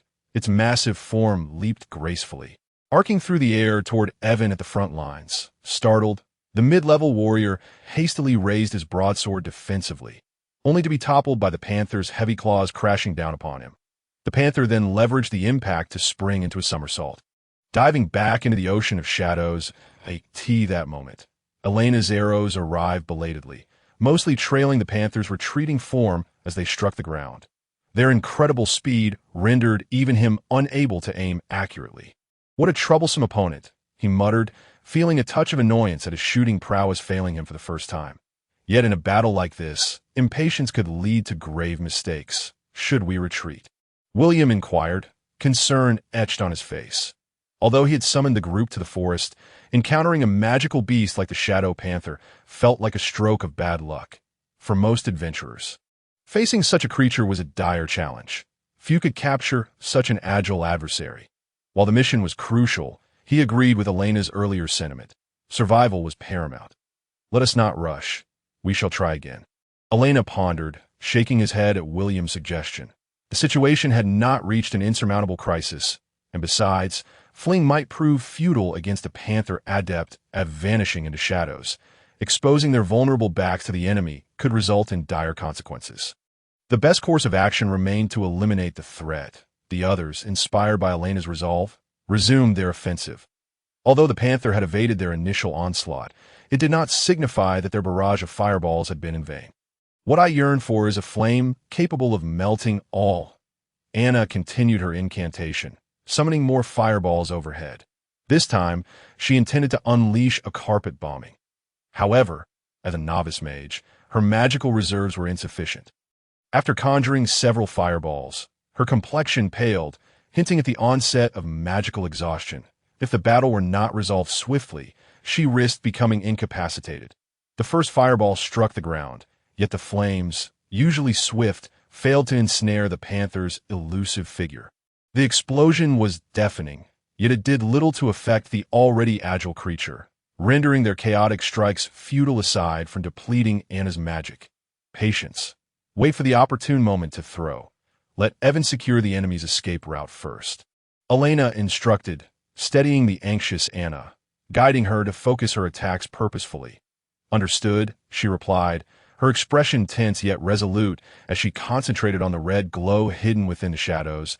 It soon became evident that Evan was rather reckless. After rising from the ground, he began swinging his broadsword down repeatedly. The resounding thuds echoed throughout the forest, startling the birds into flight. Such brutish behavior would surely leave someone like Melissa, who cherished her equipment, feeling faint. After all, striking the ground with a sword inflicted considerable damage on the weapon itself. Regardless of the outcome, Evan's broadsword would require extensive maintenance following this skirmish. A warrior with both high defense and attack was indeed a formidable opponent. The Shadow Panther seemed acutely aware of this, consistently evading direct confrontations with Evan. Its gaze remained fixed on Anna, recognizing that the true danger lay with the heavily guarded sorceress. Suddenly, the panther, which had been lurking in the shadows, revealed itself, leaping gracefully onto a tree branch, its sharp claws embedded into the bark, anchoring it firmly in this dense forest. Despite the eerie and elusive movements within the shadows, it remained in its element, showcasing its agility to toy with its adversaries. Come down here. Evan could not comprehend why his opponent had suddenly altered their strategy. With a singular focus on severing all ties, he charged forward wielding his double-handed sword. The blade, shimmering with the light of a shattered blow, struck fiercely against the tree trunk, aiming to cleave both the tree and the shadow leopard in one fell swoop. However, to his astonishment, the shadow leopard leaped unexpectedly, tracing a dark arc through the air. Its two spiked tails lashed out forcefully, sending sharp, shadow-like projectiles hurtling towards Evan. Caught off guard and unable to adjust his stance, Evan let out a piercing scream as he clutched his shoulder, feeling the shadowy blade embed itself deeply within him. This was evidently the second skill of the shadow leopard, something Elaina had read about in books. It seemed to wield its shadows as weapons. While he lacked the intricate understanding of the skill, the rapidity of this ranged attack posed a considerable challenge for them at present. Seizing the moment, the shadow leopard darted between the trees, each leap accompanied by the launch of shadow blades, assaulting from all directions in an attempt to pierce Anna amidst her protective barrier. Observing this, Elaina positioned himself in front of Anna and William, his golden eyes gleaming as he deftly struck each airborne shadow blade from the air with his dagger. His movements were remarkably precise. Not a single shadow blade breached his defenses. "Now!"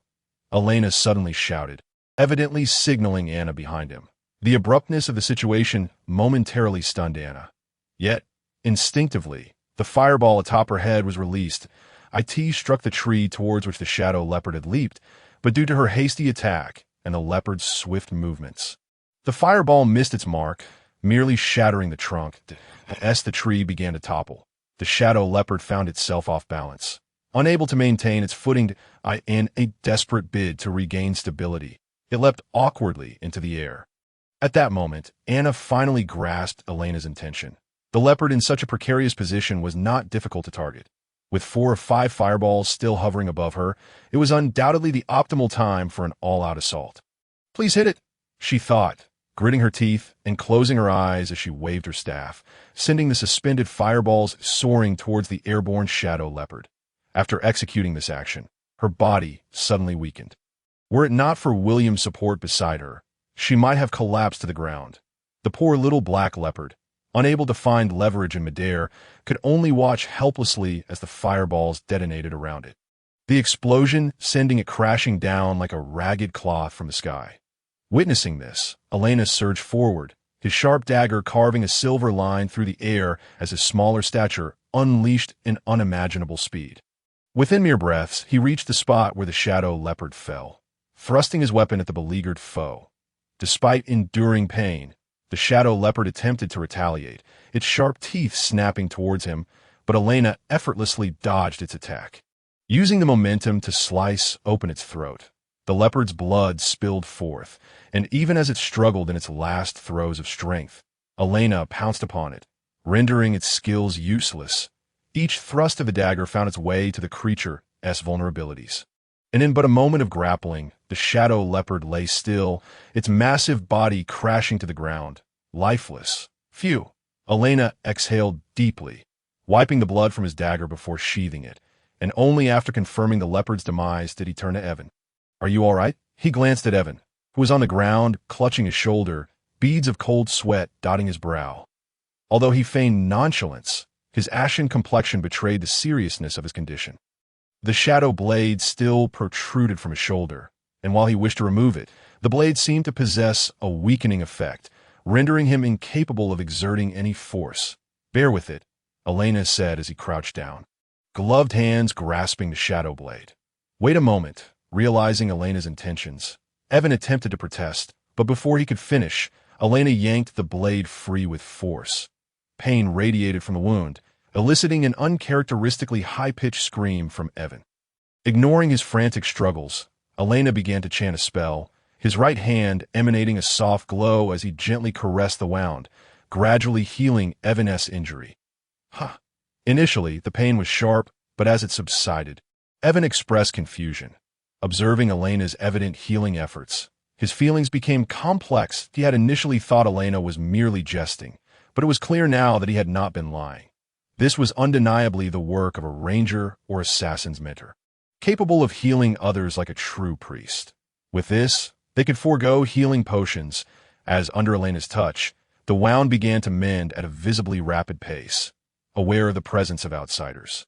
Elaina refrained from exerting his full power. Otherwise, even such a minor injury could be healed in the blink of an eye, thanks to the unique healing magic of the White Dragon clan.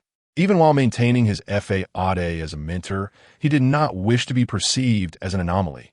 "Thank you," Evan said, casting a complicated glance at Elaina as he moved his injured arm. Discovering that it was no longer severely compromised, Anna approached alongside William, trembling as she leaned on her staff, appearing rather weak.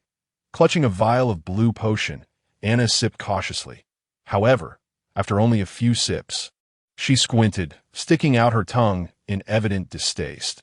Her demeanor was somewhat endearing, yet it was clear that the taste of the mana-replenishing potion was far from pleasant. "I'll take the skin and flesh," You two can decide how to divide the magic core. Patting Evan on the shoulder, Elaina slowly rose, immediately broaching the most contentious topic. Did I ask that really acceptable? Anna exclaimed, surprised. The magic core at times is more precious than blood and flesh. Especially one from Shadow Wolf with evident skills. That Elena's decision to graciously relinquish the core was indeed surprising. Evan opened his mouth, prepared to voice his thoughts. He still believed Elaina leaned towards the ways of an assassin. Even if he were not one, the Shadow Wolf shadow movement and shadow blades were incredibly useful, and Elaina would undoubtedly benefit from learning them. Yet, who could have anticipated that Elaina could not acquire skills from ordinary magic cores? The proud blood of the dragon clan only allowed him to learn the techniques of greater dragons. Aside from the inheritance of the White Dragon clan, if Elaina truly wished to master anything, he would likely need to slay dragons and extract their cores. While the high-grade magic cores for magical beasts could enhance his strength, Elaina yearned more for the Shadow Wolf's pelt and flesh. The pelt could be fashioned into equipment, and the flesh could nourish the children at the orphanage, who longed for meat daily. Enough chatter. You both contributed as well that I truly have no interest in the magic core. So you two should figure out how to split it. Elaina waved his hand casually, despite having slain the beast himself. Evan and Anna had played significant roles along the way, had Anna not compelled the shadow leopard to reveal itself with her magic. Elaina would have found it much more challenging to deal with the creature. The two exchanged glances, excitement gleaming in their eyes. Even the proceeds from selling the magic core would be quite substantial. Dividing the profits evenly would afford them many luxuries, allowing them to live comfortably for a time without needing to work. It was no wonder their thoughts lacked ambition. For adventurers, each day was akin to walking a tightrope, where today could easily lead to no tomorrow.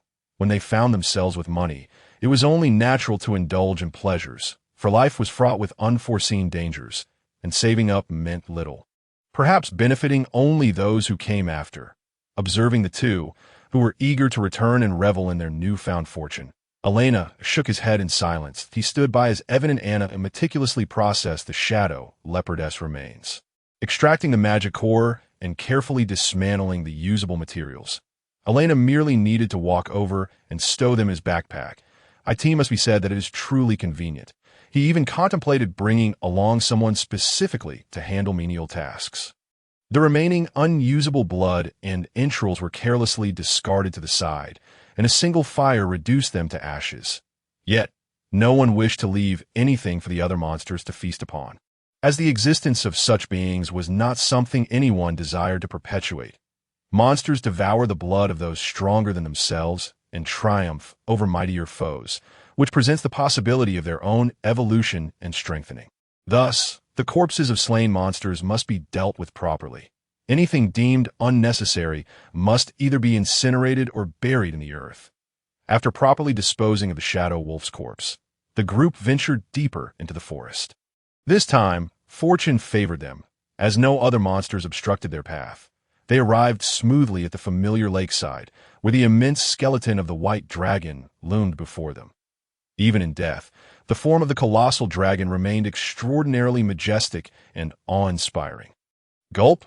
Except for Elaina, the others gazed upon the dragon's remains, unable to suppress the surging fear within, instinctively swallowing hard and appearing quite tense. Standing still, Elaina looked at the familiar silhouette, her face betraying a sorrowful expression. The thought that this woman, who had seemed to cherish her daughter so dearly just a short while ago, was now merely a lifeless corpse was a profoundly disheartening realization. She stepped forward, slowly kneeling, her hands clasped in prayer against her forehead. In the face of the deceased, Elaina felt utterly powerless. The only thing she could do was pray for the soul of the fallen White Dragon Queen. Observing Elena's demeanor, the others were momentarily taken aback and, upon regaining their composure, noticed an unusual aura surrounding them. White or yellow particles gradually approached, swirling around Elaina and exuding a faintly sacred essence. The group found themselves increasingly convinced of Elena's prior claims. She might indeed be a priestess, capable of drawing forth such a multitude of divine particles, a feat only achievable by those whose faith granted them the mantle of the holy. As Elaina mourned the passing of the White Dragon Queen, she suddenly felt a gentle caress upon her head. Lifting her gaze and opening her eyes, for a fleeting moment, a white figure appeared before her. A benevolent smile gracing its face as if delighted by her presence. Yet, in the blink of an eye, this seemingly illusory figure vanished, leaving Elaina rubbing her eyes in confusion, unable to catch a glimpse of the enigmatic apparition again. A wave of sorrow washed over her. The deceased had departed, and even the memory of their existence in this world was of little consolation. Guild Master William meticulously examined the dragon's remains, affirming Elena's assertion that a white dragon had perished here. Undeniably, this was the source of the recent anomalies in the monster forest. The task was nearly complete. All that remained was to escort William back to the Adventurers Guild. The subsequent matters would be handled by William. It would not be long before someone from the Northern District arrived to recover the massive white dragon skeleton. This was no longer Elena's concern. Perhaps the Adventurers Guild would allocate a portion of the dragon's remains to her, but the decision-making power certainly would not lie with her. After all, Elaina lacked the capability to transport such a colossal skeleton home, relying instead on the Guild's resources. The journey back to the Adventurers Guild was uneventful, and they arrived without incident. Standing at the counter, Elaina listened to the receptionist chatter about trivial matters. Had it not been for the need to wait for the completion of formalities, she would have left long ago. Maintaining a state of passive listening, Elena's gaze drifted to the request board, where several portraits caught her eye. There was a wanted poster for a bandit named Sam, approximately 40 years old, bearing a prominent scar on his face that rendered him quite fearsome. It appeared to be a bounty of 50 gold coins, such a substantial reward. Elena's expression grew complex. After arduous labor and a stroke of fortune, she had managed to sell a single well-preserved scale from the White Dragon Queen for over 100 gold coins. After toiling for half a month on various quests, she had only earned 30 gold. Yet the bounty for a single head equaled her hard-earned rewards. The portraits did not end there. Two other equally menacing figures accompanied the wanted notice, one stout and the other slender, presenting an odd combination. Their fierce gazes radiated hostility, the kind of individuals one would instinctively avoid on the street, as an encounter could easily lead to trouble. The bounty for the lean one was 30 gold, while the stout one was listed at 20 gold. Nevertheless, the sum was enticing enough to make Elaina consider that if she did not accumulate 100 gold coins soon, she might have to resort to taking risks and hunting these bandits for their bounty. Is this a wanted notice? Elaina mused, stroking her chin as she scrutinized the portraits. She had always believed that the role of adventurers was limited to menial tasks and monster hunting, yet she had not anticipated that it also encompassed the pursuit of wanted criminals. Indeed, these three bandits had wreaked havoc in a small village within the Solon's kingdom, killing indiscriminately and causing significant distress. Rumor had it that they had fled to this city, and the unassuming southern district was an ideal hideout for them. The receptionist explained that, in truth, the Adventurers Guild did not primarily deal with bounties for criminals. However, since the offenders had already infiltrated the city, it was crucial for all capable individuals to be aware of their presence, to prevent them from escaping due to insufficient intelligence. The reward was quite substantial. Were there specialized bounty hunters? Such a sum even piqued Elena's interest, leading her to believe that there must be individuals dedicated to hunting down wanted criminals. After all, with rewards like this, there would undoubtedly be those willing to take on the risk. Indeed, there were specialized hunters who pursued wanted criminals, and numerous bounty hunters had already arrived in the city. If Elaina were to encounter any of them, even without intervening, she could relay information to the guild. Should someone apprehend a wanted criminal based on her intel, she would receive a reward. The receptionist smiled, seemingly assuming that Elaina had intentions regarding the wanted criminals. Had this been a while ago, Elaina might have been tempted, but now she had no such inclinations, given that the bounty reached 50 gold coins. It was clear that the associated danger was equally significant, and it would not be a simple task to earn such a reward.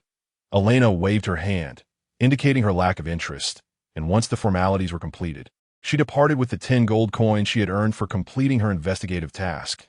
On her way out, Evan and Anna approached to greet her, respectfully bowing and expressing their gratitude for her brief care during their time together. This made Elaina feel quite pleasant. Having juniors express their respect was a gratifying experience, and being treated with such deference was indeed enjoyable. The pelts and meat of shadow leopards were also quite valuable. And Elaina returned once more with her arms full, humming a tune as she purchased various ingredients, envisioning a lavish dinner awaiting her that evening. She would bring the pelts to Melissa another day to see what ideas she might have, as Elaina was not currently in need of weapons. However, relying solely on a dagger felt somewhat inadequate. Previously, her lack of physical prowess had necessitated the use of such lightweight weapons that required minimal strength. Yet having entered a world of swords and magic, she ought to consider the sword aspect as well. That it was merely a passing thought, for even if she possessed a fine sword, Elaina likely would not have the inclination to wield it.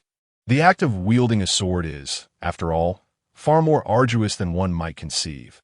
Elaina had never practiced swordsmanship nor possessed any skills related to it. Thus, she would undoubtedly find it less manageable than a dagger, and might even become flustered, diminishing her combat effectiveness. The setting sun bathed the entire land in a golden hue as Elaina returned to the orphanage's entrance, her back against the fading light. At that moment, she encountered the last person she wished to see. The merchant Stanford. He seemed to have sensed her gaze, turning towards her with the support of his wife, their eyes locking. Elaina instinctively furrowed her brow, pondering why this man had suddenly come to the orphanage. However, after a moment's contemplation, she quickly realized that today was indeed the agreed-upon repayment date. This irritating merchant had most likely come to collect the debt.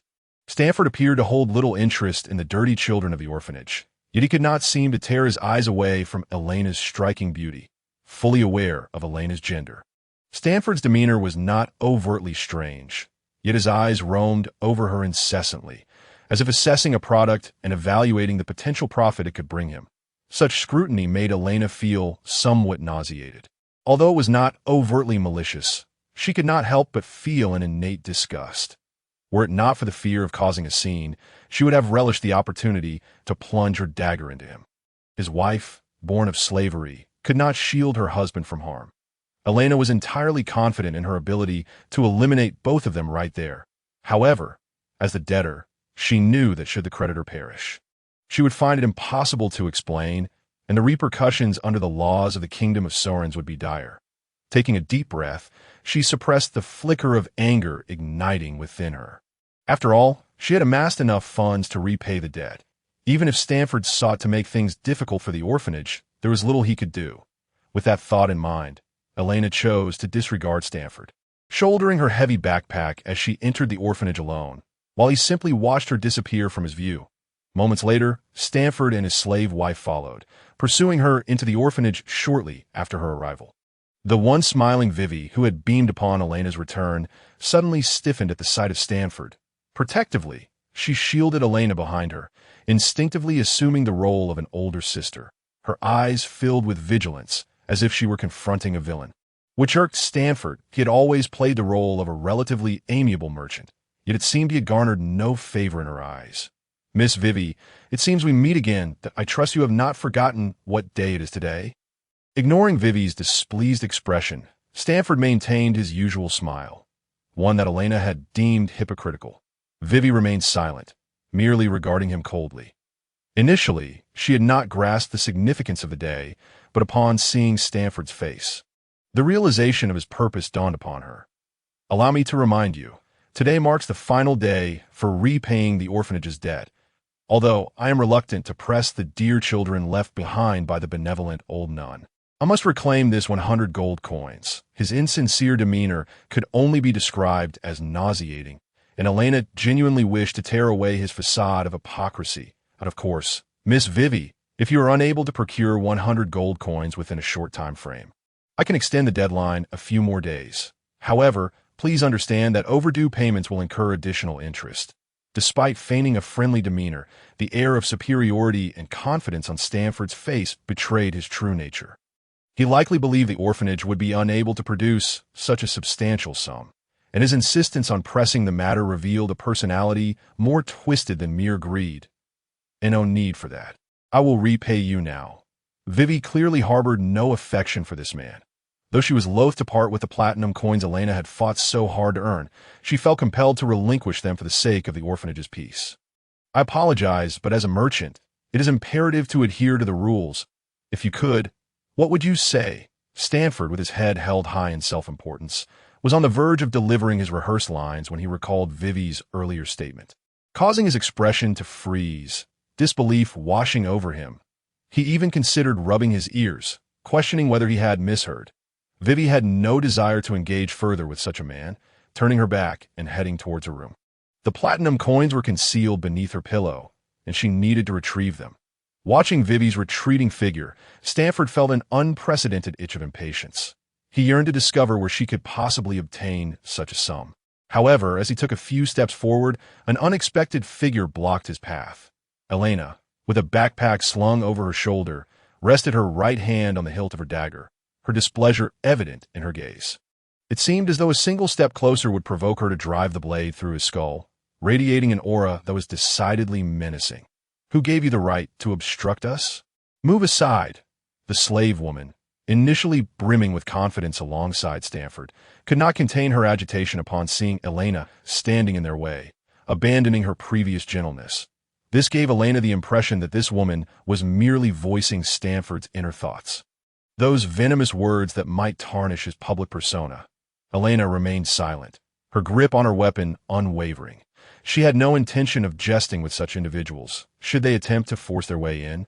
It would constitute an unlawful entry, thus granting her the legal right to defend herself, as long as she did not kill them. Merely injuring or blinding one of them would be deemed justifiable self-defense by the laws of the Kingdom of Sorens. Despite her status as the debtor, Stanford and the slave woman were evidently aware of this, as they refrained from any more aggressive actions in the face of Elena's obstruction, or perhaps they lacked the courage. Under the intense gaze of her golden eyes, they felt an innate pressure, as if confronted by a superior race. Thus, the tense standoff continued until Vivi returned with the platinum coins in hand. Observing the standoff, her expression shifted, but she quickly donned a serious demeanor, tossing the coins towards them. Stanford instinctively caught the flying object, his palm open as he examined the dazzling platinum coins that emitted a unique brilliance. "What is this?" "These are platinum coins. Do not tell me, Mr. Stanford, that a merchant of your caliber has never encountered such currency," Vivi stated bluntly. Stanford, of course, recognized platinum coins, yet he could hardly fathom that he would acquire them from the dilapidated orphanage of a church. Even for a merchant of his standing, platinum coins were exceedingly rare. He had no substantial assets to convert entirely into such high-value currency for business transactions. Impossible. This must be counterfeit. How could orphans like you possibly possess platinum coins? They must have been stolen, the slave woman gasped, her eyes wide with disbelief, unable to accept that such valuable coins could originate from this orphanage. Simultaneously, she was the last person who wished to see the orphanage repay its debts. After all, Stanford had been reveling in the prospect of acquiring the orphanage, and she had endured a relatively comfortable existence, spared from his usual cruelty. Although she had to maintain a low profile at home, she could still hold her head high in public as the merchant's wife. However, if the orphanage repaid its debts, Stanford would be unable to claim it, shattering his plans should such a scenario unfold. He would undoubtedly unleash his fury upon her, and she wished to avoid the torment of physical suffering once more. Thus, she felt compelled to expose the orphanage's deception and prove that the platinum coins were indeed counterfeit. "Mind your words, madam. These coins are rightfully earned by my Elaina through legitimate means and are certainly not forgeries. If you harbor any doubts, you are entirely welcome to verify the accounts at the Adventurers Guild, where detailed records will attest to the legitimate origins of this sum of money." Vivi expressed her displeasure, feeling more angered by the other's lack of belief in her than by the accusation that Elena's earnings were illicit. "Who knows what tricks you little wretches have employed? Even if it were true, it must surely be that the two of you deceived some wealthy individual with your bodies, and he merely bestowed his charity upon you." The slave woman, clearly infuriated, pointed at Vivi's head and hurled insults, utterly devoid of her previous composure and elegance. Yet, in response to her grossly disrespectful behavior, she was met with a resounding slap that was delivered with unyielding force. The sharp crack of the slap echoed throughout the vast orphanage, leaving Vivi utterly stunned by the scene before her. After all, it was shocking to witness a fellow woman, a slave no less, subjected to such treatment. Even Elaina was taken aback, his hand hovering over his dagger, momentarily at a loss, having yet to unleash his own wrath upon her for her harsh words, aware that this slap had not been dealt by him. "Shut your mouth, you disgraceful wretch! Who allowed you to speak?" The assailant was none other than the slave woman's husband, Stanford, a man who should have stood in solidarity with her. The slap was delivered with such ferocity that the young, beautiful slave was left with blood trickling from the corner of her mouth. Her left cheek flushed a vivid red. In no time, it would undoubtedly swell, as he showed no mercy, utterly unmoved by the fact that she was his nominal wife. It seemed even this slave woman had failed to grasp the true nature of her husband, as she covered her face in disbelief, staring at Stanford in shock. She had forgotten to even cry out in pain. Rendered speechless, her mind a blank slate, "I sincerely apologize. Miss Vivid my wife is simply beyond comprehension. I have indeed received the repayment, and I assure you that provided nothing unforeseen occurs, we shall not trouble you here again." In the blink of an eye, the man who had just exuded fury transformed into a facade of congeniality, feigning an apology to Vivi, epitomizing the essence of a hypocrite. "It's good that you understand. Now, please leave this place. I have not prepared any meals for you, so I will not be entertaining you." Vivi was no naive fool to afford such a person any leniency, though the slave woman's words were indeed harsh. She had no right to strike another in public. If she could not even extend kindness to her own wife, how could one expect her to be gentle with others?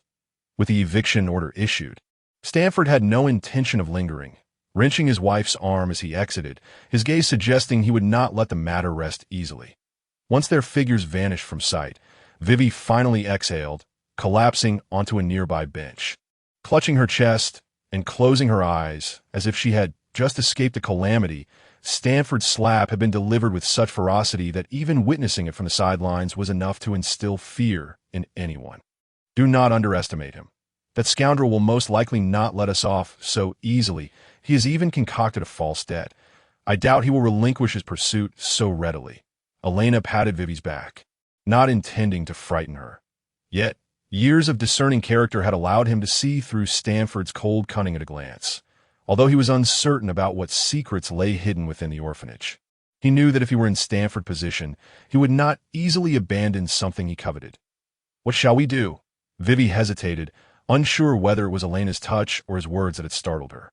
Truth be told, she wished to avoid such confrontations altogether. Facing off against a robust adult male of higher status was a daunting prospect for her, requiring all her courage to endure if it were not for Elena's efforts in accumulating a platinum coin to repay the debt. She would have been utterly at a loss regarding how to proceed. The only option left might well have been to relinquish the orphanage and lead the children to the streets. "Thank you, Elaina." With that thought, Vivi instinctively grasped Elena's hand, gently rubbing her fingers against his delicate skin, reveling in the softness of his touch.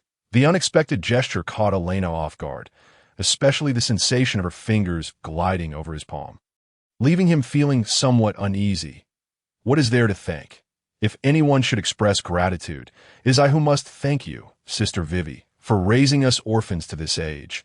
Your contributions far surpass my own. Suppressing the strange feeling within, Elaina feigned calmness, attempting to sound charming. Although his words felt somewhat contrived, Vivi appeared genuinely moved, relishing the mutual reliance that felt akin to familial bonds. "Let us eat first." "You must be hungry." "Elaina, I will go fetch the other brothers and sisters. Feel free to start without me." Ruffling Elena's hair, she delighted in the sensation that never seemed to lose its charm. Content as she made her way to the inner room, Elaina bit his lip in annoyance.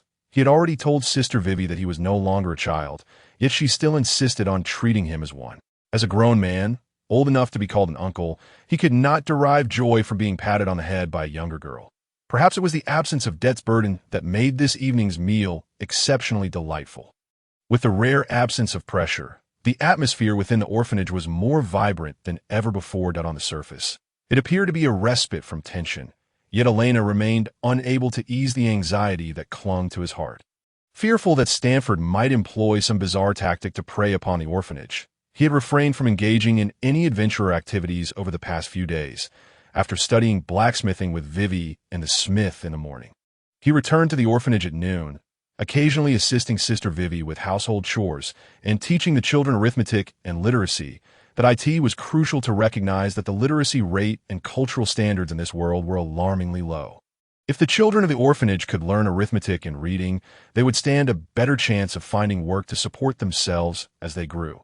Although Elaina had been doted upon since childhood, both Vivi and Elaina had not neglected his education. Without needing to study intentionally, the previous incarnation of this body had retained the knowledge of the culture and language in this world. As for arithmetic, while Elaina had never attended school in his previous life, he had employed tutors to impart knowledge. Despite his origins as a war orphan, he was not lacking in this regard. Beyond these daily tasks, Elena's primary focus had been on clearing the church, specifically dealing with the shattered statue. Previously, he had refrained from addressing it out of fear of disturbing the unknown deity, compounded by the weight of the broken stone. Thus, the church hall had remained untouched. Aside from keeping the areas where people congregated clean, the less frequented corners were piled high with debris. Given that the orphanage concealed a mystery, Elaina believed that this secret might well be hidden beneath the statue. Until he unraveled the nature of this secret, he would not comprehend why Stanford was so fixated on the orphanage, going to great lengths to acquire this dilapidated church. Surely, he could not simply wish to abduct Sister Vivi. Whenever Elaina worked to clear the debris, Sister Vivi would stand nearby, her concern evident as she feared for his safety. After all, she had attempted to lift these stones before and knew just how heavy they were. Yet, as she observed Elaina effortlessly tossing a piece of rubble outdoors, her understanding was profoundly shaken. Was this truly the same Elaina she had perceived as delicate and fragile, easily toppled by the gentlest breeze? Such strength was a rarity indeed. However, the quantity of rubble was truly overwhelming. After laboring for such an extended period, Elaina had only managed to clear a little over half of it. One could only ponder the extent of hatred that the destroyer held for this unknown deity, to have shattered such a monumental statue into countless fragments. Exhausted beyond measure, Elaina perched herself upon a nearby stone, extending her right hand to fan herself gently. Vivian approached, her expression one of curiosity as she gazed at Elaina, and with an inquisitive gesture, she lifted the hem of Elena's shirt. Under Elena's astonished gaze, she reached out to touch her flat abdomen, which felt smooth and soft, lacking the appearance of defined muscles. "What are you doing?" Elaina exclaimed, startled as she swatted Vivian's hand away, hastily tugging her shirt back down. That it was the first time she had treated Vivian with such brusqueness. "Why do you possess such strength despite having no visible muscles?" Vivian mused, her expression a blend of confusion and disbelief as she playfully squeezed the flesh on Elena's arms, which felt pleasantly soft and resilient, reminiscent of a living plush doll that I have mentioned it before. "Haven't I? I carry the bloodline of the white dragon. Naturally, the dragon kin possess great strength, though it may not be outwardly apparent," Elaina replied, a hint of frustration in her voice. It was indeed curious that her slender physique could unleash such power.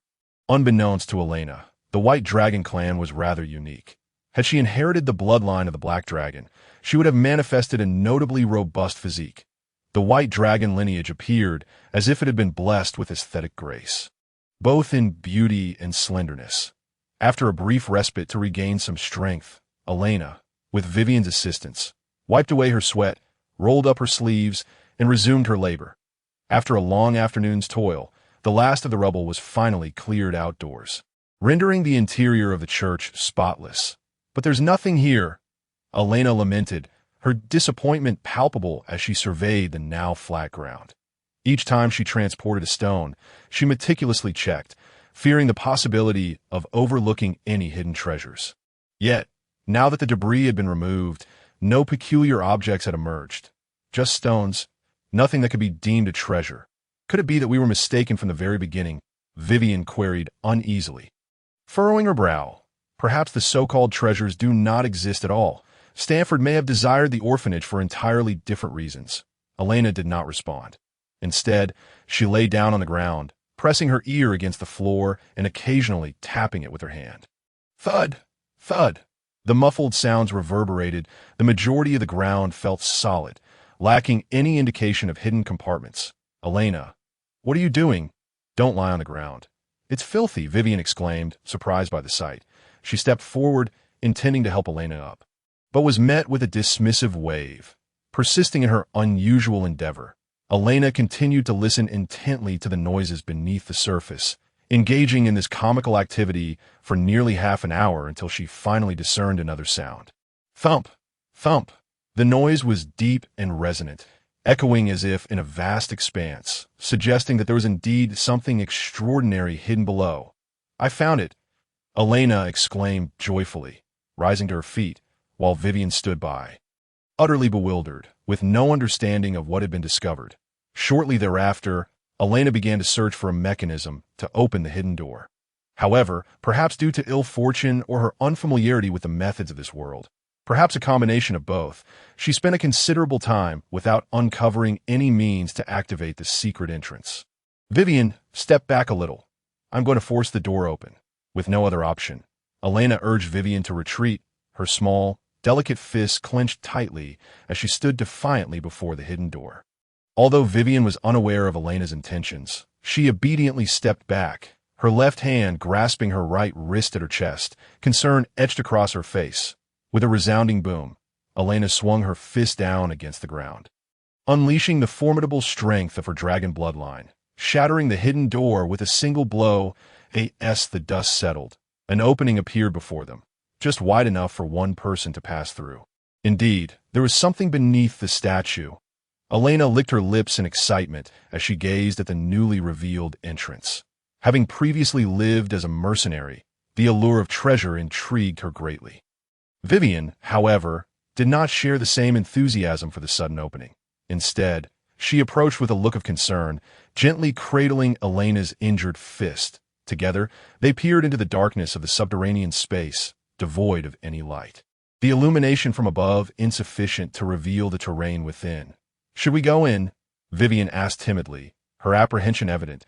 She would rather avoid such confined, dark space if possible. Of course, that is precisely why I have toiled for so long. With no reason to retreat now, Elaina expressed her anticipation. However, she remained rational, intending to advise Vivian to wait outside. Yet, upon witnessing the worry in Vivian's expression, she realized that her companion would likely not permit her to venture alone. Thus, both Elaina and Vivian, hand in hand to prevent any unforeseen separation, stepped into the subterranean entrance together to combat the darkness. Elaina raised her empty left hand high, the healing light radiating from it casting a soft glow to illuminate the dim tunnel. Uncertain of whether any harmful gases lurked below, or if there was sufficient oxygen for their activities, Elaina felt a surge of confidence from the holy light she wielded. Should any mishap occur, she could likely remedy it. She harbored concerns, however, about potential monsters hiding in the confined space, complicating matters as she sought to protect Vivian, who lacked any combat prowess. After an indeterminate passage of time, the previously narrow tunnel suddenly expanded, transforming from a space barely accommodating one person to one where two could walk side by side. Yet, Elaina soon sensed a peculiar sensation emanating from ahead, as if something were calling to her, a feeling reminiscent of the White Dragon Empress's summons. Imbued with a sense of destined guidance, to her surprise, Vivian appeared to experience a similar sensation, her demeanor becoming somewhat dazed as she stared blankly ahead, her eyes vacant, akin to how Elaina had felt under the influence of control. Attempting to call out to her, Elaina could only elicit intermittent responses. Vivian seemed entirely lost in her reverie, unsure of whether disturbing her would provoke any issues. Elaina chose not to forcibly awaken her companion. Instead, she focused on the surroundings, now widening, where the walls revealed intricate patterns illuminated by the light, seemingly depicting murals, a woman and a dragon, gazing upon the crooked and distorted paintings. Elaina could barely discern the principal figures within. Perhaps it was the presence of the dragon that stirred a sense of familiarity within her. The murals conveyed a narrative of a young girl who once shared an inseparable bond with a mighty dragon, growing up side by side in an extraordinarily close relationship, even sleeping together and revealing their most vulnerable selves to one another. As they matured, both the dragon and the girl developed a yearning for the outside world, with the girl riding her dragon to explore the vast expanse of life beyond, witnessing the myriad spectacles the world had to offer. Yet, the reality of the world was far from the idyllic image they had envisioned. They encountered others who wore expressions of anguish. Disease, war, and famine oppressed this realm, plunging its inhabitants into despair. The plight of these wretched souls tugged at the girl's heartstrings, prompting her and the dragon to wield their powers in an effort to purify the world and usher in a new dawn. The afflictions tormenting humanity were vanquished by their radiant light, and the warm-hearted girl inspired those who instigated conflict to change their ways, sharing the wisdom of agriculture to alleviate hunger. The once dark world began to bask in the brilliance brought forth by the girl and her dragon. Descending into a period of peace and prosperity, the girl, having made such profound contributions, was venerated by the people as a divine being, honored and worshipped by countless individuals and their descendants, under the guidance of the goddess. The world flourished, and the calamities of your faded into mere legend, allowing for an extended era of tranquility. Yet, this harmony was but a fade. True understanding among people remained an elusive dream. The hearts that had been softened during times of abundance began to transform. The populace grew dissatisfied with their current existence, unwilling to share resources with those around them, their desires multiplying to the point where some even coveted divine status. The gentle goddess, embodying light and compassion, could not fathom the nature of conflict and struggle. War erupted once more, this time on a scale even more colossal than before. Improved living conditions meant greater access to weapons and soldiers. The scene shifted, revealing a mural depicting two identical goddesses, each gazing at the other. Elaina found herself perplexed. What could this mean? In a fleeting glance, she noticed that the goddess appeared to be imprisoned somewhere, her beloved dragon having departed. Alone in the darkness, she slumbered while the world above was engulfed in flames, and no one seemed to care for the vanished goddess. All were too preoccupied with fighting for greater gain. The duration of the war was unknown until the goddess reemerged on Earth, this time without the support of her dragon, standing alone to quell the strife. This time, she did not rely on knowledge and compassion, but wielded divine power to suppress the chaos, using absolute light to extinguish the darkness that had arisen. The mural concluded here, leaving Elaina utterly bewildered. Why did the same scene depict two identical goddesses? Why had the goddess been imprisoned, and why had she suddenly escaped her bonds to govern the world with newfound strength? It remained unclear whether Elaina had misinterpreted the narrative or if the mural indeed lacked crucial information. Perhaps both scenarios held truth. Just as Elaina pondered the deeper meanings of the tale depicted in the mural, she realized that this subterranean space seemed to reach its conclusion. To the end, there lay a spacious area that could hardly be termed a room, where some subterranean water had pooled, revealing what resembled an altar at its center. Upon it rested an exquisitely crafted wooden box, with a lifelike statue behind it, seemingly resembling a dragon, whether it was an illusion or not. Elaina thought the form of this white dragon bore a striking resemblance to that of the White Dragon Empress. Apart from some minor differences, the likeness was uncanny. Could it be that the dragon depicted in the mural was indeed a white dragon? Instinctively, Elaina touched her chin, realizing that if the dragon was a white dragon, then according to history and legend, the goddess who once accompanied it could only be the god of light. Thus, it seemed highly probable that the story conveyed by the mural was indeed that of the god of light. However, according to the church's teachings, the god of light had governed this world from the very beginning, never having known a fall from grace. This was, however, strikingly similar to the mural's final segment, which depicted the goddess overcoming darkness. Perhaps it was merely a more ancient history that the church had failed to document. Upon further reflection, this notion seemed plausible. No one could ascertain just how long this forsaken cathedral had stood. Even before the old nun took charge, it appeared to have existed for quite some time, possibly predating the establishment of the grand cathedral itself. Autumn is so cold. Where are we? Vivi seemed to regain her composure, feeling the chill in the air, and she could not suppress a sneeze. She wrapped her arms around herself, casting a puzzled glance around the environment. At this moment, there was no need for Elaina to illuminate the space with holy light. For near the altar, ethereal blue particles floated gently, casting an otherworldly glow over the entire area, rendering it eerily tranquil and mysterious, a fitting representation of a concealed sanctuary. Earlier, she had worried about the air quality below. Yet now she could feel a gentle breeze, suggesting there might be crevices leading to the surface. An oh wonder strange sound occasionally echoed in the orphanage during windy days. It must have been the strong winds filtering into this space. Elaina deduced that the eerie noises heard during nights of tempest were likely due to the existence of this hidden realm, recalling how she and the other children had been terrified by those sounds. Believing that some monstrous entity or ghost lurked in the abandoned cathedral, she felt a sense of clarity settling in. If viewed from this perspective, the box at the center must be a treasure. "Sister Vivi, let us take a look," Elaina exclaimed eagerly, her tongue flicking in anticipation, and before Vivi could voice her agreement, she grasped her hand and led her towards the center. "Is this appropriate? That box does not belong to us. It feels as though taking something from here could invite misfortune." Vivi hesitated, feeling an innate sense of reverence for this space since the moment they entered, as though they had stepped into the domain of divinity. As a resolute materialist, even accepting the existence of spirits and other malevolent entities, she did not believe that interacting with something that had been stored here for millennia would trigger any peculiar mechanisms. Since earlier, Elaina had been meticulously observing her surroundings, finding no magical barriers or traps concealed nearby. The box appeared entirely unprotected. Moreover, considering it was a treasure left behind by the god of light, surely it was not inappropriate for her, as a descendant of the White Dragon, to engage with it. Even if it truly was not meant for her to take, surely merely looking at it would be permissible? With such thoughts in mind, Elaina pulled Vivi across the oddly eroded stones, their steps unsteady as they approached the wooden box. While Vivi continued to grapple with her reservations, Elaina had already reached out to open the box. Leaving no room for hesitation, upon opening the box, there was no immediate reaction. Within lay a massive stone slab inscribed with text, alongside a ruby necklace.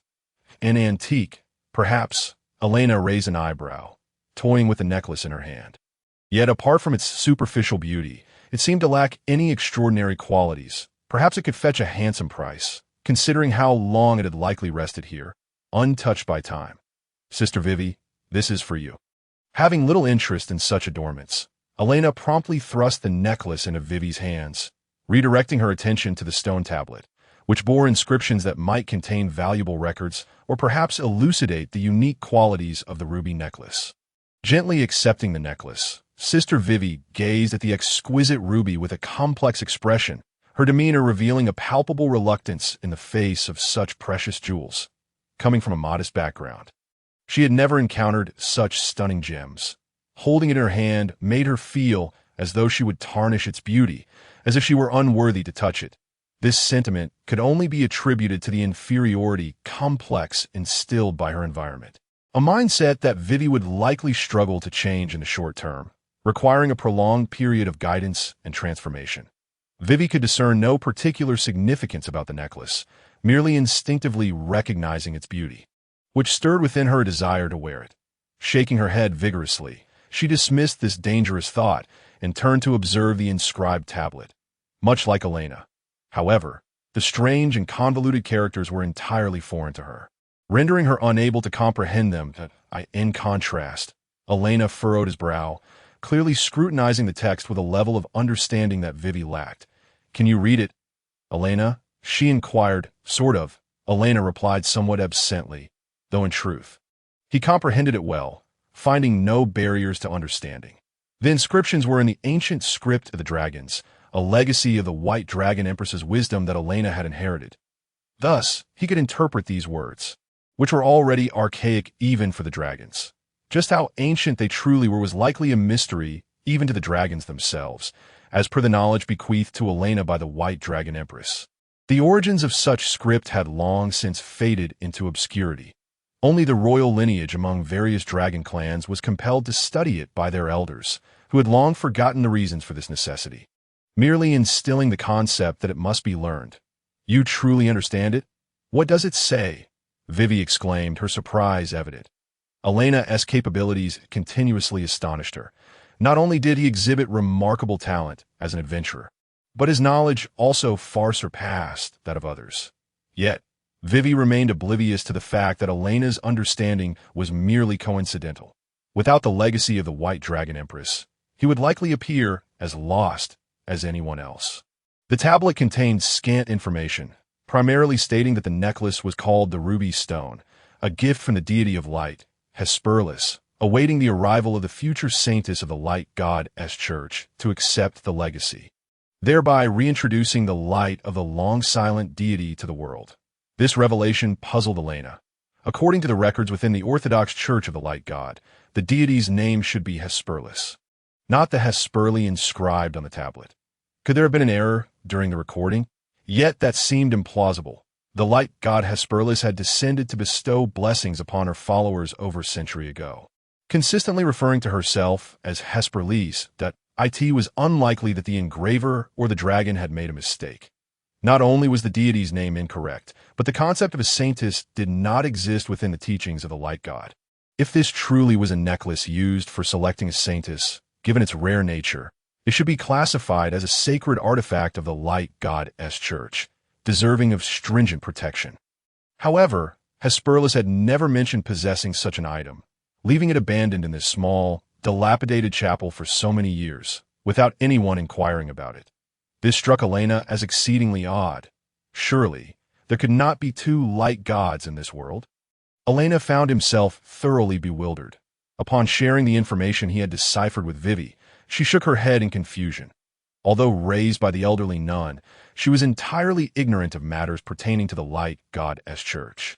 Furthermore, if the old nun were present, she would likely be unable to provide any explanations. If she had known that such an object existed here, she would have retrieved it long ago.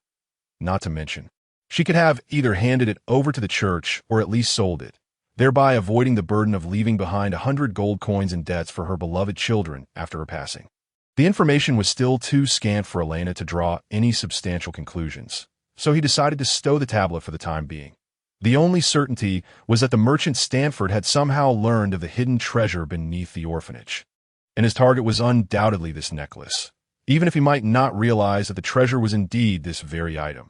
After securing the findings, Elaina and Vivi retraced their steps back to the church, where Elaina moved some rubble to once again conceal the shattered entrance. That it was imperative to keep the existence of this place concealed. If discovered, it would inevitably lead to suspicions about Elaina and Vivi having extracted something from within. Yet, as they undertook these tasks, Vivi appeared distracted, her gaze occasionally drifting towards the necklace in her hands, her expression betraying a longing that starkly contrasted with her usual frugality. Once Elaina had hidden the conspicuous tablet, he turned to observe Vivi. Since emerging from the subterranean space, she had maintained this absent-minded demeanor, occasionally contemplating the necklace with a conflicted expression. Noticing her struggle, Elaina stepped closer to Vivi, who remained lost in thought, her silvery hair brushing against her cheek without eliciting a response. In a swift motion, he snatched the necklace from her grasp. The beautiful gem vanished from her sight, and Vivi's face instantly registered a look of dismay. Her expression flustered as if half of her most cherished possession had been taken away, evoking a sense of sympathy. Elena's heart twitched slightly, feeling a pang of regret for his actions, as he bore the weight of guilt for evoking such a reaction from Vivi. "Sister Vivi, you should wear it," he said, shaking off the chaotic thoughts swirling in his mind, playfully leaning closer to drape the necklace around her neck. No, no, no. That would never do. Someone like me wearing something so ostentatious is out of the question. Vivi hastily shook her head, her self-doubt preventing her from donning such a splendid piece of jewelry. Although she harbored no fault in wanting to adorn herself, and indeed had a fondness for beautiful things, she felt utterly unworthy. Not at all. In my eyes, Sister Vivi is far more radiant than this necklace. Surely you've noticed how many men gaze upon you when you walk through the marketplace? Elaina teased, his tone light-hearted, yet grounded in truth. Vivi's physical appearance was indeed quite striking. Previously, her malnourished visage lacked a healthy glow. However, under Elena's diligent care, the orphanage's meals had improved significantly, particularly with Vivi receiving special attention. Her complexion had markedly improved, and her body was gradually filling out, no longer appearing so gaunt, her figure now exhibiting healthy curves. The only drawback was that Vivi lacked appropriate attire to showcase her beauty. Otherwise, with a bit of effort in grooming and perhaps a touch of makeup, she would undoubtedly turn heads wherever she went. Vivi, however, had yet to recognize her own beauty. Her upbringing had instilled an innate sense of inferiority, compounded by the fact that she had ventured outside so infrequently of late. Most of her errands were run by Elaina, who would bring back supplies, leaving Vivi with little opportunity to gauge how she appeared to others. "Please don't jest with me." Vivi's cheeks flushed, struggling to believe Elaina would tease her so. Yet surprisingly, she found herself not disliking the playful banter. Instead, it brought her an inexplicable sense of joy. Nevertheless, she did not wish to be perceived as covetous of the necklace. For in her mind, the treasure hidden beneath the orphanage rightfully belonged to Elaina. After all, he had discovered it, deciphered the murals and tablet, while she had merely accompanied him into the depths. Yes, but I genuinely want you to wear it. I am not jesting that I'm uncertain about its specific purpose, but it must be valuable. Rather than leaving it in this drafty orphanage, I believe it would be safer with you. After all, the average person merely perceives a necklace as an ordinary ornament. Failing to regard it as a precious treasure, it suffices to respond to that. You mentioned that the orphanage is drafty, and the departed nun would surely feel sorrowful. Elena's words were quite insightful. And Vivi found herself unable to muster a retort, offering only a small complaint before conceding to her companion's perspective, leaning down and bowing her head, as if to avenge the earlier bullying by Elaina. She had no intention of donning the necklace herself. Upon witnessing this, Elaina was momentarily taken aback, sensing a peculiar atmosphere, her hand that held the necklace trembling slightly. She initially purified the necklace with a minor application of the holy light magic of the White Dragon clan. Still apprehensive about the possibility of unknown magic residing within the gem. After a thorough inspection revealed no immediate dangers, it seemed his suspicions were unwarranted. Cautiously approaching Vivi, he could even feel her breath. The closeness of their position undeniably intimate, making it impossible for Elaina to disregard her presence. After much fuss, Elaina finally managed to fasten the necklace around Vivi's neck, whether it was merely his imagination. At the very moment the necklace clasped shut, it felt as though it had willingly bound itself to Vivi. However, this sensation was too vague for Elaina to ascertain, with a necklace adorning her. Vivi's previously restless heart finally found tranquility.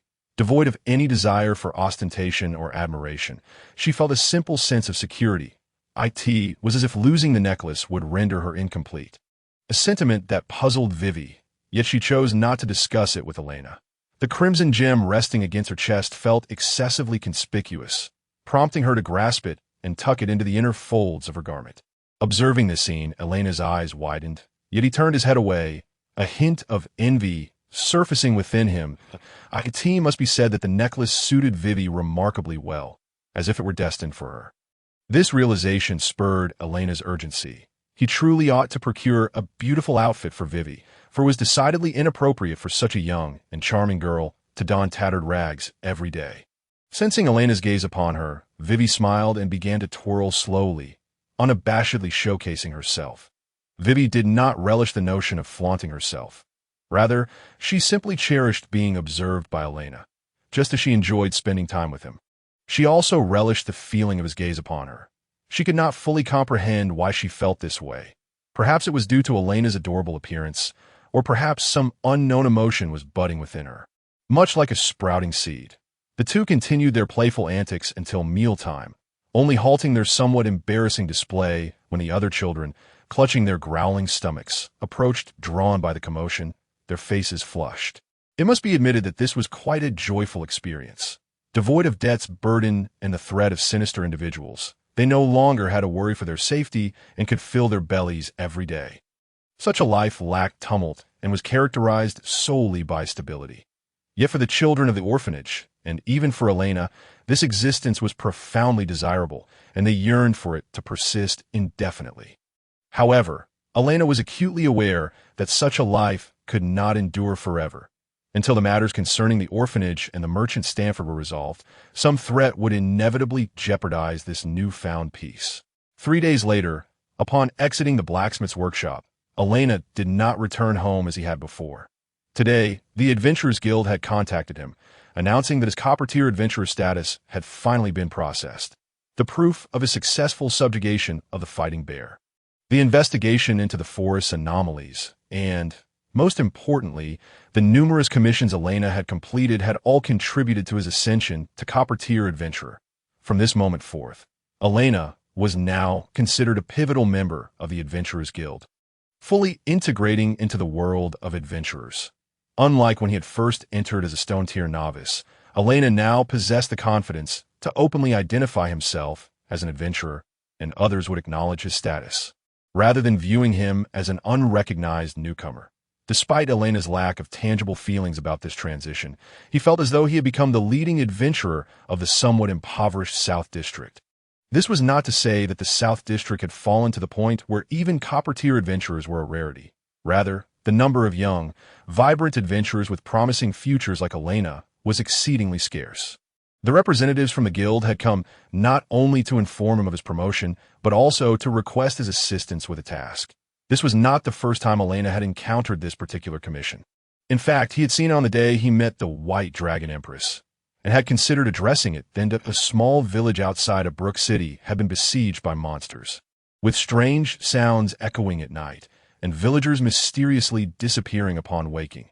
The priority of this commission was not particularly high, as many believed that with the forest's anomalies resolved, the monsters invading the village would return to the woods. However, the reality was that while the majority of monsters had indeed returned to the forest, the village continued to experience unexplained disappearances. There were even rumors of a monster den being spotted outside the village, suggesting that the marauding creatures had made a home there, treating the villagers as delectable prey. Information regarding the situation was exceedingly scarce. Aside from villagers hearing the sounds of heavy objects being dragged at night, no one could describe the characteristics of the monsters. The only potential clue was the occasional discovery of some strange viscous substance near the village, seemingly a secretion from the monsters. Yet, no one was willing to collect samples for analysis. Consequently, the exact nature of the creatures attacking the village remained unknown. This commission posed a significant challenge in assessing the level of danger. As a precaution, the guild could only request Elena's involvement, for he was undoubtedly more reliable than the inexperienced newcomers as for the true experts. They were reluctant to mobilize unless it was confirmed that a commission required their high-level intervention. Initially, Elaina was hesitant to accept the commission, as he was deeply concerned about the orphanage's situation, remaining vigilant against any potential return of Stanford during the days following his departure. However, nearly half a month had passed without any sign from Stanford, and Elaina could not indefinitely wait in the orphanage for the man's arrival. To do so would be the height of folly. Elaina was compelled to consider re-engaging with the life of an adventurer. Surely, Stanford would not act the moment he stepped outside. Would he? Elaina hesitated to ponder further, fearful of inadvertently setting a peculiar precedent. In any case, he had accepted the commission to investigate the monsters plaguing the village. There was no obligation to confront them directly, and if he encountered creatures beyond his capacity to handle, he could swiftly return to the guild for assistance. Of course, should he possess the strength to resolve the matter independently, he would do so, earning a greater reward in the process. Before long, Elaina arrived at the village mentioned in the commission, nestled closely against the walls of Brook City, with a distance of scarcely 2 or 3 kilometers separating the two. Upon hearing that an adventurer had finally come to investigate, the silver-haired village chief eagerly approached, accompanied by a group of robust villagers, all filled with excitement. However, when they beheld Elena's youthful visage, their expressions abruptly stiffened, their enthusiasm extinguished in an instant. Though they continued to exchange polite pleasantries, Elaina was acutely aware of their lack of trust in him. This left him feeling somewhat disheartened. He could hardly educate the villagers on the folly of judging a book by its cover, for such superficial judgments exist everywhere. Even he occasionally assessed others based on appearance. Unfazed by the villagers' fluctuating demeanor, Elaina focused solely on how to investigate the unknown monsters. Fortunately, although the villagers deemed Elaina unreliable, they still shared whatever information they possessed to the best of their ability. Despite much of it being trivial and lacking substance, the insights were nevertheless valuable. It felt as though one's own farmland had been ravaged, akin to witnessing one's pet cowering at the threshold, too frightened to bark. The only piece of useful information was the discovery of the creature's secretion in the west. upon hearing this. Elaina made her way to the western outskirts of the village, where she indeed found faint traces of dragging on the ground, accompanied by some inconspicuous transparent liquid. The young men of the village, who had professed their willingness to assist, now stood at a distance behind Elaina, clutching shovels and sickles, their faces betraying their anxiety as they scanned the surroundings. Disregarding the ineffectual villagers, Elaina crouched down to touch the transparent liquid on the ground.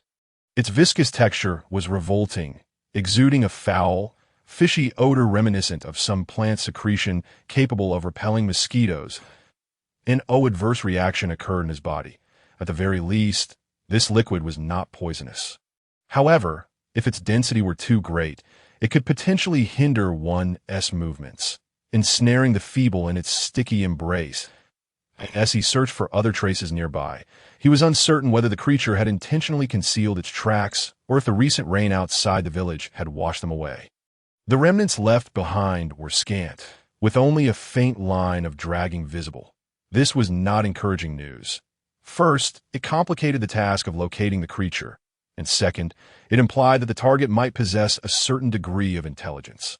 If the latter were true, this creature would undoubtedly prove to be quite formidable. A being capable of evading human pursuit could hardly be considered weak.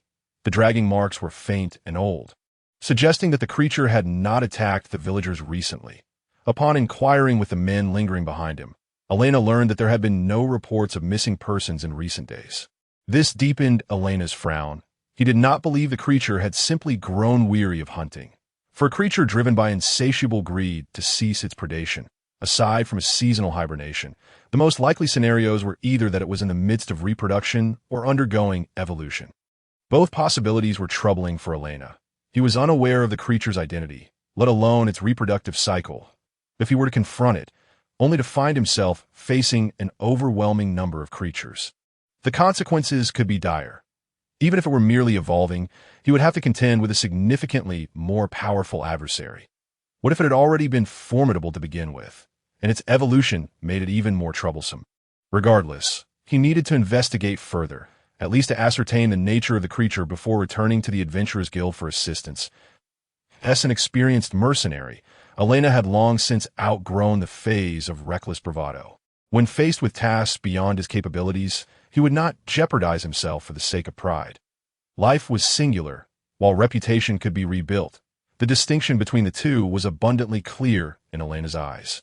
Continuing along the vague traces, he had ventured nearly 3 to 4 kilometers from the village without discovering what resembled a creature's lair. However, his efforts were not entirely in vain. Along the way, Elaina stumbled upon a pink ribbon, unmistakably belonging to a young girl. This was Mary's headband, and she had gone missing over a week ago. A villager behind him recognized the conspicuous ribbon, identifying it as belonging to a village girl who had long since vanished. The despondent expression on the man's face suggested a close relationship with the missing Mary, perhaps even of a romantic nature. Elaina had little interest in such matters and handed the ribbon to the man, as he appeared to be someone who would adequately preserve these remnants. This ribbon had not been carelessly discarded. The creature had evidently overlooked this item, which might reveal its whereabouts. It was clear that Mary had discreetly removed it and placed it along the path as a signal of distress. Even as she was dragged towards the abyss, she had not relinquished hope for survival, leaving the ribbon in anticipation that subsequent rescuers might follow it to its owner. Yet, to be frank, this incident had occurred over a week ago. It was likely that Mary had met with misfortune. A week without sustenance could weaken a person to the point of death, and Elaina did not believe the creature would show any compassion towards humans. Moreover, creatures that abducted humans did so either to consume them as reserves or to use them for breeding purposes. In either scenario, Mary could not possibly remain unharmed. Following this solitary lead, Elaina continued onward with the villagers.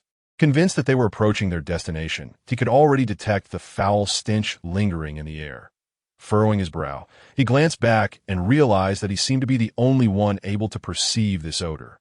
After all, these villagers were merely ordinary folk, lacking the exceptional physical prowess that Elaina possessed. The bloodline of the white dragon had enhanced his physique, rendering his senses exceptionally acute. His sense of smell, in particular, had been greatly amplified. While not as sensitive as a canine's, he could still detect odors imperceptible to the average person. With the scent guiding him, Elaina swiftly located the creature's lair. It was a nondescript cave nestled within a dense forest. Its interior shrouded in darkness, making it difficult to discern what lay within. However, the ground and the cave stone walls were conspicuously marked by the same transparent liquid, giving off a distinctly sticky appearance. Disgust flickered across Elaina's face. He was reluctant to delve deeper into such a cave, fearing that his body would become ensnared in its stickiness and potentially acquire some strange odor. The villagers behind him trembled, for though they lacked Elena's keen senses, they were acutely aware of the oppressive magical aura emanating from within the cave. It felt as though countless tiny needles were pricking their skin, inducing an unbearable itch and pain. The most difficult aspect to endure was the ever-looming terror that gripped their hearts. They were merely ordinary villagers, accustomed to tilling the land and tending to livestock. The thought of battling a creature radiating such terrifying magical energy from the depths of the cave made their legs quiver uncontrollably. "Jack, where are you going?" At that moment, a youth named Jack fled in panic. Generally timid, he could summon no courage to face the darkness of the cave. If it had only been one person escaping, it might have been inconsequential. However, when someone took the lead in fleeing, others with similar inclinations would follow suit. In the blink of an eye, a multitude of villagers abandoned their tools and fled, having given up before even encountering the creature. Only a few villagers remained, exchanging uncertain glances. They were those who had lingered too long, caught in an awkward predicament of indecision. "You all should return. I can handle this alone. Your presence is more of a hindrance than a help." Elaina sighed, gesturing for them to leave. From the outset, he had never anticipated that these individuals could offer any assistance. In truth, he was correct. These ordinary folk were more likely to impede his efforts. And should they find themselves unable to withstand the creature, their presence could undermine Elena's resolve to escape. Rather than prolonging the situation, it was better to allow them to depart early, from the beginning. Their decision to accompany him had been a unilateral desire. After a moment's hesitation, the villagers chose to leave, displaying a degree of self-awareness regarding their inability to contribute meaningfully. However, they would not simply abandon the matter. Upon returning, they would seek support as best they could. Whether the Adventurers Guild would dispatch further aid remained uncertain. With the troublesome villagers gone, Elaina checked his weapons, confirming that all was in order before entering the cave alone. His golden eyes glimmered with intensity, negating the need for torches or external light sources. His unique vertical pupils could pierce the darkness. As he stepped into the cave, Elena's brow furrowed deeply. The stench within was particularly overwhelming. Moreover, from Elena's perspective, these odors are predominantly toxic. While they may not pose a mortal threat, they can significantly impair one's consciousness. Prolonged inhalation of such gases could render the brain incapable of functioning, leading to confusion and an inability to think clearly. Put it simply, staying here for an extended period could result in a descent into idiocy. Regardless of the condition of the villagers captured by the monsters, their current state undoubtedly prevents them from moving freely. Even if Elaina manages to hold off the monsters, one cannot expect them to escape on their own. The walls are coated with the strange secretions of these creatures, transparent and colorless, yet exuding a nauseating odor. Occasionally, one can spot some bristles that resemble fuzz, but lack the softness associated with it, appearing instead as elongated strands of flesh. These characteristics remind Elaina of certain knowledge gleaned from the Adventurers Guild regarding monsters. Beyond those beasts that are mere mutations, this world harbors another type of creature. Monsters formed from the malice of the world itself. They lack the shapes and features typical of ordinary animals and instead resemble the grotesque entities conjured by human imagination.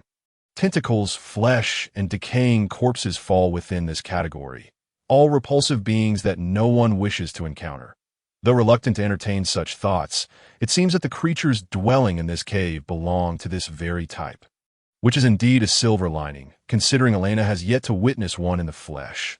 Halfway through, Elaina suddenly noticed a transparent thread suspended in mid-air. Upon closer inspection, there were multiple strands, much like a spider's lair. These threads sprawled throughout the cave. Instinctively, Elaina reached out to touch them, but halted midway, pondering a possibility. Could these threads be a means for the cunning monster to remain vigilant of its surroundings? After all, as an intelligent being capable of evasion, it would certainly exercise caution during its reproductive or evolutionary phases. These transparent threads might serve as a warning against intruders. With this thought, Elaina consciously avoided these strands, proceeding with utmost care to minimize contact with them. Navigating this environment proved more challenging than anticipated. The creature was exceedingly cautious, having set up similar traps everywhere. Were it not for Elena's smaller frame and agile movements, coupled with her dragon lineage granting her enhanced vision in darkness, she might have struggled to notice what others would overlook. That it would be quite difficult to delve deeper without alerting the monster. The cave was larger than she had imagined, and after 10 minutes of meticulous advancement, she still had not reached an end. The air grew increasingly murky, the viscous liquids emitting an overwhelmingly potent odor, making it exceedingly difficult for an ordinary person to think clearly. One might easily find themselves stumbling into the thick liquid that coated the walls, becoming ensnared and limited in movement, and most critically, attracting the attention of whatever dwelled within the cave. Facing an enemy in such a state would undoubtedly place one at a severe disadvantage. Any typical adventurer confronting such an environment must possess skills for self-purification. If that fails, they would need to consult a priest from the guild to accompany them. Periodically administering purification spells could alleviate the negative mental effects of the noxious smells. Presently, Elaina ventured alone into the monster's lair, which was undoubtedly a considerable burden for her. Fortunately, the most formidable aspect of her white dragon bloodline is its remarkable self-healing and willpower. The foul odors do not affect Elaina, as she feels no discomfort beyond the unpleasantness. As she pressed deeper into the cave, Elena's eyes widened in shock. In the darkness, she encountered another human for the first time, a man clad in the common garb of the village, entangled in a nearly solid mass of transparent, viscous substance that adhered to the wall. His pallid complexion, rolled-back eyes, and slightly agape mouth, with a tongue that appeared to be sliding out, suggested he had long been deprived of moisture, rendering it dry and lackluster. Lowering her gaze to his abdomen, she was horrified to find a grotesque, gaping wound, his entrails completely hollowed out, not a single organ remaining, as if something had ruptured his belly from within. This scene was undeniably grotesque. Elaina shook her head, thinking that she could never allow Vivi to witness such a sight. However, upon reflection, she realized she would never bring anyone into such an environment. Whether it was a mere illusion or not, Elaina could not shake the feeling that something was emerging from within this man. The nature of the wound suggested it had not been inflicted externally. While it was difficult to ascertain, one thing was clear. This man was beyond saving, his body hollowed out beyond the possibility of survival, and Elaina could already see maggots crawling upon his lifeless form. Disregarding the corpse, Elaina continued her exploration. Dealing with the dead and providing them a proper burial was not her task. She needed to ascertain the nature of this malignant creature. The further she ventured, the more corpses she encountered, nearly all belonging to the missing villagers, both male and female, appearing much like the one she had just seen. That a sense of foreboding grew increasingly palpable, prompting Elaina to tread even more cautiously. Fortunately, she finally spotted a living person, a young woman from the village, bound to the wall, her eyes rolled back and tongue protruding, yet exhibiting faint signs of life. Her protruding abdomen was quite conspicuous, leading one unfamiliar with the situation to assume she was pregnant. However, Elaina knew that there were no expectant mothers among the captured villagers.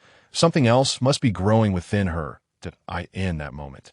Elaina seemed to grasp how those outside had met their demise, realizing that the monster was indeed reproducing. Yet, the method of reproduction was disturbingly grotesque, treating humans as mere disposable vessels. Elaina had encountered similar scenarios in unspeakable tomes. For aesthetic reasons, such depictions had once evoked a strange excitement. Yet witnessing such scenes in reality was utterly repulsive. She felt a tumultuous churn in her stomach. Had it not been for her robust mental fortitude, she might have already doubled over, retching that at this juncture she could ascertain the general type of monster she faced, undoubtedly one of those referred to as an aggregation of malice, the very scourge polluting this world. with its bizarre, biologically incongruent form and parasitic mode of existence, alongside its absolute hostility towards humans and various demi-humans. It was an entity that necessitated clear understanding upon encounter. Ignoring the still-breathing young woman, Elaina was not heartless. Rather, she recognized that even if she wished to save her, it would be futile. That on the surface, she appeared unharmed, but internally, she was undoubtedly riddled with injuries. Furthermore, any sudden movement could provoke whatever lay within her, potentially leading to a gruesome spectacle. This reminded Elaina of a film where a monster utilized such means to implant its offspring within human hosts, drawing nourishment from their bodies until they eventually burst forth from within, a scene so vivid that it remained etched in her memory. Now, the monster Elaina was about to confront likely bore a resemblance to those depicted in the film. The cave was far too expansive, raising Elena's suspicions that the creature might be expanding its lair. Upon closer inspection, the walls indeed bore signs of corrosion. The transparent liquid not only emitted hallucinogenic odors, but also possessed a degree of corrosiveness. The creature, it seemed, was quite bold. Had it chosen a more fragile cave system, such reckless expansion could have resulted in a collapse.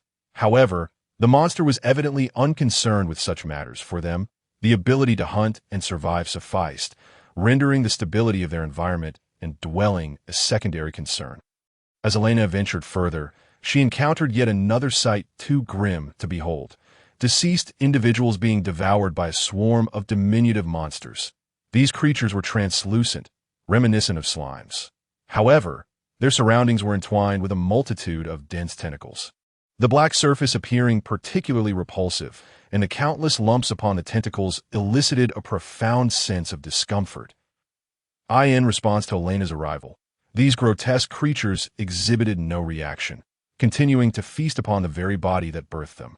As Elaina had envisioned, the manner of their creation was indeed nauseating, parasitizing within humans, and upon birth, voraciously consuming their host's flesh, an act that would be deemed abhorrent by any human moral standard. Disturbed, Elaina averted his gaze from the sensory tendrils, unleashing several light spears from his hand, impaling these hideous monsters against the wall. This was a spell he had mastered during his time at the church. A holy spear imbued with the essence of lightning. The origin of the skill derived from the legacy of the White Dragon Queen. With diligent study, Elaina found it relatively easy to learn such abilities. Armed with these powerful, purging light spears, he found them remarkably effective against the repulsive creatures, their transparent forms emitting a continuous sizzling sound as the newly birthed monsters were utterly purified. That a lifeless figure caught Elena's attention, a young girl. Unlike the vacant expressions of others, her face revealed profound fear and a desperate will to survive in her final moments. Instinctively, Elaina surmised that this girl was likely the one named Mary, mentioned by the villagers. Although he possessed no concrete evidence to confirm that she was the one who had left the ribbon behind, the unmistakable expression of survival that surpassed all others led him to believe he was indeed close to the truth. After all, it was entirely reasonable for someone with such resolute will to leave clues to exhibit such a fierce desire to live. The corpse appeared to have perished only a few days prior. This girl named Mary had shown remarkable endurance. Yet, regardless of the circumstances, Elaina had arrived too late. Even had he received news sooner, rescuing her would have been a formidable challenge. There was no room for sorrow. In this perilous world, death arrived with chilling simplicity. Elaina had long been accustomed to a relatively peaceful existence, and in a well-ordered society, witnessing the slaughter of humans by monsters was a rare occurrence. Furthermore, as a war orphan, he had grown accustomed to the ebb and flow of life and death.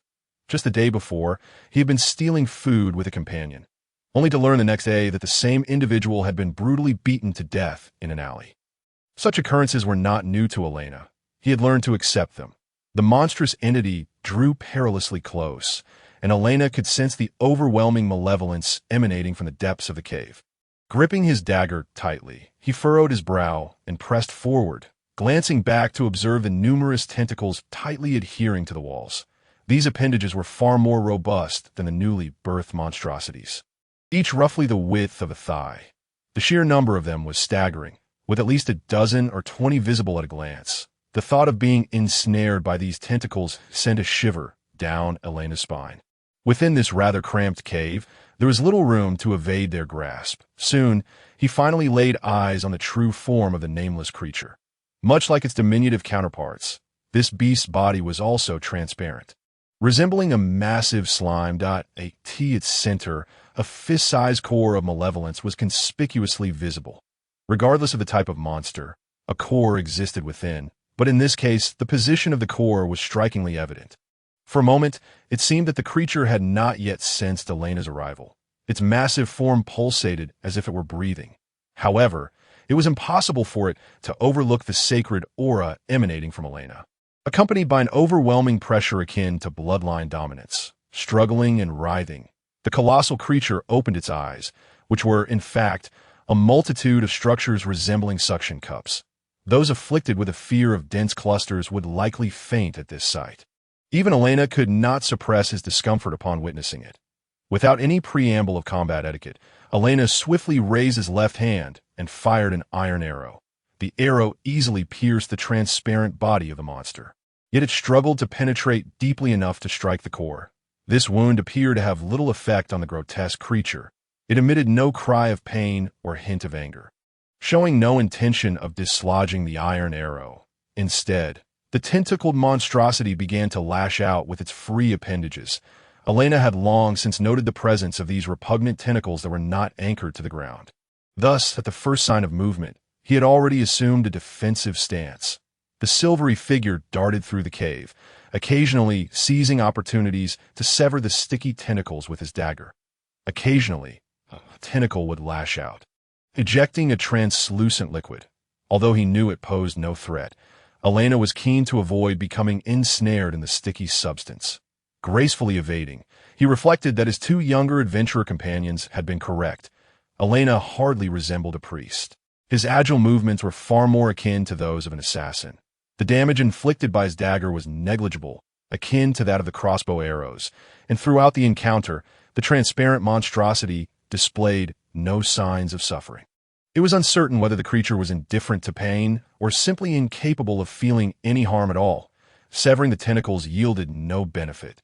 The enormous monster appeared to have long since become overnourished, as the severed appendages rapidly regenerated within an extremely short time frame.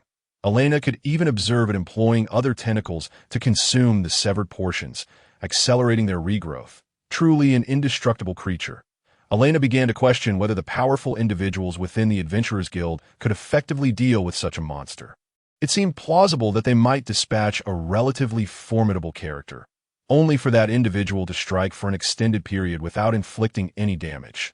Ultimately, they would either be slain by the creature or compelled to retreat in frustration, seeking assistance from the priests of the church. After all, this type of monster feared the holy light magic wielded by the clergy. Had Elaina lacked similar means, he would likely be contemplating an escape at this very moment. The creature seemed to have become thoroughly ensnared within the cave, making it difficult for it to move its massive form. But if Elaina sought to flee, it was unlikely he would be able to impede the monster. However, he lacked confidence in his ability to confront it alone.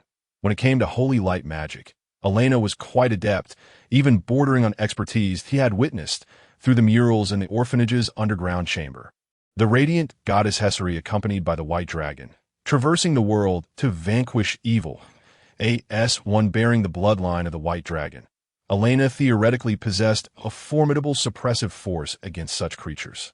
With this thought in mind, Elaina began to gather his magical energy, a white luminescence blossoming in his palm as a milky white magic circle unfolded.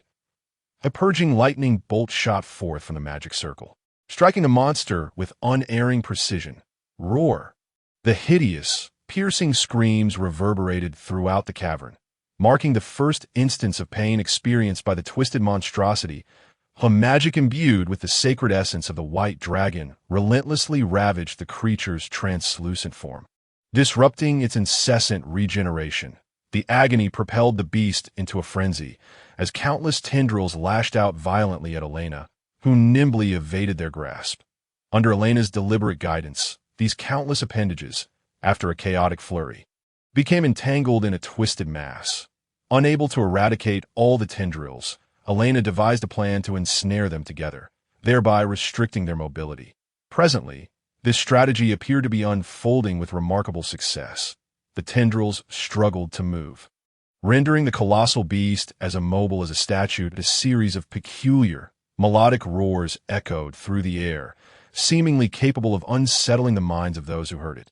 Yet Elaina remained unaffected, sensing a profound discord between himself and this grotesque creature. The strange abilities it wielded had no impact on his body, which bore the bloodline of the white dragon. Seizing an invaluable opportunity, Elaina decided to conduct an experiment. He slightly parted his lips, allowing an unassuming white flame to escape from the corners of his mouth. A half-dragon. He possessed the ability to exhale, a talent inherited through the refinement of his bloodline. His golden eyes transformed into imposing slits as he fixated on the creature before him. A surge of heat engulfed his throat, and a torrent of flames erupted forth. For the first time, Elaina experienced the sensation of breathing fire, as a continuous stream of unique energy surged through his body and expelled itself through the flames. The creature was engulfed by the fire, and though it could not be reduced to ashes in an instant, the purifying force of the white dragon was sufficient to inflict considerable torment. The screams echoed incessantly, causing the very ground beneath to tremble. The villagers, who had fled far from the scene, sensed the commotion and turned to gaze upon the malevolent force emanating from the earth. The nameless monstrosity had exercised great caution, yet Elena's compatibility with it was remarkably poor. The purging lightning and purifying breath assailed its malicious form, and it would not be long before its corporeal existence was utterly obliterated. Otherwise, given the creature's apparent physical immunity, it would pose a significant challenge for ordinary adventurers to vanquish. They would likely have to seek the aid of the clergy, gazing at the inferno consuming the creature. Elena's expression remained tranquil. He could feel the malice and hatred for light emanating from the grotesque beast. This sentiment intrigued him, as he had hunted numerous creatures, yet this was the first time he felt such an emotion emanating from one. Most creatures only exhibited a primal desire for survival, but the current beast bore a heavy resentment towards light and humanity, yearning to slay more humans and their divine emissaries in its dying moments. It gave Elaina the unsettling impression that this creature adhered to some form of belief, as if it were a devotee of an unknown deity, transmitting its malevolence towards this world and its illumination. Regardless, the creature was beyond salvation. The breath of the white dragon inflicted far too much damage. The tendrils were continuously consumed by flames, regenerating through their formidable self-healing abilities, only to be incinerated once more. In the embrace of the white flames, it struggled desperately. Its massive form dwindled, and it would not be long before it vanished entirely from this world. Time passed, and at last, the creature fell silent. Elaina approached the charred remains, extracting the embedded core with a delicate touch. The sensation was peculiar. His foremost thought was to return and indulge in a soothing bath, although he had done his utmost to avoid contact with the strange fluids. The confined space made it somewhat challenging to rid himself of the transparent liquid. Any ordinary person would likely have succumbed to the liquid's disorienting effects, their consciousness and movements rendered heavy and sluggish. It could be said that Elaina was exceptionally suited to combat such creatures. He found himself once again grateful to the departed White Dragon Empress. Had she not sacrificed her vitality to enhance the power of his bloodline, he would not have been able to harness the unique abilities of the White Dragon. He toyed with the fist-sized magical core in his hand. Even without scrutinizing it closely, he could sense the potent energy contained within. Should he consume it, both his magical and combative prowess would experience a significant elevation, and he eagerly anticipated that moment. However, casting a glance around the cave revealed a grim reality.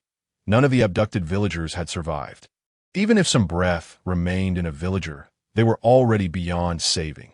Though Elaina had inherited the healing abilities of the White Dragon, restoring the life force of those whose innards had been ravaged was beyond his capabilities. Perhaps the higher priests within the church could achieve such feats, but he doubted they would extend their aid to these nameless villagers. Departing from the disheartening cavern, Elaina eliminated all the lurking small monsters along his path. Even the newly spawned creatures contained cores within them. While these would not significantly enhance his own power, they could serve as ammunition for his future endeavors. After all, Even if the energy within the cores was minimal, their detonation could still yield considerable damage. In Elena's envisioned future, these would serve as his primary means of offense. The magic of the white dragon was formidable, yet it was primarily effective against malevolent creatures. When faced with ordinary monsters, Elena's magic was unlikely to surpass the potency of conventional lightning spells. After a brief wait at the cave entrance, the fleeing villagers, accompanied by adventurers dispatched by the guild, soon arrived at the scene. However, when they beheld Elaina standing unscathed at the cave's mouth, a moment of confusion enveloped them. That wasn't the situation supposed to be dire. Why did Elaina appear so composed? Some even speculated that he had not entered the cave out of fear. Yet, as they followed Elaina into the cave and beheld the horrific scene etched upon the walls, their breaths caught in their throats. The sight was too harrowing. Even the seasoned adventurers rarely encountered such brutality. Some villagers recognized the abducted individuals, collapsing to the ground in grief as they embraced the lifeless bodies, though they had long prepared themselves for the possibility of misfortune. Witnessing the remains of their loved ones shattered their composure. Listening to the echoing cries within the cavern, Elaina shook his head in agitation and stepped outside. He had grown accustomed to death. Yet the parting of life and death was something he could never truly acclimatize to. Wishing to escape the heart-wrenching wails, Elaina returned to the cave entrance, fearing the revival of memories he had long buried. The guild's veterans were investigating the scene, and within a short span, they discerned the identity of the melted monstrosity. The creature Elaina had vanquished was a vile entity known as a blood sac, typically transparent and resembling a gelatinous slime, yet adorned with countless tendrils. When they hunted enough prey, they would accumulate the flesh and blood within their bodies, transforming their once clear forms into a grotesque amalgamation of bloody, repulsive mass. The blood sac Elaina confronted had, due to the need to reproduce and divide, not stored the hunted prey within itself. Aside from maintaining its vitality with a portion of flesh, the rest had been utilized for the propagation of its offspring. Fortunately, their discovery had been timely. Had multiple mature blood sacs emerged, the village would have likely been reduced to rubble, but a sufficiently nourished army of blood sacs would have descended upon the southern city gate, leading to an alternative wave of monstrosities. Who could fathom how many lives would be lost? The adventurers found it hard to believe that Elaina had single-handedly dispatched such a creature, renowned for its malevolence. Only the clergy could effectively counter such a threat. However, recalling the recent rumors circulating within the guild, it seemed that the exceptional Elaina intended to debut as a priest. Viewed through this lens, it appeared somewhat credible. However, it seems that the priest Elaina is an even more unconventional presence than the battle priests. Once everything was confirmed, Elaina wished to rush back to the orphanage within the city. For the journey was indeed quite lengthy. He had already squandered a considerable amount of time, and the sky was gradually darkening. He feared that Sister Vivi might be quite worried at home. Just as he was about to leave, he was unexpectedly intercepted by the village chief, whose demeanor was strikingly different from when they had first met. Now he was overly enthusiastic, almost to the point of discomfort. Though the villagers were still reeling from the deaths, Elaina had undeniably saved the village, alleviating its most pressing woes. Perhaps in an attempt to atone for his earlier rudeness, the chief insisted on keeping him for a meal. To commemorate the deceased villagers and to honor the brief peace that others might enjoy, such an occasion was indeed worthy of celebration. Though put simply, it was a feast. Elaina wanted to decline, but his stomach inconveniently growled, leaving him quite embarrassed and flushing deeply. There was no denying that the physical exertion of battle required significant stamina, especially considering that his half-dragon constitution had amplified his appetite considerably. Unable to withstand the chief's fervent hospitality, Elaina reluctantly agreed to stay for the meal. Fortunately, he was not alone. The adventurers who had come to support him provided some company, even if they were not particularly familiar with one another.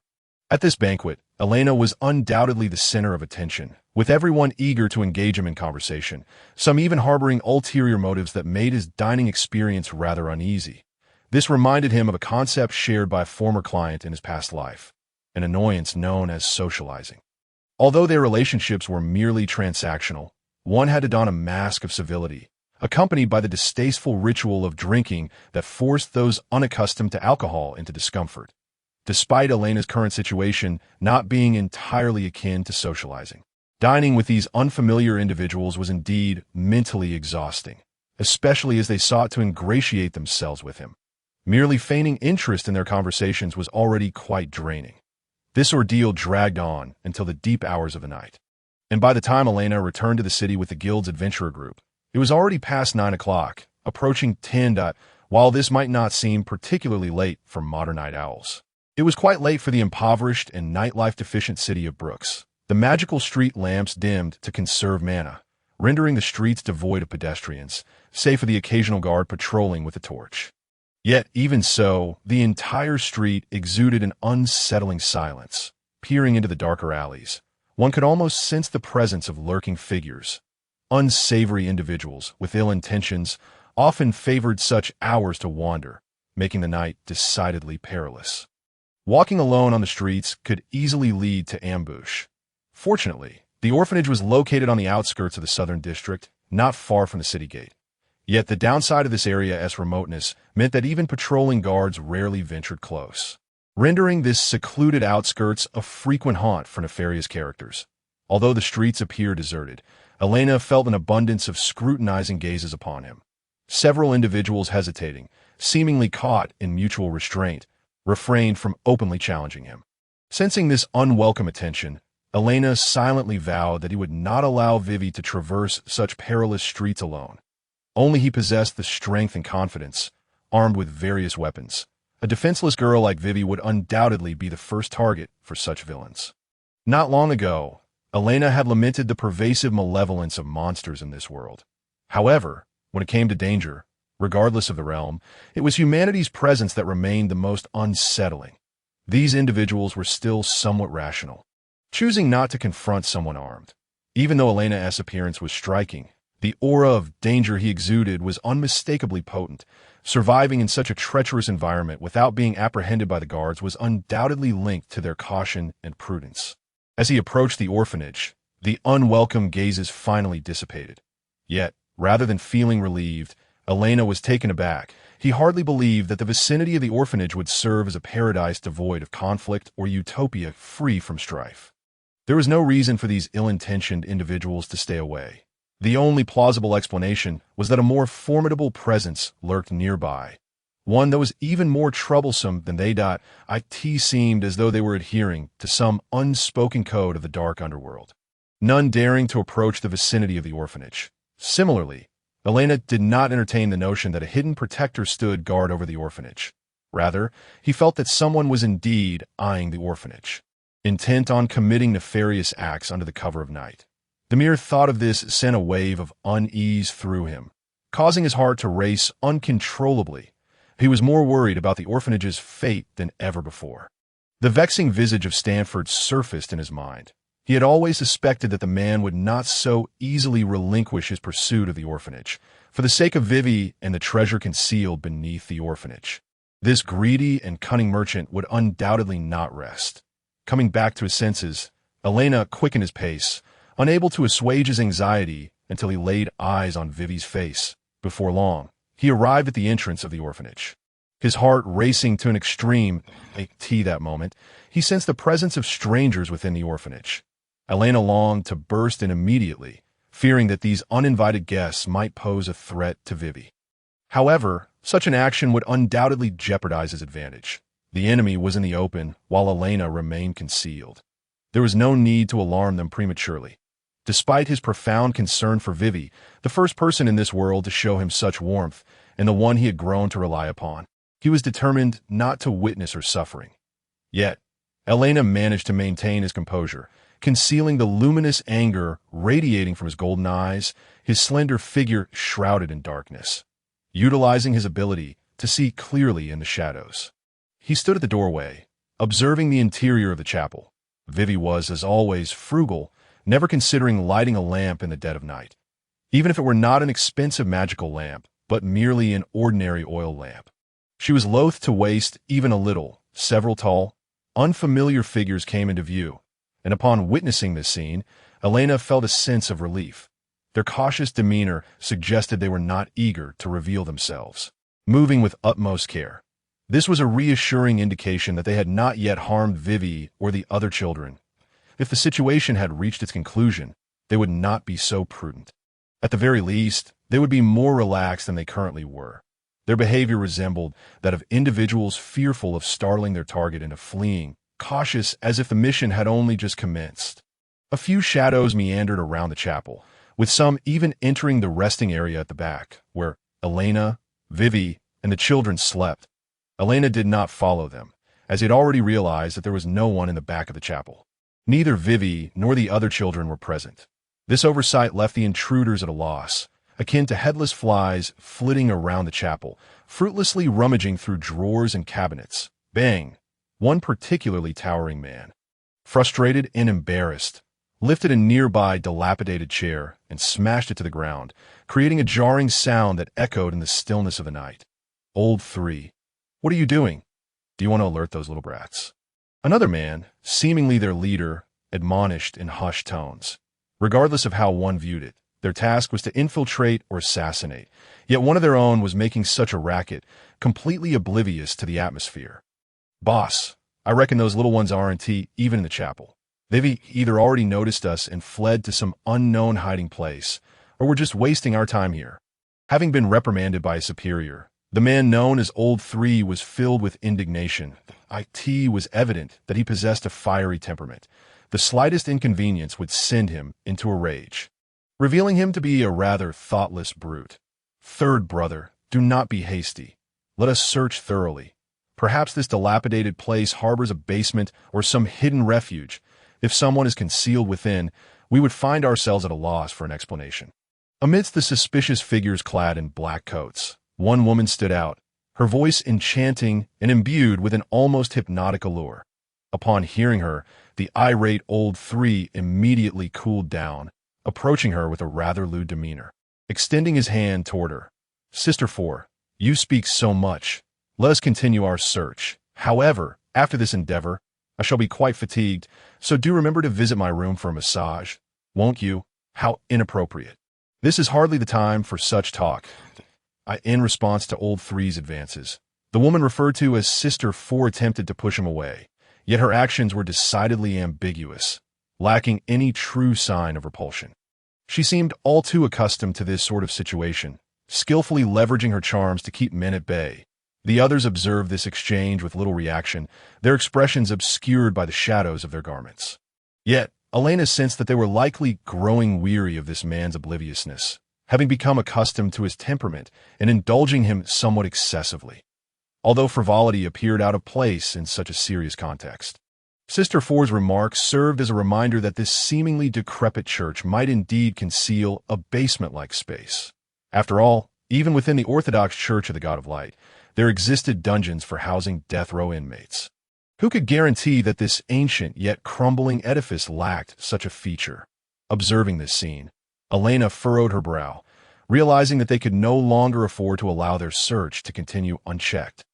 Vivi, having sensed the unwelcome guests, had likely taken the children into hiding. Having spent considerable time in the orphanage, Elaina was well aware of the nooks and crannies suitable for concealment. After all, the children had always delighted in exploring the church and playing hide-and-seek. Yet, no matter how well they hid, it would be nearly impossible for them to remain undetected in the presence of so many adults. This was not the familiar terrain Elaina knew, with so many children under Vivi's care. Their conspicuousness made it all the more surprising that they had not yet been discovered. Elaina suspected that Vivi and the children had retreated into that underground space. Previously, Elaina had suggested to Vivi the potential for repurposing the area beneath the church, perhaps for food storage, as the basement's cool temperatures would facilitate preservation. Naturally, such a newfound space deserved to be utilized effectively. Thus, on one occasion, Elaina had meticulously arranged a concealed entrance, ensuring it would be difficult for others to detect, while allowing for discreet access. Little did she anticipate that this very space would become the sanctuary for the orphanage's inhabitants, and she had already formed an inkling of where Vivi and the children might be hiding. It was likely that a considerable amount of time would elapse before these unexpected guests located them, and Elaina recognized that now was the opportune moment to act, taking a deep breath to steady herself. Elaina concealed herself in the shadows during her time as a mercenary, She had undertaken numerous infiltration and assassination missions, making her relatively experienced in navigating such circumstances, receiving the hint of a potential basement. The men in black scattered to search, yet each was exceedingly cautious, refusing to underestimate their quarry simply because it was an orphanage. Even when splitting into pairs, they ensured that no one ventured off alone. Denying others the chance to pick them off one by one, how troublesome, Elaina mused, finding it difficult to contend with two standing together.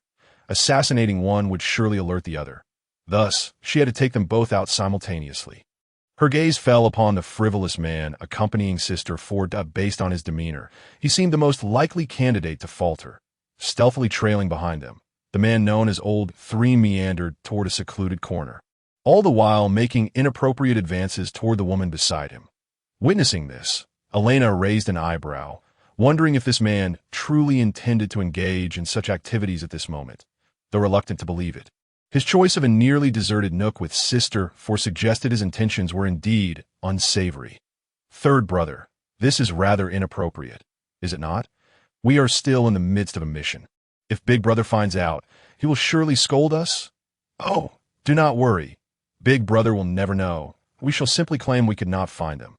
Who knows where these little rascals are hiding? With so many of us searching, there is no stipulation that we must locate them. Even if we fail, others will certainly manage to find them, so there is no need for us to undertake such a thankless task. Sister 4 feigned resistance, yet her voice was soft and inviting, hardly suggesting aversion. True to form, with such subtle provocation, Old 3 could no longer restrain himself, and they began to shed their garments, as Elaina removed her own concealing black cloak. She could discern their features, a muscular man with a crew cut and a voluptuous woman with vibrant purple hair.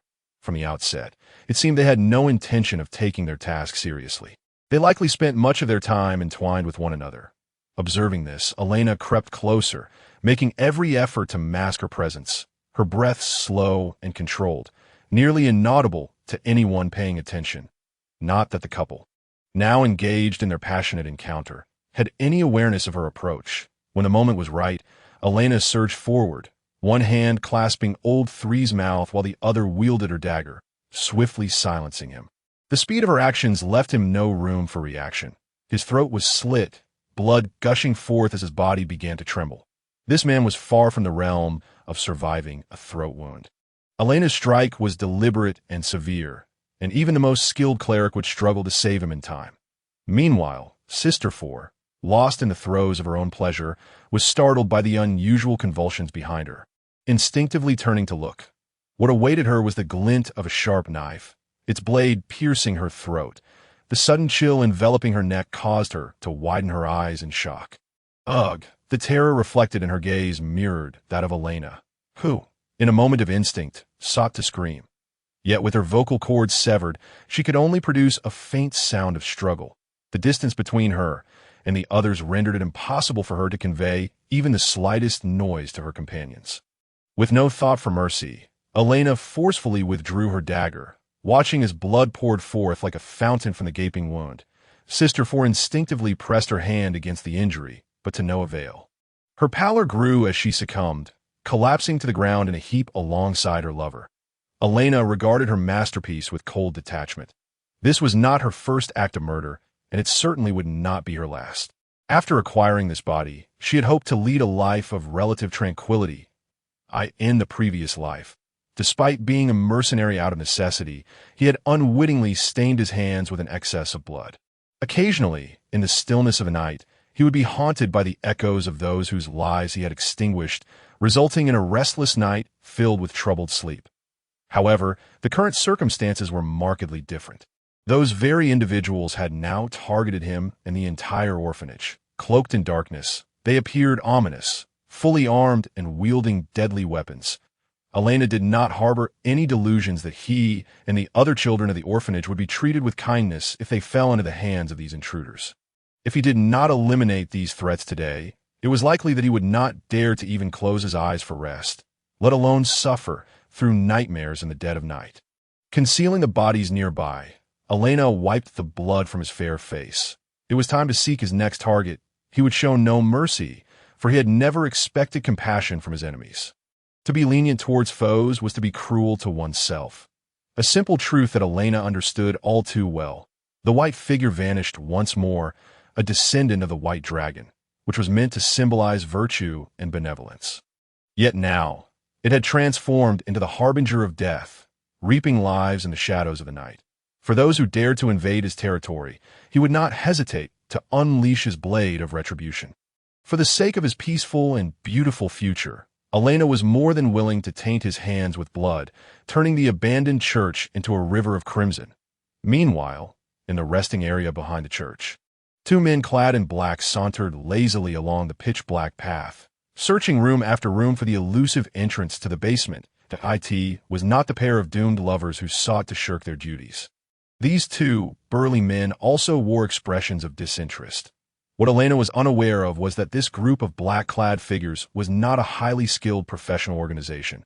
In reality, they were merely a ragtag assembly of bandits and robbers.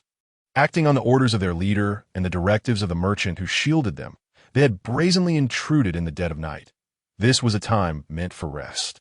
Even the most nefarious villains had little desire to invade an orphanage devoid of power and influence to commit their heinous acts, as it offered them no tangible benefit. Furthermore, facing only a group of young children, these self-proclaimed powerful men exhibited an air of disdain, disregarding their current mission entirely. Elaina concealed himself in the shadows of a corner, his acute senses allowing him to discern the movements of the two men with clarity. In an effort to enhance their efficiency, they had opted for a small-scale division of labor rather than proceeding as a pair. While not entirely separated, the distance between them made mutual support challenging. Observing this, Elaina retrieved a gold coin from his pocket, approached a window, and gently placed it down, angling it to catch the moonlight. In the dim surroundings, the coin gleamed as if radiating its own light. One of the black-clad men wandered nearby, his earlier disinterest suddenly replaced by wide eyes, as he clearly noticed the coin resting on the ground around the corner. "What's wrong?" His companion, sensing something amiss from a distance, turned to inquire. "Nothing, just a bit dizzy from last night's drinking, huh?" The man chuckled awkwardly, brushing off the inquiry. Though they were comrades, the nature of banditry left little room for sharing. Faced with the gold coin on the ground, he had no intention of sharing it with his companion. Upon spotting it, his mind was already consumed with thoughts of claiming it for himself. He appeared less stiff in his movements. He did not rush towards the coin, but pretended to search other rooms first. Even though he had already scoured some of them, the fear of his companion discovering the coin led him to act increasingly erratically. After a prolonged charade, the man finally drew near the coin. While his companion had long since lost interest in the earlier incident, knowing the moment had come, the man bent down, his face illuminated by the moonlight, revealing a distinctly avaricious expression. Unbeknownst to him, Elaina had been waiting nearby all along. With a swift motion, he yanked the man into the corner, delivering a lethal strike to his throat followed by a stab to his heart, showing no mercy and granting no opportunity for a response. Once his foe lay defeated, Elaina deftly navigated his familiarity with the building, moving around another corner. Despite his careful actions, the previous commotion had still made some noise. "Old Five," the companion instinctively called out, sensing the disturbance, but received no reply.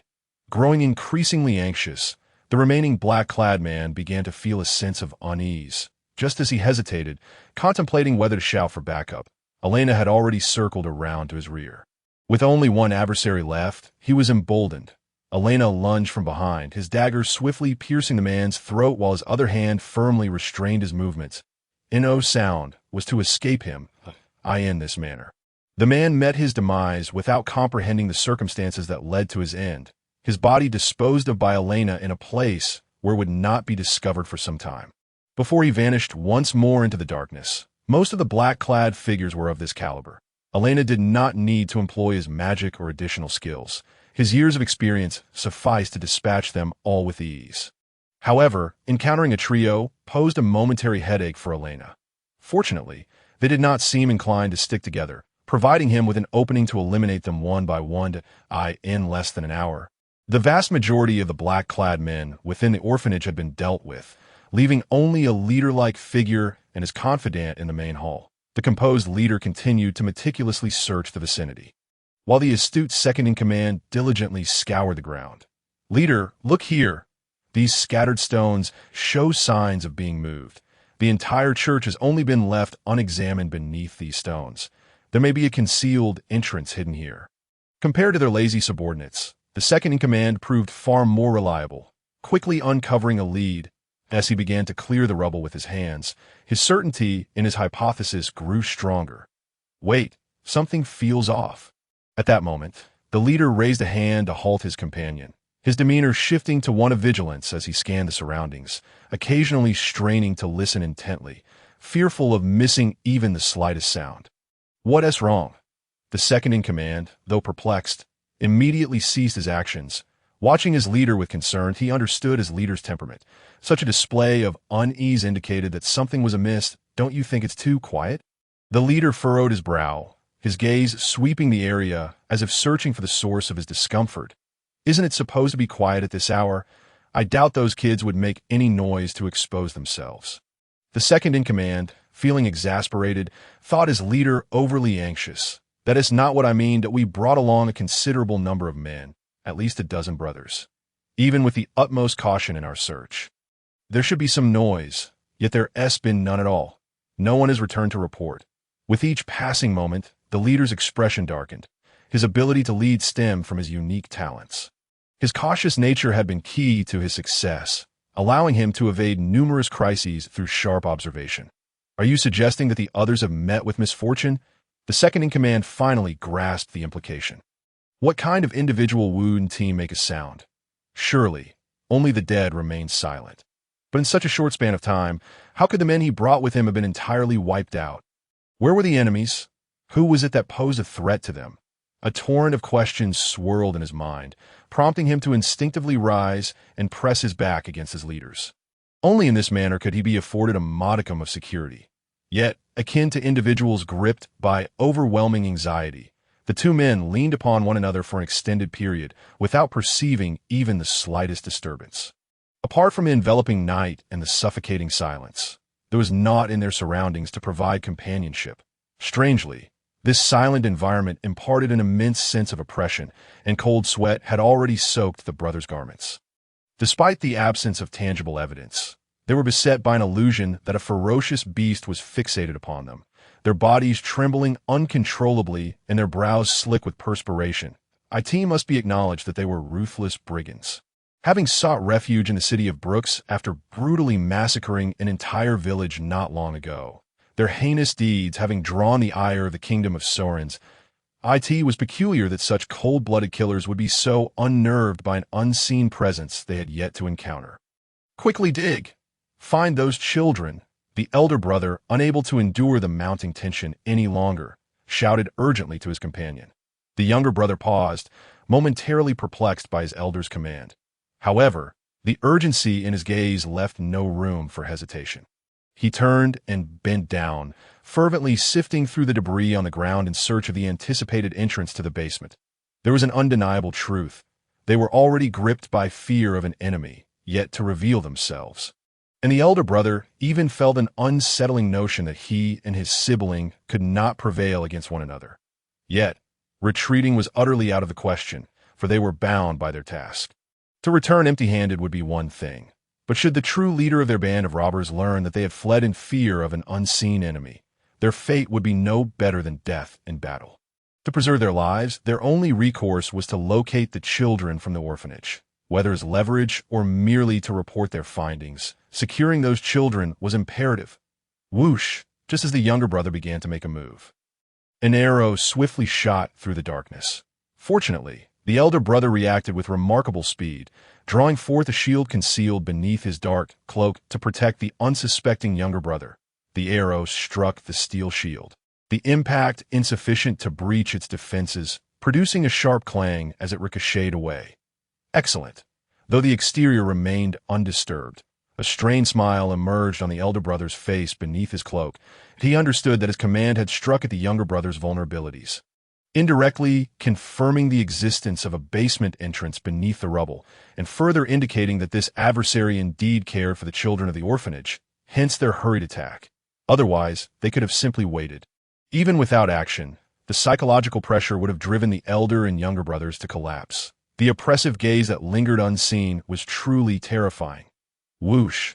A shadow darted across the darkness, its speed so blindingly swift that the elder brother could scarcely discern the figure.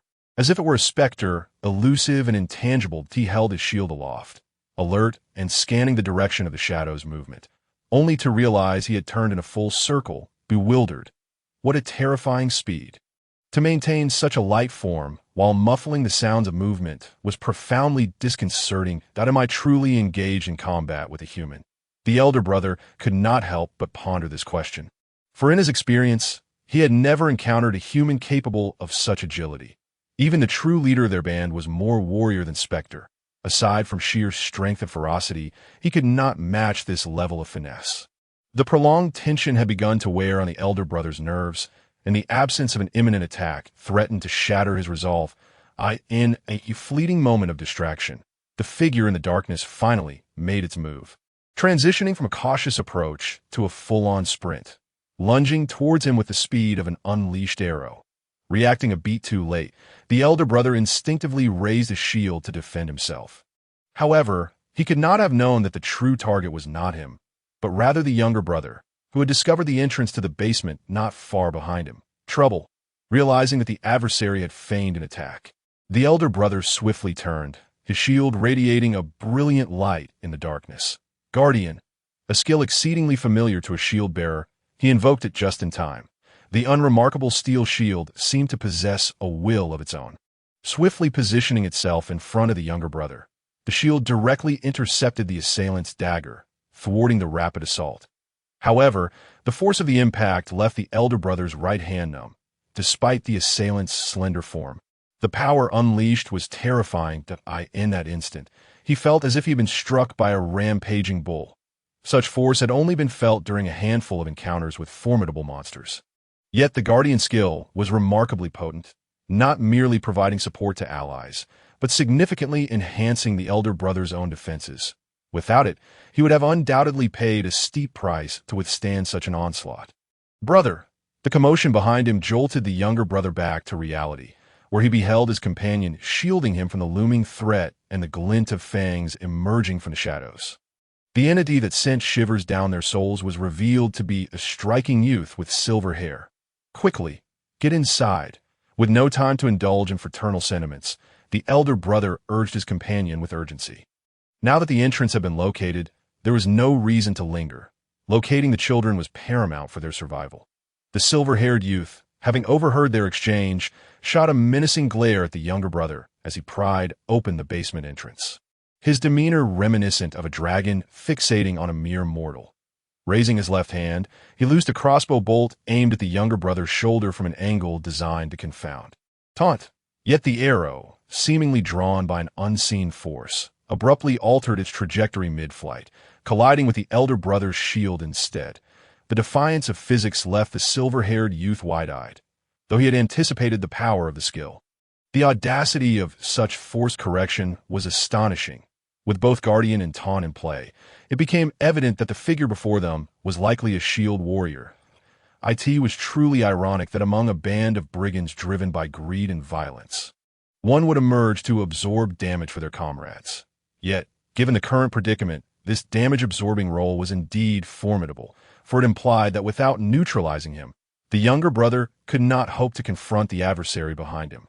Resolving to crush this shield warrior with overwhelming force, the silver-haired youth, named Elaina, clenched his jaw, his golden eyes aglow, a flicker of flame dancing at the corners of his mouth, casting light into the darkness. At that moment, the elder brother finally understood the source of his dread. It lay in the commanding presence of those eyes, reminiscent of a superior race, the golden slit pupils embodying the very essence of fear and submission. Absolute defense. With no inkling of the youth's intentions, the elder brother summoned forth his strongest skill. This ability, learned from a magical core of a creature known as the Iron Turtle, maximized his defensive capabilities, enveloping him in an invisible shell of protection. Little did he anticipate that this seemingly delicate youth would unleash flames from his mouth, engulfing the entire church in a conflagration of white-red fire. The intense heat surrounded the elder brother. While absolute defense thwarted the flames' direct assault, it could not stave off the escalating temperatures. The searing heat scorched his insides, evaporating moisture in an instant. This was a force beyond human endurance. "Get away from me!" In a race against time, Elaina, unwilling to waste further moments with the metallic tortoise, unleashed a torrent of flames before soaring into the air, delivering a powerful kick to her opponent's shield. The already shattered shield, ravaged by the dragon's breath, exploded into fragments under the force of her strike. The leader, unable to withstand the impact, was sent hurtling backward, crashing violently against the wall. His eyes glazed over. He slumped to the ground, his head lolling to one side, rendering him completely motionless, in a state bordering on the brink of life and death. Having vanquished her foe, Elena's gaze shifted to the side, where the entrance to the basement, which she had intended to keep concealed, lay pried open, and the figure of the second-in-command had vanished entirely from sight, within the dim confines of the basement. Vivi sheltered the children in the place where the altar had once been stored. The oppressive darkness and chilling temperature instilled a palpable fear among the young ones. Vivi furrowed her brow, her expression etched with concern as she comforted the children, acutely aware that their anxiety was entirely justified given the suddenness of the situation. Hours earlier, as dusk descended, Vivi had been anxiously awaiting Elena's return. A glow emanated from the necklace around her neck, as if it were signaling some imminent danger, capturing Vivi's attention. Instinctively, she glanced out the window, though the distant woods appeared devoid of any presence. A profound sense of unease washed over her, compelling her to seek refuge. Without hesitation, she led the children to the concealed entrance of the basement. As anticipated, shortly after their descent, the sounds of movement echoed from above in the church. Vivi felt no inclination to believe that visitors were arriving at such an hour. The ones traversing the church were undoubtedly nefarious individuals with malicious intent towards the orphanage. Thus, she and the children remained hidden, their faces reflecting palpable fear as they listened to the intermittent noises from above. That Vivi's thoughts were consumed with worry for Elaina, who had yet to return. What if she returned just as the intruders were present? A confrontation could prove disastrous, and Vivi's heart ached at the thought of Elaina sustaining harm. Suddenly, a resounding crash reverberated through the underground space, suggesting that another entrance to the basement had been breached. "Stay here and wait for me. I will return shortly," Vivi instructed the children, her anxiety intensifying. Yet, contrary to their usual compliance, the children displayed a rebellious streak, tugging at her, unwilling to let her go, despite their tender years. They exhibited a maturity beyond their age, fully aware of Vivi's intent to face danger. Be good and don't be stubborn." "I will be fine," Vivi reassured them, her heart swelling with emotion. The children were her everything, and as long as she drew breath, she would protect them from harm. Once she had calmed the little ones, Vivi turned and ventured forth, clutching a rusty kitchen knife, the only makeshift weapon within the orphanage. Though fear gnawed at her insides, she bravely navigated the narrow passage that could only accommodate one person at a time.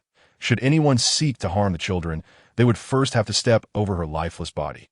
Without granting her much time for mental preparation, a tall shadow raced toward her from the distance. That it was a man, perhaps in his 40s, with disheveled hair and a frantic demeanor, rather than an invader. He resembled a victim fleeing from some unseen terror. "That I found you. You are right here," he exclaimed, clearly having detected Vivi's presence, his face contorting into a maniacal grin as he quickened his pace. Intent on attacking her. "Stay back. I will not allow you to harm the children," Vivi cried, trembling as she set down the oil lamp and gripped the knife tightly. Her slender form was elongated by the flickering flames, momentarily making her appear more formidable than the man before her. Yet, her makeshift weapon elicited no fear from him. Rather, he smirked, seemingly underestimating the determination reflected in her eyes. Indeed, the man lunged forward, arms outstretched to seize Vivi. Despite her terror, she met the challenge head-on, thrusting the blade towards his abdomen. Yet to her astonishment, her knife, which often nicked her fingers during mundane tasks, failed to even pierce his skin. The blade snapped against his torso. A testament to both the knife's poor quality and Vivi's insufficient strength to inflict harm. This man, though not as rugged as the leader, was a robust brigand, honed by years of absorbing magical cores and practical training. Standard weaponry posed little threat to him, let alone a rusted kitchen knife. Ugh! The increasingly deranged second-in-command seized Vivi by the throat, lifting her effortlessly. Consumed by fear, he completely disregarded the directive to capture her alive. Forsaking any thought of using her as leverage for his own safety, driven solely by a primal urge to unleash the chaos his terror had birthed, as the pressure constricted her throat. Vivi's complexion turned a ghastly shade of purple. His grip was formidable. She feared that before she succumbed to unconsciousness, her neck would be severed. That moment. The necklace around her neck glowed with a brilliant light. Much like before, when it had alerted her to the intruder's approach, it now sought to protect its mistress once more. The radiance intensified, coalescing into a tangible form. The second-in-command, who had been choking Vivi, was suddenly repelled by this newfound light. Moreover, the luminescence, which had been meant to shield her, converged into a beam that struck the assailant directly. Although the beam lacked penetrating power, it nonetheless knocked him off his feet, sending him crashing to the ground, where he rolled twice before managing to rise again. What is this? The second-in-command, momentarily dazed, struggled to comprehend the sudden turn of events. Clutching his aching abdomen, he stood up, only to find Vivi encased in an otherworldly glow. The necklace, radiating its brilliance, caught his attention, and in that instant, he realized the true objective of the silver-tongued merchant and his leader. The necklace possessed an extraordinary power. Vivi, astonished, gazed down at the necklace cradled in her hands. Her curiosity momentarily overshadowed the discomfort around her neck. "Did you save me?" she asked instinctively, but the inanimate object offered no response, despite its status as a treasure. It remained just that, an object incapable of speech. Yet, as warmth emanated from the necklace, Vivi felt her mind swell, knowledge not her own flooding her consciousness, teaching her how to harness the power contained within the necklace. The second-in-command, witnessing this, felt a sense of dread. Although he could not fathom the nature of the girl before him, he knew that prolonging this confrontation would only yield unfavorable outcomes for him. "You have committed the gravest mistake of your lives," he declared ominously. However, before he could make a move, a chilling voice echoed from behind him. Instinctively, he turned to see a pair of golden eyes glaring at him, radiating fury and an overwhelming aura of malice. Like a specter, Elaina had arrived, having witnessed the moment the second-in-command exerted violence upon Vivi. It was then that he understood the gravity of his actions, realizing that, had it not been for the peculiar powers of the necklace, the outcome could have been dire. Even Elaina would likely be unable to rescue Vivi in time. The near tragedy filled Elaina with an overwhelming sense of dread, an unusual fear enveloping his heart, which gradually transformed into a seething rage directed at his adversaries. It had been a long while since Elaina had experienced such fury. Cherished things were threatened, and his anger had escalated far beyond mere clenched fists. Coming to his senses, Elaina had already thrust the dagger in his hand forward, this time eschewing a clean and swift kill, opting instead to simply slash through his opponent's throat. The sharp blade pierced through the adversary's abdomen, devastating the internal organs, and with a forceful pull, he wrenched the dagger free, delivering a kick to the enemy's body. Cough, cough. The second-in-command was sent sprawling, clutching his painful abdomen. A picture of utter disarray on the ground. Warm liquid seeped from his body, and upon glancing down, he realized he was undergoing an unimaginable loss of blood. Elena's dagger was designed by Melissa, crafted to combat large magical beasts while also considering human confrontations. Thus, the dagger featured specialized blood grooves for this very purpose. Inserting the weapon into the enemy's body and withdrawing it would cause secondary damage to the wound, inducing a state akin to profuse bleeding that, if left unattended, the second-in-command would soon succumb to his injuries, an excruciatingly slow approach to death that was agonizing to endure. Regaining her senses, Vivi lifted her gaze to Elaina and instinctively smiled upon seeing her beloved and familiar presence before her. Yet, A closer look revealed that Elaina now appeared markedly unfamiliar. His eyes, cold as ice, were devoid of warmth, and his once silver hair was matted with blood. Most suffocating was the palpable aura of murderous intent emanating from Elaina, who showed no mercy to the enemy, now groveling on the ground, pleading for his life. Sister Vivi turned her head away. Elaina clearly noticed Vivi's fearful demeanor, yet he showed no inclination to relent. Instead, he urged her to look away, to shield her from witnessing the brutality that was about to unfold. Merely inflicting a wound would not quell Elena's rage.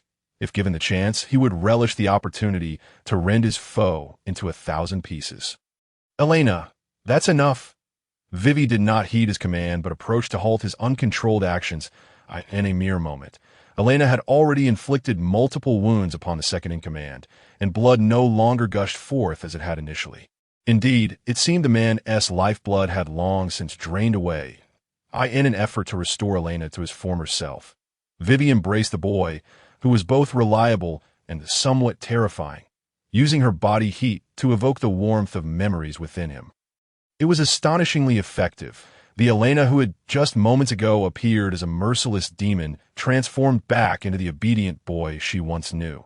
Held tightly in her arms, he remained still, a flicker of guilt evident in his eyes, alongside a burgeoning uncertainty about whether he had acted too impulsively. Reflecting on the seething anger that had engulfed him earlier, his mind had been clouded with negative emotions, consumed by thoughts of tearing his enemies to shreds, leaving him with an odd sensation. While it felt somewhat self-aggrandizing to admit, Elaina considered himself a seasoned and mature mercenary, even in such a dire situation. He ought not to be led astray by his emotions. Could it be the influence of his previous life? There seemed to be a possibility, yet the notion of his former self as a fragile and somewhat cunning child felt incongruous with the image of someone who would lose control in the face of danger. Perhaps other factors were at play, and while Elaina was curious, the current circumstances did not afford him the luxury of contemplation. Sister Vivi, I have regained my composure. You may release me now. He gently patted her arms that encircled him, striving to maintain a semblance of normalcy in his interaction with the girl behind him, wishing not to let his aura of violence affect her. Upon hearing Elena's relatively gentle words, Vivi instinctively trembled. Yet she did not loosen her grip. She sensed the fear emanating from him, perhaps due to the stark change in his demeanor. Nevertheless, Elaina perceived that Vivi's fear was rooted in the present situation. Despite her role as the elder sister, consistently embodying gentleness and composure, she had managed to lead the children to safety during this critical moment. Yet at her core, Vivi remained a young girl, and it was impossible for her not to feel terror when faced with vicious intruders invading her home. Only her sense of responsibility towards the children kept her fear at bay. Elaina was not mistaken. Vivi was indeed terrified, especially when a brutal man had gripped her throat with unyielding force. She felt as though her heart was on the verge of shattering from fear. Even with the protection of her necklace, which briefly spared her from danger, the sight of the enemy rising once more sent her legs trembling uncontrollably. It was then that Elaina appeared. Although he bore a fearsome expression, he had indeed resolved the threat she faced. This moved Vivi, who had always been the one to endure hardships alone, and she finally remembered what it felt like to lean on someone else. Time seemed to stretch indefinitely, but eventually Vivi managed to calm herself, gently loosening her embrace around Elaina. Though she did not push him away, her hands rested on his shoulders and gazing at his dirt-streaked, blood-soaked visage. It was easy to imagine the harrowing battle he had just endured in such a conflict. Elena's hand had likely been stained with the blood of humanity, just as the man now lifeless on the ground had met his end at Elena's hands. Yet, from Elena's expression, it seemed he bore little remorse for taking a life. Rather, he appeared entirely accustomed to such brutality. This stirred a complex mix of emotions within Vivi, prompting her to recall the day they had shared their deepest thoughts. Elaina had once confided that he was no longer the same person. His body was now occupied by the soul of another from a different world. That time, Vivi had struggled to grasp the reality of his words. But now, witnessing Elaina, it was evident that he spoke the truth. The boy she once knew would never have had the courage to kill. With this realization, Vivi embraced Elaina once more, this time in a front-facing hug. She could not deny that for a fleeting moment, she felt a sense of estrangement from him, as if confronting a stranger. Yet, recalling how fiercely he had pursued her, overcome with rage at the thought of her peril, she comprehended once more that this occasionally unfamiliar Elaina was still the person she had cherished throughout her life. Unlike the past, when she had always taken care of him, the Elaina of today had matured, becoming more reliable, and finally exuding the masculine charm befitting a young man. "Thank you." The words of gratitude slipped from her lips, leaving Elaina somewhat perplexed by the situation. "And oh need for thanks. We are family. And this is what I ought to do." Regaining his composure, Elaina wrapped his arms around her in return, sensing the changes within Vivi, though he refrained from probing further as long as they remained safe. That was sufficient. What about the others? Not wishing to linger in Vivi's embrace for too long, Elaina gently extricated himself, aware that their ordeal was not yet over. Though reluctant, he could not afford to dwell too deeply in the warmth of her affection. "The younger siblings are just behind us. Should I lead them to safety where the necklace is?" Vivi, astute as ever, recognized that the orphanage had been targeted. The intruders who had stealthily infiltrated that night were likely just the beginning, and they might encounter similar threats in the future. No, not for now. "Sister Vivi, please return to the others. I will go ahead to handle a few matters. After about an hour, you can bring the others up." Elaina shook his head. Escaping at this moment was undoubtedly the most prudent choice. However, he was unwilling to relinquish the orphanage so readily, and mere attempts to flee would not truly resolve the issue. Only by addressing the root of the problem could this turmoil be brought to an end. Observing Elaina, who seemed to have made a resolute decision, Vivi instinctively parted her lips, understanding that the youth before her was poised to embark on yet another perilous venture. Yet, after a moment's contemplation, she refrained from voicing her concerns, instead offering a faint smile as she said, "I understand." Regardless of whether it was worry or words of care, Elaina no longer required such sentiments. Vivi was acutely aware that what the other truly needed was merely trust.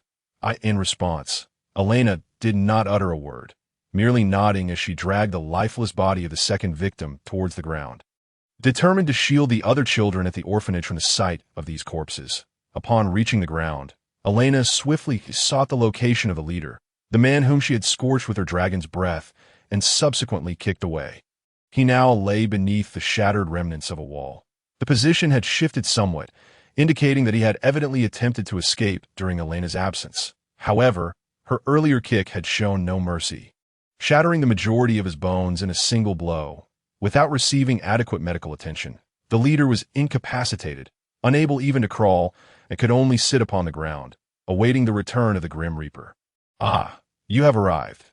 Gazing at Elaina, who was slowly approaching while dragging the corpse, the leader managed to muster a smile more grotesque than tears, a visage that seemed to convey complete resignation.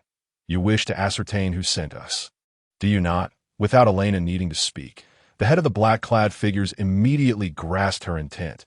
Sparing his own life was merely a means to acquire information. "Humph, as long as you are aware. It saves me the trouble of elaborating." Elaina scoffed softly, carelessly discarding the corpse to one side. This served as an initial intimidation, a clear message that failure to cooperate would result in a fate akin to that of the lifeless body. "Did you kill everyone I brought with me?" Stealing a glance at the second victim's remains, the leader posed this question to Elaina, incredulous even as he asked, for the youth before him appeared to be